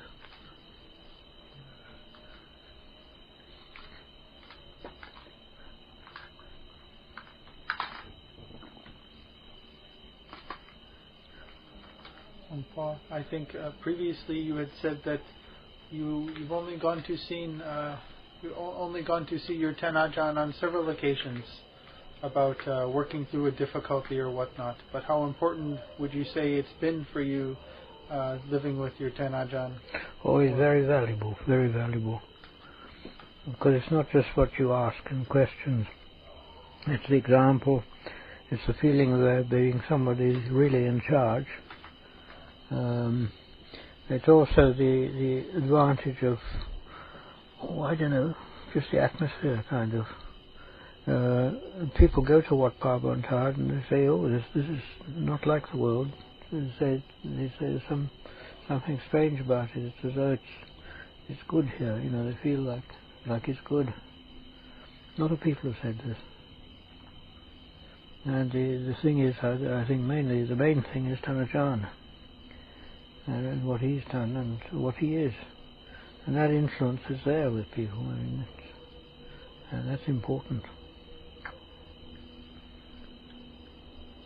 So if you feel a sort of an emptiness or something that you ought to have guidance in close proximity, but you don't, how much energy should you invest in finding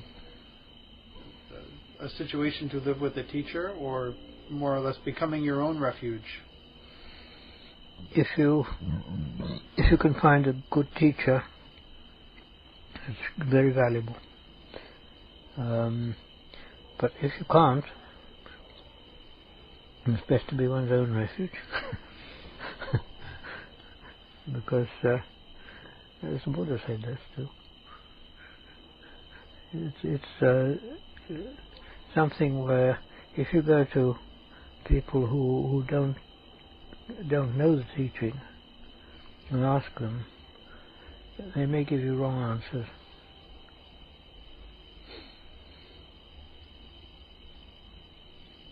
But then when the person's done that sometime, he won't necessarily go on with that one. It'll change to something else maybe. I mean, the person does the practice of the Parikamma Buddho for some time. And then the time comes when they feel they've got to do the body practice, got to investigate the body. And that's the time for them to change. Another person will go on with the Anapana until they go very deep, very far in it. The two are two different characters.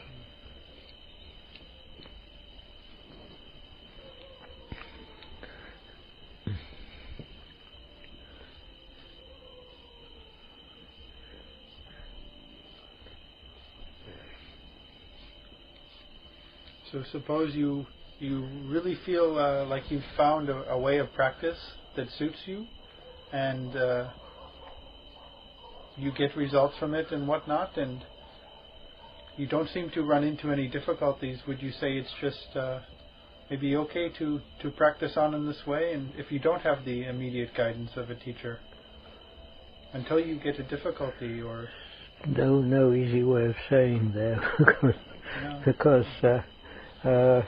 it depends on one's own character, and depends what one means by going easy. Because sometimes if you find the practice is very easy, it means that it's not doing very much. In other words, the kilesas are not being roused up. If they're not roused up, then the practice will be easy. On the other hand, if you rouse the kilesas too much, that might be harmful as well. So it's really an individual thing, this. But generally you can say attention on it longer and keep on doing that. But one shouldn't expect results to come quickly. A few people do get them coming quickly, but it doesn't mean to say that everybody will. But most people it takes quite a long time. And it's often better in that way, because if it takes a long time, the changes take place gradually. And they don't rouse too much of the kilesas. Kilesas will come up, but not too much.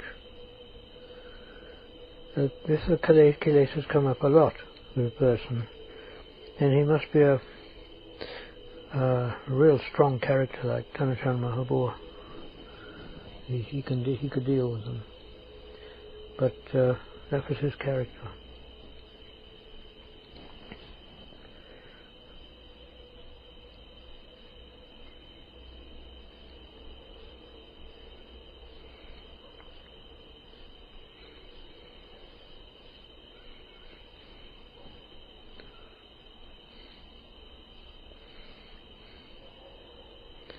The difficulty I think most people have is they don't really know what they're aiming at, what they're aiming for.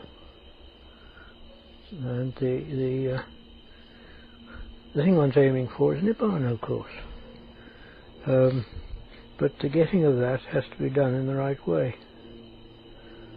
And the right way is to some extent an individual thing. Because it depends where the faults are and where the problems are.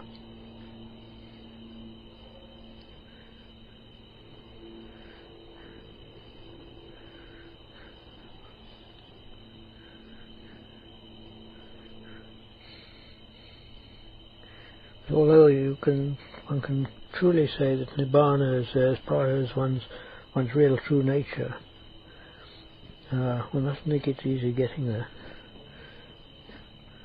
That's very difficult.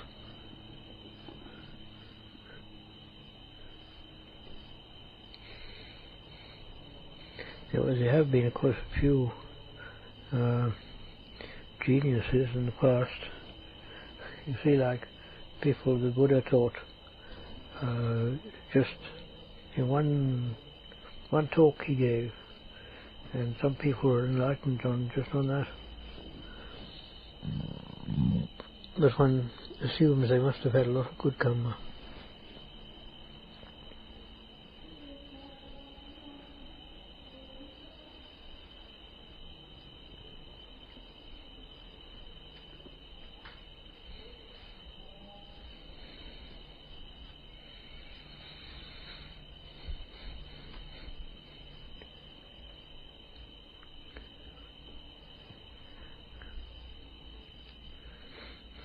I think I've spoken too much. Another.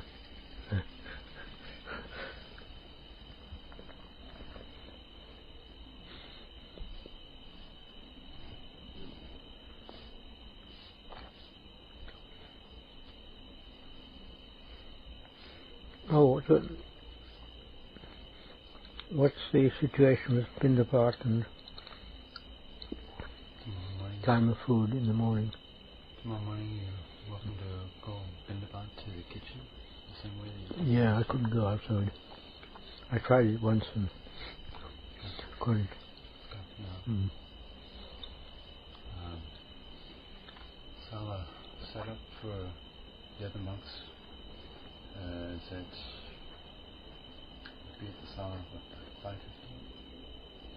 5:30 now. 5:30 is when it starts. Okay. 5:30, and then we'll arrange some alms routes. Yesterday I got cracked in my heel. And that's like about as time me and flooding it a lot more. I went on stage from last time, and like I know that would tear the hell out of my feet if I were to do it like one day. So if I could avoid any rocky roads, it'd be great. I don't want to be moving around next week.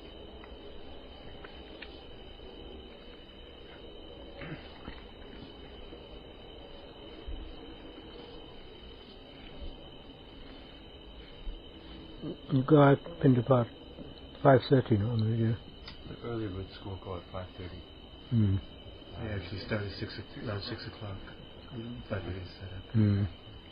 But it's getting light about 6:15.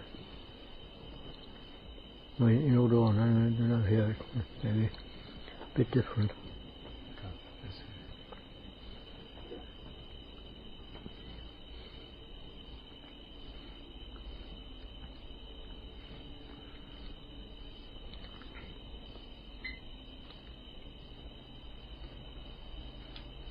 We'll have your Upatak go on alms round with you. We'll have your Upatak go on alms round with you. So you okay. can come here and inform you when it's ready. Okay.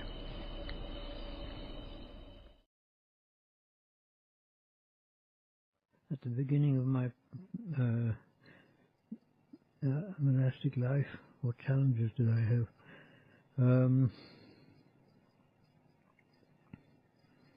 Well, I think the main challenge was just the practice.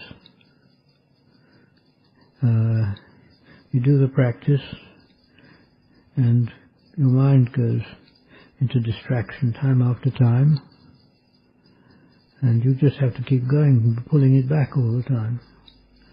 That's what I'd say the main thing.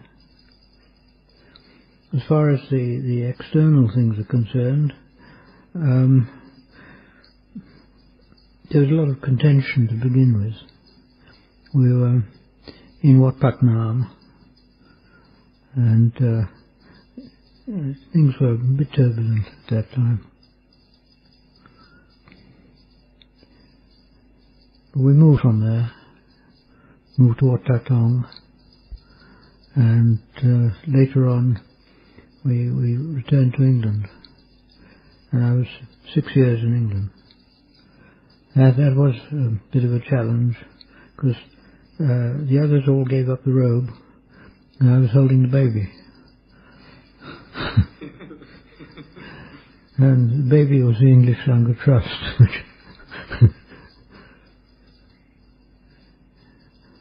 But the thing was, I knew perfectly very well at that time that I'd have to find a teacher who I could rely upon. And unfortunately I met a Thai person who was coming back to Thailand, and he had a job of going up to the Mekong area and searching for minerals, because he was in the mining department, or they call it now the I can't remember. Anyway, it means the sort of geological department. And when he went out to any place, he'd stay in the nearby wat and spend the night there. And he'd ask people about the Acharyas in the area. And he very soon got onto the Acharyas who came from Thanachan Man.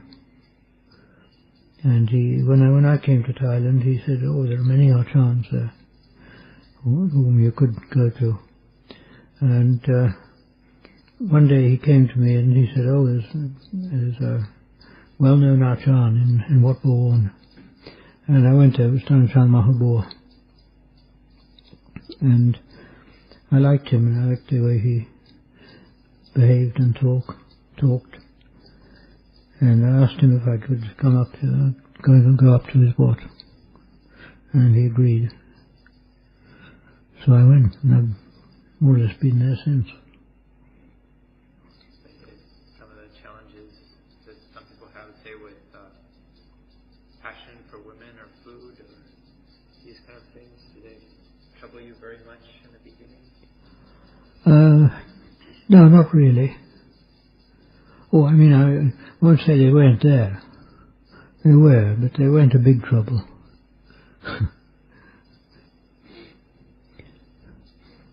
No, I was fortunate. My Kamma must have been fairly good in that way.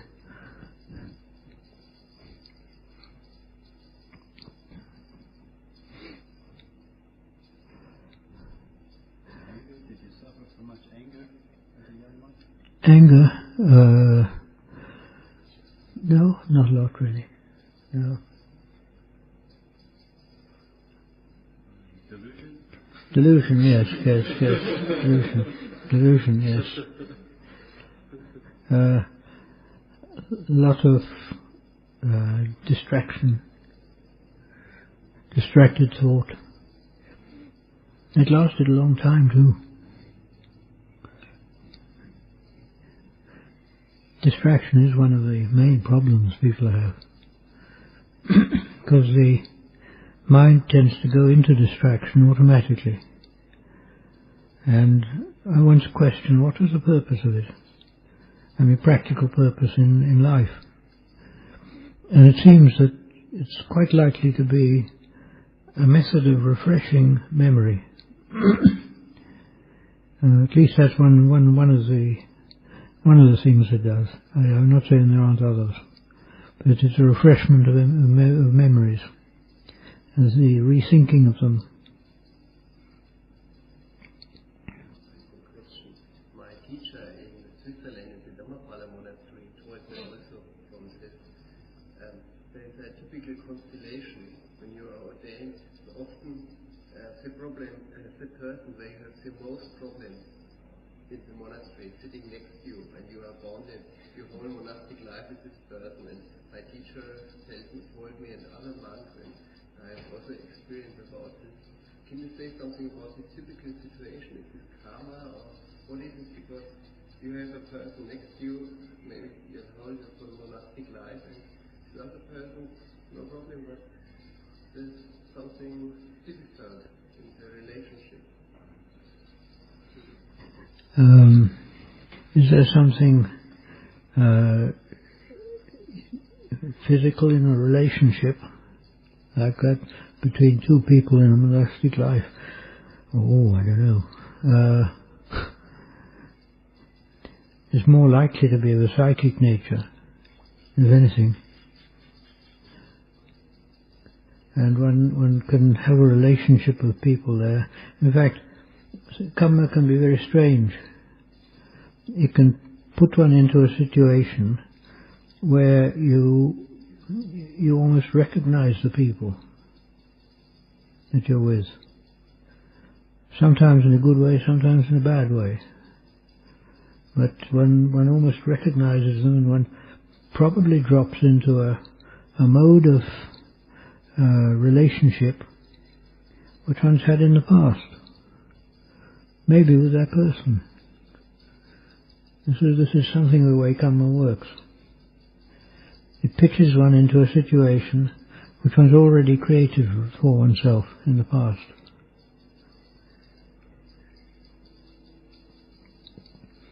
Kamma, in fact, is something very important. Kamma means action. Action done by body, speech or mind. And Kamma, when it's done like that, has a result. The result comes up in due course when the conditions are right for it.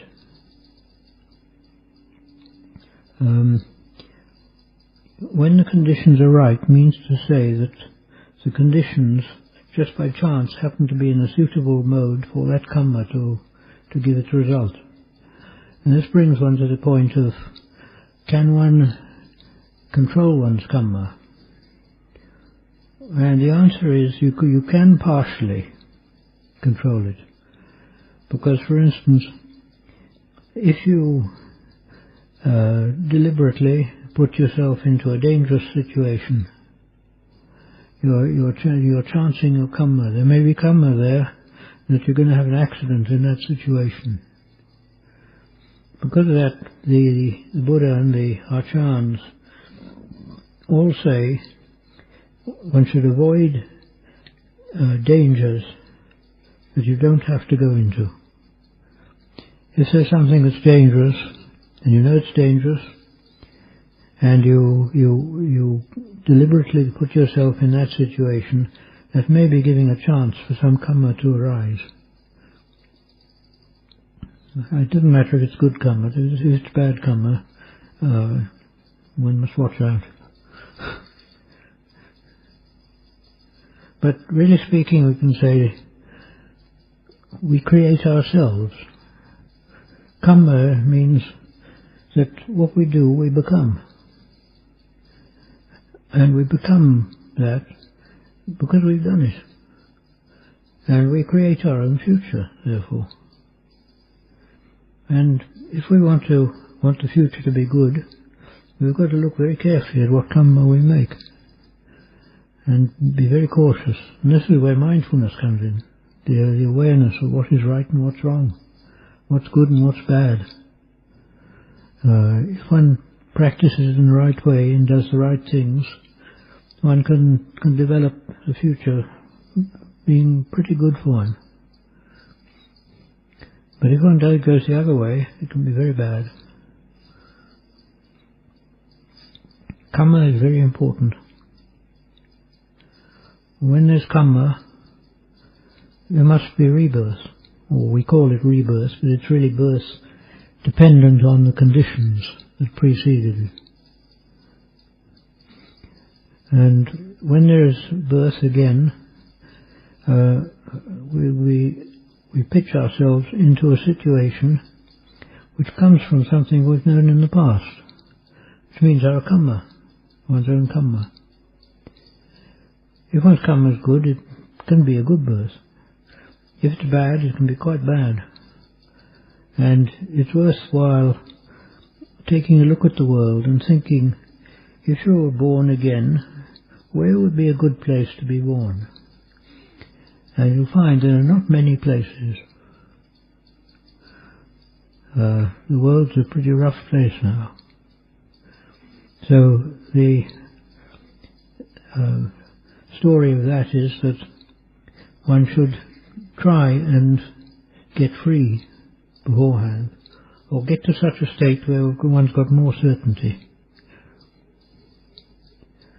And if one wants something to stir one's practice up, to give one good reason why one should practice hard, one should think of Kamma and its results and the way of rebirth. It's very important.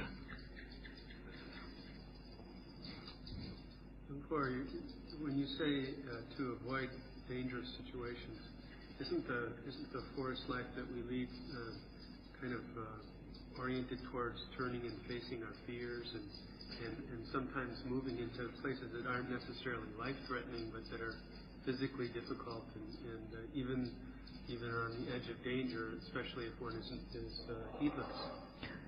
Oh, as for... wait for him to have his say.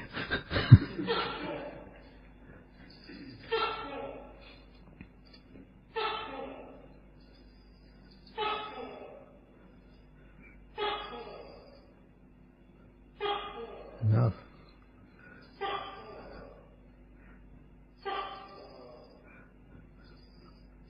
Okay. Enough. You ask, is it reasonable that we should get into dangerous and difficult positions in the forest and so on when one's practicing? The thing is, it's not so much a question of getting to danger or not into danger. Sometimes we have to. I mean, every time we step into a car and go somewhere, we don't know that we're going to get out of that car in one piece. There's always danger there. But the thing is, if it's necessary to go from here to there, well, you have to take the chance. That's all. The thing is, though, is it good to go just joyriding in a car for no special purpose? This sort of thing is one should look at and see. And if you're going to the hills and so on, to go to the hills and live in the hills for the purpose of practice is quite a reasonable thing to do. And sure, there are dangers there. But there's a type of dangers where one can expect to survive. And even though they're hard, it won't do one much harm, fundamentally. You do hear of accidents and things happening, but mostly it's all right. So if you start trying to scale cliffs and go do things like that, then that's maybe putting yourself into danger that's unnecessary. And one should watch out for that. The Buddha always said one must be careful, and that this life is valuable. No questions. Speaking of Kamma, could you say something about the relative importance of Kamma, of mind, of speech, and physical action? For instance, if there's an anger kilesa that comes up, and I restrain speech and action, but still the mind is spewing thoughts of anger, and I haven't found an antidote. Yeah. The question of whether the relative values of actions done by body, speech, or mind. It's always said that the most gross actions, which are the bodily actions, bring the most gross Kamma, the hardest Kamma. Speech is midway. The mind is the most subtle. So the Kamma comes up in different ways, depending on the way it's made. If one has a tendency to anger, and one recognizes the anger coming up, and one gives way to thought, that thought is Kamma, thinking. and there's tanha behind it. The tanha is the wanting to get rid of the unpleasant feeling of anger coming up. And the wanting to do it is in terms of blaming something or other, criticizing something or other. And when one does that, that criticism is Kamma, which will come back on one in terms of thought. It can be mental Kamma. The tanha that is made creates a situation of attachment. So the attachment there is the attachment to that situation which came up. That attachment being there, the Kamma can arise again. When the trigger goes for that sort of situation to occur again, maybe you see the guy somewhere on the street and suddenly it all comes up. Then you've got the same problem coming again, and the tendency to make more Kamma there. To effectively get rid of something of that sort, one must get rid of it not only in speech and action, but in mind as well. The mind's very important. And probably the best way to do it is to realize that the mental state that's coming up is a danger to oneself. If you look at it as being something dangerous, and if you have the mindfulness to catch it and to turn and look at the cause of it, which is that feeling, then you should be able to catch it and hold it. But one must be aware, because when you do catch it and you hold it, you think, oh, all right, I've done pretty well now. And then in a short while, bang, it comes up again. It tries to catch you unawares. So you've got to keep at it until it really does disappear.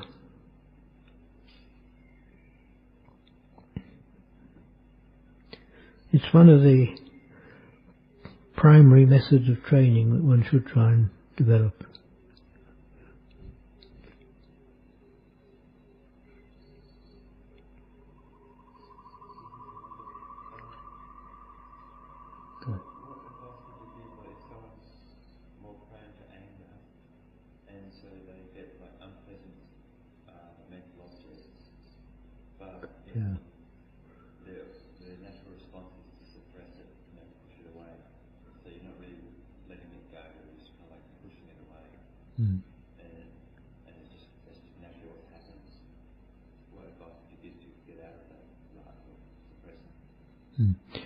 You mean, I'm not quite sure if I got the question, but is it that, in effect, the tendency of repressing the anger is something that doesn't get rid of it?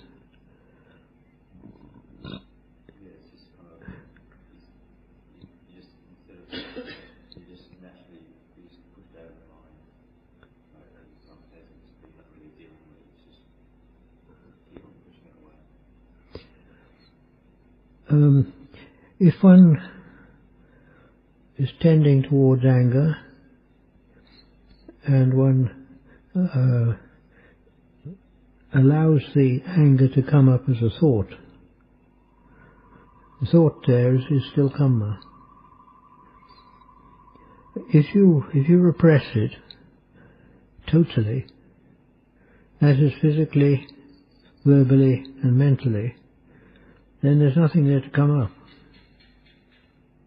Nothing left. And the thing it must die away. It doesn't mean to say that the situation won't be remembered later and bring it all up again. That may happen. But all this means is that one's got to deal with it each time it comes up. Each time you deal with it, it gets weaker.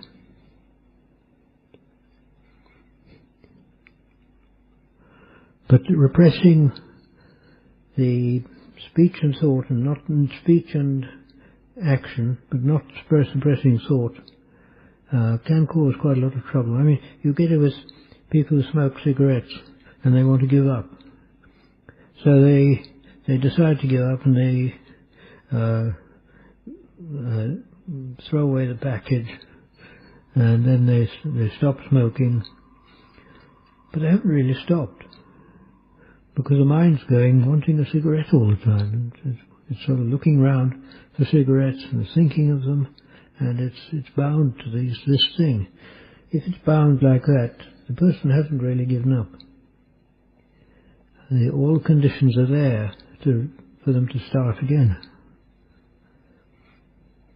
But if they've given up the thoughts, if they turn away from that thought every time it arises, then it'll die away properly.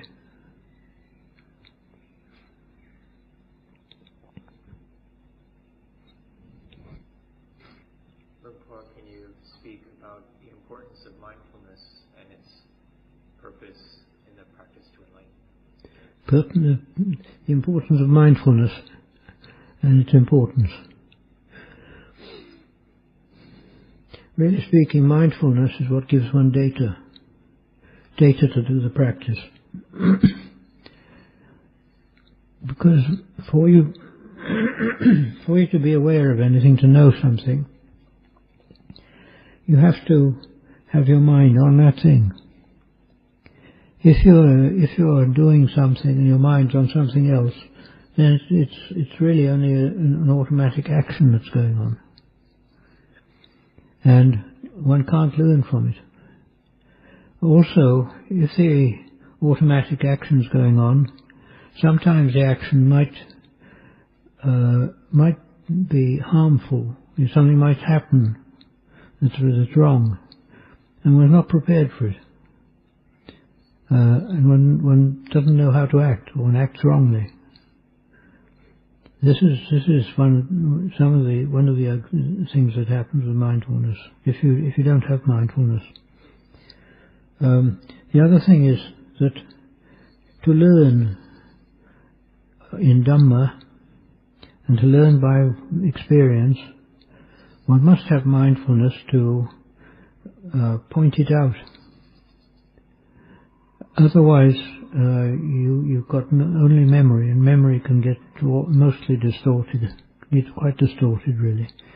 But if you have mindfulness, the mindfulness will fix it quite well, and one want to learn from it.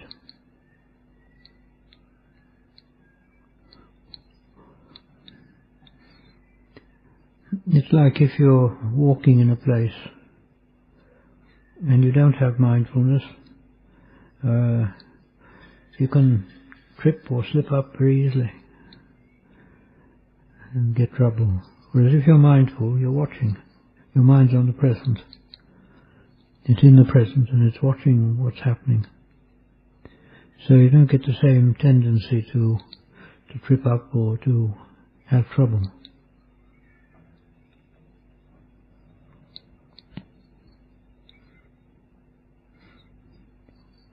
Really, mindfulness is one of the most important teachings.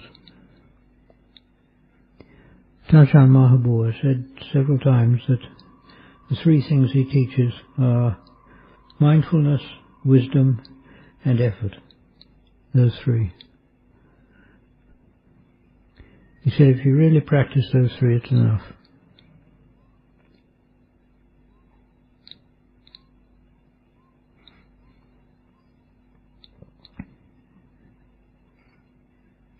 Really, if you don't have the mindfulness, the wisdom has got very little to work on. If there's mindfulness there, the wisdom can pick up things from that mindfulness, and it can pick up what's happening all the time. Yeah. Okay. Three things: mindfulness, wisdom, and effort. Yeah. Could you say something about finding balance and effort? How effort might at times be either too great or too little? I haven't quite got that. Could you the idea of effort and how one finds a balance in one's effort and practice. Okay. This is how you get the effort to balance in your practice, how much effort you should put and so on. It depends very much on how the Kilesas are working. If the Kilesas are coming up strongly, then you have to use a lot of effort to overcome those Kilesas. But if the Kilesas are weak, you don't have to use much effort to overcome them. So it really depends upon the Kilesas. It's like an enemy that's attacking you. If they're attacking you in force, you have to repel them in force. If they're just doing a weak attack, it's quite easy to repel them weakly like that. You don't want to bring the whole army out to deal with them. So the tendency, the way is that it will depend very much on the Kilesas, how much effort one should use. If the Kilesas are strong, you really have to get down to it and work hard. This is suggested in the Sutta in Majjhima Nikaya, where the Buddha said how you should practice if the Kilesas come up, cause you trouble. I can't remember all the details, but first you have to try and remember about the Buddha and what the Buddha did. Then if that doesn't work, you have to try and see what will be the result if you don't do this practice. Where will you go? You might go to the hell regions or go somewhere bad. It goes through a whole lot of things like that until finally it says, if all else fails, you've got to put your tongue on the roof of your mouth and grit your teeth and by force deal with the Kilesas. In other words, the attack has to be defended equally by however strong it is. However strong an attack it is, you've got to have an equal defense.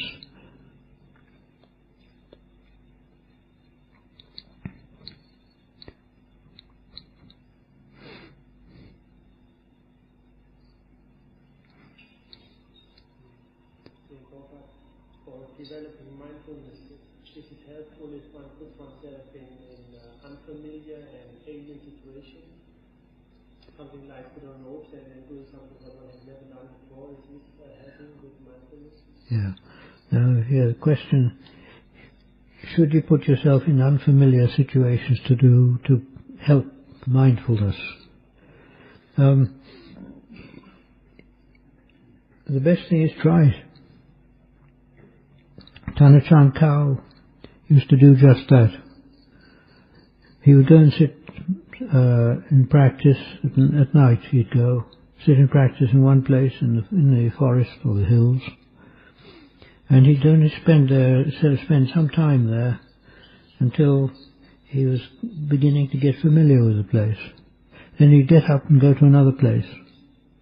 This was all at night. And he'd go to another place and sit down there and do the practice. And after some time there, he'd go to another place. He'd go several places in the area where he was staying.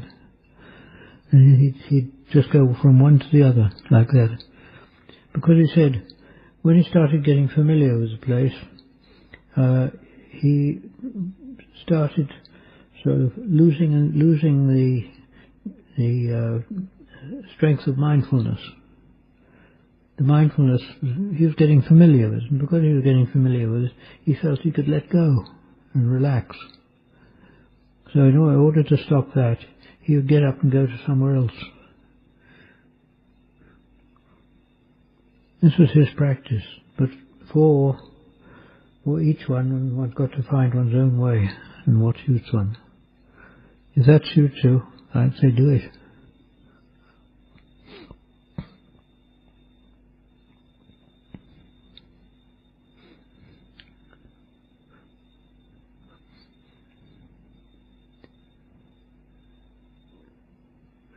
But it's quite interesting how many of the Acharyas would go out at night in the forest or in the hills without a light. They walk chankram without a light.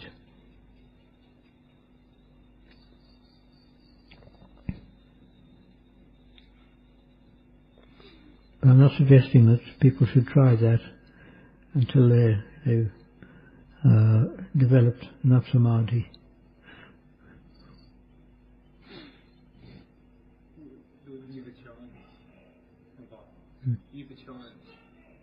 Would they have been developed to the point where they could see, like how the Buddha says, one trains until one sees night as day and day as night?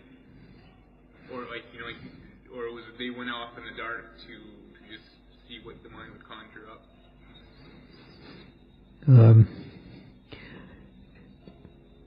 To see what one's doing in the dark, in the darkness there. Some people may have this capacity. Some people may have a complete confidence. And if they've got a reason for confidence, that doesn't matter, it's alright. The thing is, a person shouldn't do this until they really have that confidence, until they know. Because it's not only the animals and the sort of snakes and things, but also you can trip up on rocks and you might fall somewhere. But a lot of the people who go out to do that sort of thing, they say, if you have a torch you can't see anything, because you can only see where the torch is. Whereas if you don't have the torch, your eyes adapt to quite a large degree, and you can see a lot of things. You can see the general line of what's there. Whether you can see a snake is another matter, I don't know. No.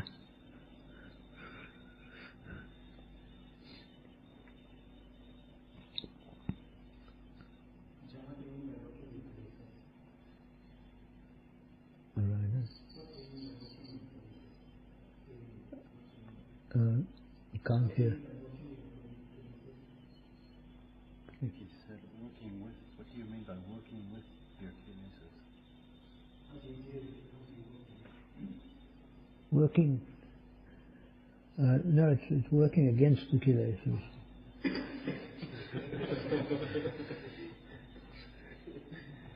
Many people do work with their Kilesas, but you shouldn't.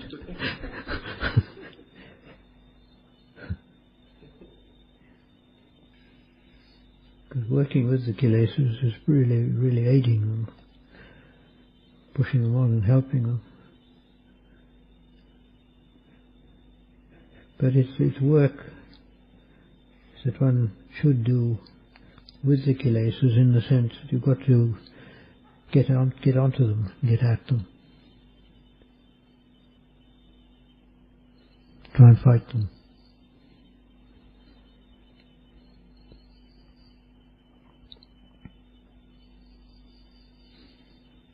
How actively should one fight Kilesas? Oh, it depends on the Kilesas very much. If they're strong, you must be strong. You must be very strong with them. If they're not strong, then it doesn't matter so much.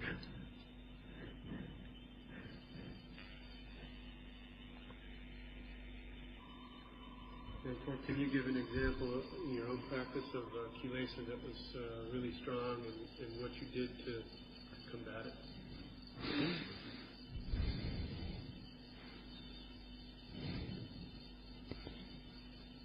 Yeah, some of it is unsuitable to talk about. But mostly it's a matter of, for instance, with distraction, you've got to pull it back to the task of keeping the mind on the parikamma, for example, on the Buddha or anapanasati, the task of keeping it there, and one has to pull it back to that task every time it goes away. And you've got to keep on really until the Kilesas give way.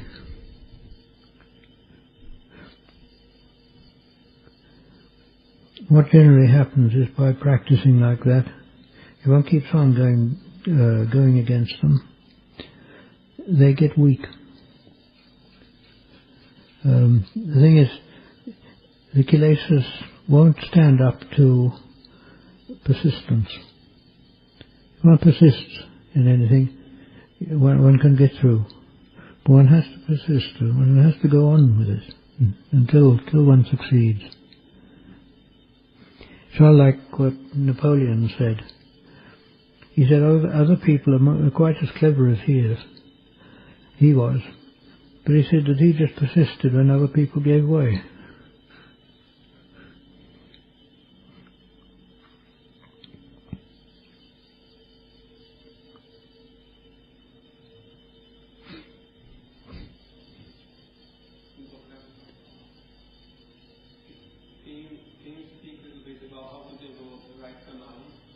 How to develop right samadhi?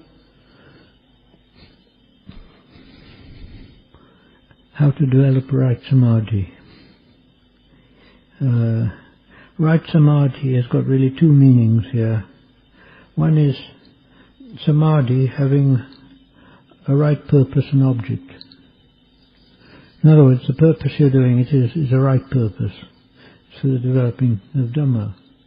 And the object you use, it can be just something like the breathing, anapana, or buddho, parikamma, or it can be investigating the body, or something of that sort. Doing this sort of practice, the samadhi is right, because it's right the right thing to do, in the way of Dhamma. But further than that, there's the right samadhi of the path. And that's a different thing. Because that comes up only when all the other path factors are right. When the path factors, or the Eightfold Path factors, all of them are right, then the samadhi, if that's right, then that can become a path moment, which means to say one breaks through. And in a way of speaking, one gets to Nibbana temporarily. And if it's the first three path moments, it drops away again. But the path, the Eightfold Path, isn't just the training of doing these things on the Eightfold Path. That certainly is necessary. But it doesn't turn into the Eightfold Path just by practicing those things. It's got to be that all these things come together and coalesce in a state that is absolutely right and correct. When that happens, then the jump can take place. It's like a bridge leading it over to the other side.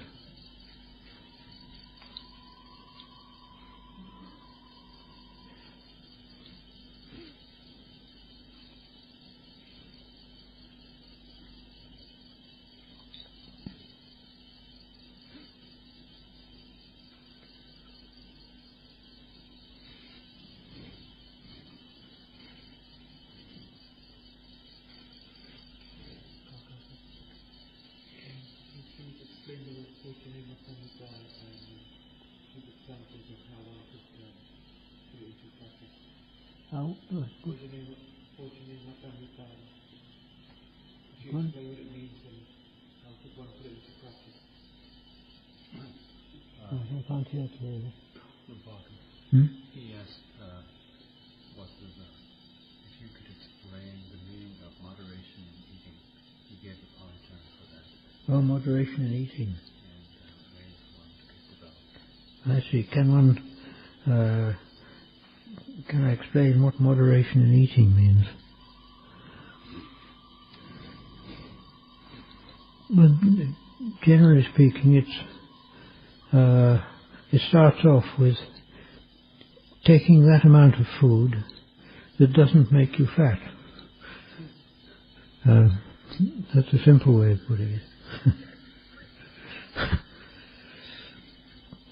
But moderation also means that you don't look for the choice bits, the best bits, but you take the food just as it is, like that.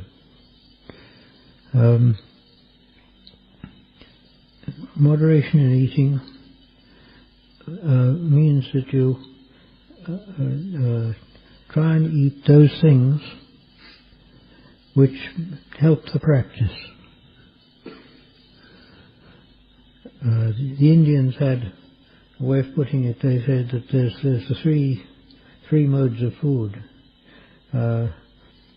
tamas, rajas, and sattva. The tamas food makes you heavy and thick, sort of.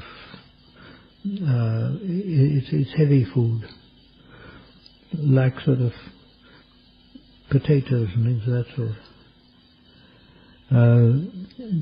The rajas food, the moderate type, makes you hot, and it can increase sensuality. The tamas food makes you light and buoyant, and it doesn't require a lot of digestion. The general thing is that one will need probably a bit of all three, but to see that you don't take too much of the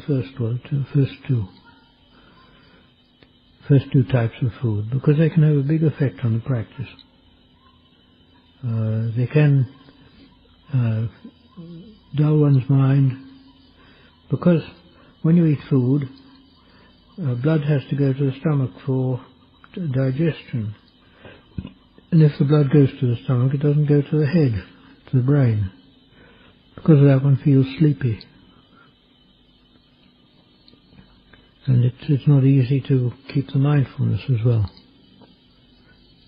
But on the other hand, if you eat the sattvic food, the light food, all the time, you might get malnutrition. So you've got to be a bit cautious. Yeah.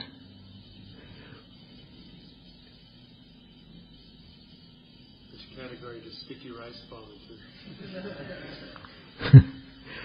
It's got quite a lot of tamas, I'd say. The dulling factor, heavy, but not entirely. It's sort of heavy food, but its result isn't particularly heavy. I would like to ask, what do you recommend to do when in meditation, nimitta arise? Generally, what you do when a nimitta arises?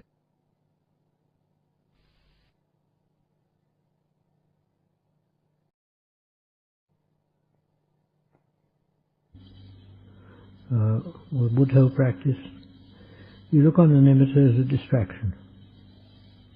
You don't have anything to do with it. Don't try and get rid of it. Don't try and persist and make it persist. Just lose interest in it. Because the nimitta comes up much in the same way as a memory of something. The memory comes up and one grasps at it, and the mind goes. You've gone away from the practice, and it's a distraction. If the nimitta comes up, that's a distraction too. So in that case, you don't want to be bothered about nimittas when you're doing the practice of, say, anapana and that sort of thing. But there are other times when you can get a nimitta arising from the practice, which can help a great deal. I mean, if you get a nimitta arising of, say, yourself lying down dead in front of you, like that. This is quite a common nimitta that people get. And if you can then bring that to your mind often, it can prevent the kilesas grabbing hold of you. It can be quite important there. Or if it suits you and you get an asubha nimitta. Asubha is something like a body gradually rotting away, something of that sort. That can be helpful too. But one must be careful and know that the nimitta is the right type for one's own character. I mean, if an angry person gets an asubha nimitta, it's quite likely that it may increase his anger. And you've got to be a bit watchful there.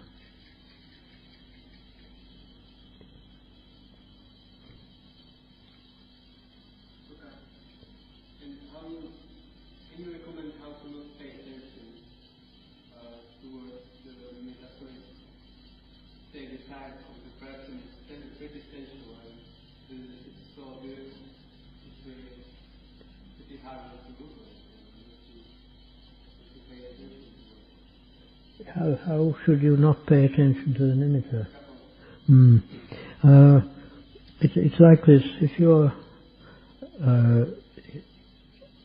vijnana, is consciousness, is the one that knows this.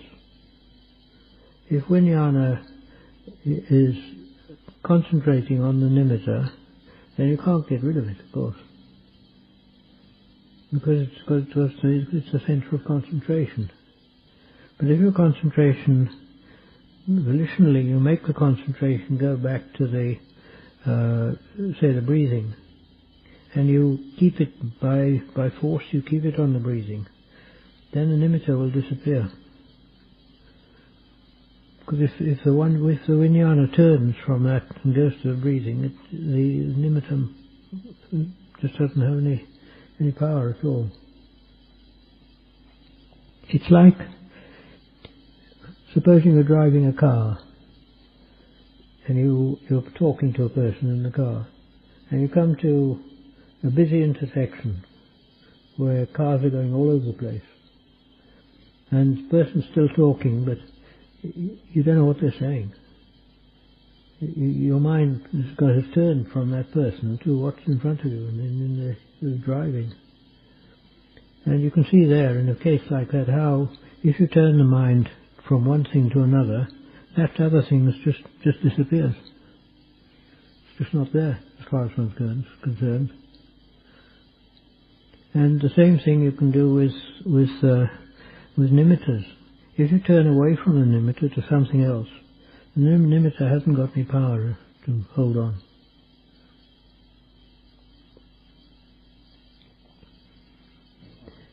If the nimitta takes the form of brightness of mind, inner brightness, arises from peace of mind, is that something which should be focused on or turned away from?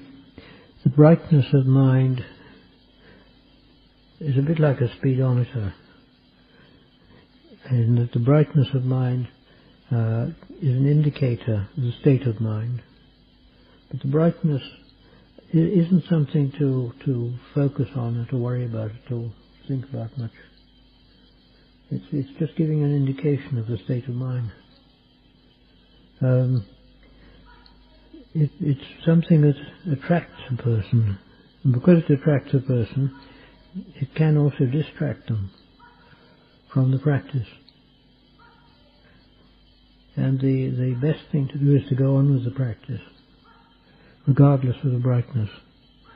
That will probably make it brighter. But Tanachan always said that this brightness, he said he had this at the last moment before he attained. But in this brightness, he said there was a sort of focal point. And he sort of questioned what that focal point was. And he said it came up within him that focal point was the essential thing for rebirth, to be born again. But it didn't sort of click with him at the time. And it's only later on he started thinking about that, and he realized, oh, I see what that is now. He saw what it was. After that, he chucked out all the brightness and the focal point.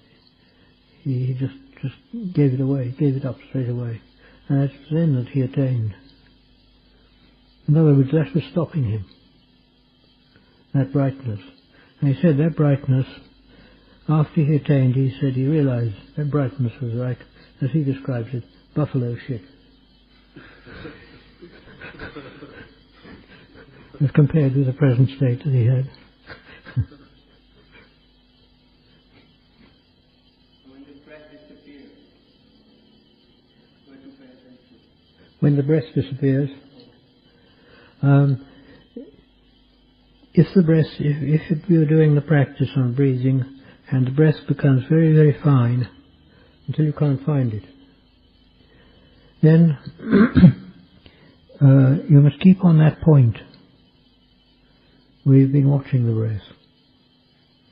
Because when you watch the breath, you have to watch it at a point. You must find out a point where it's felt most strongly. And so you keep on that point, and as it goes finer and finer and finer, you must keep that point. Is the main thing to hold the attention. And when the breath disappears, if you keep on that point, it'll come back again. But if the breathing stops entirely, because it's gone so calm that there's no breath left, then don't panic. It'll come back again, all right. A lot of people, they panic then, they think, oh, I'm not breathing. Oh, I must get back and breathe. And then they break it all up. And the cessation of breath there is quite valuable. It's not something to break up.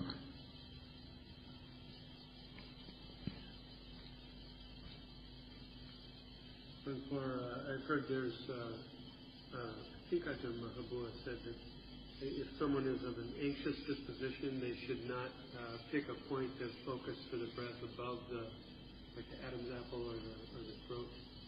Have you heard of that? No, I haven't heard that. But I've heard Tanashan Lee, who Water Sokaram, he said that if you get headaches when you when you focus the breathing on somewhere around the tip of the nose, then you should not go above the throat. You should go lower down for the breathing. But I haven't heard anything about if there's anxiety.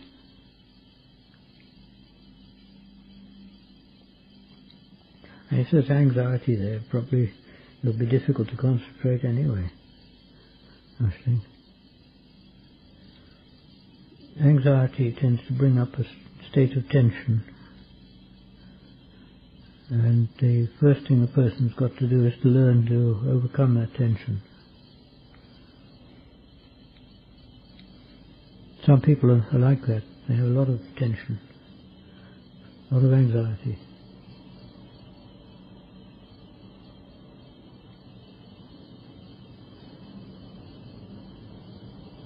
Do you have any recommendations as to how to overcome anxiety? Huh? Do you have any recommendations as to how to overcome anxiety? Yes, it's like, as I said before, the breathing. You can do it by taking a breath in and pushing it down deep, right down low in the stomach, and then letting it come out very slowly like that. Do this no more than 3 times. If you do too much, it's bad. But if you do it just once or twice, it's all right. And it can help quite a lot now, because the breath and the mind are very close. And if you overcome the anxiety in breathing, in the way of breathing, then it will also help to overcome it in the mind. They affect each other. When Mahabua is talking about practice on the chitta,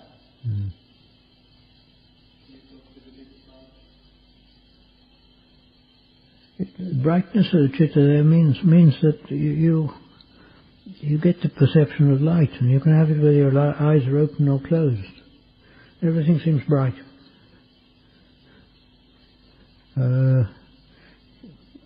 It can be visible light. It can become very strong too.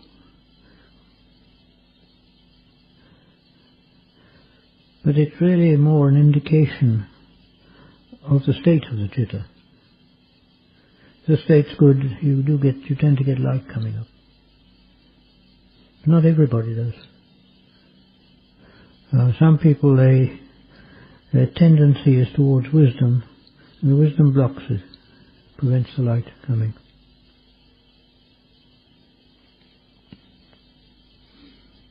The reason seems to be that if a person gets light coming up, or tends to, then the wisdom jumps on it. Says, "What's this?" And that stops it.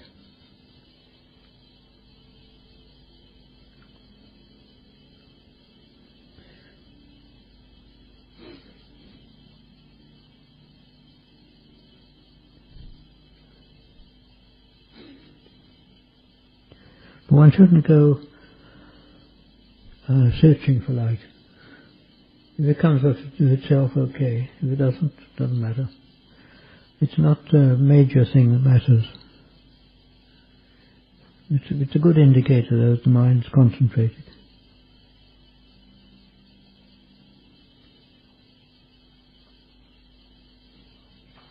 Can you go?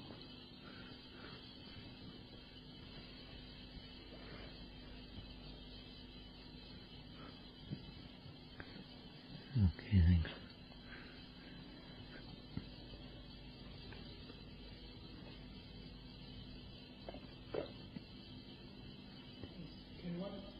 Can one spontaneously enter meditative absorption as the result of either previous kamma or some other condition? Can you obtain meditative absorption from kamma or other conditions? Well, certainly you can attain it from kamma, and I'd say from other conditions as well. But the thing is that the conditions have to be the right ones. And if one's practiced it in the past, it can come up from that. And the person can get quite a boost in the practice from past kamma, what they've done in the past. But the modes of practice that one does, if they're the modes of practice, one can get meditative absorption from that. Absorption just means samadhi, really. One can get samadhi from it. That's the way of the practice. And the aim is really to get that absorption. Because when you've got that absorption, the mind is calm. When it's calm, it's happy. When it's happy, the Kilesas are not bothering it.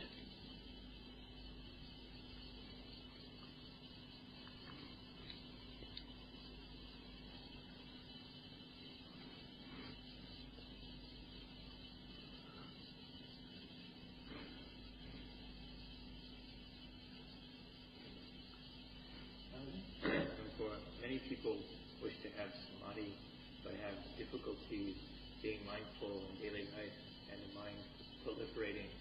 What advice do you have? Yeah. What advice do I have for the mind proliferating when people want to gain samadhi? Okay. Well, the only thing is really to question why is it difficult? And you've got to search. And it's a general sort of axiom in Buddhism that all conditions arise depending on the surrounding circumstances. So you've got to look in the surrounding circumstances to find out what conditions are stopping it. Now, the circumstances can be many. They can be, for example, food, weather, one's own actions, what one's done, speaking too much or too little or whatever it is. They can be internal bodily conditions. They can be the people you've met with. Endless ones like that. And one must search out and see if one can find what's the key to this. Where's the key problem? The conditions can go even into the past Kamma. Also, food is important. Many things are important there. And if any of these is wrong, then the conditions are not right for the samadhi to come up. So one has to look at those conditions and get to realize where one's faults are, where one is at fault in samadhi.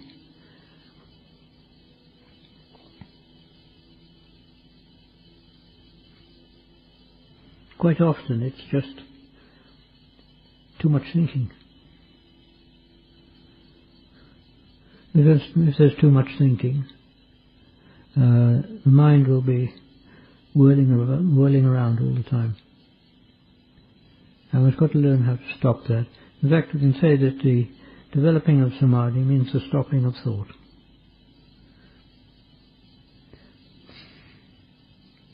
It doesn't mean you stop it all the time, of course. But when you're doing the samadhi, you stop it. In other words, one learns how to control thought.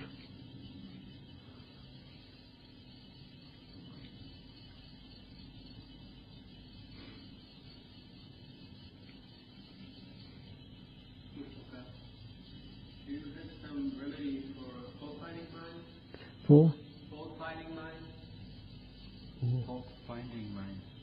Fault-finding mind, oh, yes.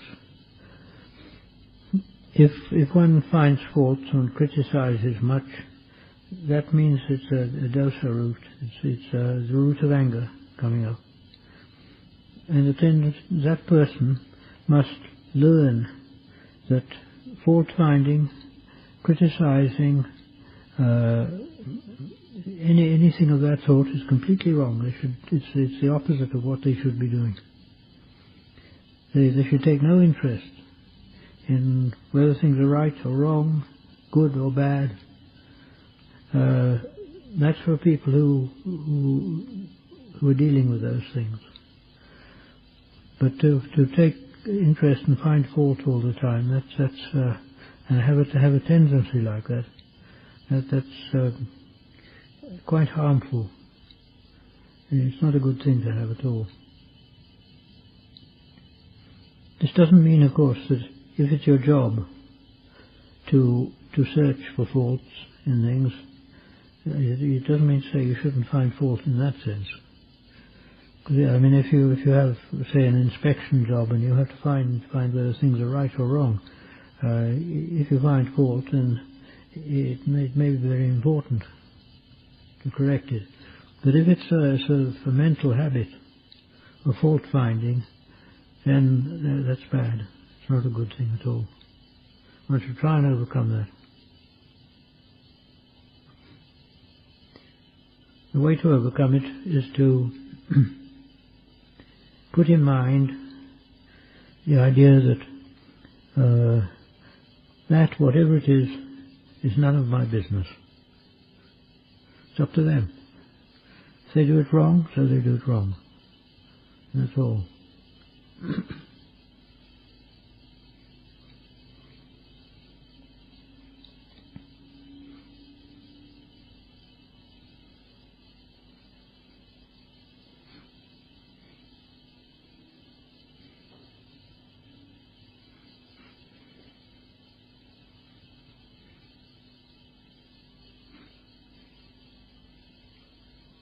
Do you have any recommendations for a good diet?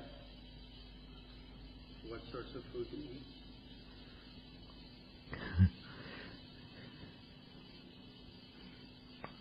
not a dietitian really, but what foods to eat for a good diet. I think that depends on the person.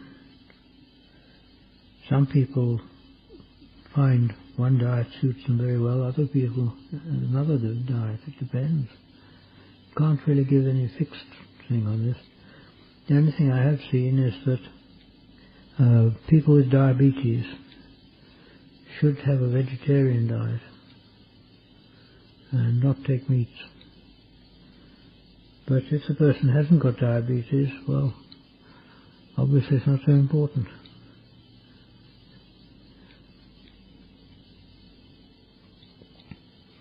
That I don't know. I think you have to go to books for this. And every book you go to will probably tell you something different.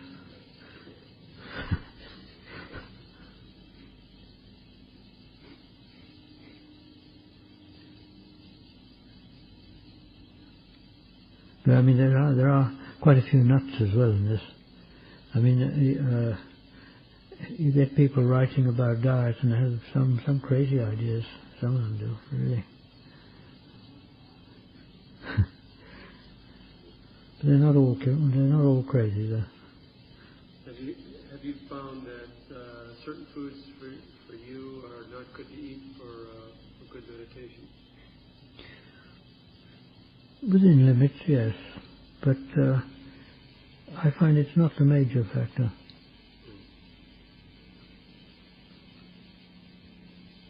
I mean, too much foods which are heavy foods. I find that tends to be not helpful. Foods which tend to make you a bit sleepy, not very good.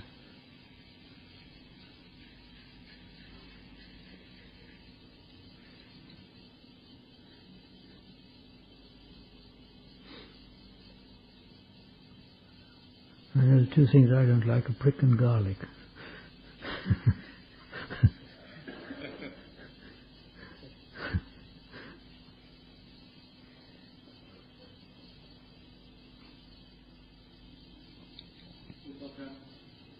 In your practice, have you found that to change your parikrama in your meditation when you are sitting and when you are walking, was it helpful for you or no? Because some people recommend to do something else when you are doing walking meditation, and other people say no. So how is it with you? If your main practice is with the parikrama, the best thing is keep it going if you can. But if you find that the rhythm of the parikrama and the rhythm of walking interfere, then you may have to change and do something different. For instance, you can examine the way you walk. Examine the movements of walking. But generally it's best to keep on the one parikrama until it really brings good results.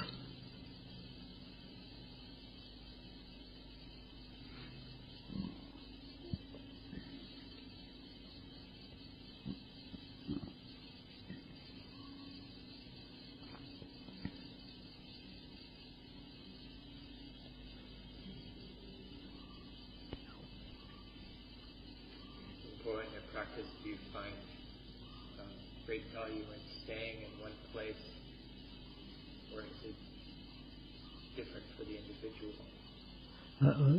Staying in one place. Like staying in one monastery or one community for years. I think this varies amongst people.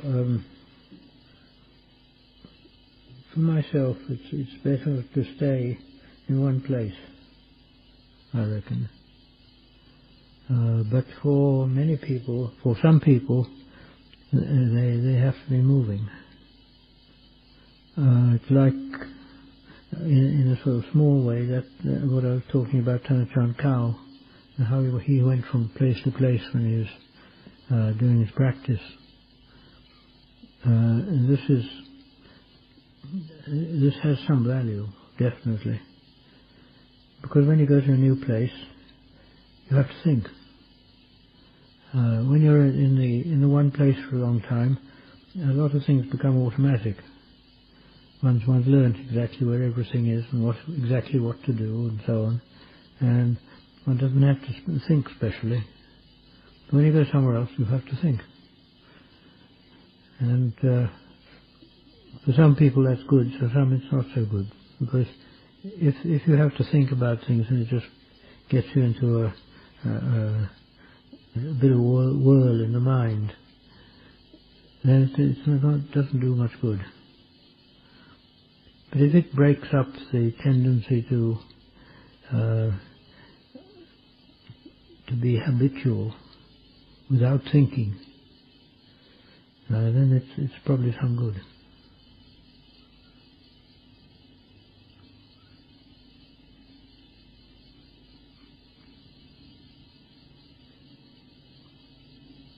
Some people seem to find their spiritual teacher in this life, like you've spent many years with Yeah.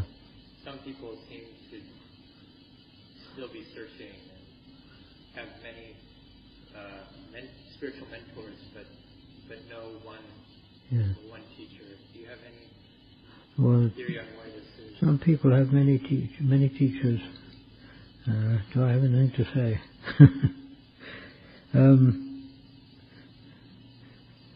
It can be that a person must search and find the right teacher for himself. And this is true. It can happen like this. But also it can be that the person is avoiding putting himself under another teacher because he doesn't want to be controlled. So it depends on the motive of the person.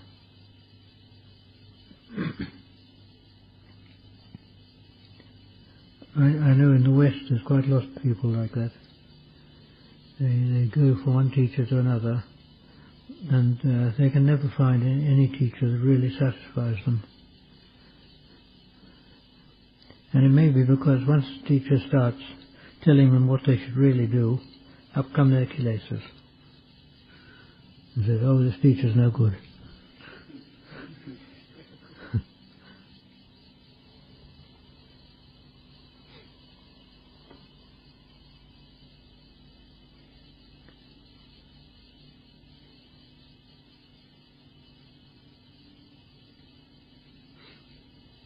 I think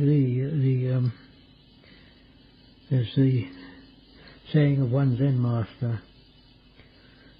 He said, when you find a good teacher, hang up your sandals and stay there.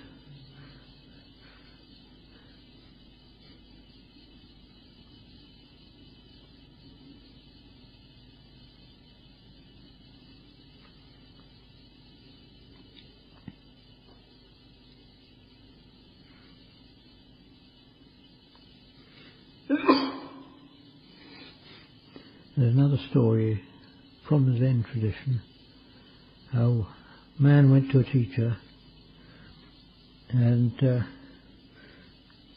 teacher asked him, he said, when you came in here you would have had a stick, because they use a stick on there.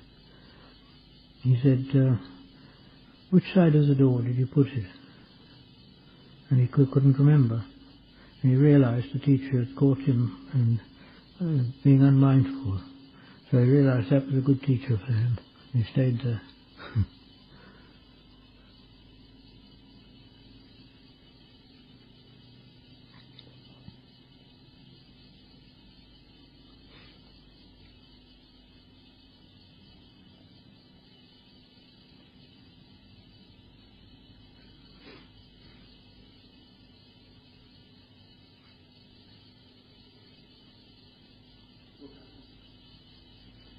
In the last Suvatu, you said that you have been reading some Philokalia, some stuff from Orthodox Church. Oh yeah. Was it inspiring for you? Did you find something valuable for you there? Yeah, there are valuable things in it. They're valuable in the qualities of the people who are doing it. Some of them had very good qualities. One monk, he in Russia, he went to a place in the forest, and he stayed there for some time, and after a time people found him there, and they found he was a good teacher, and they wanted to come. Before long they came starting to build a monastery there where he was. That was the time he realized time to go, so he went off to another place. And then the same thing happened again, so he would go off to another place. in other words, he was the world was trying to catch him all the time, but he refused to be caught by it.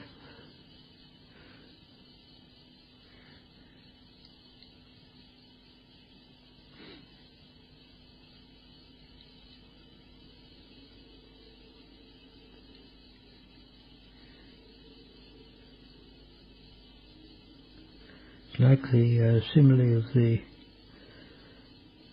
log the Buddha gave. He saw a log of wood floating down the Ganges. He said to his followers, he said, that log will reach the ocean, provided it doesn't get snagged up by other sort of weeds and other things in the water, provided it doesn't sort of get caught on a sandbank, provided it doesn't go rotten and sink, and provided it's not taken by gods or men for use. If all this is okay, then in the end it'll float out into the ocean. And the simile is, of course, how if the monk doesn't give way to all these things, all the ways of the world, then he'll eventually float out to Nibbana.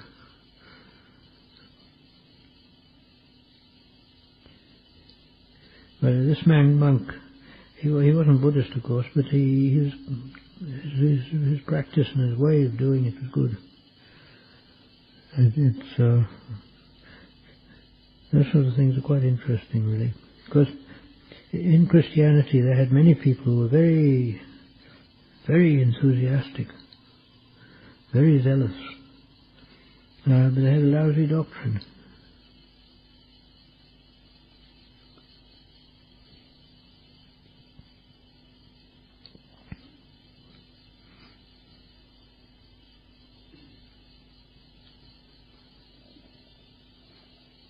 Is it possible that religious seekers, Christianity or Hindu, attain enlightenment?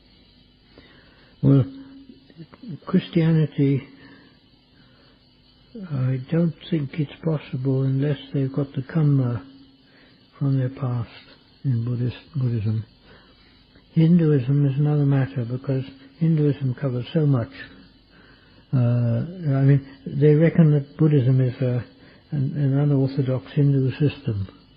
It just sort of covers anything. They can consider it as Hinduism.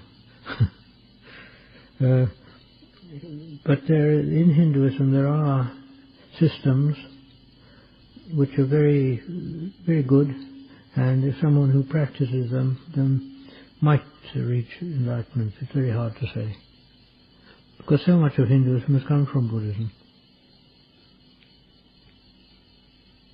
People use the terminology of God or divine, such as this. Do you think that they could still have right view? It depends what one means, and it depends the level of the person. The ordinary person who's sort of pushing a plough around a field, it doesn't really matter very much. And if they have the idea of a God, it might help them somewhat. But people who really think, or who want to develop, they have to think in terms of what is this God. For instance, the Sangha teaching can be with God or without God. You can have either. yoga teaching, normally they have the idea of God. But when you think of God, you have to ask several questions. First of all, there are the gods of the sort of Brahma worlds, Brahma levels. Now, a lot of the gods that we hear about would seem to equate with that level. Because first of all, for a person to contact a god and be affected by a god, that god must be impermanent. Because we can't be affected by things that are not impermanent. The only thing that can affect us there is Nibbana, because it's part of ourselves anyway. It's not something separate. And if one likes to use the terminology of God, one can say, well, the thing is, I can really become God, because it's there in one. But it's a wrong way of thinking, really, isn't it? It brings up ideas of God being a person. And mostly people believe in a God because they're taught it by their parents and maybe preachers and other people. They're told you should love God. How can you love a God you've never seen and don't know anything about? There's a lot that's rather ridiculous in it when you look at it.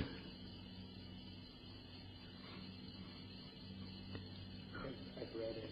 Ajahn Buddhadasa saying that God is like Dhamma, equates the two. What is your opinion of this? Well, it's just semantics. If you say God is like Dhamma, you're just giving it another name. It depends on what your fundamental idea of Dhamma is and your fundamental idea of God. But to put it like that's very misleading. Because people who've got an idea of God, they say, oh, in Buddhism they talk about their God is called Dhamma. And it isn't like that. It's not right.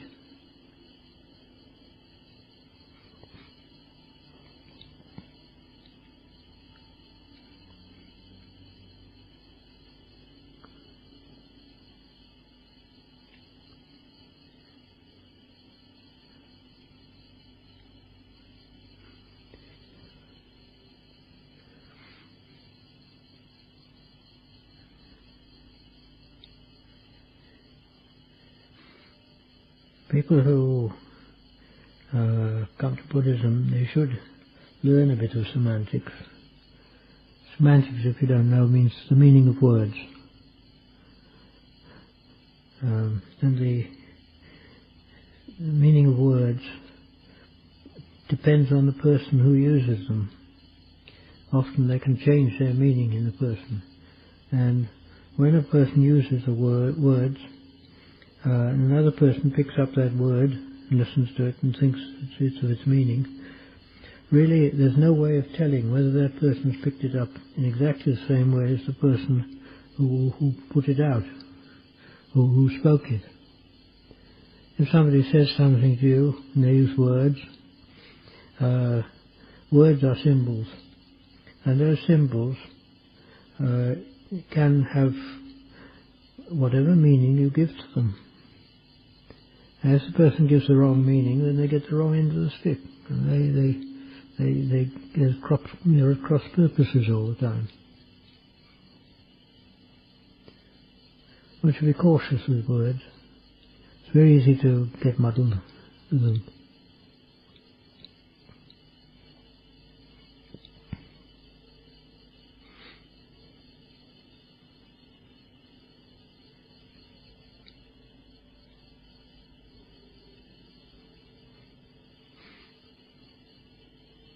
Sorry, I didn't understand though, but do you think that someone can use the word God and have right view? Is it possible, do you think? Can someone use the word God and have right view? I don't mean like Brahma God and this type of thing. I mean like Christians who talk about God. I would say it's not right view but it can lead to a right understanding in the end. If the person searches for that God and doesn't give up, goes on and on and on searching, and is never satisfied, he's almost bound to come in the end to realize that God is a figment of his own mind, and then he can turn to right view.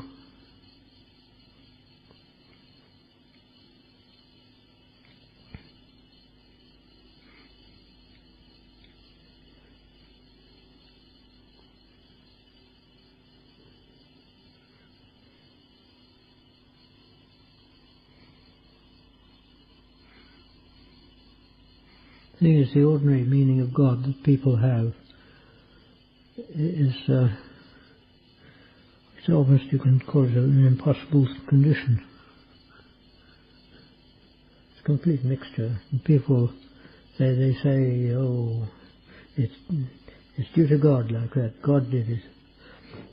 They've never thought out what that means. They don't even think that they're defining God as being doing what they think he should do.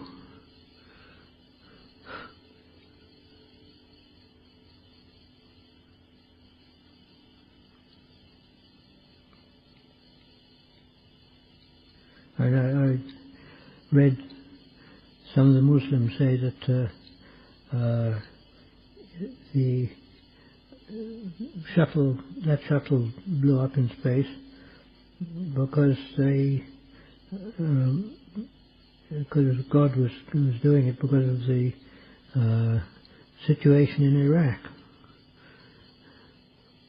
which is pretty ridiculous, because the situation in Iraq they're not at war yet even, and they sort of jump to conclusions like that, make up something which sounds to them good, and say something that's really stupid. 5 khandhas are part of the world. The physical body comes from the world, goes back to the world. The physical body acts as the base for the other khandhas: feeling, memory, thought, consciousness. Those 4 depend on the body. Without the body they won't work. And when a person dies, those disappear.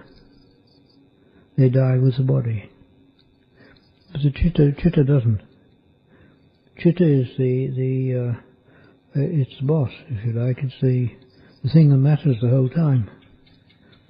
The chitta is really the essence of Buddhism. And the chitta is the one that is the commander, the one that pushes the khandhas about, makes them do things. But it only does that when there's avijja, there's form of ignorance, and then it pushes the khandhas about to do bad things sometimes, and if Dhamma comes up, good things. If the person becomes arahant, then the bad side of it disappears, and it's the Dhamma that comes up, and the Dhamma then uses the khandhas to do something good, something helpful, to teach, to help people in other ways, as we find the Acharyas doing it. The Acharyas like Ajahn Pañña, he does this sort of thing. He helps people, and this is the Dhamma coming out in the khandhas, which are still there.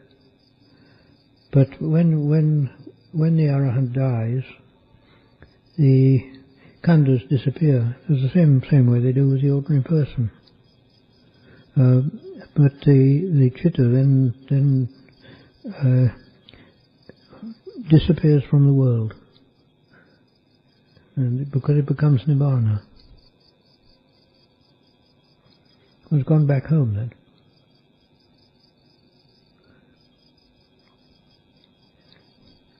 But the nature of the chitta, if you want to know what it is, The only thing you can say is emptiness. It's nothing in the world is like it. There's no comparable thing. And there's no analogy you can really give for it.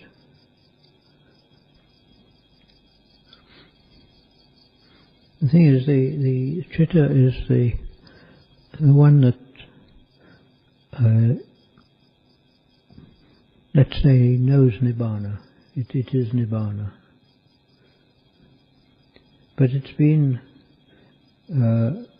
usurped by avijja, the ignorance, not knowing. Because of the not knowing, it's been pushed into doing things in the world, in that direction.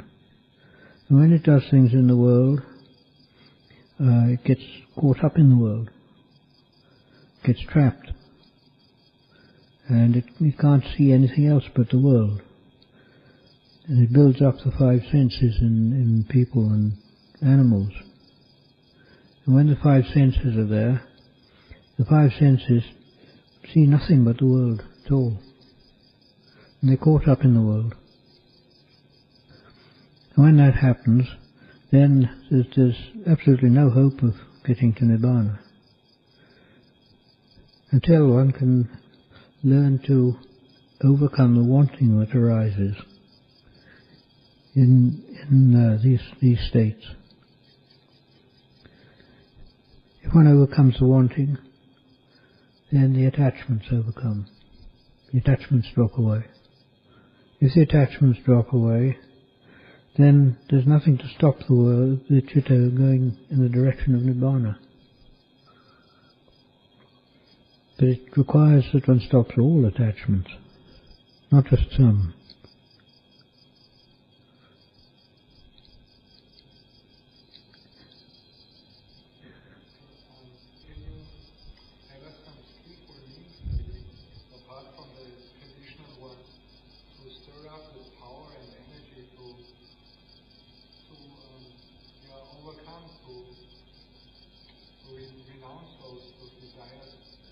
Yeah.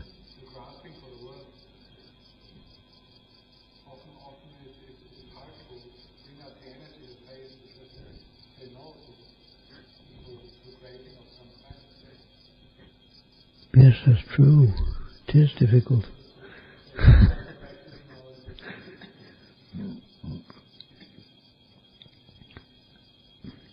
But the thing is, one's got to learn to look at things right. And if you look at them right, you'll see what this world is. And if you see what this world is, you'll have something inside you will turn against it. And when you've got that happening, then if you foster that, it'll tend to overcome the craving to go back to the world.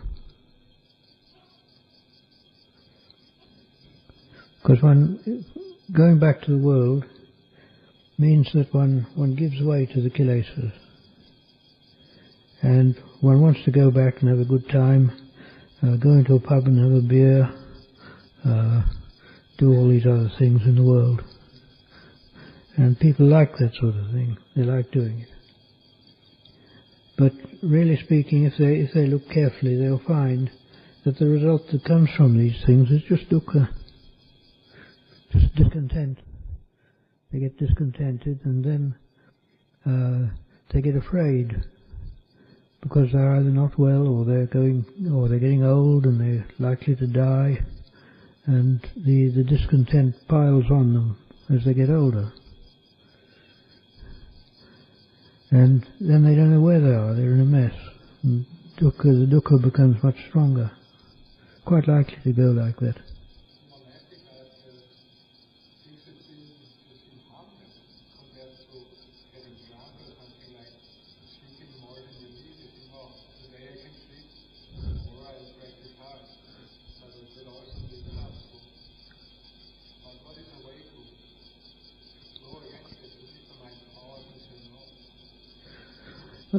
One can go against it by thinking. If you find the practice very difficult, try thinking about what it means if you don't do the practice. Try thinking about what way one's going to go. Try thinking what will it be when I die if I don't get through in this practice. Where are you going to be reborn? We don't know. I mean, this time I think most people here have had quite a reasonable and good rebirth. But we can't be sure that it'll always be like that, because we don't know our Kamma. We don't know what our Kamma is in the past.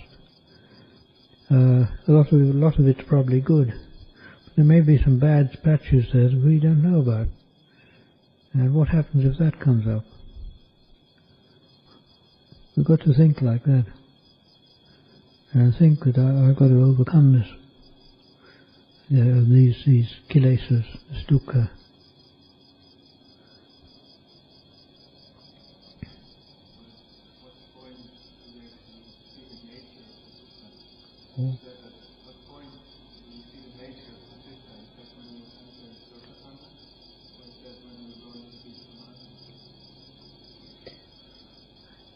The thing is, if one can get some success in samadhi, one will realize that is sukha. When you realize that's sukha, then you want to do it more. I mean, it's true, I think, with most people that if they have a particular time in the day when they always do the meditation practice, they find that that time the mind takes on the attitude of meditation, and it comes much more easily. Because your habit is to have the mind in a state of meditation at that time. So in order to help one's practice, one can make times when they're suitable, when you always do the practice. You may do it at other times also, but you always do it at those special times. And this can help a lot, because it becomes a habit, and the habit can help you. Before you said that teacher is something how justifies conduct, something of the world. So at what stage do you actually see this person?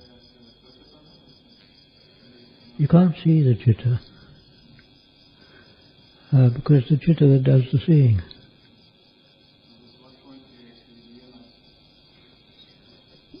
One can realize it at any point, really, if one only knows how to look at it.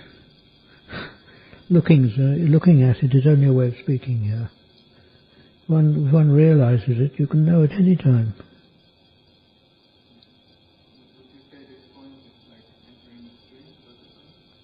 Oh no, not necessarily. If one enters a stream Sotapanna, you may know what the chitta is after that. Or you may not.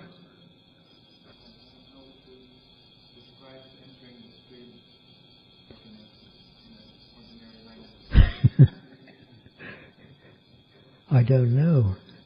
The thing is, there may be many ways, I'm not sure.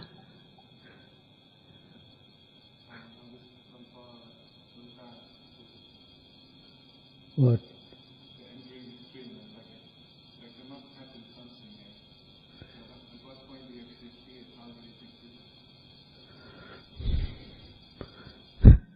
The only way is to get there and see it for yourself. Then you'll know. How will you know? By the experience. By what changes. I mean, we know things because we see the changes that take place.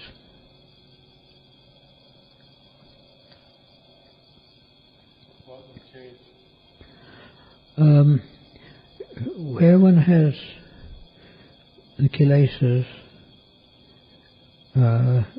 these sort of thick Kilesas, probably those Kilesas will be thinned down or disappear. And that'll be obvious. Become quite obvious to the person. Could you give an example? Well, a person has a lot of doubt, and if they get to the stage of Sotapanna, they go through it, that doubt disappears completely.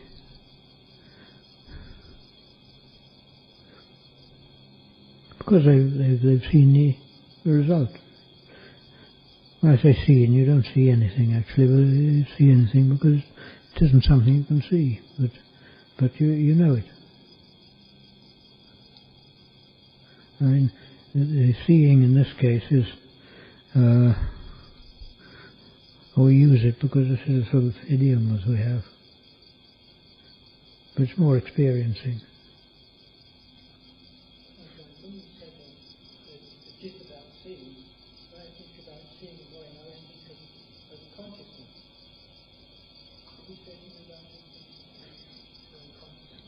Consciousness is when the chitta associates with an object.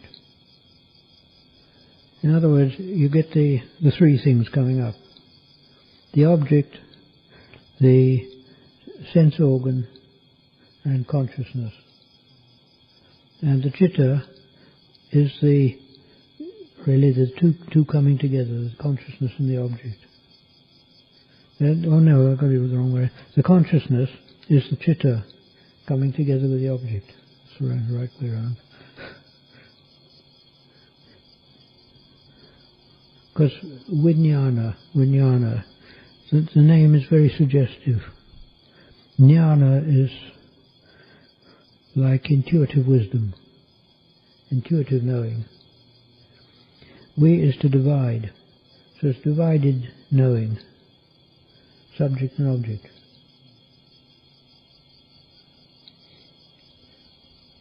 But it does that, and by the nature of things, it's impermanent, and it immediately dies away. If the object is still there, it'll arise again and die away. It goes back and forward like that. When it dies away, it reverts to just being the chitta.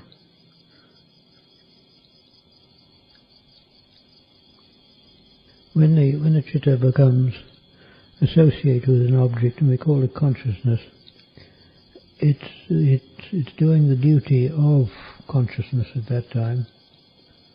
It's acting in with the khandhas. In other words, it vitalizes the khandhas.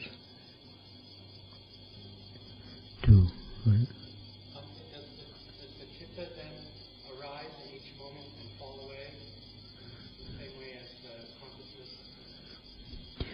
When the chitta is associated with the kilesas, yes, it rises and drops away. When it's associated with the khandhas, it does the same. It's all the time. It's going up and down. It's changing, because it must change. The khandhas are something of this world, and they're inherently impermanent. So the chitta can't remain fixed in that situation.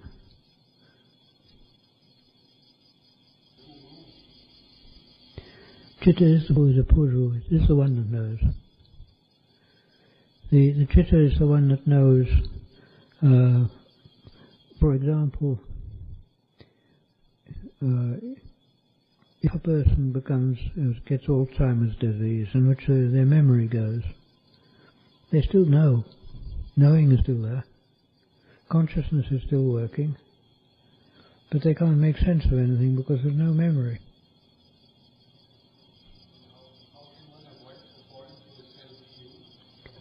How to avoid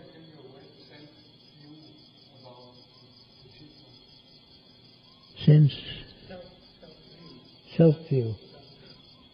The chitta is probably the one that gives rise to the idea of self. And it's not incorrect that. As long as one realizes that the self is not an entity, and it's not permanent. The self is a changing thing. The Buddha never said there was no self.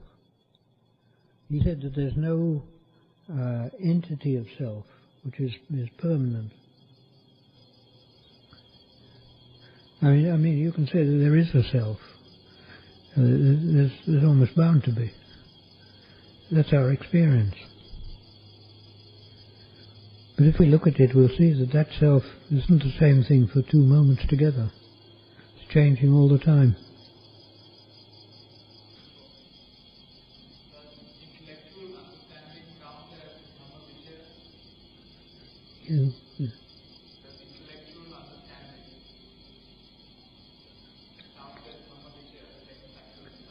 Collectual, intellectual understanding. Kamma Vichaya, I'm not sure. My Pali's not that good. Does intellectual understanding imply that one's doing investigation of Dhamma? Oh, I see. Yes, it's doing it at the level of Suttamaya Pañña. You've got the 3 types of Pañña. It's I got it wrong. Chintamaya Pañña should be. You've got the first one, which is Suttamaya Pañña, which is either reading or hearing from a teacher, or whatever it is. The second level, which is Chintamaya Pañña, one thinks about it, examines it, one uses the intellect, and comes to understand it. The third level is Bhavanamaya Pañña, which is the actual realization that takes place because of the practice.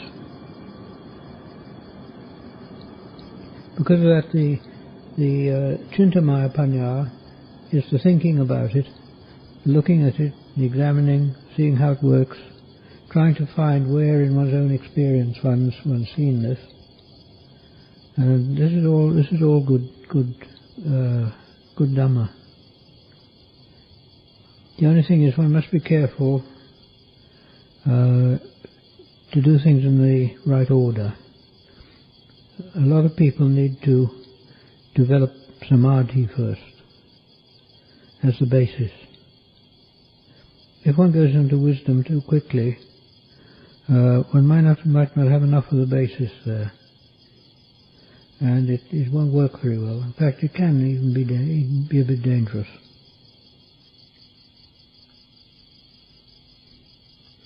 Of course, if your samadhi is good, then you can go and do the practice of wisdom, and there's no harm in it at all. It's perfectly all right.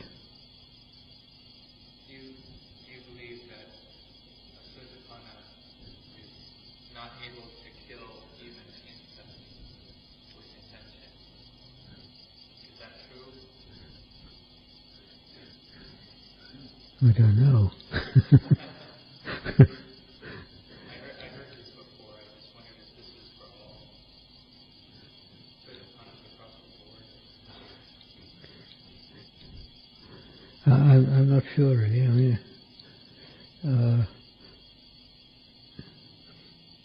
people like to say this, but for myself I'm a bit doubtful about it. I'm doubtful whether that's a classification of the Sotapanna.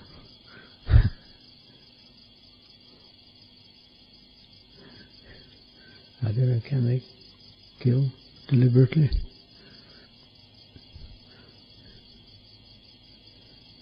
Well, I can say it wouldn't come up very often, I think.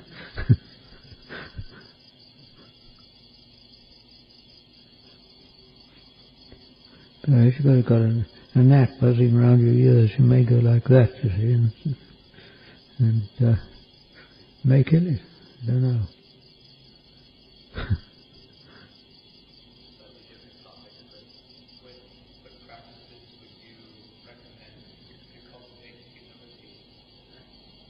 To cultivate humility. Oh, look at the body. Think, what am I? And you look at this body and you see what it is. Bones and skin and flesh and blood. What are these things? They're just parts of this world. It's the way to get humility. One sees what one is. One sees, look at what I've grasped at, this mess.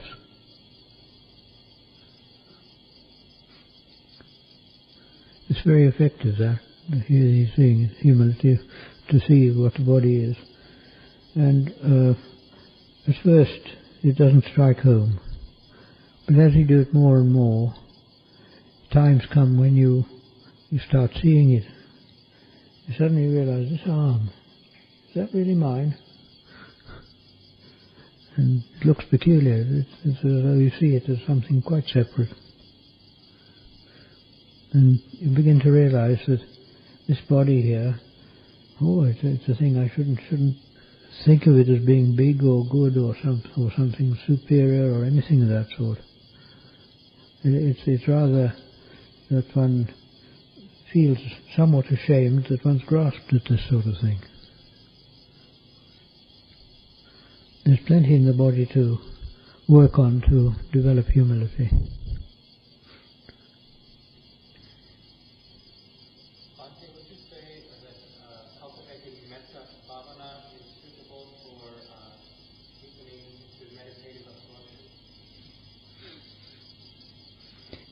Cultivating metta bhavana is a good practice. There's nothing wrong in it. The Acharyas generally don't recommend it as a specific practice. Like Tanashamota Mahabodhi never recommends it as a specific practice.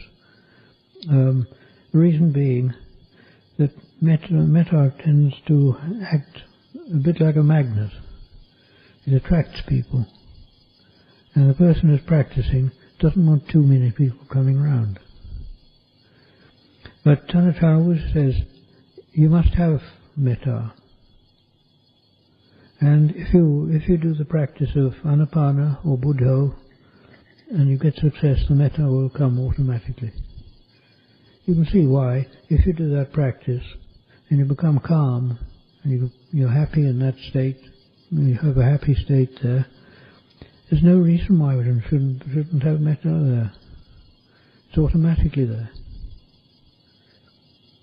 When one goes on cultivating it, it's a powerful thing, and it can act like a magnet.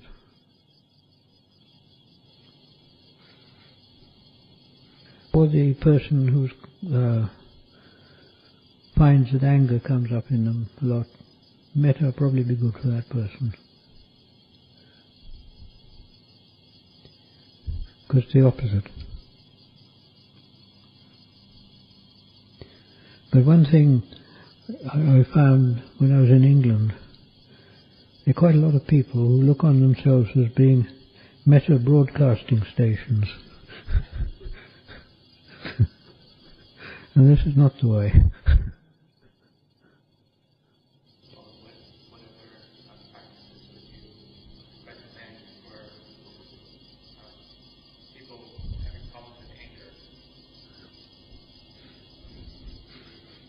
You must avoid any practice which tends to arouse anger, and probably the best way is just to do anapana or the buddho practice. And if you do that, it at least gives not much scope for the anger to arise. Anger can arise there, of course, I know. But it isn't a practice which digs up the anger. Also, the person with a lot of anger should avoid things that are thoroughly unpleasant. I mean, if you're in a place that's dirty and sort of smells bad, the angry person, it just rouses up more anger.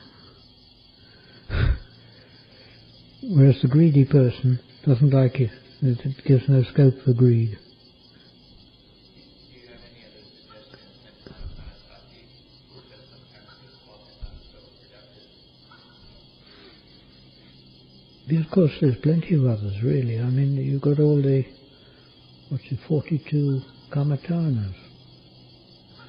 But the trouble is, a lot of them need a teacher.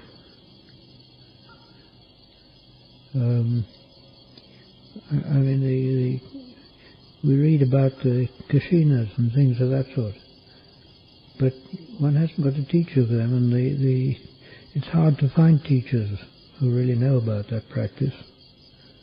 It's said that they do tend to arouse psychic powers, which are always a danger, and most of them, they avoid it now.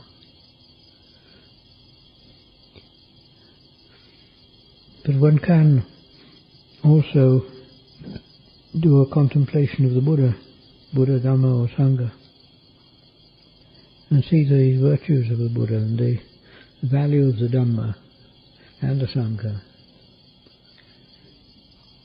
And this can help to overcome anger.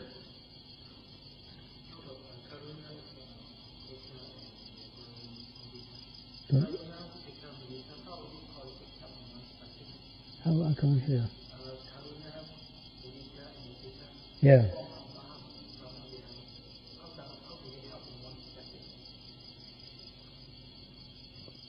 The thing is, the books, if you do them as practices, the books always say the first one you have to do is metta. And then you can go on to karuna, mudita, upekkha. But the thing is, the people inherently tend to have something of the Brahma Viharas in them anyway, and they can cultivate those. You can see what they are. I mean, metta is to have the idea that other people are much like myself, and I shouldn't criticize and have hate for these people. One should have friendliness for them. Karuna is seeing the suffering of other people and feeling as though one wants to take it on oneself. It's often seeing the suffering and being able to do nothing. That also is karuna. Mudita is one that is often lacking in people. It's the gladness at seeing somebody else developing, or even in getting rich, if one goes that way. And one's glad instead of being envious, and it overcomes envy. And this is something that a lot of people are lacking in. And they sort of say, "Oh, he got on. Why the heck can't I get on? I should be there." So they're envious of us. And mudita is quite important because of that.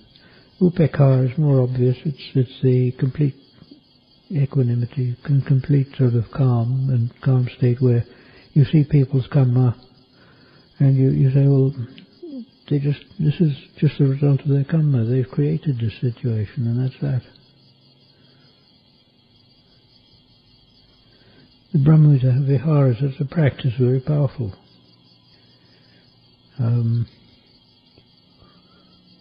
But they don't directly go in the direction of Nibbana. Why is it not good to be a metta broadcasting station? There's nothing wrong if you can do it. Most people think they can do it and they can't. I mean, because they think that they're broadcasting to people, and really it's just conceit. That's all. I mean, the person, if they think like that, they're probably not broadcasting to anything, not even themselves, because it's the wrong idea they've got. And the person who really can have metta, he doesn't care whether he broadcasts or not. Doesn't matter, because the metta is there and that's sufficient. In fact, it does have quite an effect on people. So So do you mean when you make that statement that there's a certain self-conscious quality that people have that they're kind of pushing metta as being a practice rather than something else like Yeah, people do tend to get that. They sort of think, oh, I have metta for everybody, you know, or they sort of think of people and as though they're going to, as though they're above that person and they're going to give metta to them, like some sort of angel or deity. That's just conceit, nothing else. Conceit's a bad one too. Conceit is a thing which sort of pushes the ego up high. And when it comes down, it hurts. It usually comes down with a bang. Buddha said one should be like the earth. The earth doesn't matter what you put on it. Put dirt on it, put gold on it. It doesn't make any difference.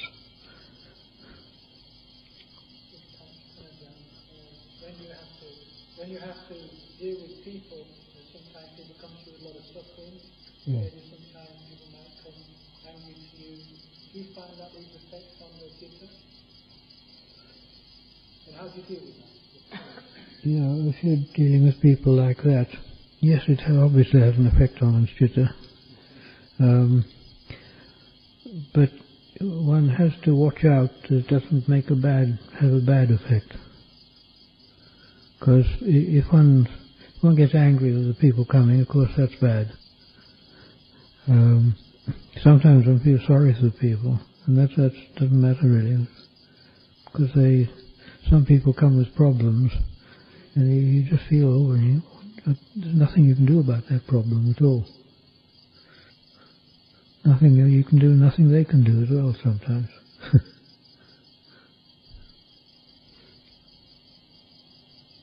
The thing is, though, if you have too many people coming to you, the time comes when you have to escape. That would be a time to sort of let go of the effects. Yes, one goes off on to do one's own practice, goes off to the jungles or somewhere like that.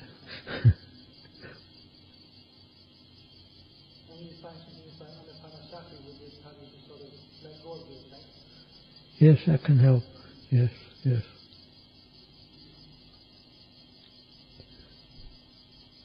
I mean, for the Arahant, obviously, he's gone right beyond all that. It doesn't affect him. Because if I got it right, the Arahant has broken up Bhavanga. Bhavanga's gone. There's no longer relinking from the past to the future. Because of that, the Arahant doesn't pull up the past all the time. Every moment is taken as a moment.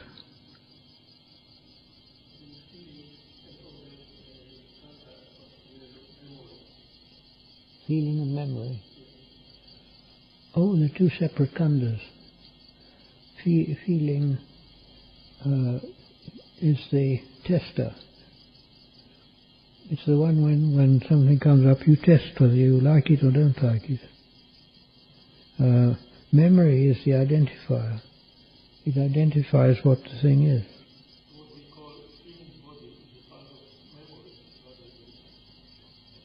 of memory. No, it's experience of feeling. And because we think in terms of bodies, which is memory, we then can identify a feeling body. Feeling body is the one comes to in the second of the Satipatthanas. In other words, one uses that the feeling to see that this body one knows by feeling. What practices would you recommend for developing patience? Patience. What have you used?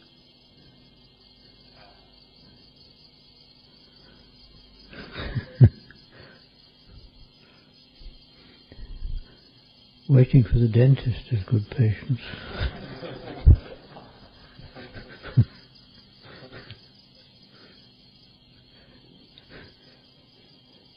Patience is really the readiness to wait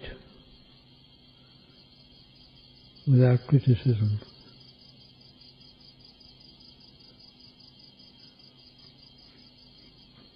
You should see the Indians, how patient they are. They want a job, and they'll sit on your doorstep, and every time they come past they say, "Sa," like that. and they try to wear you down.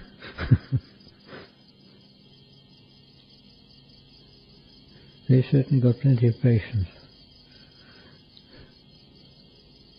I don't know if it does them much good though. Patience is a valuable thing at times. It's a necessary thing too. If one has the patience, one can go on doing a practice where one expects results. But one's quite prepared to have the patience to wait for them to come, as they will. And this is necessary, because if you're aiming for Nibbana, or we don't know Nibbana, or we don't realize it, so we don't know what to aim for. And we have to do practices which we take on the recommendation of the Buddha and the teachers, and we have to go on doing that practice, and we don't know whether we're getting nearer to Nibbana or not. We just have to go on doing it. We have to have patience to do that. And the opposite of patience is really when one either gets greedy for results quickly, and the person who is greedy for results might end up taking drugs, for instance. Or the person who gets angry because they don't get results, and then they sort of turn to something else with a bang, like that. Both are the wrong ways.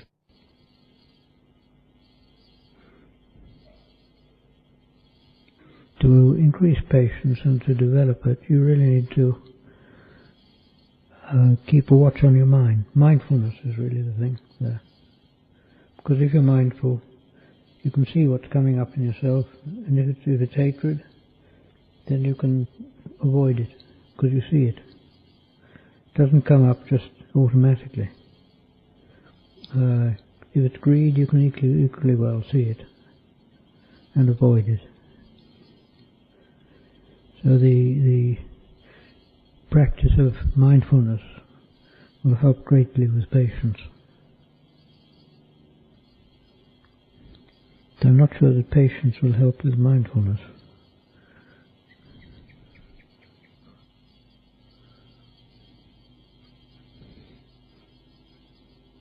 Anymore.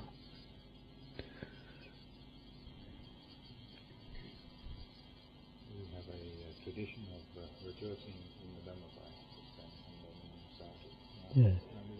Okay. Sadhu.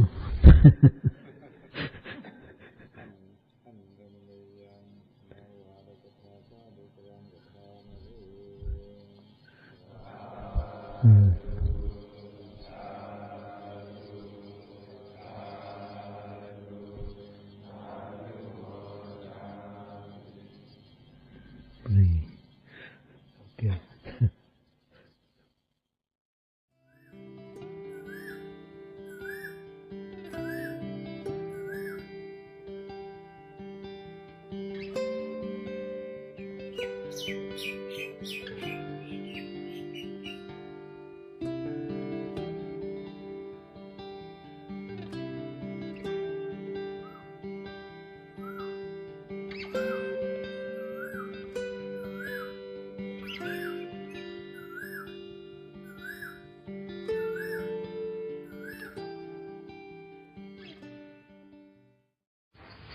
So again, if let's say we're to be associated close to an animal, and like an animal is closely associated with man, man is closely associated with an animal, is it possible for the man to be born into the animal? The same? Not unless let's say if the animal has the power over the man. In other words, if the man makes his chitta like the animal, yes. Oh, I see.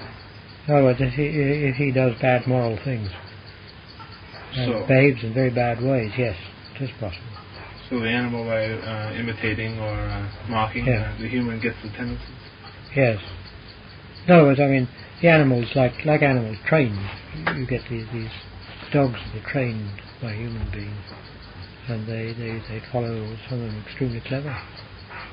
Well, it's hard to say, but one would suppose that there's a good chance of human birth for some of them.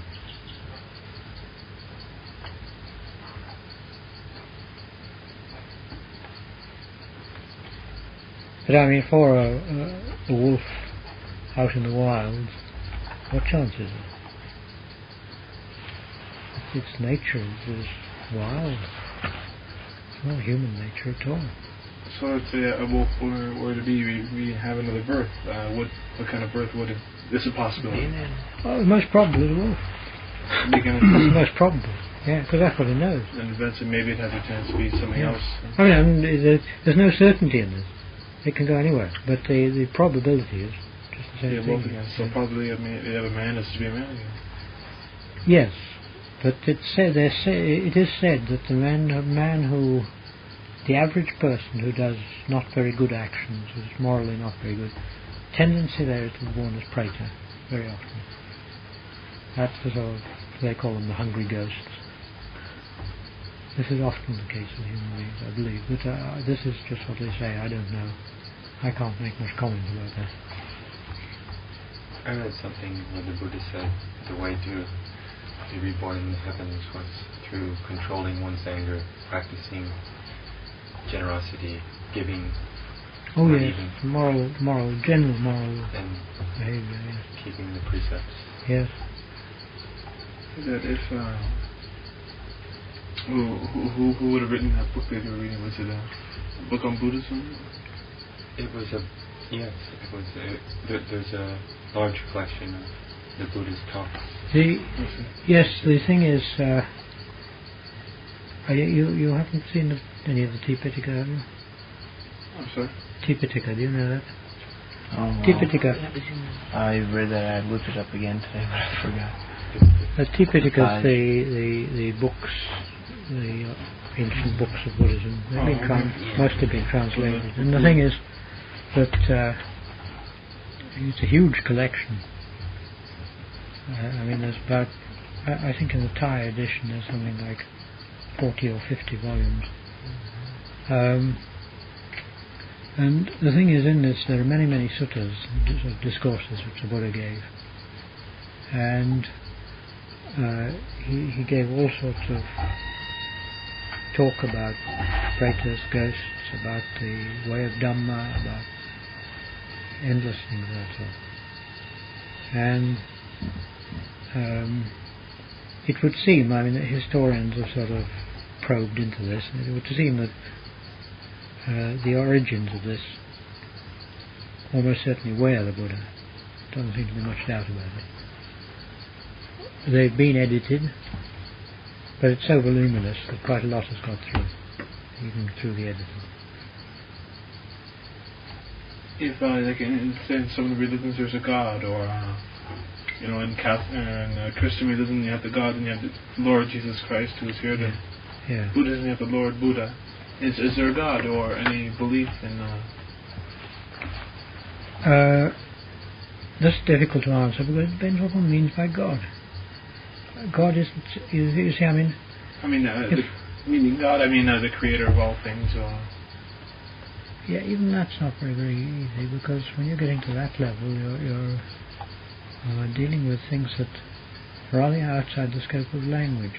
I mean, for instance, if we use the word chair. Well, okay, if you don't know what a chair is, I can point to one and say, this is a chair. Yeah, that's easy enough. But what do you do when you come to the word God? You can't point to one. And I mean, we have to ask ourselves, where did this word God come from? Where did we get it from to begin with? And when one looks at that, one realizes one was probably taught this by one's parents. And when you said, well, if you ever asked the question, who is God? They said, oh, he's a big man up there. Something of that sort. And so you said, oh, that's okay. That sounds a bit like my dad. So there you are, you see. The idea comes like that, and one gets the concept.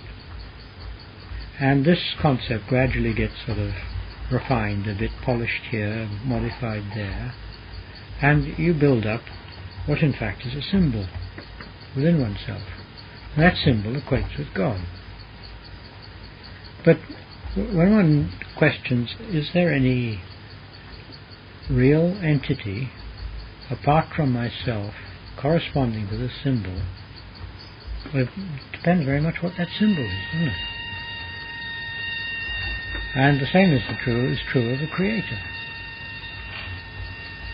I mean, if you ask about what is meant by a Creator of this world, then you've got to first of all to say, what is this world? And what is meant by creating this world? And what is meant by time? Because creation means something that happened a long time ago. And all these things are very questionable points. And in fact, the whole thing is so hedged around with difficulties that you can't really give any proper answers to them. You can't say there isn't a God, because it depends how a person defines the word God. Nor can you say there is one, really, because where can you see it? Where can you show it? In what way? I mean, if there's a God there which doesn't influence us in any way, then it's exactly to us as though he wasn't there. And if he does influence us in any way, then you have to ask, in what way does he influence us? And you then have to ask, well, this influence, couldn't it be explained in some other way other than by a God? And so the whole question becomes very doubtful. The idea of God, I mean, if the Christians believe in God, that's fair enough. And I don't think it does them any harm to believe in it. It's probably a very good thing. I mean, it's a lot better than believing in some of the nonsense that goes about the world nowadays. And in Christianity, the general teaching on morality is pretty good. I don't think one needs to quarrel with their ways there. And if a person really practices Christianity and tries to do it as it should be done, they'll be a very good person. Christianity, I would say, if it's practiced properly, will get someone to where it's intended to, the heaven realms. They'll get there. But as far as we're concerned in Buddhism, that's not enough. Because all things are changeable, impermanent. They don't last. And if you get to the heaven realms, it doesn't last. It may last a long time. But in the end, you go away from that. Or a very short time.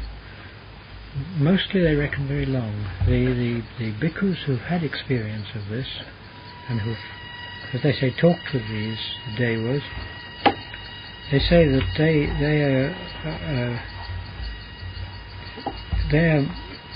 things they talk about are things that nobody nowadays have got living memory of. The time span seems to be quite extraordinary. Is it possible? That's all I can tell you. I mean, and this is what people who've talked to them say. So it's possible, like this may be a heaven from another realm. Which? I'm just saying, some other sort of being, or he moved up to another realm. He moved up to the betterment, or prove himself. So this may be, in fact, his heaven. Yes, well, yes, the heaven realms are, in fact, they're said to be the realms superior to this earth in happiness. I mean, one can see what is the type of person who gets to these realms. There are people on this earth who can say they are the type. I mean, you can take one example. What's her name? Mother Teresa in India. That's the sort of person who goes to heaven. She's a very good person, and she's done a great deal of good. I mean, the person who does good, the person who's most affected by that good is oneself. Is the person himself. Because whatever actions one does, one has to do it by volition from oneself, and that volition alters one. Because of that, one should be careful of one's actions. At the same time, about weakness of Kilesas? Yes. Well, it sets the pattern for the weakening of the Kilesas. Definitely.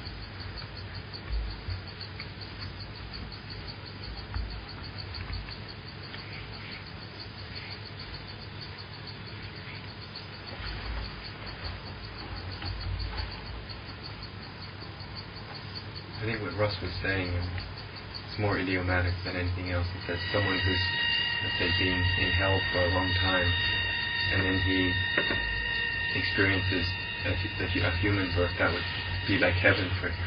Yeah, I mean, considering the earth today as a heaven from something of a lower.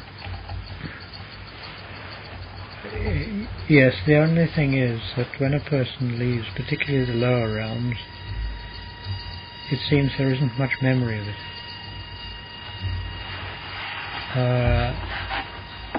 There may be what you can call an aftertaste, but there's no clear memory. Because of that, anybody, when a being is born into a realm, they adapt to that realm, the conditions in that realm. Now you can see a young baby, when they're born into the world, when they're first born, they're completely at sea, because they haven't got any anchors down at all. They don't know where they are or what's happening. And they quickly grab at sensations and try to fix themselves in some way or another. And before long, with the terrific effort they put into that, it's not long before they start learning speech and learning to recognize things and learning to see and to hear and so on. And it all starts dropping into place. And with all this effort at sort of establishing oneself in the new realm, the old memories do tend to fade a bit. Although there are people who can remember their last lives. Tanachan told a remarkable case of a bhikkhu who could remember his last life. He was a bhikkhu in his last life. He died of malaria. And this man, he was quite young. He told Tanachan that he'd been in a certain wat, somewhere over towards the east. And he died of malaria in this wat. And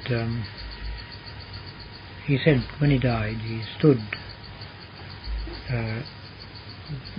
looking at his own body for a long time. And he had the impression he was still on the road. And then he started wandering out and wandered towards the east.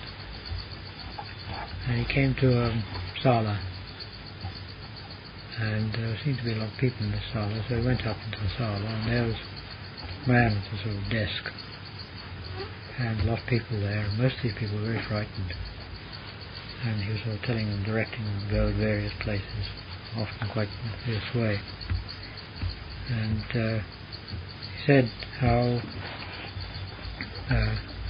it went on until there was just himself and this one woman left.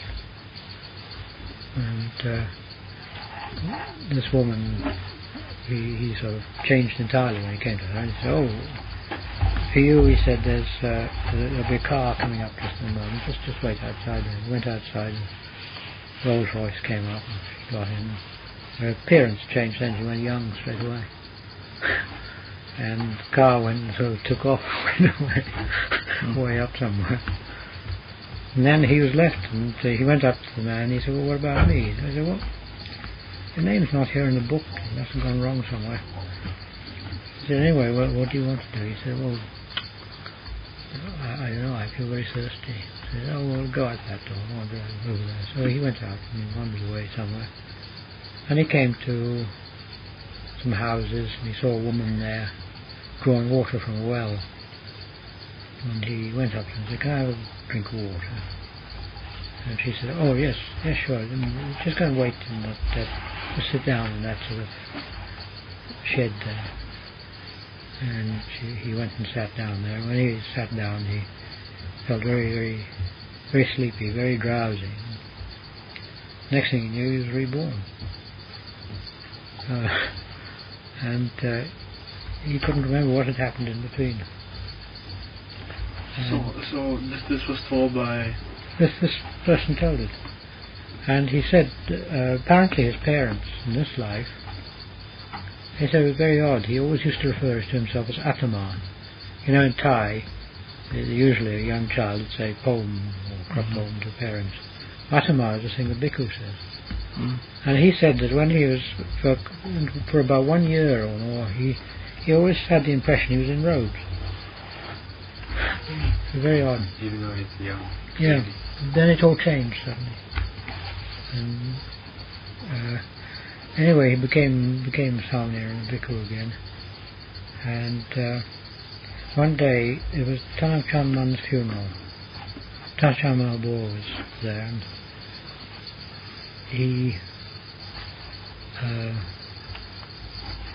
saw this. Thought this man would be there, so he searched around and he found him. He said, look, why don't you come along? We'll try and find the abbot of the Wat where you were staying when you died last time. He said, oh yes, all right. The Tanakchan was quite clever. He walked along and he saw an old man. He said, is this him? He said, no. Walked along more and he said, is this him here? He said, no. They went on until it came to the man Tanakchan thought he was. He said, this is the man, yeah. I know him. This is him. And the abbot could remember this person dying.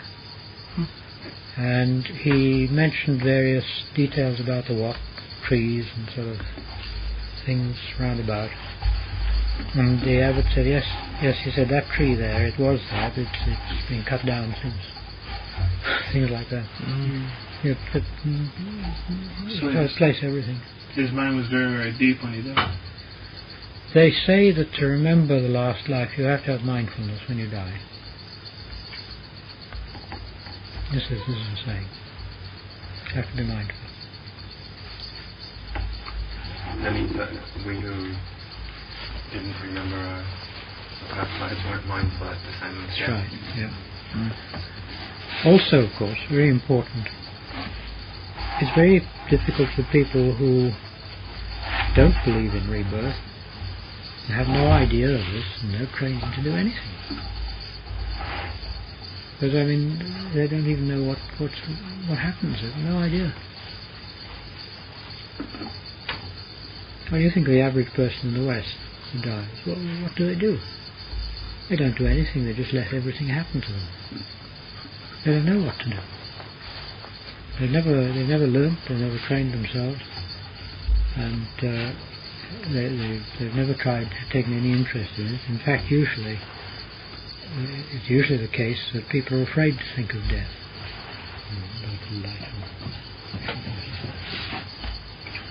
People are afraid to.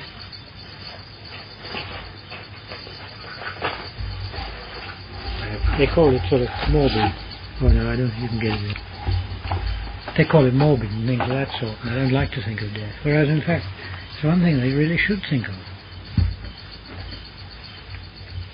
I remember Gurdjieff saying that to cure the world, people should think of their own death at least once a day.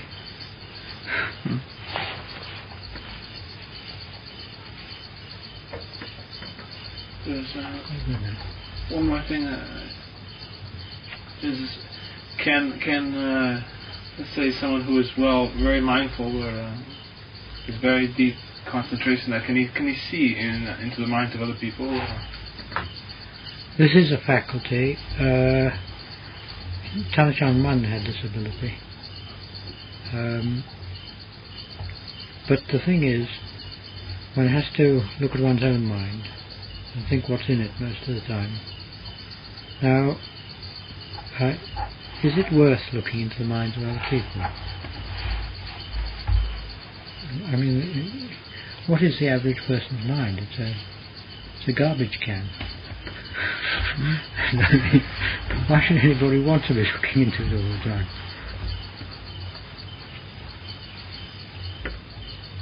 It's full of all sorts of junk. So people who have this ability, they're not likely to be prying around. You know, people are afraid that they'll be prying around into my mind. And it's just great conceit that that person's mind is worth prying into.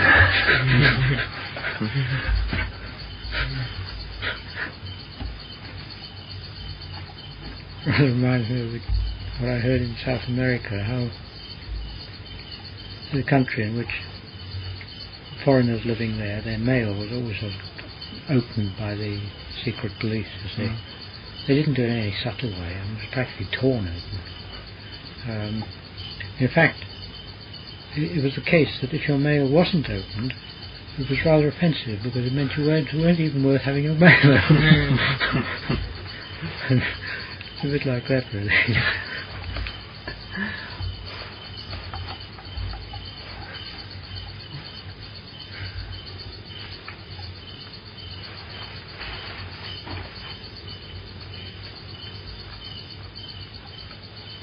Is that a good thing to meditate on death also?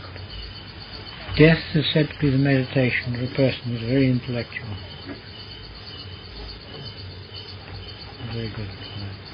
Is that just meditating, or is it also? I guess it's deep. Okay. The person is very intellectual. Just repeating. Again, if one... repeating it just like that, that's a parikamma. But I mean, it's no good just repeating a parikamma. You've got to keep your mind on it too. Well, just thinking, not even repeating something, just, I guess I understand. You mean just... concentrating, just on, you're dying. You're dying. Not just the word death, but, how you would die. Yeah. Or just laying in a coffin or something, but, No, I mean, each person must do it in their own way. But to me, the thing is to think, well, what will it mean? I won't be here. What does that mean? I'm very used to me, so to speak. and then I won't be here. What does that mean? What's its implications now? When would you say the best time of the day to meditate is? This you can't really say. It depends on different people are different. But your preference? Usually it's thought that in what like this, the night, evening and night are the best times. Early morning, because it's cooler, one's not disturbed. Mostly there's not a lot of noise. And other people are quiet and not restless in the same way as they are in the day. But then some people find it's much better meditating in the day. So the only thing to do is to try it different times to find out.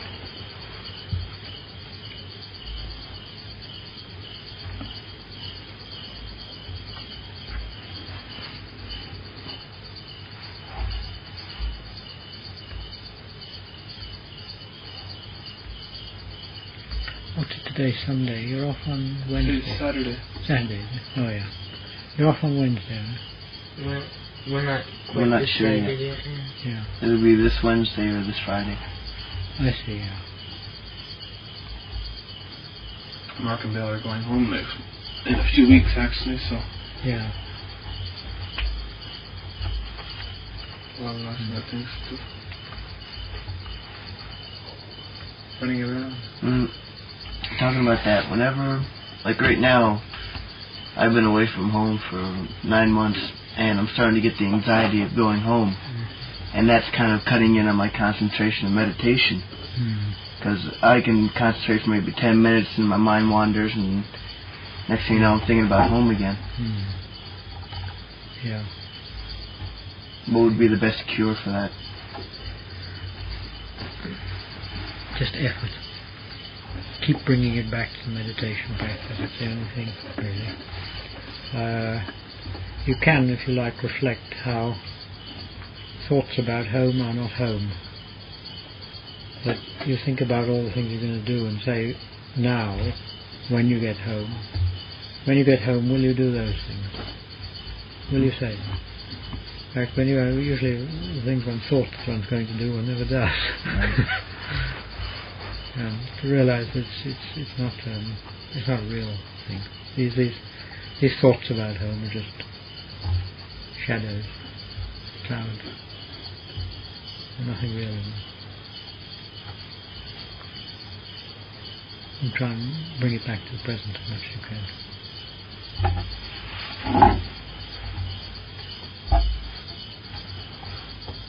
I think probably enough for one night. Yes. I'd like to have another talk if we can in Sure, a couple of days. Yeah. Right before we... Yeah. We'll see when you decide when you're going. Okay. Great. Thank you very much. Cleared up a lot of misconceptions about this. Yeah. Would it be possible we get a copy of the tape? That's the other thing I was... If there a tape recorder, someone who could tape a couple tapes for us of this tape.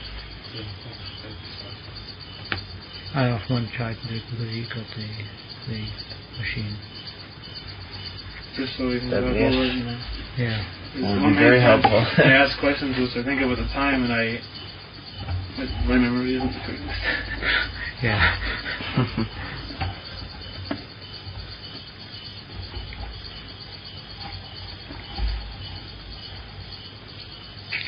Okay. Right. Thank you very much. Yes, thank you very much.